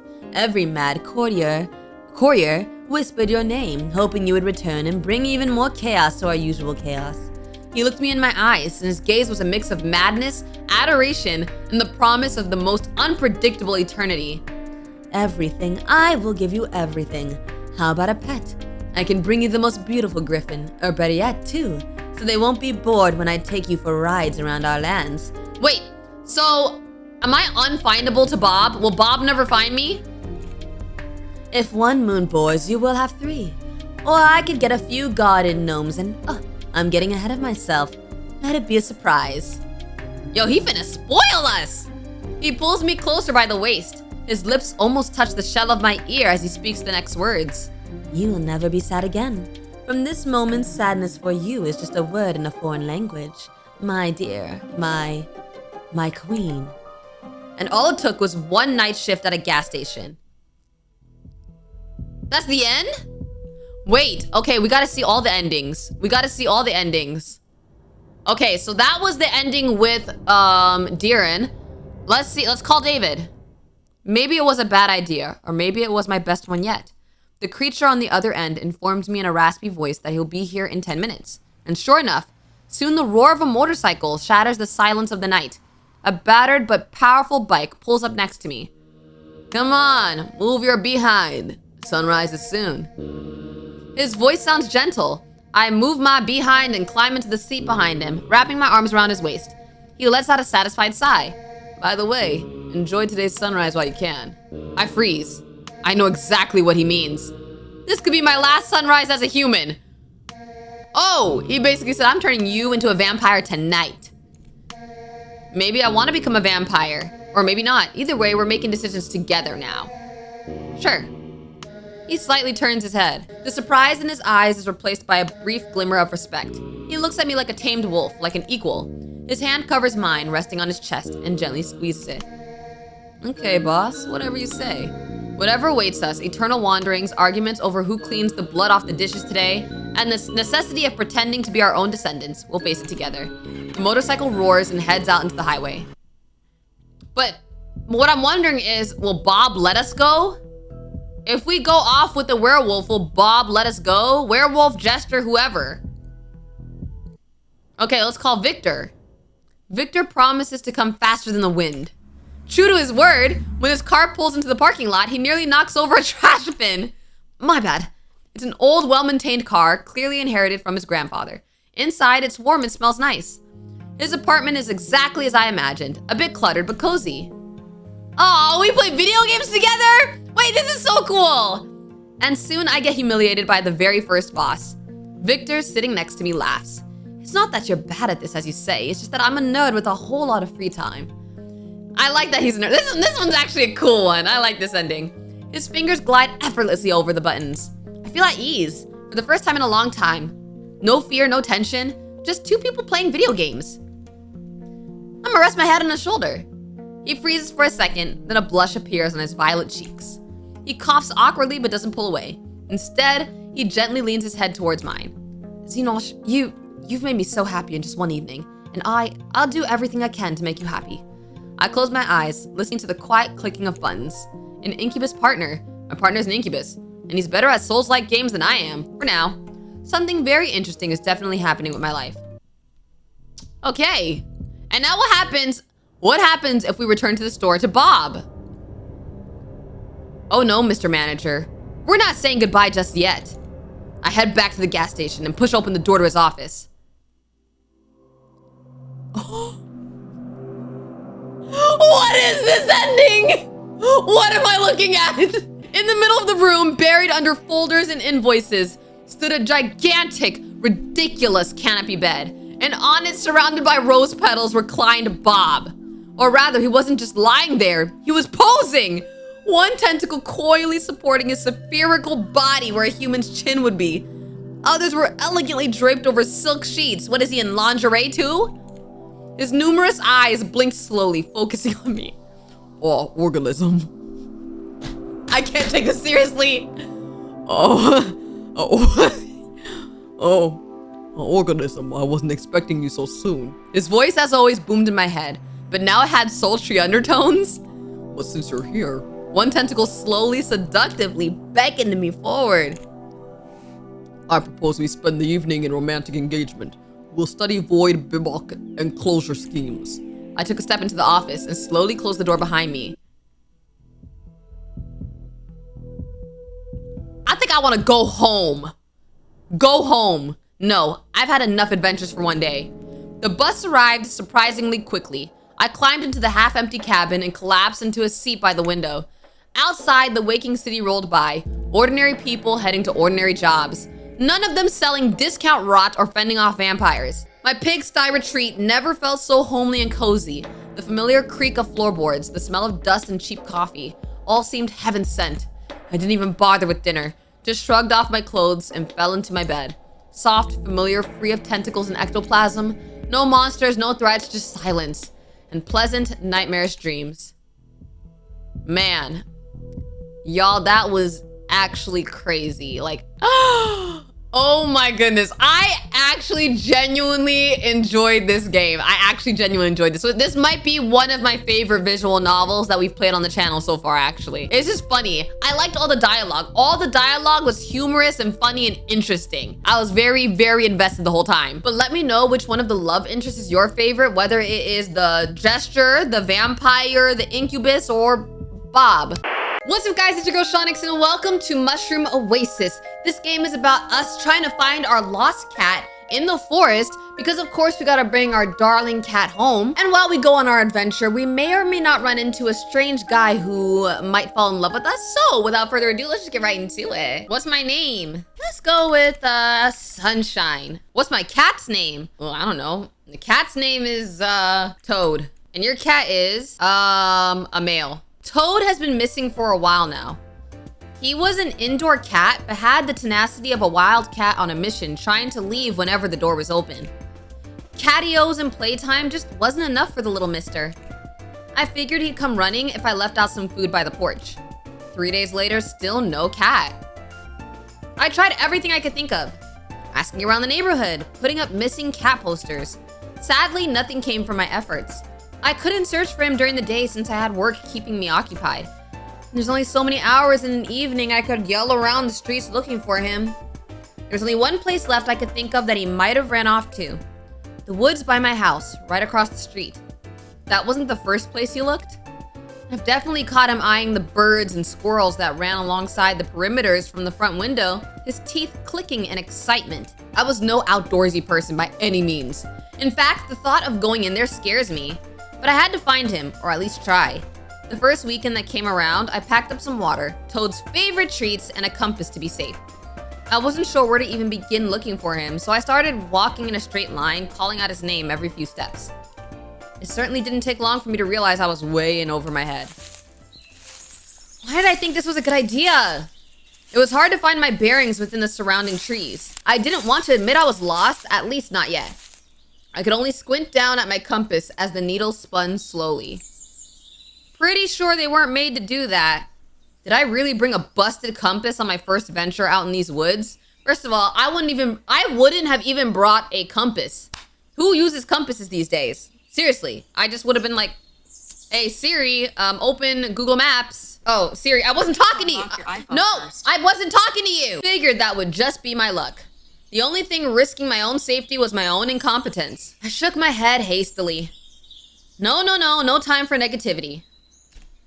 Toad was out there somewhere, cold and lost and hungry. I had to keep going. It's been hours. I'm so lost. I don't even know why I kept searching, even after the moment I'd realized that. Why did I think this was a good idea? Bro, I don't like this buzzing in my ear. Hunger had been gnawing at my stomach for a while now, having missed breakfast and lunch altogether. The heat and humidity from the afternoon sun was unbearable, but the cooling air did nothing to soothe me. Even if I were to head home, I couldn't even pinpoint where that was. What do people even do in this situation? I knew it was baseless optimism, but walking onwards was really the only thing I could think of to do. Surely I'll come across something familiar. I trudged on, my shoes carefully avoiding the tree roots intertwined across the forest floor. But in my weakened state, plus the approaching darkness, I found myself stumbling through the rough terrain. My feet hit something soft, jutting out of the ground. Ack! My hand shot out as I lost my balance. My feet clumsily tried to find purchase as I wobbled backwards, arms flapping. Poof! What? My shoe had landed smack dab in a circle of mushrooms, the brunt of it causing a wispy cloud to erupt from the cluster. Oh no, we're about to pass out. Did some drugs. I stuck my nose in my elbow to avoid breathing it in. I couldn't differentiate one tree leaf from another for the life of me, but I'm pretty sure humans aren't supposed to inhale whatever the heck this was. It smelled strongly of rotten wood and wet dirt, even as it cleared. Something shiny quickly caught my attention. I stooped down to pick it up, gasping under my breath. It was Toad's collar! Dang, he went really far in the forest. Wait a minute, why does that look like the shape of a dog or something? Y'all see this? That looks like the shape of a dog or a cat or something. Covered in whatever the heck these mushrooms released. I looked around desperately for any signs of him. Toad! Toad! Psst, psst, psst, psst. I coughed from inhaling some of the remaining dust floating in the air. I should really steer clear from this. Pocketing Toad's collar, I retreated carefully until I could breathe again. Stepping back, I could still smell it. It must have stuck to my hair and clothes. A quick once-over confirmed my suspicions with a slight cringe. A thin yet generous coating of it covered my sleeves and jeans. Dang, that's a lot of dust. I leaned against a tree, dusting off my clothes in a naive attempt to get the dust and smell out to no avail. If anything, it felt like I'm breathing more of it in. What used to be musty now turned sweet, and I found myself inhaling even deeper, trying to pinpoint the smell. Cucumbers? It smelled like fresh cucumbers. A tingly feeling crept up my hands and neck, pinpricks spreading across my limbs as a strange heat reached my face. I started to feel drunk and woozy. My senses were numb. Oh, yep, we're drugged. It should freak me out, and yet a strange comfort washed over me. I should lie down, right now in fact. My legs gave out from underneath me, my body toppling over at an awkward angle. I laid there and stared and stared and stared. It was nice here. A peaceful calm. A perfect place for a nap even. My eyes grew heavy as I swam in and out of consciousness. Yeah. A nap sounds really good right about now. Oh? Lots of critters passing through lately. Sorry this happened to you, little one. It could have been anyone, but it had to be you. Wait, a human? How'd you end up all the way out here? Still breathing, too. Ah, sheesh. I can't leave you here. What should I do? Y'all like my voice that I'm doing for him? Y'all like the voice? I woke with a jolt. It was warm, but comfortably so. I could feel the weight of a blanket on me as I tried to sit up. I couldn't move my body. My fingers twitched uselessly at my sides as my eyes darted around in panic. Glancing about, I could see the interior of a cabin, or at least the ceiling of one. I couldn't see much past the corner of my eyes. Where was I? How did I get here? A desperate feeling rose in my chest. I had to leave, right now. This was wrong. I wasn't meant to be here. I could hear the crackling of a fire nearby, likely the source of warmth I had felt on waking up. I could also hear footsteps approaching.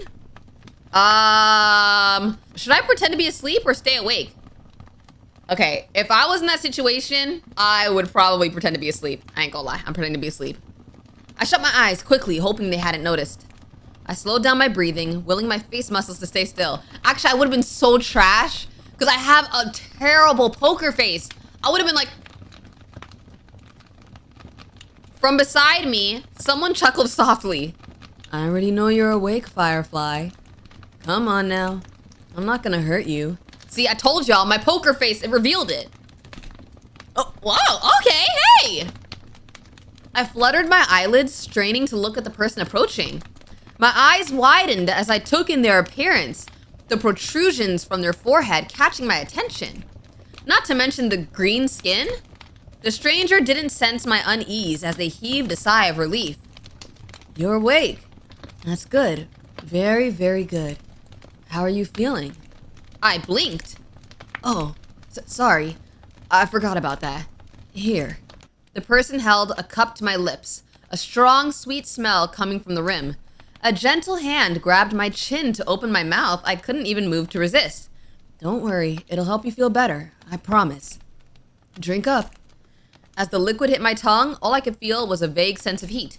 As I kept drinking, taste and texture returned. The sweetness of berries and chamomile coated my taste buds. I could even detect a hint of mint. I lifted my head, finally, hands fisted at my sides as I propped myself into my elbows. The person kept a steady hand on my chin, careful not to pour in too much in case I choked. I finished every last drop, wiping my mouth with the back of my hand. I stared at my fingers, realizing I had full autonomy over my body again. Good as new. Now how are you feeling? But better, thank you. The stranger laughed. Oh, I like the way you sound. Been ages since I've talked to anyone, much less with a voice as nice as yours. I brushed off their strange compliment, finally looking around the cabin properly. Hold on. You like my voice? I brushed off their strange compliment, finally looking around the cabin properly. It was a simple room filled with sparse but decorated wooden furniture, fit for someone living alone. An open archway to the right led to what I assumed was the kitchen. Next to it, a door was closed shut. Possibly the bathroom? Taking it in, there was a common theme of knitted decorations strewn about. Any available surface had patterned knitted tablecloths covering it. An unfinished project laid beside the bedside table where I sat, a pair of knitting needles jutting out of a pile of yarn from a small basket. As far as I could tell, it looked like the beginnings of a green scarf. The stranger was comfortable in staying silent, observing me as I glanced around. They tossed their hat into the bed, scruffing their hair and making it even messier. With their hat off, their unique features were impossible to ignore. Sorry, but what are you? Oh, I didn't introduce myself, did I? Hiya, I'm Michael, with a Y. Michael, hey, I shook my head. No, I meant that, Michael stared at me, their left ear twitching. You look very, he snorted. Ugly? Off-putting? I wouldn't say that. I wouldn't say ugly. No, just different. Different, huh? You're just being nice. Well, then explain yourself. I mean, that's kind of rude, isn't it? I paused for a moment before pinching my nose bridge, exhaling slowly. I'm just... Sorry, it's been a long day is all. I should be thanking you. If it helps, it's, a skin condition? Is that what you humans call them? The way they said it didn't sound confident. And the ears? Genetics? Right. And I assume I waved vaguely at their horns. Antenna? Those things are just cosplay to complete the look? Would that make a convincing argument? I squinted. Maybe? And yeah, it's cosplay. It still doesn't explain everything. Michael huffed a nervous laugh. Listen, I'm just a guy living by himself in the woods. Whoa, what's going on? You don't need to worry yourself further than that, okay? Something in his tone compelled you not to question his existence anymore? He's just some guy living in the woods, completely normal. What? Mind control? Right, completely normal. There's no way he just manipulated me like that. I'm Sunshine. Michael beamed. Nice to meet you, Sunshine. I fiddled with the blankets as Michael scooted closer from the edge of the bed. I know I already asked, but how are you feeling? Any aches, sores, nausea? Intrusive thoughts, weird impulses? Fever, maybe? I don't think so. He placed his hand on my forehead before I could react. Whoa, whoa, whoa. His hands were calloused, quickly retracting as he gave a thoughtful hum. You seem to be lucid. That's a good sign. Great, great. He hummed absently, his twitching ear reminding me of a protruded cat. Cat. My cat! Oh, shoot. So sorry if this is out of nowhere, but have you seen a cat around these parts? His name is Toad. He's a sweet little thing, about this big, skittish, but he can approach strangers if he needs to. I pulled out my phone to show pictures of him, only to find it missing from my back pocket. Wait, where is it? I haven't... Huh? Your cat. I haven't seen it. What about my phone? Oh, I see. I slumped against the pillows, rubbing at my temples. He lost his collar, too. Even if anyone finds him, they wouldn't be able to tell where he's from. Dang it. Michael stayed quiet, watching me from his side of the bed. You came all the way out here for a cat? Huh? Of course. To the point where you're willing to run yourself ragged this deep in the forest? For a cat? Do you realize how far you've wandered away from the nearest town? I found you near unconscious, in an area nobody's set foot in for years. For a cat. Why do you almost sound mad?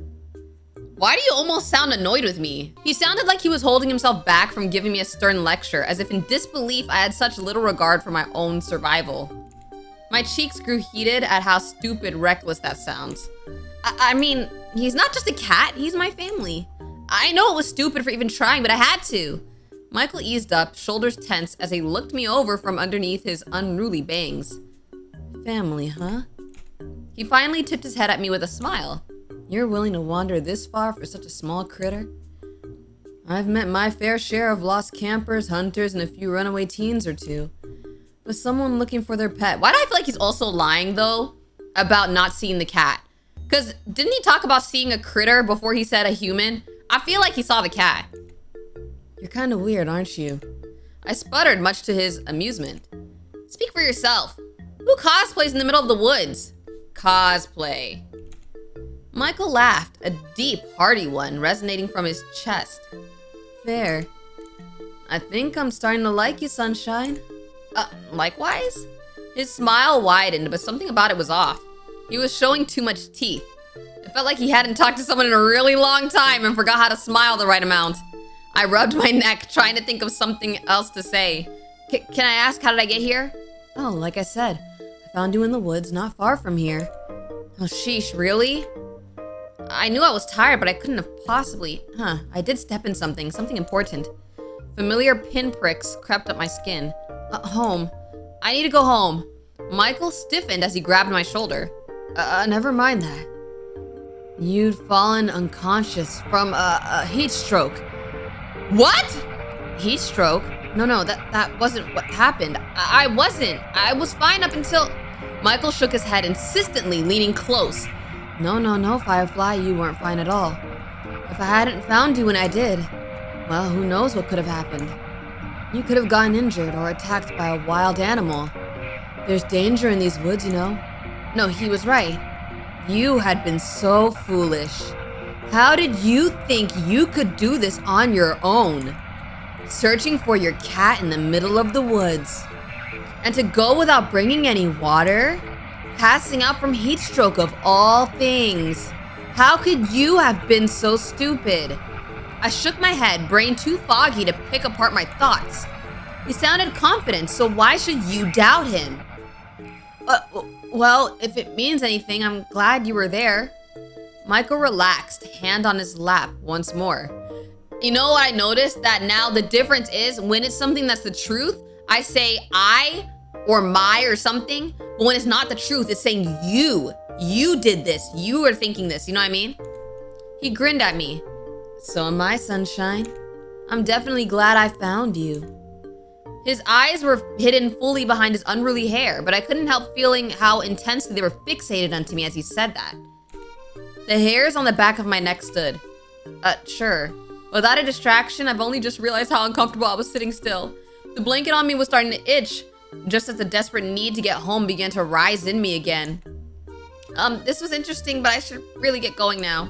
But wait, my host jumped up from the bed before I could.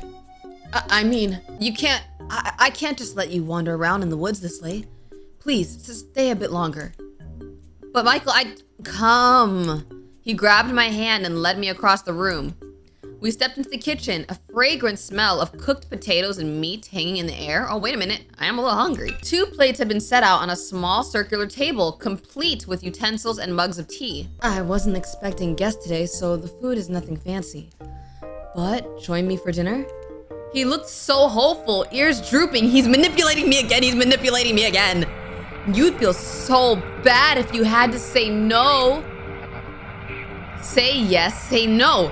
Wait, y'all, should I resist the manipulation? Should I go with it or should I resist? I feel like I should resist. I feel like I should resist. But I don't know what kind of story I'm gonna get by resisting. I'm gonna resist. I ignored the pleading voice in the back of my head, stealing my resolve.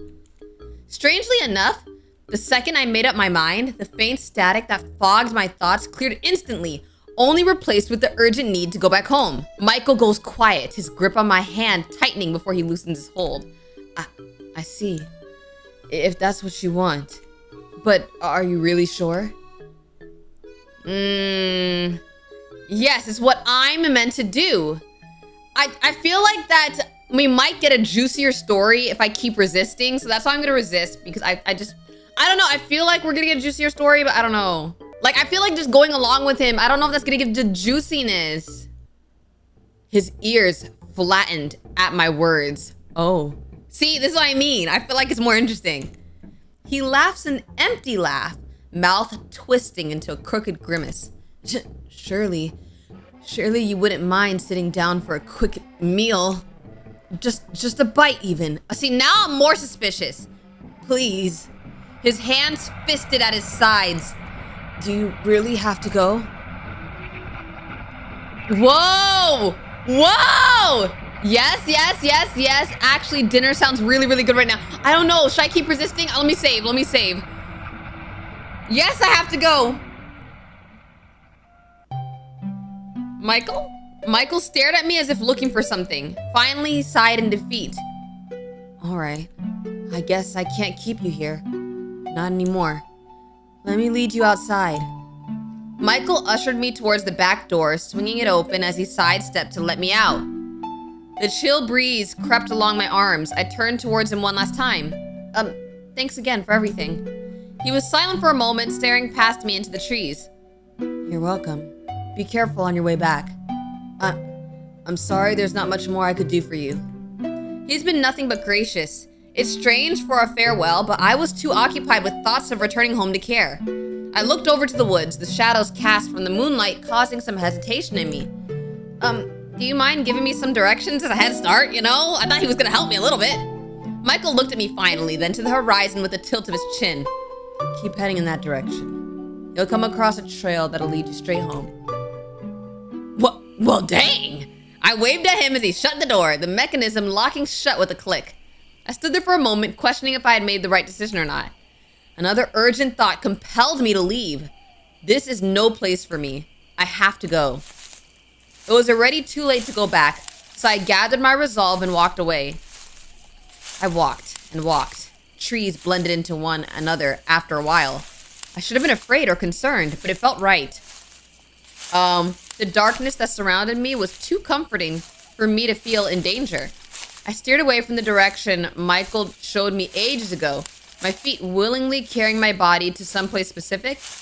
Wait, what? You steered away from the direction? Someplace special, a final destination, here. The patch of mushrooms I had stepped in earlier. I was meant to be here. I've always meant to be here. I laid down in the cold, wet dirt and closed my eyes. What? What?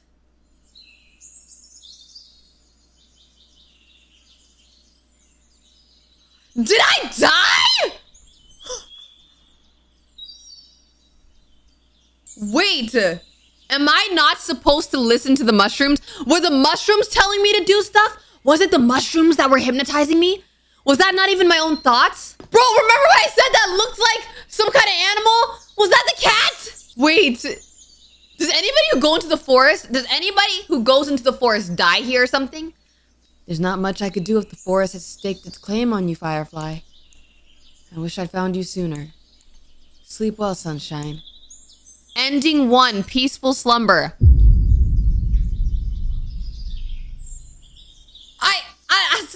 I didn't know. I didn't know. Oh my goodness, I got cooked. This was a sign. How many endings is there? There's 4 bad endings and 1 neutral ending. Well, dang. Bruh. Okay, let's load this one. And let's say actually dinner sounds really good right now. So he's a good guy then. I need to listen to him, right? I should listen to him. Michael's jaw dropped for a second before he quickly recovered. Yes, of course. Here, come sit. I'll serve up the cottage pie in a minute. I sat as instructed, my stomach rumbling something fierce as the smell was the only thing I could focus on. Yes, this was definitely the right choice. What was so important that you had to leave so soon? The outside world can wait. You could stay here and enjoy my company. Oh, actually, I should ask, are you okay with meat for dinner? I can make something else for you if that's not your preference. I'm okay with meat. Oh, okay, you'll be having the same dinner as me then. Michael pattered about the small kitchen with an almost giddy excitement. He put on a pair of knitted oven mitts, humming as he stooped down and pulled out a steaming tray of pie from the wood stove. Y'all, I just realized the cat really dead. The cat's dead. Aw, man! That sucks! The smell, it filled out the kitchen in an instant as he brought it to the table, my stomach rumbling louder in response. I'm pretty sure Michael could hear it, but he just smiled as he served up our portions. He discreetly cut me a bigger piece, which I was grateful for. It looked so good. The crust was a nice golden color, streaked with crisp lines and garnish. The meat and veggie filling looked absolutely delectable, the savory sauce leaking into the plate. My mouth was watering, unsurprising considering the fact I haven't eaten all day. Careful now, it's still hot. It was fair advice, but I didn't wait more than 2 blows before biting into my first forkful. It was definitely way too hot to eat straight from the oven. Michael kept a polite expression, the corner of his mouth lifting as I panted with the piece still in my mouth. He gave me a few seconds to recover, elbow planted on the table. Is it good? I nodded vigorously, even though my buds were burning. Now you're not gonna taste nothing now. Now your taste buds are all burned. I couldn't taste anything. I knew it, see? I was like, now you can't taste nothing. He laughed. It's usually better on the second bite. I slowed down, hand on my mouth, as Michael poked a fork into his own slice. I tentatively blew on the pie to make sure it was cool before taking another bite. He was right. The second bite was a lot better. The seasoned potato crust was nice and crisp on top, cheesy and creamy in the middle. The savory meat filling was well cooked and bursting with flavor. Every bite felt like home. My host watched me enjoy the meal from across the table. Do you like it? Yeah, this tastes amazing, Michael. He flushed from the compliment, rubbing the back of his neck. I'm glad. I like to think of myself as a decent cook, but I've never been able to get anyone else's opinion on that. Do you like baking in particular? Not always. I usually go for simple dishes with any ingredients available. I just realized everything gotta be fresh if you live in the forest. You know what I mean? It's like fresh. I nodded amicably, though didn't say much else. I was more focused on scarfing down dinner, which thankfully Michael didn't seem to mind. The overall atmosphere was nice and homely, and I could hear Michael tapping his foot from underneath the table. I guess he was that happy to have someone stay for dinner. It did seem like he lived alone, judging from the surroundings in his cabin. So I'm kind of curious. He perked up instantly, his focus solely on me. What made you want to live all the way out here? Oh, well, when you look like me, it's kind of easier to just live out of sight from everyone else. A pang of guilt shot through my chest. I was giving him a hard time about how he looked too. He must have sensed it clear as day on my face. Not that you're one of them. You've actually been nicer than most. Though I wonder if... His smile turned strained. Never mind. My point is, it's better here than anywhere else. That's a lonely life. Why don't you try the tea, Firefly? He seemed uncomfortable now, easing into a different topic. It's probably best to follow along. Oh, sure. I reached out towards my mug, only to push it off the edge with my clumsy fingers, bro. Wait, I bent over the side to grab it, fully expecting it to fall just out of reach and land on the floor into broken pieces.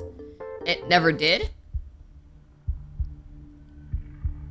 Oh, instead a long green appendage was twisted around the ceramic mug, securely keeping it in place. Not even a drop had fallen out.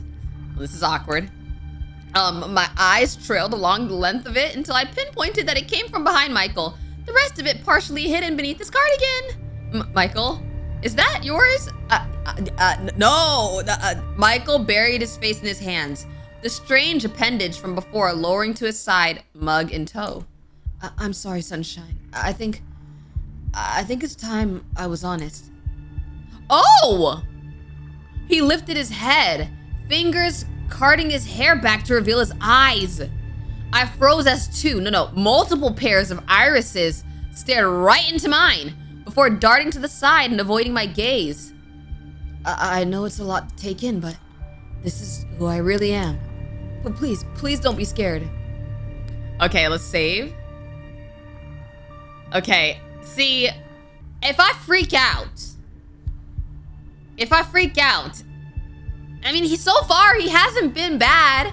He's only manipulated me a few times, but he only did it because he didn't want me to die in the forest. So I'll remain calm because he hasn't really shown much signs of being evil. I swallowed audibly, willing myself to not look away. He seemed to be holding his breath as I gripped the edge of the table. It felt unsettling every time he blinked those eyes in succession, even when he wasn't looking at me.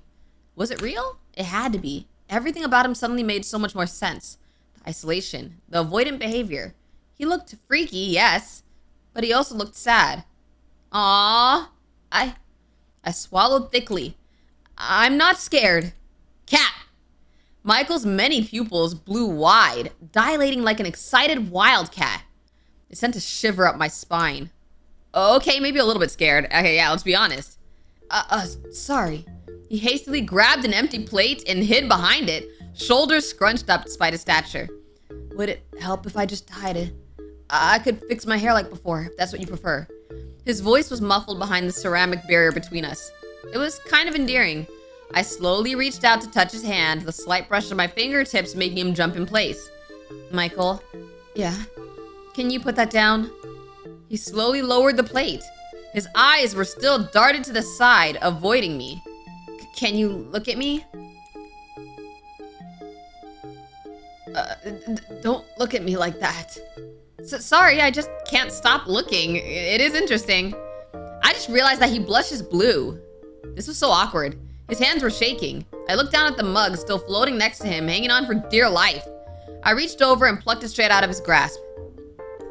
I tentatively took a sip, noticing how Michael was watching me over the rim of the mug.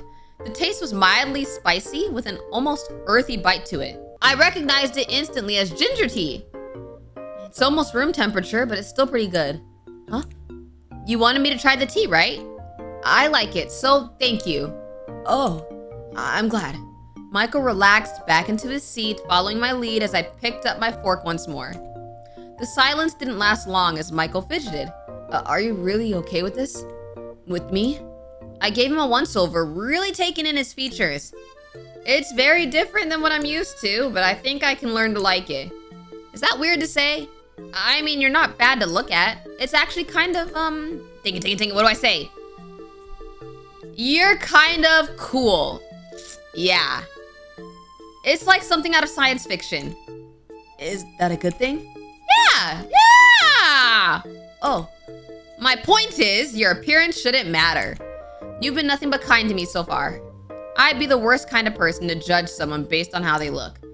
I haven't known you that long, but you seem like a good person. You're fine, Michael. I smiled at him. We're fine. I see.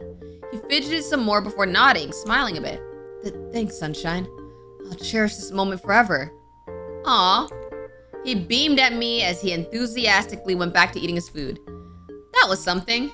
We continued with a bit of small talk, mostly stories about Toad or snippets from my personal life. Michael hung on to every word I said, not bothering to elaborate much about himself, despite my burning curiosity. I could tell he was extremely insecure about his appearance, so it's probably best I kept my questions to myself for tonight. We cleared up the kitchen in relative silence, Michael storing away the rest of the pie as I washed the dishes by the sink. Being out here in this remote cabin, I wondered how he had running water. Maybe I'll ask him later. So, thanks for dinner. Thanks for the company. Oh, and please, take the bed tonight. But, you're my guest and I'm the host. Take the bed, okay? All right, I'll be out of your hair first thing in the morning. Michael got quiet, staring at the floorboards. With his hair out of the way, I could finally read his expressions. He did seem upset. Is that okay? I do need your help, though. I'm pretty sure I'm just gonna get lost again on my own. His tail flicked behind him. Yeah, I'll bring you home tomorrow morning. I heaved a sigh of relief. Thanks, Michael. I'll see you in the morning. Yeah. Good night, sunshine. Good night, Michael. He seemed really happy being able to say that. I plopped myself down into Michael's bed, getting comfy beneath the blanket. Michael was gathering some blankets of his own to make a makeshift bed on the floor in front of the fire. He had an impressive collection of knitted items, a comfortable nest forming in the center of the room. My eyes trailed after his tail, now out in the open as it flicked and swayed. Kinda like a cat. I miss Toad. Now with a full stomach, dozing off came easy. I didn't even realize how tired I was. I listened to the gentle crackling of the fire, my vision darkening. Okay. Oh! Why'd he just appear right in front of me? Good night, sunshine. Huh? A soft humming invaded my dreams, stirring me awake. What? I blinked my eyes open to unfamiliar surroundings, swaddled in a blanket that clearly wasn't mine. What? Where? Oh. I spotted the familiar figure of my host seated on a stool in front of the fire, hands deftly working on a green scarf bundled in his lap. His back was towards me, but I caught glimpses of his fingers as the needles softly clicked against between the yarn. He looked incredibly adept at using them, the rhythmic movements almost hypnotic as the fibers wound together into an intricate pattern. I slowly stirred into a sitting position, rubbing at my eyes. The movement quickly caught his attention, ear flicking in my direction before his eyes trained onto me. Just like last night, his pupils blew up as we made eye contact. His expression lit up the instant he saw me. Sunshine, hey, I'm glad you're awake. You looked so tired, I didn't want to disturb you until you've gotten enough rest. Good morning, Michael. Good morning, sunshine. Did you sleep well? Yeah, I was still too groggy to answer his question, a yawn slipping out as I stretched. He smiled kindly, a soft chuckle under his breath. Like a baby, then. He pointed over his shoulder to the door beside the fireplace, tilting his head towards it. You can freshen up in the bathroom if you like while I start on making us some food. I'd have eaten breakfast by now, but I'd want you to join me while the food is still hot. How did eggs and toast sound? Where do you even get bread? Sounds delicious. Do you have something else? I mean, I'm not gonna be picky. Great. I'll see you in the kitchen then. He tucked away his knitting materials and set it aside. Oh, I also have a surprise for you after breakfast. It's not the most exciting surprise, but just join me when you're ready. He ducked into the kitchen without another glance. I could hear his boots thud about the floorboards, cabinets opening and closing in succession in the kitchen. I suppose that's my cue. I rolled out of bed, leaving the warmth of Michael's blankets and trotting over to the door Michael pointed out. Okay, what's the surprise he has? Hopefully it's the cat! Maybe? No? I don't know. Stepping inside, I didn't know what I was expecting when he said he had a bathroom, but it was surprisingly spacious. Everything looked like it was carved and polished out of wood. He seemed to have everything you'd find in a modern bathroom, a sink with a cabinet, a shower, and a tub, and even a toilet. A wooden toilet sounds interesting. Curious, I crept over to the toilet in particular. That's literally me. Like, well, I would inspect it too. There wasn't a tank like you'd expect where the water would be stored. Instead, there was a compartment next to the side full of sawdust and a scoop. I expected it to have at least a bit of a smell, but it was surprisingly odorless. There was even a roll of toilet paper on the side. It was no flushing system, but it was hygienic. Michael must have done his research. Walking over to the sink, I stared at the faucet before hesitantly twisting it. I jumped when I heard the rush of water pouring in, swirling in the basin before disappearing to who knows where. Wow. Why am I impressed by a dang functioning bathroom sink? I helped with the dishes last night. I already knew Michael had plumbing. Shaking my head, I finished freshening up and headed to the kitchen. Michael looked up as I entered, a steaming kettle in his hand with 2 empty mugs in the corner, on the counter. It might have been the lighting, but he was taller than I remembered. Glancing to the table, I could see he already finished plating up our food. Oh wow, you work fast. Michael looked proud of himself. Can't have my guests stay on an empty stomach. Go on, have a seat. I'll join you in a moment. I returned his smile and sat down, stomach grumbling, as I looked at our plates. Once again, Michael was generous with the serving sizes. My stomach is about to growl right now looking at this food. Fat slices of bread were toasted perfectly with crisp, buttered sides, bright red tomato slices, and crisp salad peeking underneath the fluffy eggs. It looked amazingly tantalizing, the smell of savory herbs wafting into my nose. My mouth watered. Michael set down a steaming mug beside me before settling into his own seat. Peeking above the rim, I could see small flowers floating about, tinting the water yellow. It faintly smelled of apples. I recognized the yellow dried pellets on tea packaging I've seen before. Oh, chamomile. He nodded. I hope you like it. I'm sure I will. His smile widened, his tail swaying at the tip by his feet. He seemed more relaxed, showing his natural features this morning. Any trace of panic and hesitation from last night were gone, replaced by a look of contentment. Michael bit into his toast and I followed suit. The food was as delicious as I expected. The chunk of toast I bit into was heavenly, the butter sweet on my tongue. The tomato and salad provided a nice, crisp balance. Wow, that sounds good. And the eggs! Something about simple home-cooked food is just the best. Michael was happy to eat in silence, occasionally looking up at me as I enjoyed my food. He'd smile when our eyes met, his bottom pair narrowing into a happy squint. I wonder if he'd be open to some questions. Hey, do you mind if I ask? Okay, what should we ask? How do you have plumbing in your house? That's so boring. I'm gonna say, what's it like living in the woods? I still can't believe how cozy you've managed to make it, considering the whole middle of nowhere thing. It wasn't like this when I found it. No? It was a major, fixer-upper, so the cabin was abandoned. I never would have guessed. Yeah, I'm really happy I get to live somewhere permanent for once. It's not much, but it's home. What's it like? Peaceful, quiet. I do like it a lot. The forest provides me with everything I need. And nobody bothers me for the way I look out here. His ears twitched slightly. Sometimes you just happen to end up where it's most convenient for you and everyone else. The way he avoided my eyes as he said that gave me the impression there's something more to it. Like his home wasn't just out of convenience, but a fear of something else. Rejection, perhaps? Or something worse. Anyways, I don't really have anything else to say about it, unless there's something specific you want to ask. He doesn't think much about his answer before beaming at me. What about you? I know you've told me a little bit about yourself, but what's it like being you? I scoffed, waving a hand. Please, I'm the least interesting person in this room, trust me. His eyes were shining in earnest as he leaned forward. Tell me anyway. Well, I told him about my life, at least the parts I was comfortable with sharing.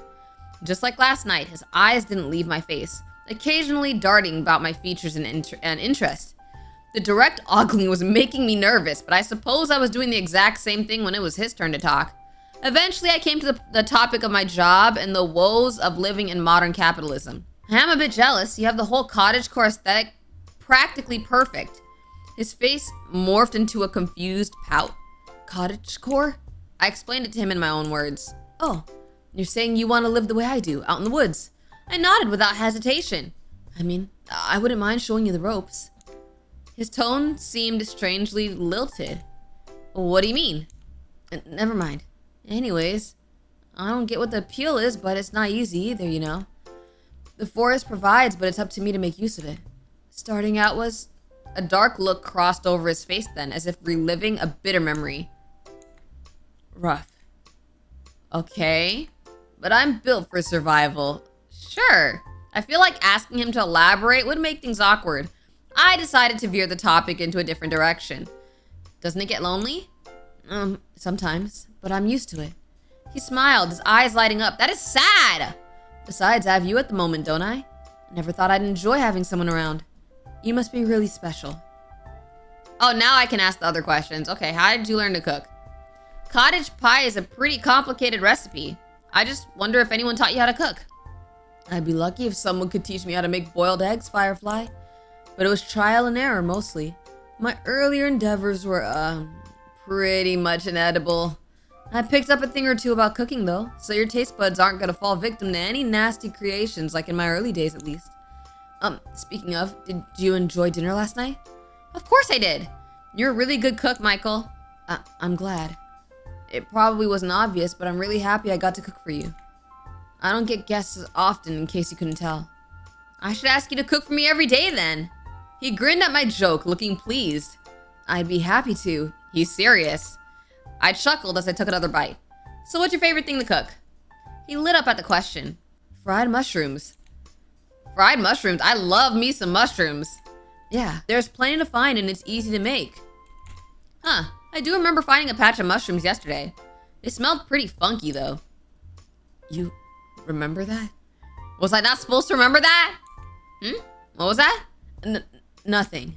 Anyways, mushrooms were the only thing I had for a while before figuring out I could eat other stuff like roots and veggies. Do you forage all your ingredients? Mostly. The times I figured out how to catch fish and hunt game were the best of my life, I'll tell you that. My first taste of meat, He did an awkward version of a chef's kiss, as if mimicking something he saw on TV once. Mamma mia. Was he trying to say Mamma Mia? He continued before I could even dwell on it a second longer. But nothing beats what you humans are able to make. You guys go nuts with ingredients. Yeah, all the GMOs and chemicals. Am I right, guys? The red dye and steroids. Yeah. Nothing beats us humans. Rice was a challenge. It's a precious ingredient since I have to actually get some from a store. But once I figured out how to make it nice and fluffy, I consider it a special treat. Oh, so he does go to the store. I did a double take. You go to the store? Literally, I just had the same reaction. Yeah? Where else would I get it? I thought you would grow it yourself or something? He laughed as I flushed in embarrassment. It's flattering you think I'm even capable of something that impressive, but no. There's only so much the forest can provide. But what about money? We're talking about human currency, right? Otherwise, how would you even... Do you actually have a job? A thought occurred to me. Or did you steal it? He almost looked offended. Do you take me for a criminal? No, but that would mean then how? Michael bit into his toast, his two eyes winking in mischief. I have my ways, Firefly. What's that supposed to mean? You're not gonna tell me? How do you have plumbing in your house? I know it's a silly question, but I can't stop thinking about it. Oh, you were wondering about that? The embarrassed look on my face was probably enough of an answer. Well, it's nothing fascinating. It's just rainwater I've got stored above the cabin. Just rainwater? He nodded. I detected a hint of pride as he continued. It's actually a recent installment, believe it or not. Granted, the project took a while. Gathering materials, figuring out the tools, finding the right instruction manuals. Plus, I had to figure out where to store the water tank. And don't worry, I installed a filtration system, so it's safe for us to use. I check in every few weeks to make sure nothing's contaminated. That sounded daunting. Especially considering he lived all the way out here in the woods. You did all of that on your own? I kinda had to. Anyway, it took a whole lot of calibrating and adjusting, but it really worked out. And now that I think about it, I'm glad you get to be comfortable here during your stay too. Does that answer your question? Where'd you learn to do all that? I had to figure out a lot of things on my own. There was a faint hint of exhaustion in his eyes. But to answer your question, I go to libraries a lot. So he does go out in public. It's where I learned about a majority of things. The fact that he even ventured into buildings at all already surprised me. And if I'm really lucky, they have all these neat DIYs and workshop manuals archived for anyone to browse through. It took a while to figure out everything. A really long time actually, but hey, I had nothing but time. And it paid off. I'm considering upgrading the toilet next, but for now, the composting system works fine. Learned about that in an old camping guide. He paused to take a breath, as if he hadn't talked this much in a while. I'm rambling, but that's how I did it. Is there anything else you want to ask? What, you've been to libraries? His ears perked up, posture straightening. Oh yeah, I can't tell you enough how much books have helped me. I made it this far only because I quickly figured out how to read. Well, I figured out that I can read. Do you visit often? Wait, who taught him how to read? In my early days, any chance I could get. Nowadays, I stick to my side of the forest, though. Gotta make sure people don't wander too far off than they're meant to. I paused in my chewing at the teasing lilt in his voice. Hey! I'm joking. Anyways, If you're wondering what I do about this, he gestured towards his face, I just have to make sure everything's covered. You'd be surprised how little people pay attention to me when I bundle up just right. Do people not give you trouble? He shrugged nonchalantly. Small town libraries are usually so empty from my experience. And people just mind their own business there. I guess that's true. And some people might actually think it's cosplay. I can't remember the last time I visited a library. I guess libraries would be Michael's equivalent to the World Wide Web. I should introduce him to the internet sometimes. Sometime, I mean. Actually, maybe not. Not without parental controls. Finally satisfied, I nodded and went back to eating my food. Why would he need parental controls? He's a grown man. I'm starting to know a lot more about Michael. He didn't directly say it, but it felt like he was lonelier than he was letting on. Not to mention how he managed to make a home for himself all on his own. I had to wonder if he had anyone at all. Do you have any family around? Family? His expression turned solemn for a moment before he looked sheepish. Remind me how that works again? I get the concept based on some books I've read. I don't have what you call parents, if that's what you're asking. My mouth dropped open in shock. No parents? He shrugged and took another bite of toast. Not that I recall. Then how did you, what's that like? Living with so many people like you in such close proximity, huh? That's how it works, right? You and other humans living in one house, and you have this, Dena thing that makes you relate to the rest? What? What? That's what makes a family, right? Was he talking about DNA? Oh! His definition threw me off, but I had to answer somehow. Not just that. Family is... Okay, let's see. People you're related to, like your mom and your dad and your siblings and relatives. People that you love and care about, who love and care about you too. Actually, I guess they are just people you live in close proximity to, whether by choice or not.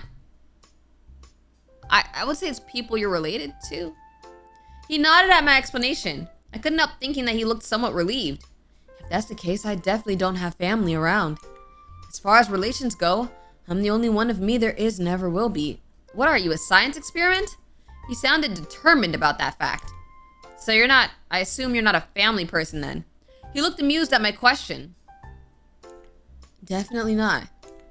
I found that surprising. He seemed like the type, but I guess I couldn't just assume that. Although, he twiddled with his mug, his brows furrowed as he stared at it. It does sound nice, knowing that you have that undeniable bond with someone. Something to link you with others just underneath the surface. That kind of relationship that makes it unique and precious, wouldn't it? He looked at me then, his eyes almost full of longing. Aw, but some things just aren't meant for me. What do you mean? He smiled, shrugging. Nothing you have to worry about, Firefly.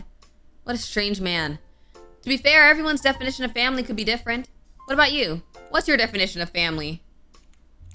Michael looked surprised as I asked him that question. I don't know. I never had one, and I think your answer just confused me more. Well, if you ever figure it out, let me know. Michael stared at the remaining crumbs on his plate before he nodded, avoiding my gaze. Are we gonna leave now? Sure. We both felt quiet, the lull in conversation blanketing us in a comfortable silence. All this family talk, it reminded me of the reason why I'm out here in the first place. To look for my beloved cat, a sight I might never be able to see again. I couldn't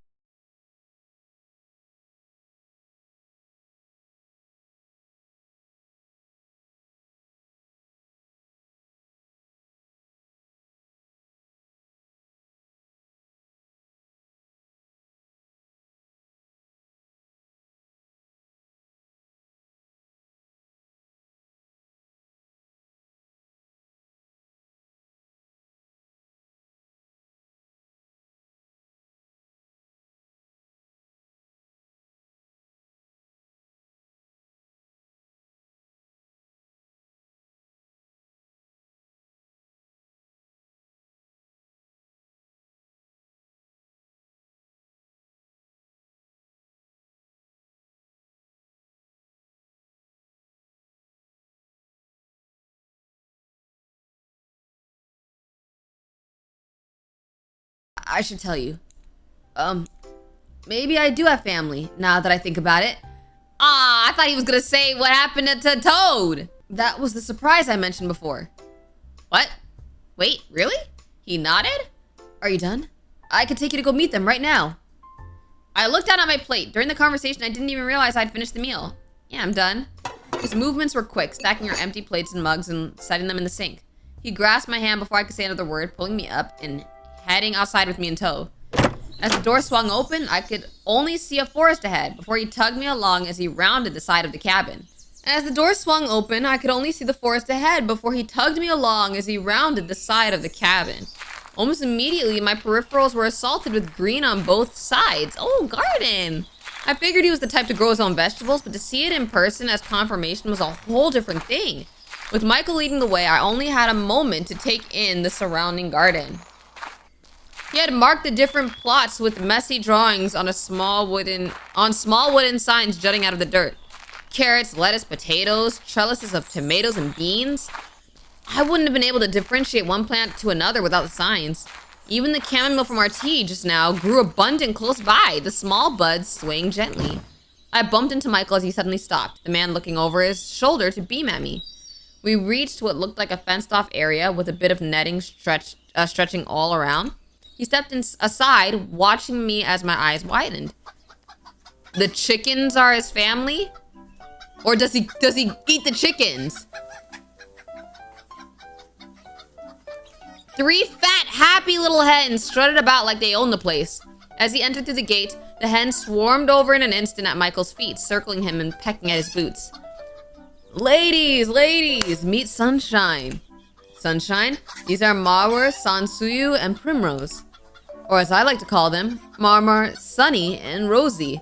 Bro, the way I almost named my character Sunny, literally. He ducked to pick one up, fluffing up her feathers as he smiled. He gently scratched the hen's little head, which I assumed was Rosie. She practically melted at his pampering, eyes sliding shut. The other two flapped their wings in a huff and went about their business once more. Michael leaned closer, beckoning me to pet Rosie. She was so soft. Rosie's the oldest. She doesn't lay eggs anymore, but I couldn't bring myself to, So I brought her some friends. Marmor came first. Sunny's a more recent addition. What do you think? Do we make a good family? I laughed and nodded, watching as Rosie nuzzled into Michael's chest. Oh, that's actually kind of sweet. I didn't expect chickens of all things. Were you expecting something else? I was expecting it to be someone else. Oh, no. When you look like me, people generally don't stick around. There's that negative self-talk again. You don't even look that bad. His eyes flicked to meet mine, a look of pleasant surprise crossing his face. You really think so? Yeah. You can't be that naive, Firefly. I mean it!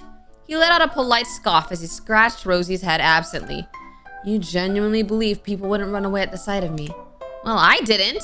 His smile turned smug, the corner of his lips lifting just a bit. Of course you didn't.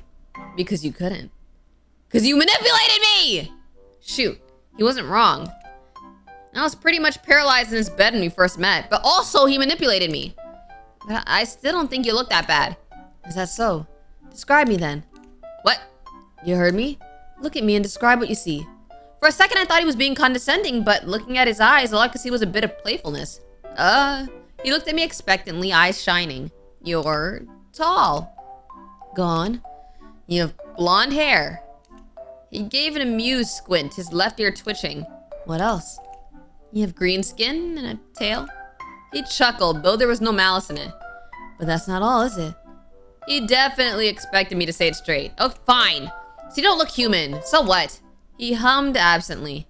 As I was saying, animals generally don't care if you look like a monster. My heart twisted at his words. His passive nonchalance somehow makes it even worse. Michael, you're not a tug at my shoelace caught my attention. A light brown hen stood at my feet, her beady eyes shining. Sunny flapped her wings almost expectantly.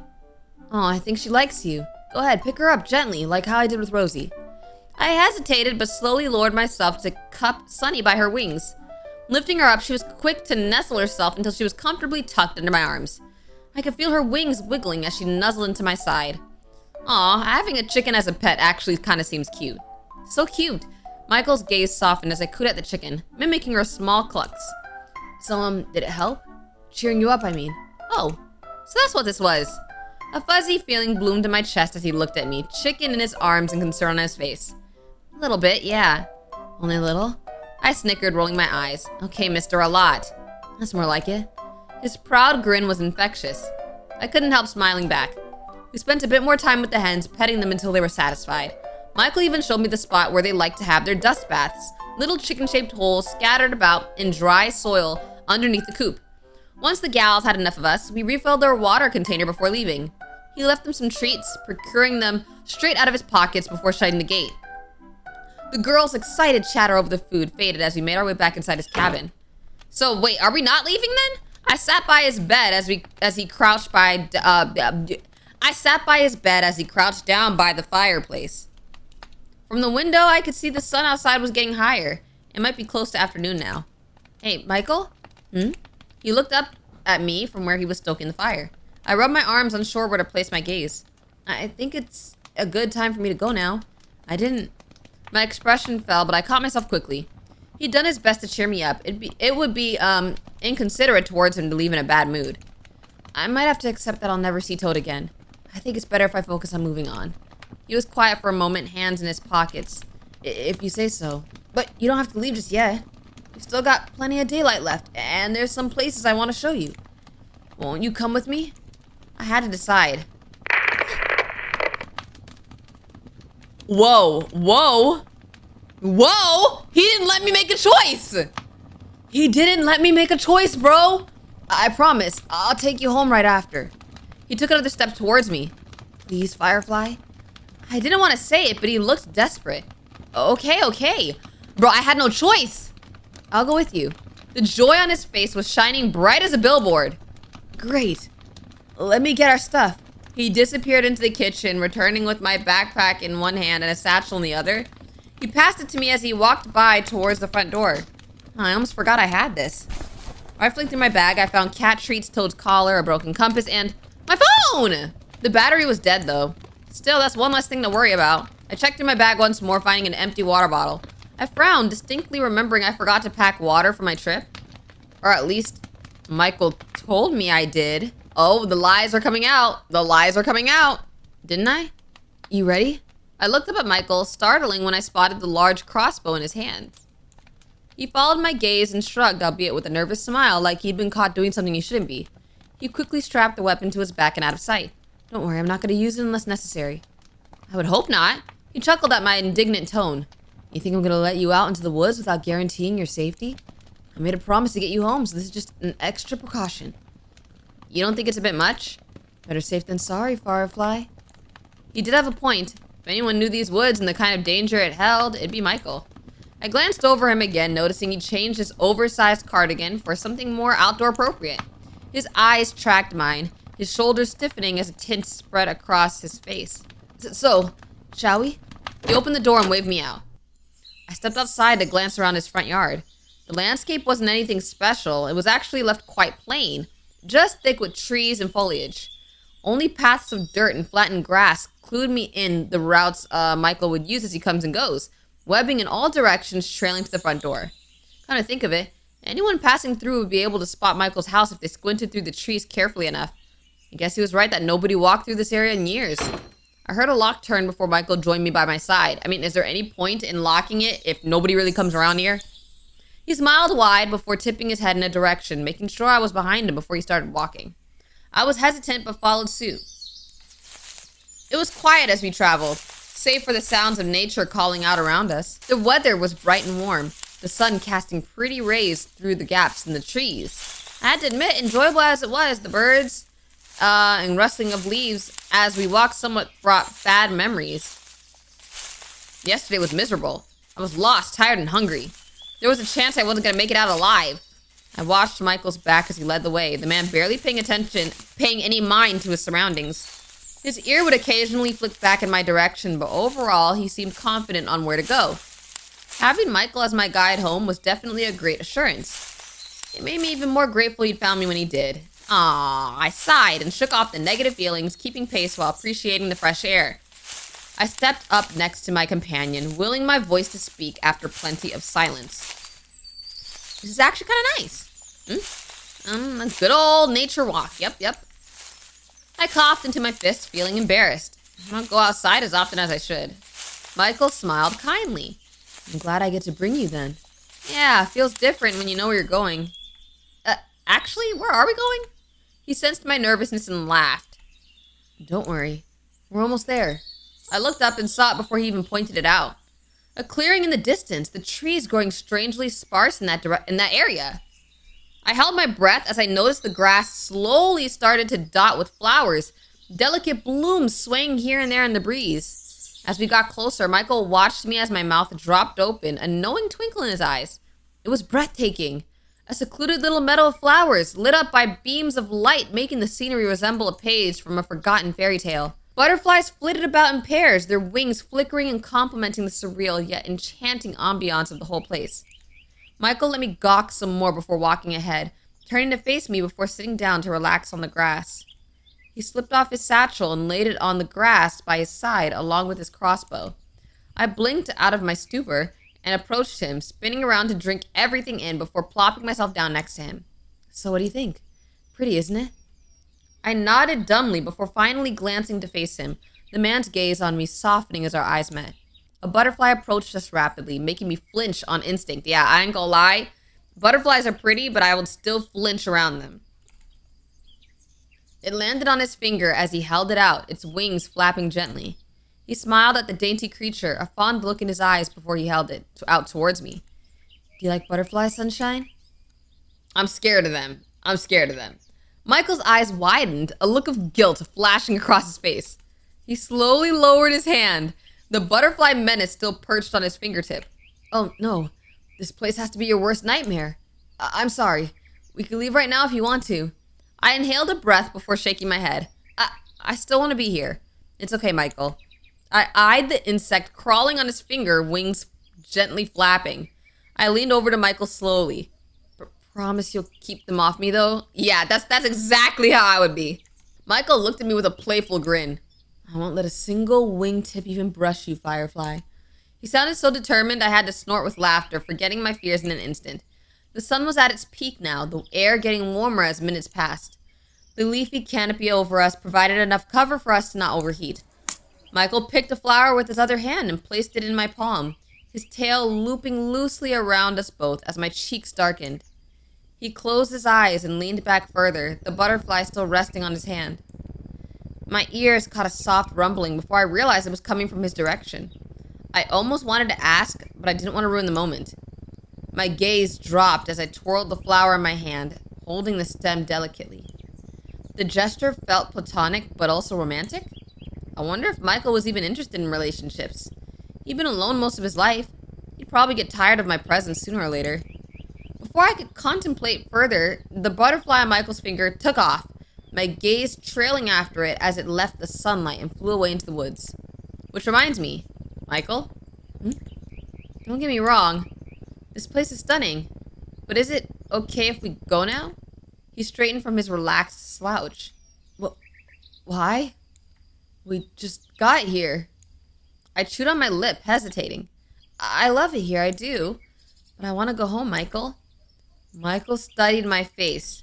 Sunshine, do you want to leave me that badly? I just want to get back to my life. I probably got a job. I got friends. Like I said, I got family. What? No, I need time to recover from losing Toad. I know it's silly and dramatic, but knowing he won't be there when I get home, I trailed off, another shot of guilt and regret filling my chest. I just need to get it done with. I feel a hand rubbing my back. Michael nodded slowly, looking me in the eyes. His smile was gentle. That's okay. I understand. But maybe this place can help with that. Bro, stop manipulating me! It's a nice spot to nap in, isn't it? I picked it out just for you. Why don't you go ahead and lie down? His words made you sway, and a sudden bout of sleepiness weighing heavy over your eyelids. He was right. It is a nice spot to nap in. Why were you in such a hurry? You yawned, laying back to stretch on the grass. The warmth from the ground seeped through your clothes, lulling you into a sense of comfort and safety. There you go. Just spend some time with me. This is his words! Just a bit more, please. Here's something I could show you. He reached into his satchel and pulled out a wooden box. It's called a kalimba. I blinked slowly, clarity coming back as I shook my head to pay attention. The box fit neatly in his hands, Michael holding it as if he were typing on a phone. I could see it had a hole in the middle with thin strips of metal arranged in a triangular shape over it. What does it do? A proud smirk spread across his face. I'll show you. He began to pluck at the metal prongs, a gentle ringing sound resonating with every flick of his thumbs. Okay, that's different. I couldn't recognize the song. He might have made it up himself. I doubt he listens to modern music. He ain't gonna play no Meg Thee Stallion. I closed my eyes and joined the tune. Michael gave a soft chuckle as he kept playing. Relax and listen as long as you'd like, Firefly. A few minutes passed, with Michael plucking away at the instrument, the two of us sunbathing like two cats on a Sunday afternoon. I must have dozed, as the next thing I knew, I felt a nudge on my shoulder. Comfy? He chuckled low when I refused to open my eyes. I mean, if you'd rather stay. My eyes shot open, my whole body jerking to sit up. Michael glanced at me, kalimba in his lap and a half of a forget-me-not chain in his hand. What? I shook my head, slapping at my cheeks. I can't believe I fell asleep. I still need to... It's all right. He cut me off. His sigh was heavy. I was hoping... never mind. I have a strong will, I ain't gonna lie. He patted my shoulder, though his smile didn't reach his eyes. Thanks for being here with me. Maybe we can do this again sometime. If I ever see you again. Let's get you home. He rolled over to his feet and stood up, brushing off dirt and fixing his satchel. Come on. We gathered our things and set off into the unknown once more. Well, unknown to me at least. Michael seemed to have a map of this place ingrained in his brain. You seem a bit sleepy still, so let's freshen up, okay? We walked a bit further away from the clearing, coming across a river. Compared to the rest of the path we walked, the area was shaded considerably with a thick canopy of leaves over us. The flowing water looked inviting as I kneeled down by the bank, Michael idling close by. I dipped my hands in, eager to wash my face. The water was refreshing and cooled my heated skin in the afternoon sun. I pulled my hands back to see Michael peeking over my shoulder into my reflection, smiling with a faraway look in his face. He startled as our gazes met, irises darting away to look at himself instead. Immediately his expression changed. His ears flattened, a grimace twisting his features as his lips curled back. Aw, he hates himself. I'd never seen such contempt in his eyes as I did then, staring at his own visage. He stepped away, retreating underneath the cover of a tree to lean against it with crossed arms.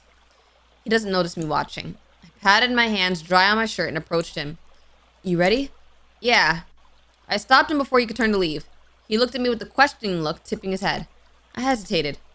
I wasn't the type to speak my mind directly. Most of the time I keep things to myself and let things go by. But nobody should look at themselves and have that sort of reaction. Hey, you know you're not, I might as well be frank. You're not a monster, Michael.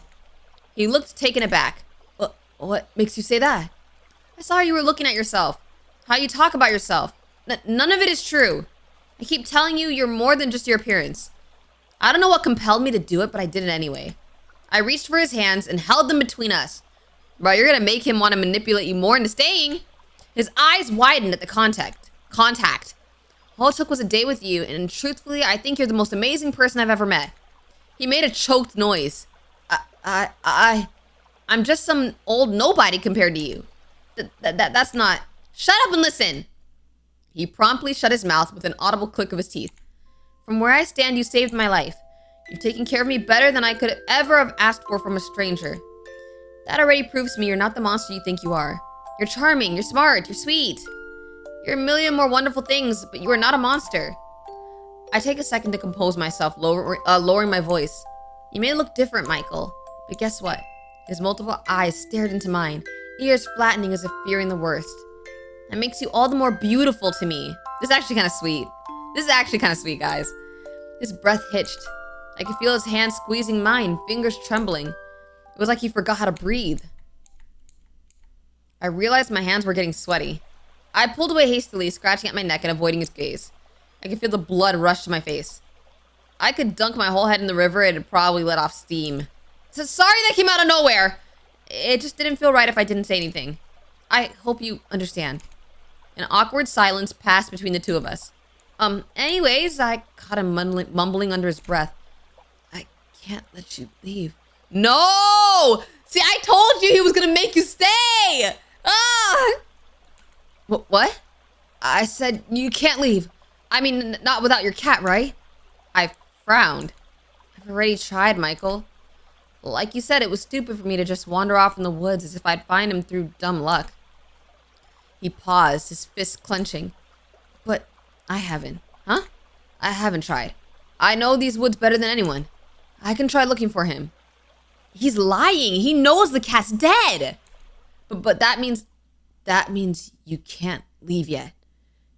Oh, so I can't leave until you find the cat that's dead. Michael, I appreciate the offer, but I don't think I should stick around any longer. I have a job and responsibilities and you hissed in pain. A sudden migraine overcoming your senses. You felt sick, your stomach wringing itself into knots. It felt like the world was warping around you as your legs wobbled. Your body buckled over as you resisted the urge to vomit. Ah! Yo, Michael caught you as you slumped gracefully to the ground, your head resting on his shoulder as he cradled you close. Hey, you don't look so good. Your vision doubled as he spoke, his speech oozing together, words into an indecipherable mess. Are you okay? You need me to carry you home? I can't even say anything. All I can say is yes, please. Okay, no problem. Just hang in there. Hang on to me. Bruh. I'm sorry. I'm so sorry. You don't deserve this. If I could just one more day with you, I'd be the happiest man alive. Okay. I mean, like, I don't know. It's just like he'd be the happiest man alive just for me? You know, little me? Here we are. Let's get you tucked in. I should give you some clothes, especially since you'll be staying another night. You're okay with that, aren't you? I blinked, groggily awake to the gentle sounds of a crackling fire, the itchy texture of warm bed sheets, the weight of a heavy knit blanket. I could recall once or twice having felt these very sensations to the point I'd consider them familiar and comforting, and yet... Oh! That scared me. Nothing could prepare me for the bright yellow eyes peering into mine. What is that sound? Is that his heartbeat? Why does it sound so weird? Did I push him? I'm sorry. My knuckles hit him square in the face. Oh, I hit him. My knuckles hit him square in the face as Michael yelped, nose scrunching as the taller man stumbled backwards into a stool. Was bro really just crouched up in front of my face, up close and personal? He landed on his rear with the grace of a clumsy toddler on the floor. I sat up in a panic and immediately grimaced, landing back on the bed with an unceremonious flop. It hit me in one fell swoop how my whole body was aching. Every single one of my limbs felt like they'd gone through a ringer and came out the other side all wrinkled and wrong. I groaned aloud, leaning my head back on the pillow. Michael shifted back into his feet, rubbing his nose. Sunshine. His voice was an awkward croak before he cleared his throat. I'm glad you're awake. How are you feeling? Terrible. He visibly flinched. I'm sorry to hear that. He stepped closer to the bed, leaning over warily in case my hand dramatically whips out again in self-defense. With my hand settled on my lap, he deemed it safe enough to sit beside me. What happened, Michael? You don't remember? I shook my head, wincing a bit as my head pounded. Not at all. Michael hesitated. You tripped and hit your head. I had to carry you home? His words almost slurred together as he fidgeted. My head? I slowly lifted my hand to feel for bumps or bruises, but he hastily snatched my wrist. Don't worry about that. Here, have this. It'll help. Michael gave me a familiar-looking drink as he quickly pressed a cup into my hands. I don't trust this. Sitting up with some effort to take a sip, I couldn't help the small sense of deja vu. The amount of times I woke up in his bed dazed and disoriented is almost uncomfortable now. At least the drink was helping, just like he promised. My body felt lighter as I finished. Michael took the cup from me and set it aside before wringing his hands together with a nervousness I haven't seen in a while. So, I'm sorry this happened. I didn't mean for you to get hurt. I sighed and waved aside his worry with an embarrassed grumble. Wouldn't be the first time I tripped if you could believe it. It's not your fault. He gave a soft chuckle, but it sounded guilty. I suppose you're right, it's just... His face looked like he had a million thoughts running through his head. I promised, didn't I? I said I was gonna look out for you. I said I was gonna keep you safe. Instead, I I made you hurt. His voice cracked. I'm so sorry, Sunshine. The sudden change in demeanor was startling, to say the least. You couldn't have predicted it was gonna happen. And I'm fine, see? Oh, Firefly. I guess you're right. His expression carried a lingering doubt, but he quickly masked it with a small smile, his eyes dim. In that case, you'll be staying? The way he said it almost sounded like a decision that's already been made. Or a plea. What do you mean? His eyes darted aside. You agreed to let me find Toad, remember? Did I say that? Yeah. So, you'll be staying a while longer, right? He didn't even let me get a word in. In fact, a feeling of uncertainty washed over me, as if we had this conversation before. I don't think we should... Besides, what's the rush? It's already late and you're in no condition to travel anyway. I blinked before glancing out the window. Pitch black darkness greeted me as I realized he was right. Yet another uncanny feeling spread across my chest, shivers crawling down my spine. Oh, why do I feel uncomfortable? I don't know why, but something about this whole situation felt wrong. I feel like I'm forgetting something else. Michael had a nervous look on his face. Maybe you hit your head harder than you thought? His words didn't sound confident. Bro, if you're gonna lie, be a better liar. How long was I out? A couple hours, I think. You really took a hit. I don't believe him. It was that bad? My brows creased as I tried to recall today's events. I don't remember tripping. There was a river. I remember you. And then... Your memory must be fuzzy, and for good reason. After all, it's been a rough few days. My stomach rumbled suddenly, echoing in the quiet room. Dang it, my stomach! I was about to remember everything! My freaking stomach, bro! There was a heavy silence right after. Michael was polite enough to hide his chuckle under a palm as I flushed. He seemed relieved. Well, lucky for you, I've got dinner on the way. It should be ready soon. You're okay with soup, right? Soup. Soup sounds all right. My stomach growled once more, the pain of an empty gut making me wince a bit. My host noticed immediately. Oh, maybe we should get you some food sooner than later. You feel okay enough to get up? I nodded with a grumble, swinging my legs over the side of the bed before noticing something was on my lap. Wait, what's this?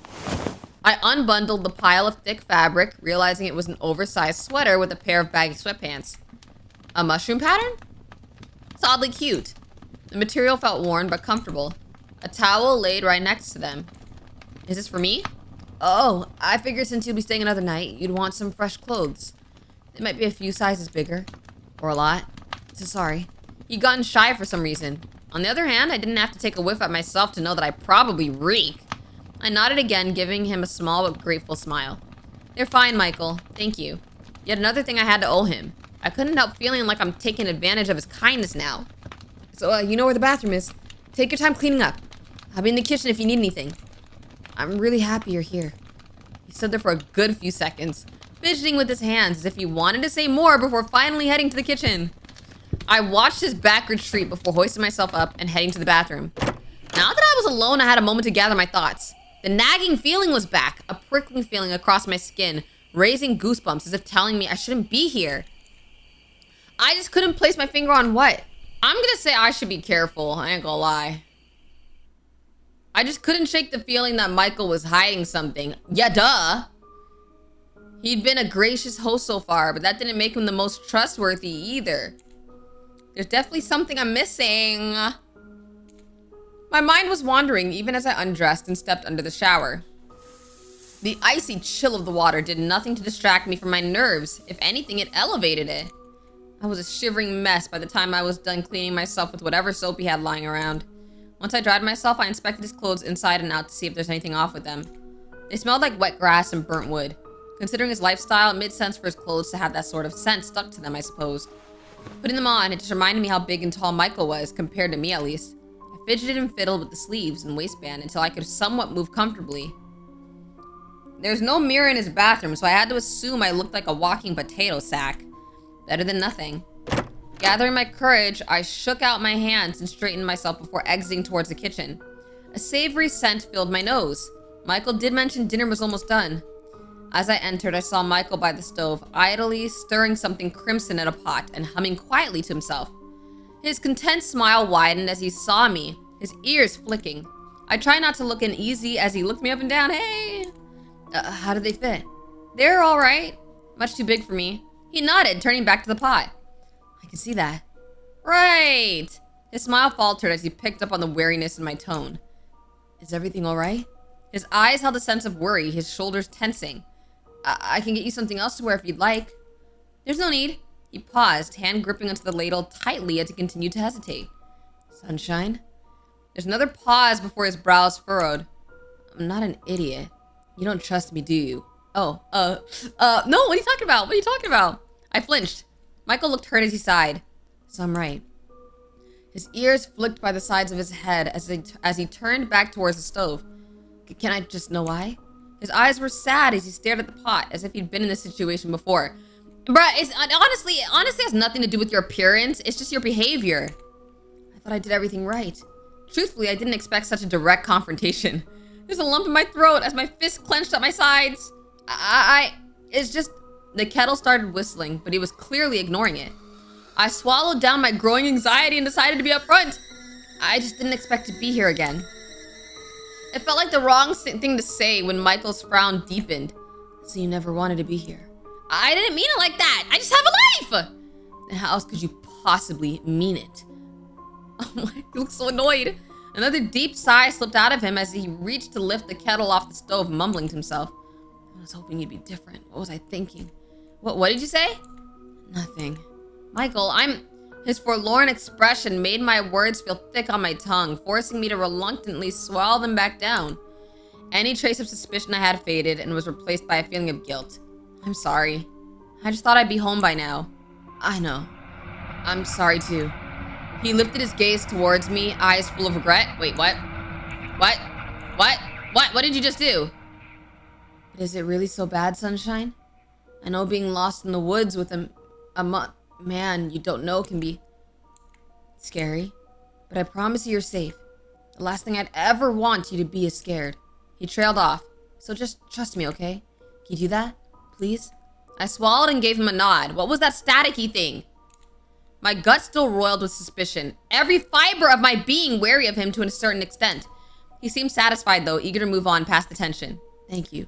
His mouth quivered at the edges, all four of his eyes squinting with the slightest bit of hope. Please let it be different for once. How many people have come through the woods? Why don't you take a seat, Firefly? I'll be right with you. He was already turning his back towards me to start preparing the tea. I slowly approached him. Hey, let me help this time. Michael startled, surprised to see me beside him. Oh, sure. Could you get some bowls ready? We're having tomato soup. Oh, do you want some grilled cheese with yours, or would you prefer garlic bread? Ooh, grilled cheese, if you please. Let me stop. I'll stop. Got it.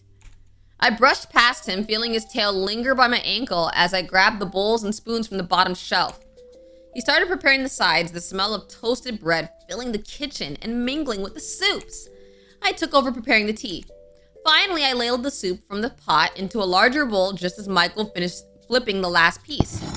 We settled in for a nice hot dinner. All the food in this looks so good!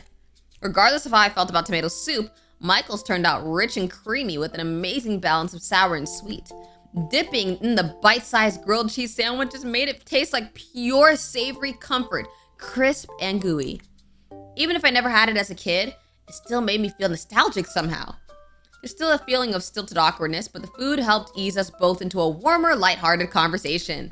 I didn't realize how hungry I was until I refilled my bowl, Michael watching me with his chin propped in his hand.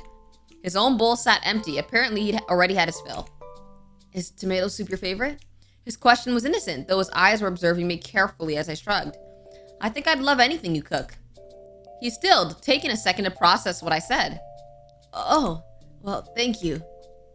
No, thank you. I usually get takeout or microwave dinners. Nothing beats home-cooked food. What's a microwave?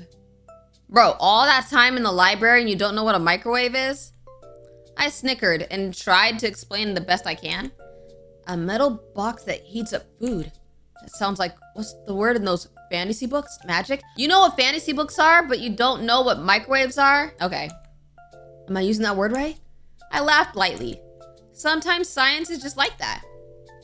We talked about other kitchen appliances off the top of my head, slowly branching out to other human inventions.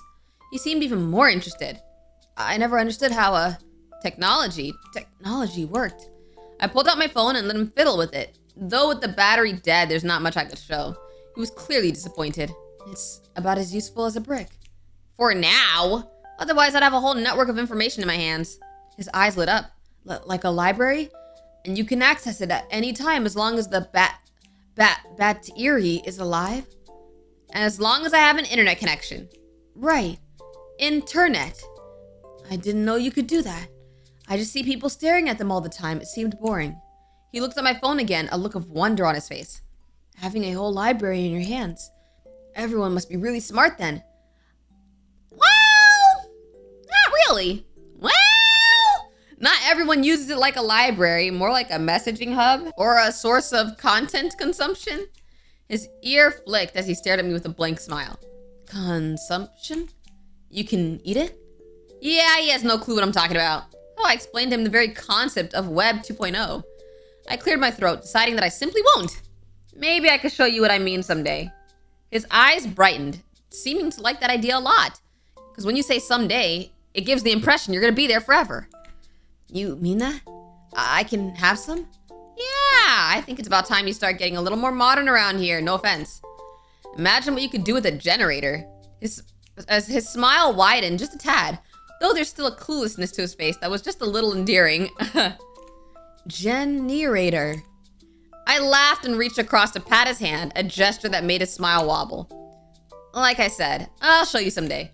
A loud thwack sounded against the floorboards, followed by rhythmic thudding. Leaning over, I could see the tip of his tail wagging back and forth, the tip of it slapping against the floor almost comically, just like a dog. Michael looked flustered as he laughed softly, pulling his hand back to rub his neck. Sorry. He looked like he had more to say, but exhaled heavily, gathering himself before tilting his chin towards my empty bowl. Are you done? I nodded as he stood and collected our dirty dishes, heading towards the sink to wash them. I followed close behind, carrying the mugs. We made quick work of the dishes, heading back to the living room to relax. Michael headed to his basket of knitting materials, his movements routine. I wasn't sure what to do with myself. Now that food was no longer a distraction, I felt uneasy again, glancing around the room and staring at the window. Michael was eyeing me as he grabbed the stool and dragged it to the center of the room. Is there something outside? His question sounded innocent, but it had a sense of wariness to it. I shook my head quickly. Nothing. I was just... Something catches my eye from under the bed, glinting like a knife. What? Tilting my head lower, I could see it was a tin container the size of a shoebox. What's that? Michael looked up. Under your bed. A panicked look came across his face. What is that? That thing?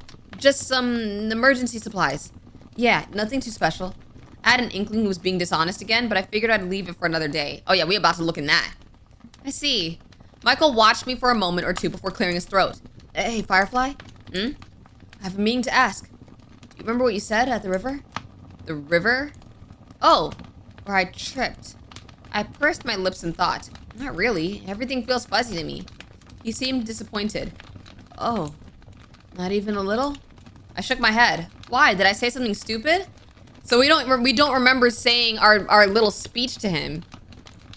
Just some things that made me happy. Oh, I think I did say something stupid. Before I could ask about it, he already gestured towards the bed. Oh, you should get some sleep, Firefly. Want to wake up nice and early to find Toad, right? The idea of looking for my cat once more made me wilt. You really think we'll find him? Michael looked on edge, pocketing his hands. It doesn't hurt to try. But it does hurt to hope. Ooh. That's a deep response. I feel like I'm gonna take that. I feel like I'm gonna steal that. It doesn't hurt to try, but it does hurt to hope. Dang. Ow, I felt that. His face twitched. His ears flattened as he thought of something to say, clearly struggling. He finally opened his mouth to respond, his words slow and careful. I'm here for you. Thank you, Michael. He nodded, a strange mixture of polite happiness and hidden anxiety playing across his face. He's probably not used to another person sticking around this long, let alone someone going through a loss he could care less about. Maybe I've been enough of a burden to him. Actually, can you just send me home? His brows raised, his posture straightening in surprise. Are you sure? What about Toad? Don't you want to see if we can find him? I'm sure. A look of apprehension crossed his face. But it's so soon. Toad could be out there. We still have to... Michael, please. I can't think about him right now. I just want to go home. He fidgeted with the sleeves of his cardigan. But He looked like he had so much more to say. But whatever turmoil going on in his head was quickly swept behind a reassuring smile. Okay. Get some sleep, Firefly. You've been through a lot. He went to collect his blankets again, already arranging them into a nest like the night before. The words left my mouth before I could think twice. I can trust you, right? A flicker of surprise crossed Michael's face. Of course you can trust me. He didn't say anything else, as if that one line should be enough to convince me. Okay. And honestly, it was too late to start an interrogation that's only gonna end up in me feeling guilty for upsetting him. I got under the covers, facing the wall with my back towards him. I could hear him setting up his nest behind me, before finally quieting down with a satisfied hum. I closed my eyes. I'm surprised you're even able to fall asleep after passing out for hours. The last thing I heard was the gentle crackling of the fireplace, accompanied by Michael's knitting needles clicking away in the dark. Before I knew it, I could hear birds chirping outside the window. The first thing I noticed was the fire must have been out, considering I couldn't hear the familiar pop and snap that came with the room's ambiance. The second I realized was the hand gently shaking my shoulder awake. The second thing I realized was the hand gently shaking my shoulder awake. Wake up, sleepyhead. I stirred, yawning as I sat up in bed. Michael beamed, hand still on my shoulder. So how is he gonna make me stay today? What is he gonna come up with to make me stay today? There you are. Had a good sleep? I mumbled incoherently. His smile widened into a grin as I blinked myself out of my woozy state. If I didn't know any better, he seemed to enjoy waking me up in the morning just to see my disgruntled expressions. Breakfast is ready. Wash up and meet me in the kitchen, all right? Give me a second. He took that as my assent, humming his response. Suddenly his hand reached up to ruffle my hair, messing up my bed head further. Hey! He merely laughed at my indignant squawk before reminding me once more to get up, his steps already thudding towards the kitchen. Recovering after a moment, I stared at the wall and pondered my situation for a second as I made my way to the bathroom. This was the third day since I left my house. I'm missing work, missing my cat, and missing my sense of direction. I gotta get back to my life. Today. Quietly reminding myself of my goal, I padded to the bathroom, freshened up, and joined him in the kitchen. Michael was already seated, cutting into some pancakes. Ooh, pancakes? His smile was bright as I entered the kitchen, his tail flicking closer to my seat as I sat down. A similar stack of mouth-watering pancakes was placed across him, waiting for me to dig in. It does look good. It does look good. Though I couldn't bring myself to muster up an appetite with so many thoughts filling up my head. No, it looks good though. He seemed to notice the look on my face, laughing nervously. You look serious. Something on your mind, Firefly? I picked up my fork, twiddling with it. I'm just worried about getting home. Michael faltered as he lifted a piece to his mouth. Oh, you're still thinking about that. He seemed annoyed, which was a first. Why are you annoyed? Of course, I've been gone for 3 days. People probably think I've gone missing. His gaze lowered, almost grumbling. Is that so bad? What? Yeah, it's bad. Why do you sound like you don't even care? Michael frowned, looking up at me now. Why do you sound like you're desperate to leave? What? It's all you ever think about. Are you not happy here? Is it not enough? I sighed, rubbing my fingers over my eyes. Michael, we've gone over this.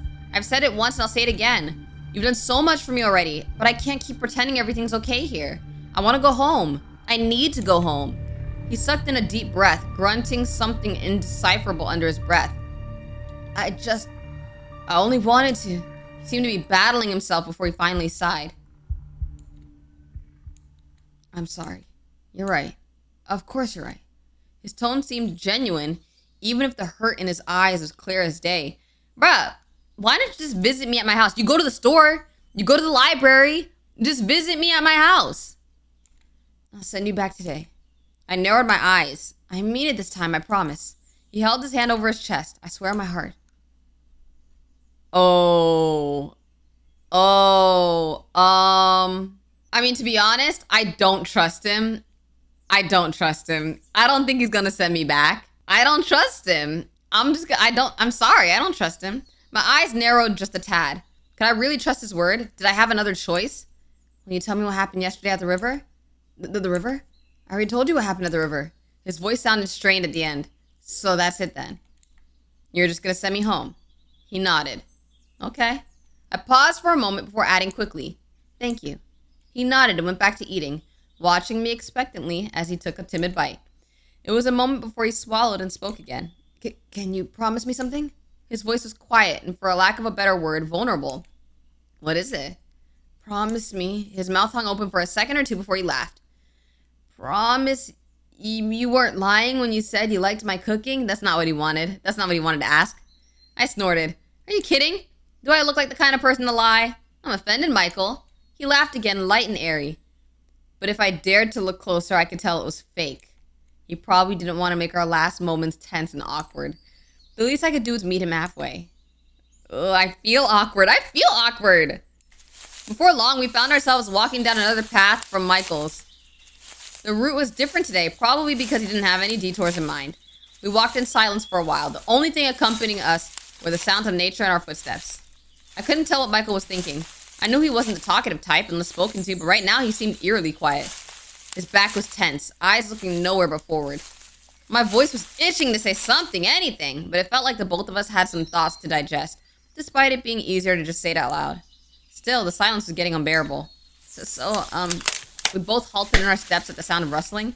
Michael's ear perking in a direction. What was that? His hands were already raising to hold his crossbow, deftly cocking it with an experienced pull of the string until a solid click was heard. Stay quiet. Stay close. I swallowed, my heart picking up speed. Wait, what's in the forest? What, is there freaking bears? He started stalking, low towards the source of the noise, his boots barely making a sound compared to my clumsy footsteps. Girl, if you don't tiptoe... The rustling continued, sounding like a scuffle was occurring between the bushes. Closer, closer, until my ears picked up an unfamiliar high-pitched sound. It sounded like a tiny infant screaming. As morbid as that was, Michael actually relaxed as he recognized it. His steps hastened silently towards the source, crossbow lowering until we came across what exactly it was that caused the disturbance. Oh, a rabbit! His small, delicate foot snagged in an old, rusted trap. Its little body trembled as it breathed fast and shallow, no doubt scared out of its mind. Oh, wait, why does this make me sad? Michael regarded it empathetically before unloading his crossbow, disturbed by the caught rabbit, but at the same time relieved at the absence of a threat. Just a rabbit. Sweeping his crossbow behind his back and out of sight, he looked at it for another moment before looking up towards me. Let's keep going then. My mouth dropped in shock. And leave that poor thing behind? He raised a brow, confused at my bewilderment. Yes? But it's going to die! His face twisted into confusion. That's generally what happens to prey animals, yes? He was so nonchalant about it, I had to keep my emotions in check. We can't do that! Look at it! His expression was understanding, if a little annoyed. Annoyed? I am. Someone left a trap. A rabbit gets caught in it. That's how it works. What do you want me to do? I thought you were more empathetic than this. You literally have chickens! Set it free? Obviously. He was frowning now. I can't. If someone is nearby, they'll be suspicious how their catch got free. Does that matter? Animals escape traps all the time. The poor thing is suffering. Sunshine, I know you're smarter than this. If it doesn't die today, it'll die tomorrow. It's a trap to a fox, to a hunter. It probably won't even survive with its injured foot if we set it free. You're prolonging the inevitable. Can't you put it out of its misery then? He hesitated. Do you really want me to do that? No. But even then, we don't even know if anyone's coming back for it. The thing looks so old. He sighed impatiently, looking stubborn in his decision. That's the point of a trap, is to keep things right where they are until you come back. The way he said it, it just rubbed me the wrong way. Does he have traps? Part of me wonders, that mushroom thing that we stepped in, was that a trap for things? To keep people away from where he lives? And the cat got caught in it? He's being realistic. He's being sadistic. I mean, he is being realistic, but I kind of want to say the second one because I just want to see what happens if we say it. I do think he's being realistic, though. I just want to say this. I want to say he's being sadistic. What kind of cold-hearted person says that? I could hardly believe how needlessly callous he was being. I also think he's being a little callous because we're not staying with him, though. Low key. For someone so sweet with his hens, he was so indifferent about the poor rabbit shaking at our feet. That's what I found weird. Like, why is he so indifferent about the rabbit? I looked down at it once more, my heart breaking as it started to squeak. Michael. I'm gonna say please. I'd feel bad. My heart was torn as the rabbit helplessly kicked its feet, its cries weakening. My heart was torn as the rabbit helplessly kicked its feet, its cries weakening. For a moment, I imagined Toad being caught in a trap just like this one, left to starve and die when someone could have been there to help him. No, we can't leave it like this. Please, Michael. His harsh gaze started to soften at my plea. Does it matter that much to you, Firefly? I nodded quickly without hesitation. Please, it'll be the last time I'll ever ask for anything. He paused for another moment before shaking his head with a defeated sigh. Somehow I doubt it's the last time. There was a smile in his voice, though. But all right, I'll do it for you. Stand back after pried open. My gratitude was clear on my face as he pulled out a deadly-looking hunting knife from his pocket, kneeling down next to the rabbit. The terrified creature started to writhe all over again at the sight of a looming threat, Michael grunting as he held it down firmly with one hand. It started to fall still under his hold, relaxing completely with its foot hanging limp. Huh, he sure had a way with animals. Oh, he hypnotized it.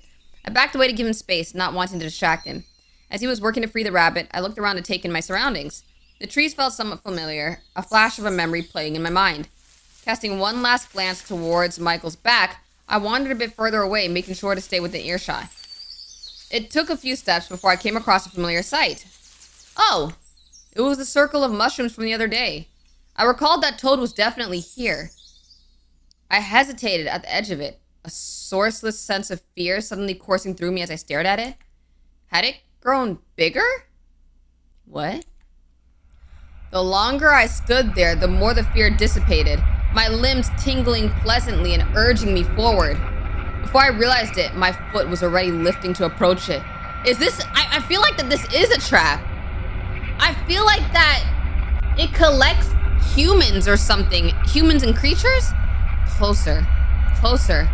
Staring at it, a fuzzy haze creeped over my mind. My face was warm. I found myself smiling at the oddly comforting familiarity, like recalling a fond memory, like greeting an old friend. I knelt down to inspect the growth, reaching out to brush my hand on one of the mushroom caps. Whoa! When someone yanked my wrist back. What? Don't. Huh? Don't touch those. I looked up to see Michael looming over me, gaze sharp and irises shaped like thin slivers. You have a terrible habit of wandering off, don't you? I gulped. How was the rabbit? Is it safe? His eyes narrowed as I flailed to change the subject. It's free, like you asked. Don't touch those. Yo, Michael squeezed my wrist before letting go. I rubbed my wrist. It didn't hurt, but his grip had intent. Well, why? What's wrong with them? Nothing. Just don't touch them. I just thought it looked pretty, that's all. Did you, though? I shook my head, feeling disoriented as my mind flickered between thoughts rapidly like a broken radio station. Michael snapped his fingers for my attention. Look at me, Firefly. His voice was snippy and irritated. Okay, my bad. Uh-huh. I blinked rapidly to ground myself, scratching my head as I tried to gather my thoughts. Talk to me, say anything. Some people think they're magic. Yeah, that's a pretty common belief with mushroom rings, isn't it? I hung on to that thought. Keep going. Like related to fae folk, you know? It's why they're called fairy rings or fairy circle. Michael squinted before easing, his demeanor just a little less tense compared to before. They do look like they could summon a portal at any moment and whisk you away. Is it a portal? I looked over at Michael, expecting him to look amused. Instead, he was glaring down at the ground as if the mushrooms were the most vile thing he'd ever seen. No, it's more of an invasive species than anything else. What? I followed his gaze towards the harmless circle of fungus. They are? Should we do something about it? Get a lawnmower! Get a lawnmower! He blinked as if coming out of a daze. No. Sorry, just a thought that slipped out. He pinched his nose bridge, his normally soft voice a tired grumble. Normally I'd leave them alone to do their business, but having you here... Anyways, just don't touch it, okay? He was being far too uptight about something as trivial as a circle of mushrooms. Feels like there's more to it than that. His sigh was exasperated. They just grew in my part of the forest is all. They make me uncomfortable. It definitely felt like Michael wanted to use a stronger word than uncomfortable, a barely concealed growl between his teeth. What? Why? I thought you liked mushrooms. Michael's ears flattened. Oh, he does not look like he likes mushrooms. Not these ones. They're not even real mushrooms. They're not? No. He seemed to hesitate before blurting. They just happen to mimic mushrooms. Okay? Oh. I've never heard of something like that. Though there are some pretty wild foliage out there that could copy the look of nearby plants. Does it have a name? His brow scrunched in confusion. What, them? Yeah. You know, as in the species. Oh, I'm not entirely sure. I can recognize them by sight, though, so just stick with me when we're out in the woods, okay? I really don't want you anywhere near them. All right, if you say so. I just don't get how they can be invasive is all. I consider it invasive when they come on my property. Okay. Is he really getting this angry over cute mushrooms? I'm gonna be honest, you're acting really weird about it, Michael. He was getting more agitated the longer we stood there, hands clenched into tight fists. Sunshine, I know I ask a lot from you, but please, let's just leave them alone, okay? But why? There's something wrong. Ah! Okay. You know what? That's my bad, G. I was pushing too much. That's my bad, OG. Look, can we just... I flinched, backing away from him as his voice rang through the trees. A silence passed between us before he took a deep breath. I'm sorry. Please, can we step away from here? He held out his hand. His fingers were trembling. Okay, you know what? He did save us right here, so I'll take his hand. I'm gonna take his hand. I closed my hand around his, noting the way his tail flicked so hard it thumped against his leg. His fingers were calloused against my own, twitching at the unfamiliar sensation. I stepped up beside him, looking at him expectantly. I didn't think you'd take it. Now it was my turn to get flustered. You offered? Dang! I know I did. I thought I scared you, so I figured. We waited for the other to say something, our faces growing heated as seconds passed. He finally laughed, exclaiming something strange and garbled before squeezing my hand. Sunshine, you're really something special. Oh, that's kind of sweet. I hope you realize that. He gave my hand another tight squeeze, snapping me out of my daydream. Let's get you home, Firefly. He's actually taking me home? Michael took the lead, his footing sure and confident. He must have noticed my unsteady gait beside him, as he subtly veered towards a clearer path I could easily follow. I didn't verbalize it, but I was definitely grateful for that. As much as the forest was growing on me, getting my feet caught in roots and twigs every few steps gets tiring after a while. Our steps fell into rhythm next to each other. I peeked at Michael every once in a while, trying to gauge his mood after what happened. Even after spending so much time with him, he was so difficult to read. How can someone both wear their heart on their sleeve, yet keep it stitched tight, never letting anyone come too close? I knew he had secrets he wanted to keep close to his chest, but I wish he'd just open up to me a little. The silence that hung in the air was making my skin prickle. What's your favorite animal? That's so random. I was so caught up in my thoughts, I didn't even realize I blurted the first thing that came to my mind. Michael regarded me curiously, ear flicking. My favorite animal? He pursed his lips in thought before his ears perked. Jellyfish. I did a double take. I was not expecting that. It was one thing for him to have answered, to have an answer so readily, but the choice was something else. Why a jellyfish? I thought it'd be, I don't know, a bird or something. He shrugged. They're pretty to look at least from pictures I've seen. Plus, I kind of relate to them. He said that without zero hesitation. How do you relate to a jellyfish? His expression faltered as if deciding on the right way he could explain his answer. Let's just say I have something in common. What does he have in common with it? The poison? With a jellyfish? Well, one jellyfish. In what way? That they're pretty to look at? A strangled noise slipped past his throat. I just admitted he's pretty to look at. Ah! No. You wouldn't get it. Try me. No. I groaned like a dying whale in exasperation. Shoulders slumped like I had a back problem. He's not gonna elaborate anymore, is he? He probably spotted the vein growing on my forehead as he snickered. Relax, Firefly. You're gonna faint on the spot if you think any harder. If you're allowed to get upset about mushrooms, I'm allowed to get upset about jellyfish. His smile dropped for a second before his cheeky grin returned. Touché. Or touch? Touch? I think he meant to say touché. Touch what? You know, touch. I stared at him, his happy grin shifting into a confused frown. You know, touch. When, it's like saying you're right. You mean touché? He smiled innocently. Yeah. This man will be the death. He laughed at my screwed up grimace, waving a hand hastily. What about you? What's your favorite animal? Cats. You're chickens.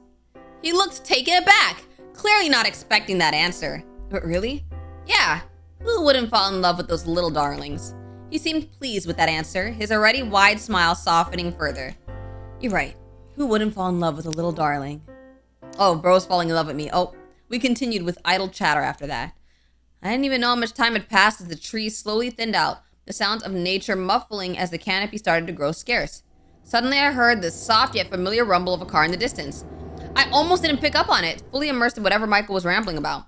Something about the life cycle of a topsy-turvy door key or whatever it was he called it.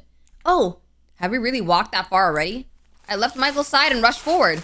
He made a sound of surprise, but followed suit. I neared the edge of the forest just as another car drove past. I recognized my street instantly. Breaking into a light jog, I almost missed Michael calling for my name as I run down the road. There, my house was visible from where I stood by the street. I was breathing heavily by the time Michael approached my side, the man barely making a sound as I took in the sight. Oh, I missed this. I turned to thank Michael, only to startle when a bundled stranger took his place. What the freak? What the freak? I'm sorry, but this is goofy. Sorry. People about. I couldn't see anyone around, but I guess he was right to be safe. I guess this was his version of a disguise. If I were to pass him on the street, I don't think I would have bothered to look twice. I shuffled my feet, feeling awkward now about my previous apprehension. I might have had my doubts about him, but maybe I was wrong after all. He did get me home despite everything. I mean, I wanted to say thank you to your face, but I'll settle for this, I guess. His chuckle was muffled underneath the scarf. He pulled it down so he could speak properly. Did I scare you? I got distracted. Michael's eyes squinted from where I could see them. I wonder how you don't get lost every 20 steps. Hey! He laughed at my offended tone. You better not go back in there, got it? I'm not always going to be around to find you. Who says I need you around to find me? Almost instantly, his eyes hardened under his sunglasses. I'm serious. He doesn't want me touching the mushrooms. Don't go wandering in these woods again. Or I might have to start taking drastic measures just to make sure you stay put right where you are. I sputtered indignantly. I'll wander where I please. Sure. He looked over my shoulder towards my house. So that's where you live, huh? Looks cozy. I wasn't sure if he was being genuine, considering he lived in the wooden back ends of the middle of nowhere. Suddenly, I perked up with a thought. A small part of me couldn't help insisting it was a bad idea, but I was too curious not to ask. Do you want to come by? His eyes darted towards me, shock evident on his face. Me? To your home? I nodded. He froze completely. For a second, I thought he stopped breathing. I'd love to... Sudden barking and a shout startled us both, my body jerking forward as his arm yanked me close. I heard a soft rustle as his sunglasses fell to the grass from this sudden motion, his hastily worn beanie shaken off his head. Looking up, it was just my neighbor calling out to their dog. Oh, looks like Vita's back from college. I paused, feeling his grip tighten. I looked down at his hand on my shoulder before glancing up at him. Michael? He snapped back to the present, his hand releasing me quickly. Sorry. He looked towards my neighbor and their dog for another moment before turning back to me. I don't think it's a good idea for me to go with you. Dang it! I don't want to be seen. Even though I didn't fully trust him, I still felt disappointed at his rejection. Dang it. I thought it would have been nice. It's like I flip-flop between not trusting him and thinking he's a kind of cute, cool dude. I deflated just a little. But you have your disguise, don't you? He shook his head insistently. I can't risk it. It's better this way. He spoke with a finality that was starting to become familiar. If he wasn't willing, fine. At least I was. Before he could pick up his accessories, I gently grabbed his wrist. Though I couldn't help feeling he had one too many secrets to keep, it wouldn't hurt to get to know him more and figure them out. Then can I come visit you instead? What? I huffed impatiently. If you won't come to mine, then I'll go to yours. Once again, he was rendered speechless. Why would you ever want to see me again? At this point, I was starting to look and sound peeved. For all his good traits, the constant need to build his walls higher around me was starting to get annoying. I folded my arms, looking stern. His eyes widened as if in preparation, ears flattening like a cat in the middle of a scolding. Michael, can you just accept the fact that maybe I enjoy your company and wouldn't mind more? I'm sorry, nobody's ever... But you wanted to go home so badly. Oh, this man is hopeless. Yes, of course I do, but that doesn't mean I'm gonna forget about you completely. Besides, I promised I'd show you what phones could do, didn't I? Dismissing the fact that there's probably not much I can show when there's no data in the woods. I'm sure you'd be enthralled by whatever dinky mobile game I had installed at the time. The point was, I just wanted to see him again. So that means I get to see you again? I picked up on the eager tone in his voice, realizing he wished for the same sentiment. See, this is what I was saying from the beginning. Visiting! We don't have to stay in the woods, but visiting. Yeah, I want to. His voice warbled for a second. Firefly. He cleared his throat, laughing to himself. Sunshine. You can't imagine how much that means to me. A lot. It means a lot. Oh, this is actually kind of sweet. More than you know. I nodded, a giddy smile creeping into my own face. How's next weekend? He tilted his head. That's 7 sundowns from now. 5. His smile widened, eyes squinting in absolute delight. Okay, I'll meet you here then. I smiled at him, figuring this was goodbye. I wasn't my best self in the last few hours spent with Michael, being closed off the moment he held back information. But maybe a simple gesture could make up for it. Hug him, thank him. You know what? Maybe I'll just hug him, why not? I didn't think twice. Arms spread and wrapped around him before he could react. Michael froze from head to toe, inhaling sharply as his shoulders tensed. For a second, I thought I triggered a fight or flight or freeze response. It took a few seconds before he shifted to reciprocate, eyes lightly pacing his hands on the small of my back in a loose hold, fingertips splayed awkwardly along my spine. I think this is his heartbeat. He seemed to gain confidence as he wrapped his arms around me properly, a shaky sigh leaving his body as he relaxed. A faint rhythmic rumble emitted from his chest, my eyes widening at the strange feeling. Was he purring? I knew I'd heard that sound before, but he was definitely purring. I didn't have time to dwell on it for long. His grip was getting tighter. Tighter. Tighter! I was about to sputter out a gentle protest when another car passing by made him jump and release me. I had to step away to catch my breath after the squeeze. His arms dropped to his sides with a blank stare in my direction. Bro almost killed me. Uh-oh. Out of the corner of my eye, I could see his hands clenching tightly as if holding himself back. I looked up at him, expecting him to say something first. Instead, he just stared at me like I grew a third eye. I quickly cleared my throat, cheeks starting to burn. Anyways, I gave him one last light punch to the shoulder. It felt like punching a sack of grains. I'll see you next weekend. Ignoring the heat on my face, I looked both ways before jogging across the street. My neighbor in their yard looked up as I approached, their eyes lighting up in recognition. Sunshine? Their hands fidgeted with the frisbee in their hand as they approached their ever-loyal Laika following close behind. Why does it look like the dog is standing? I was wondering where you've been. I dropped by to give you some cake over the weekend, but you weren't home, and you didn't answer your phone, and your packages were piling up at the door, and... I held up my hands in a placating gesture. Vita, I'm fine. At our feet, Laika was dutifully pawing at their elbow to calm them down. Their mouth stopped midway through another sentence, blinking rapidly. Sorry. They reached down to pat Laika's head, significantly calmer as they asked me again. Where were you? Where have you been? I was, visiting a friend. For a digital detox? Off the grid and all that. They blinked slowly, nodding. Oh, that sounds exciting. By the tone of their voice, they didn't mean that at all. Oh, what about Toad? Did you manage to find him? My mood instantly dropped. I forgot about Toad, I ain't gonna lie. No. That's why I went away in the first place, you could say. It took a few seconds for Vita to understand what I meant. I'm sorry. It's fine. They straightened, a flash of empathy on their face before they smiled. Well, Laika and I are around for a semester break if you need anything. We should do movie night. Maybe that'll lift your spirits. I found this really good one I think you'd like. I did some research and I feel like it's right up your alley. Laika and I could take a quick drive to the store, so just let us know when you're up for it. I could get your favorite snacks and stuff. Laika gave a happy bark at the familiar word. A fond smile quirked up my lips. Thank you, Vita. I'll bring the orange soda. Their expression lit up happily. I wonder if Michael is watching. Take care. I bid them both goodbye to walk up my driveway. Once I got to my door, I had an urge to turn around one last time. I was surprised to see Michael still standing by the forest edge, shadowed by the trees. Oh, he was watching the whole time.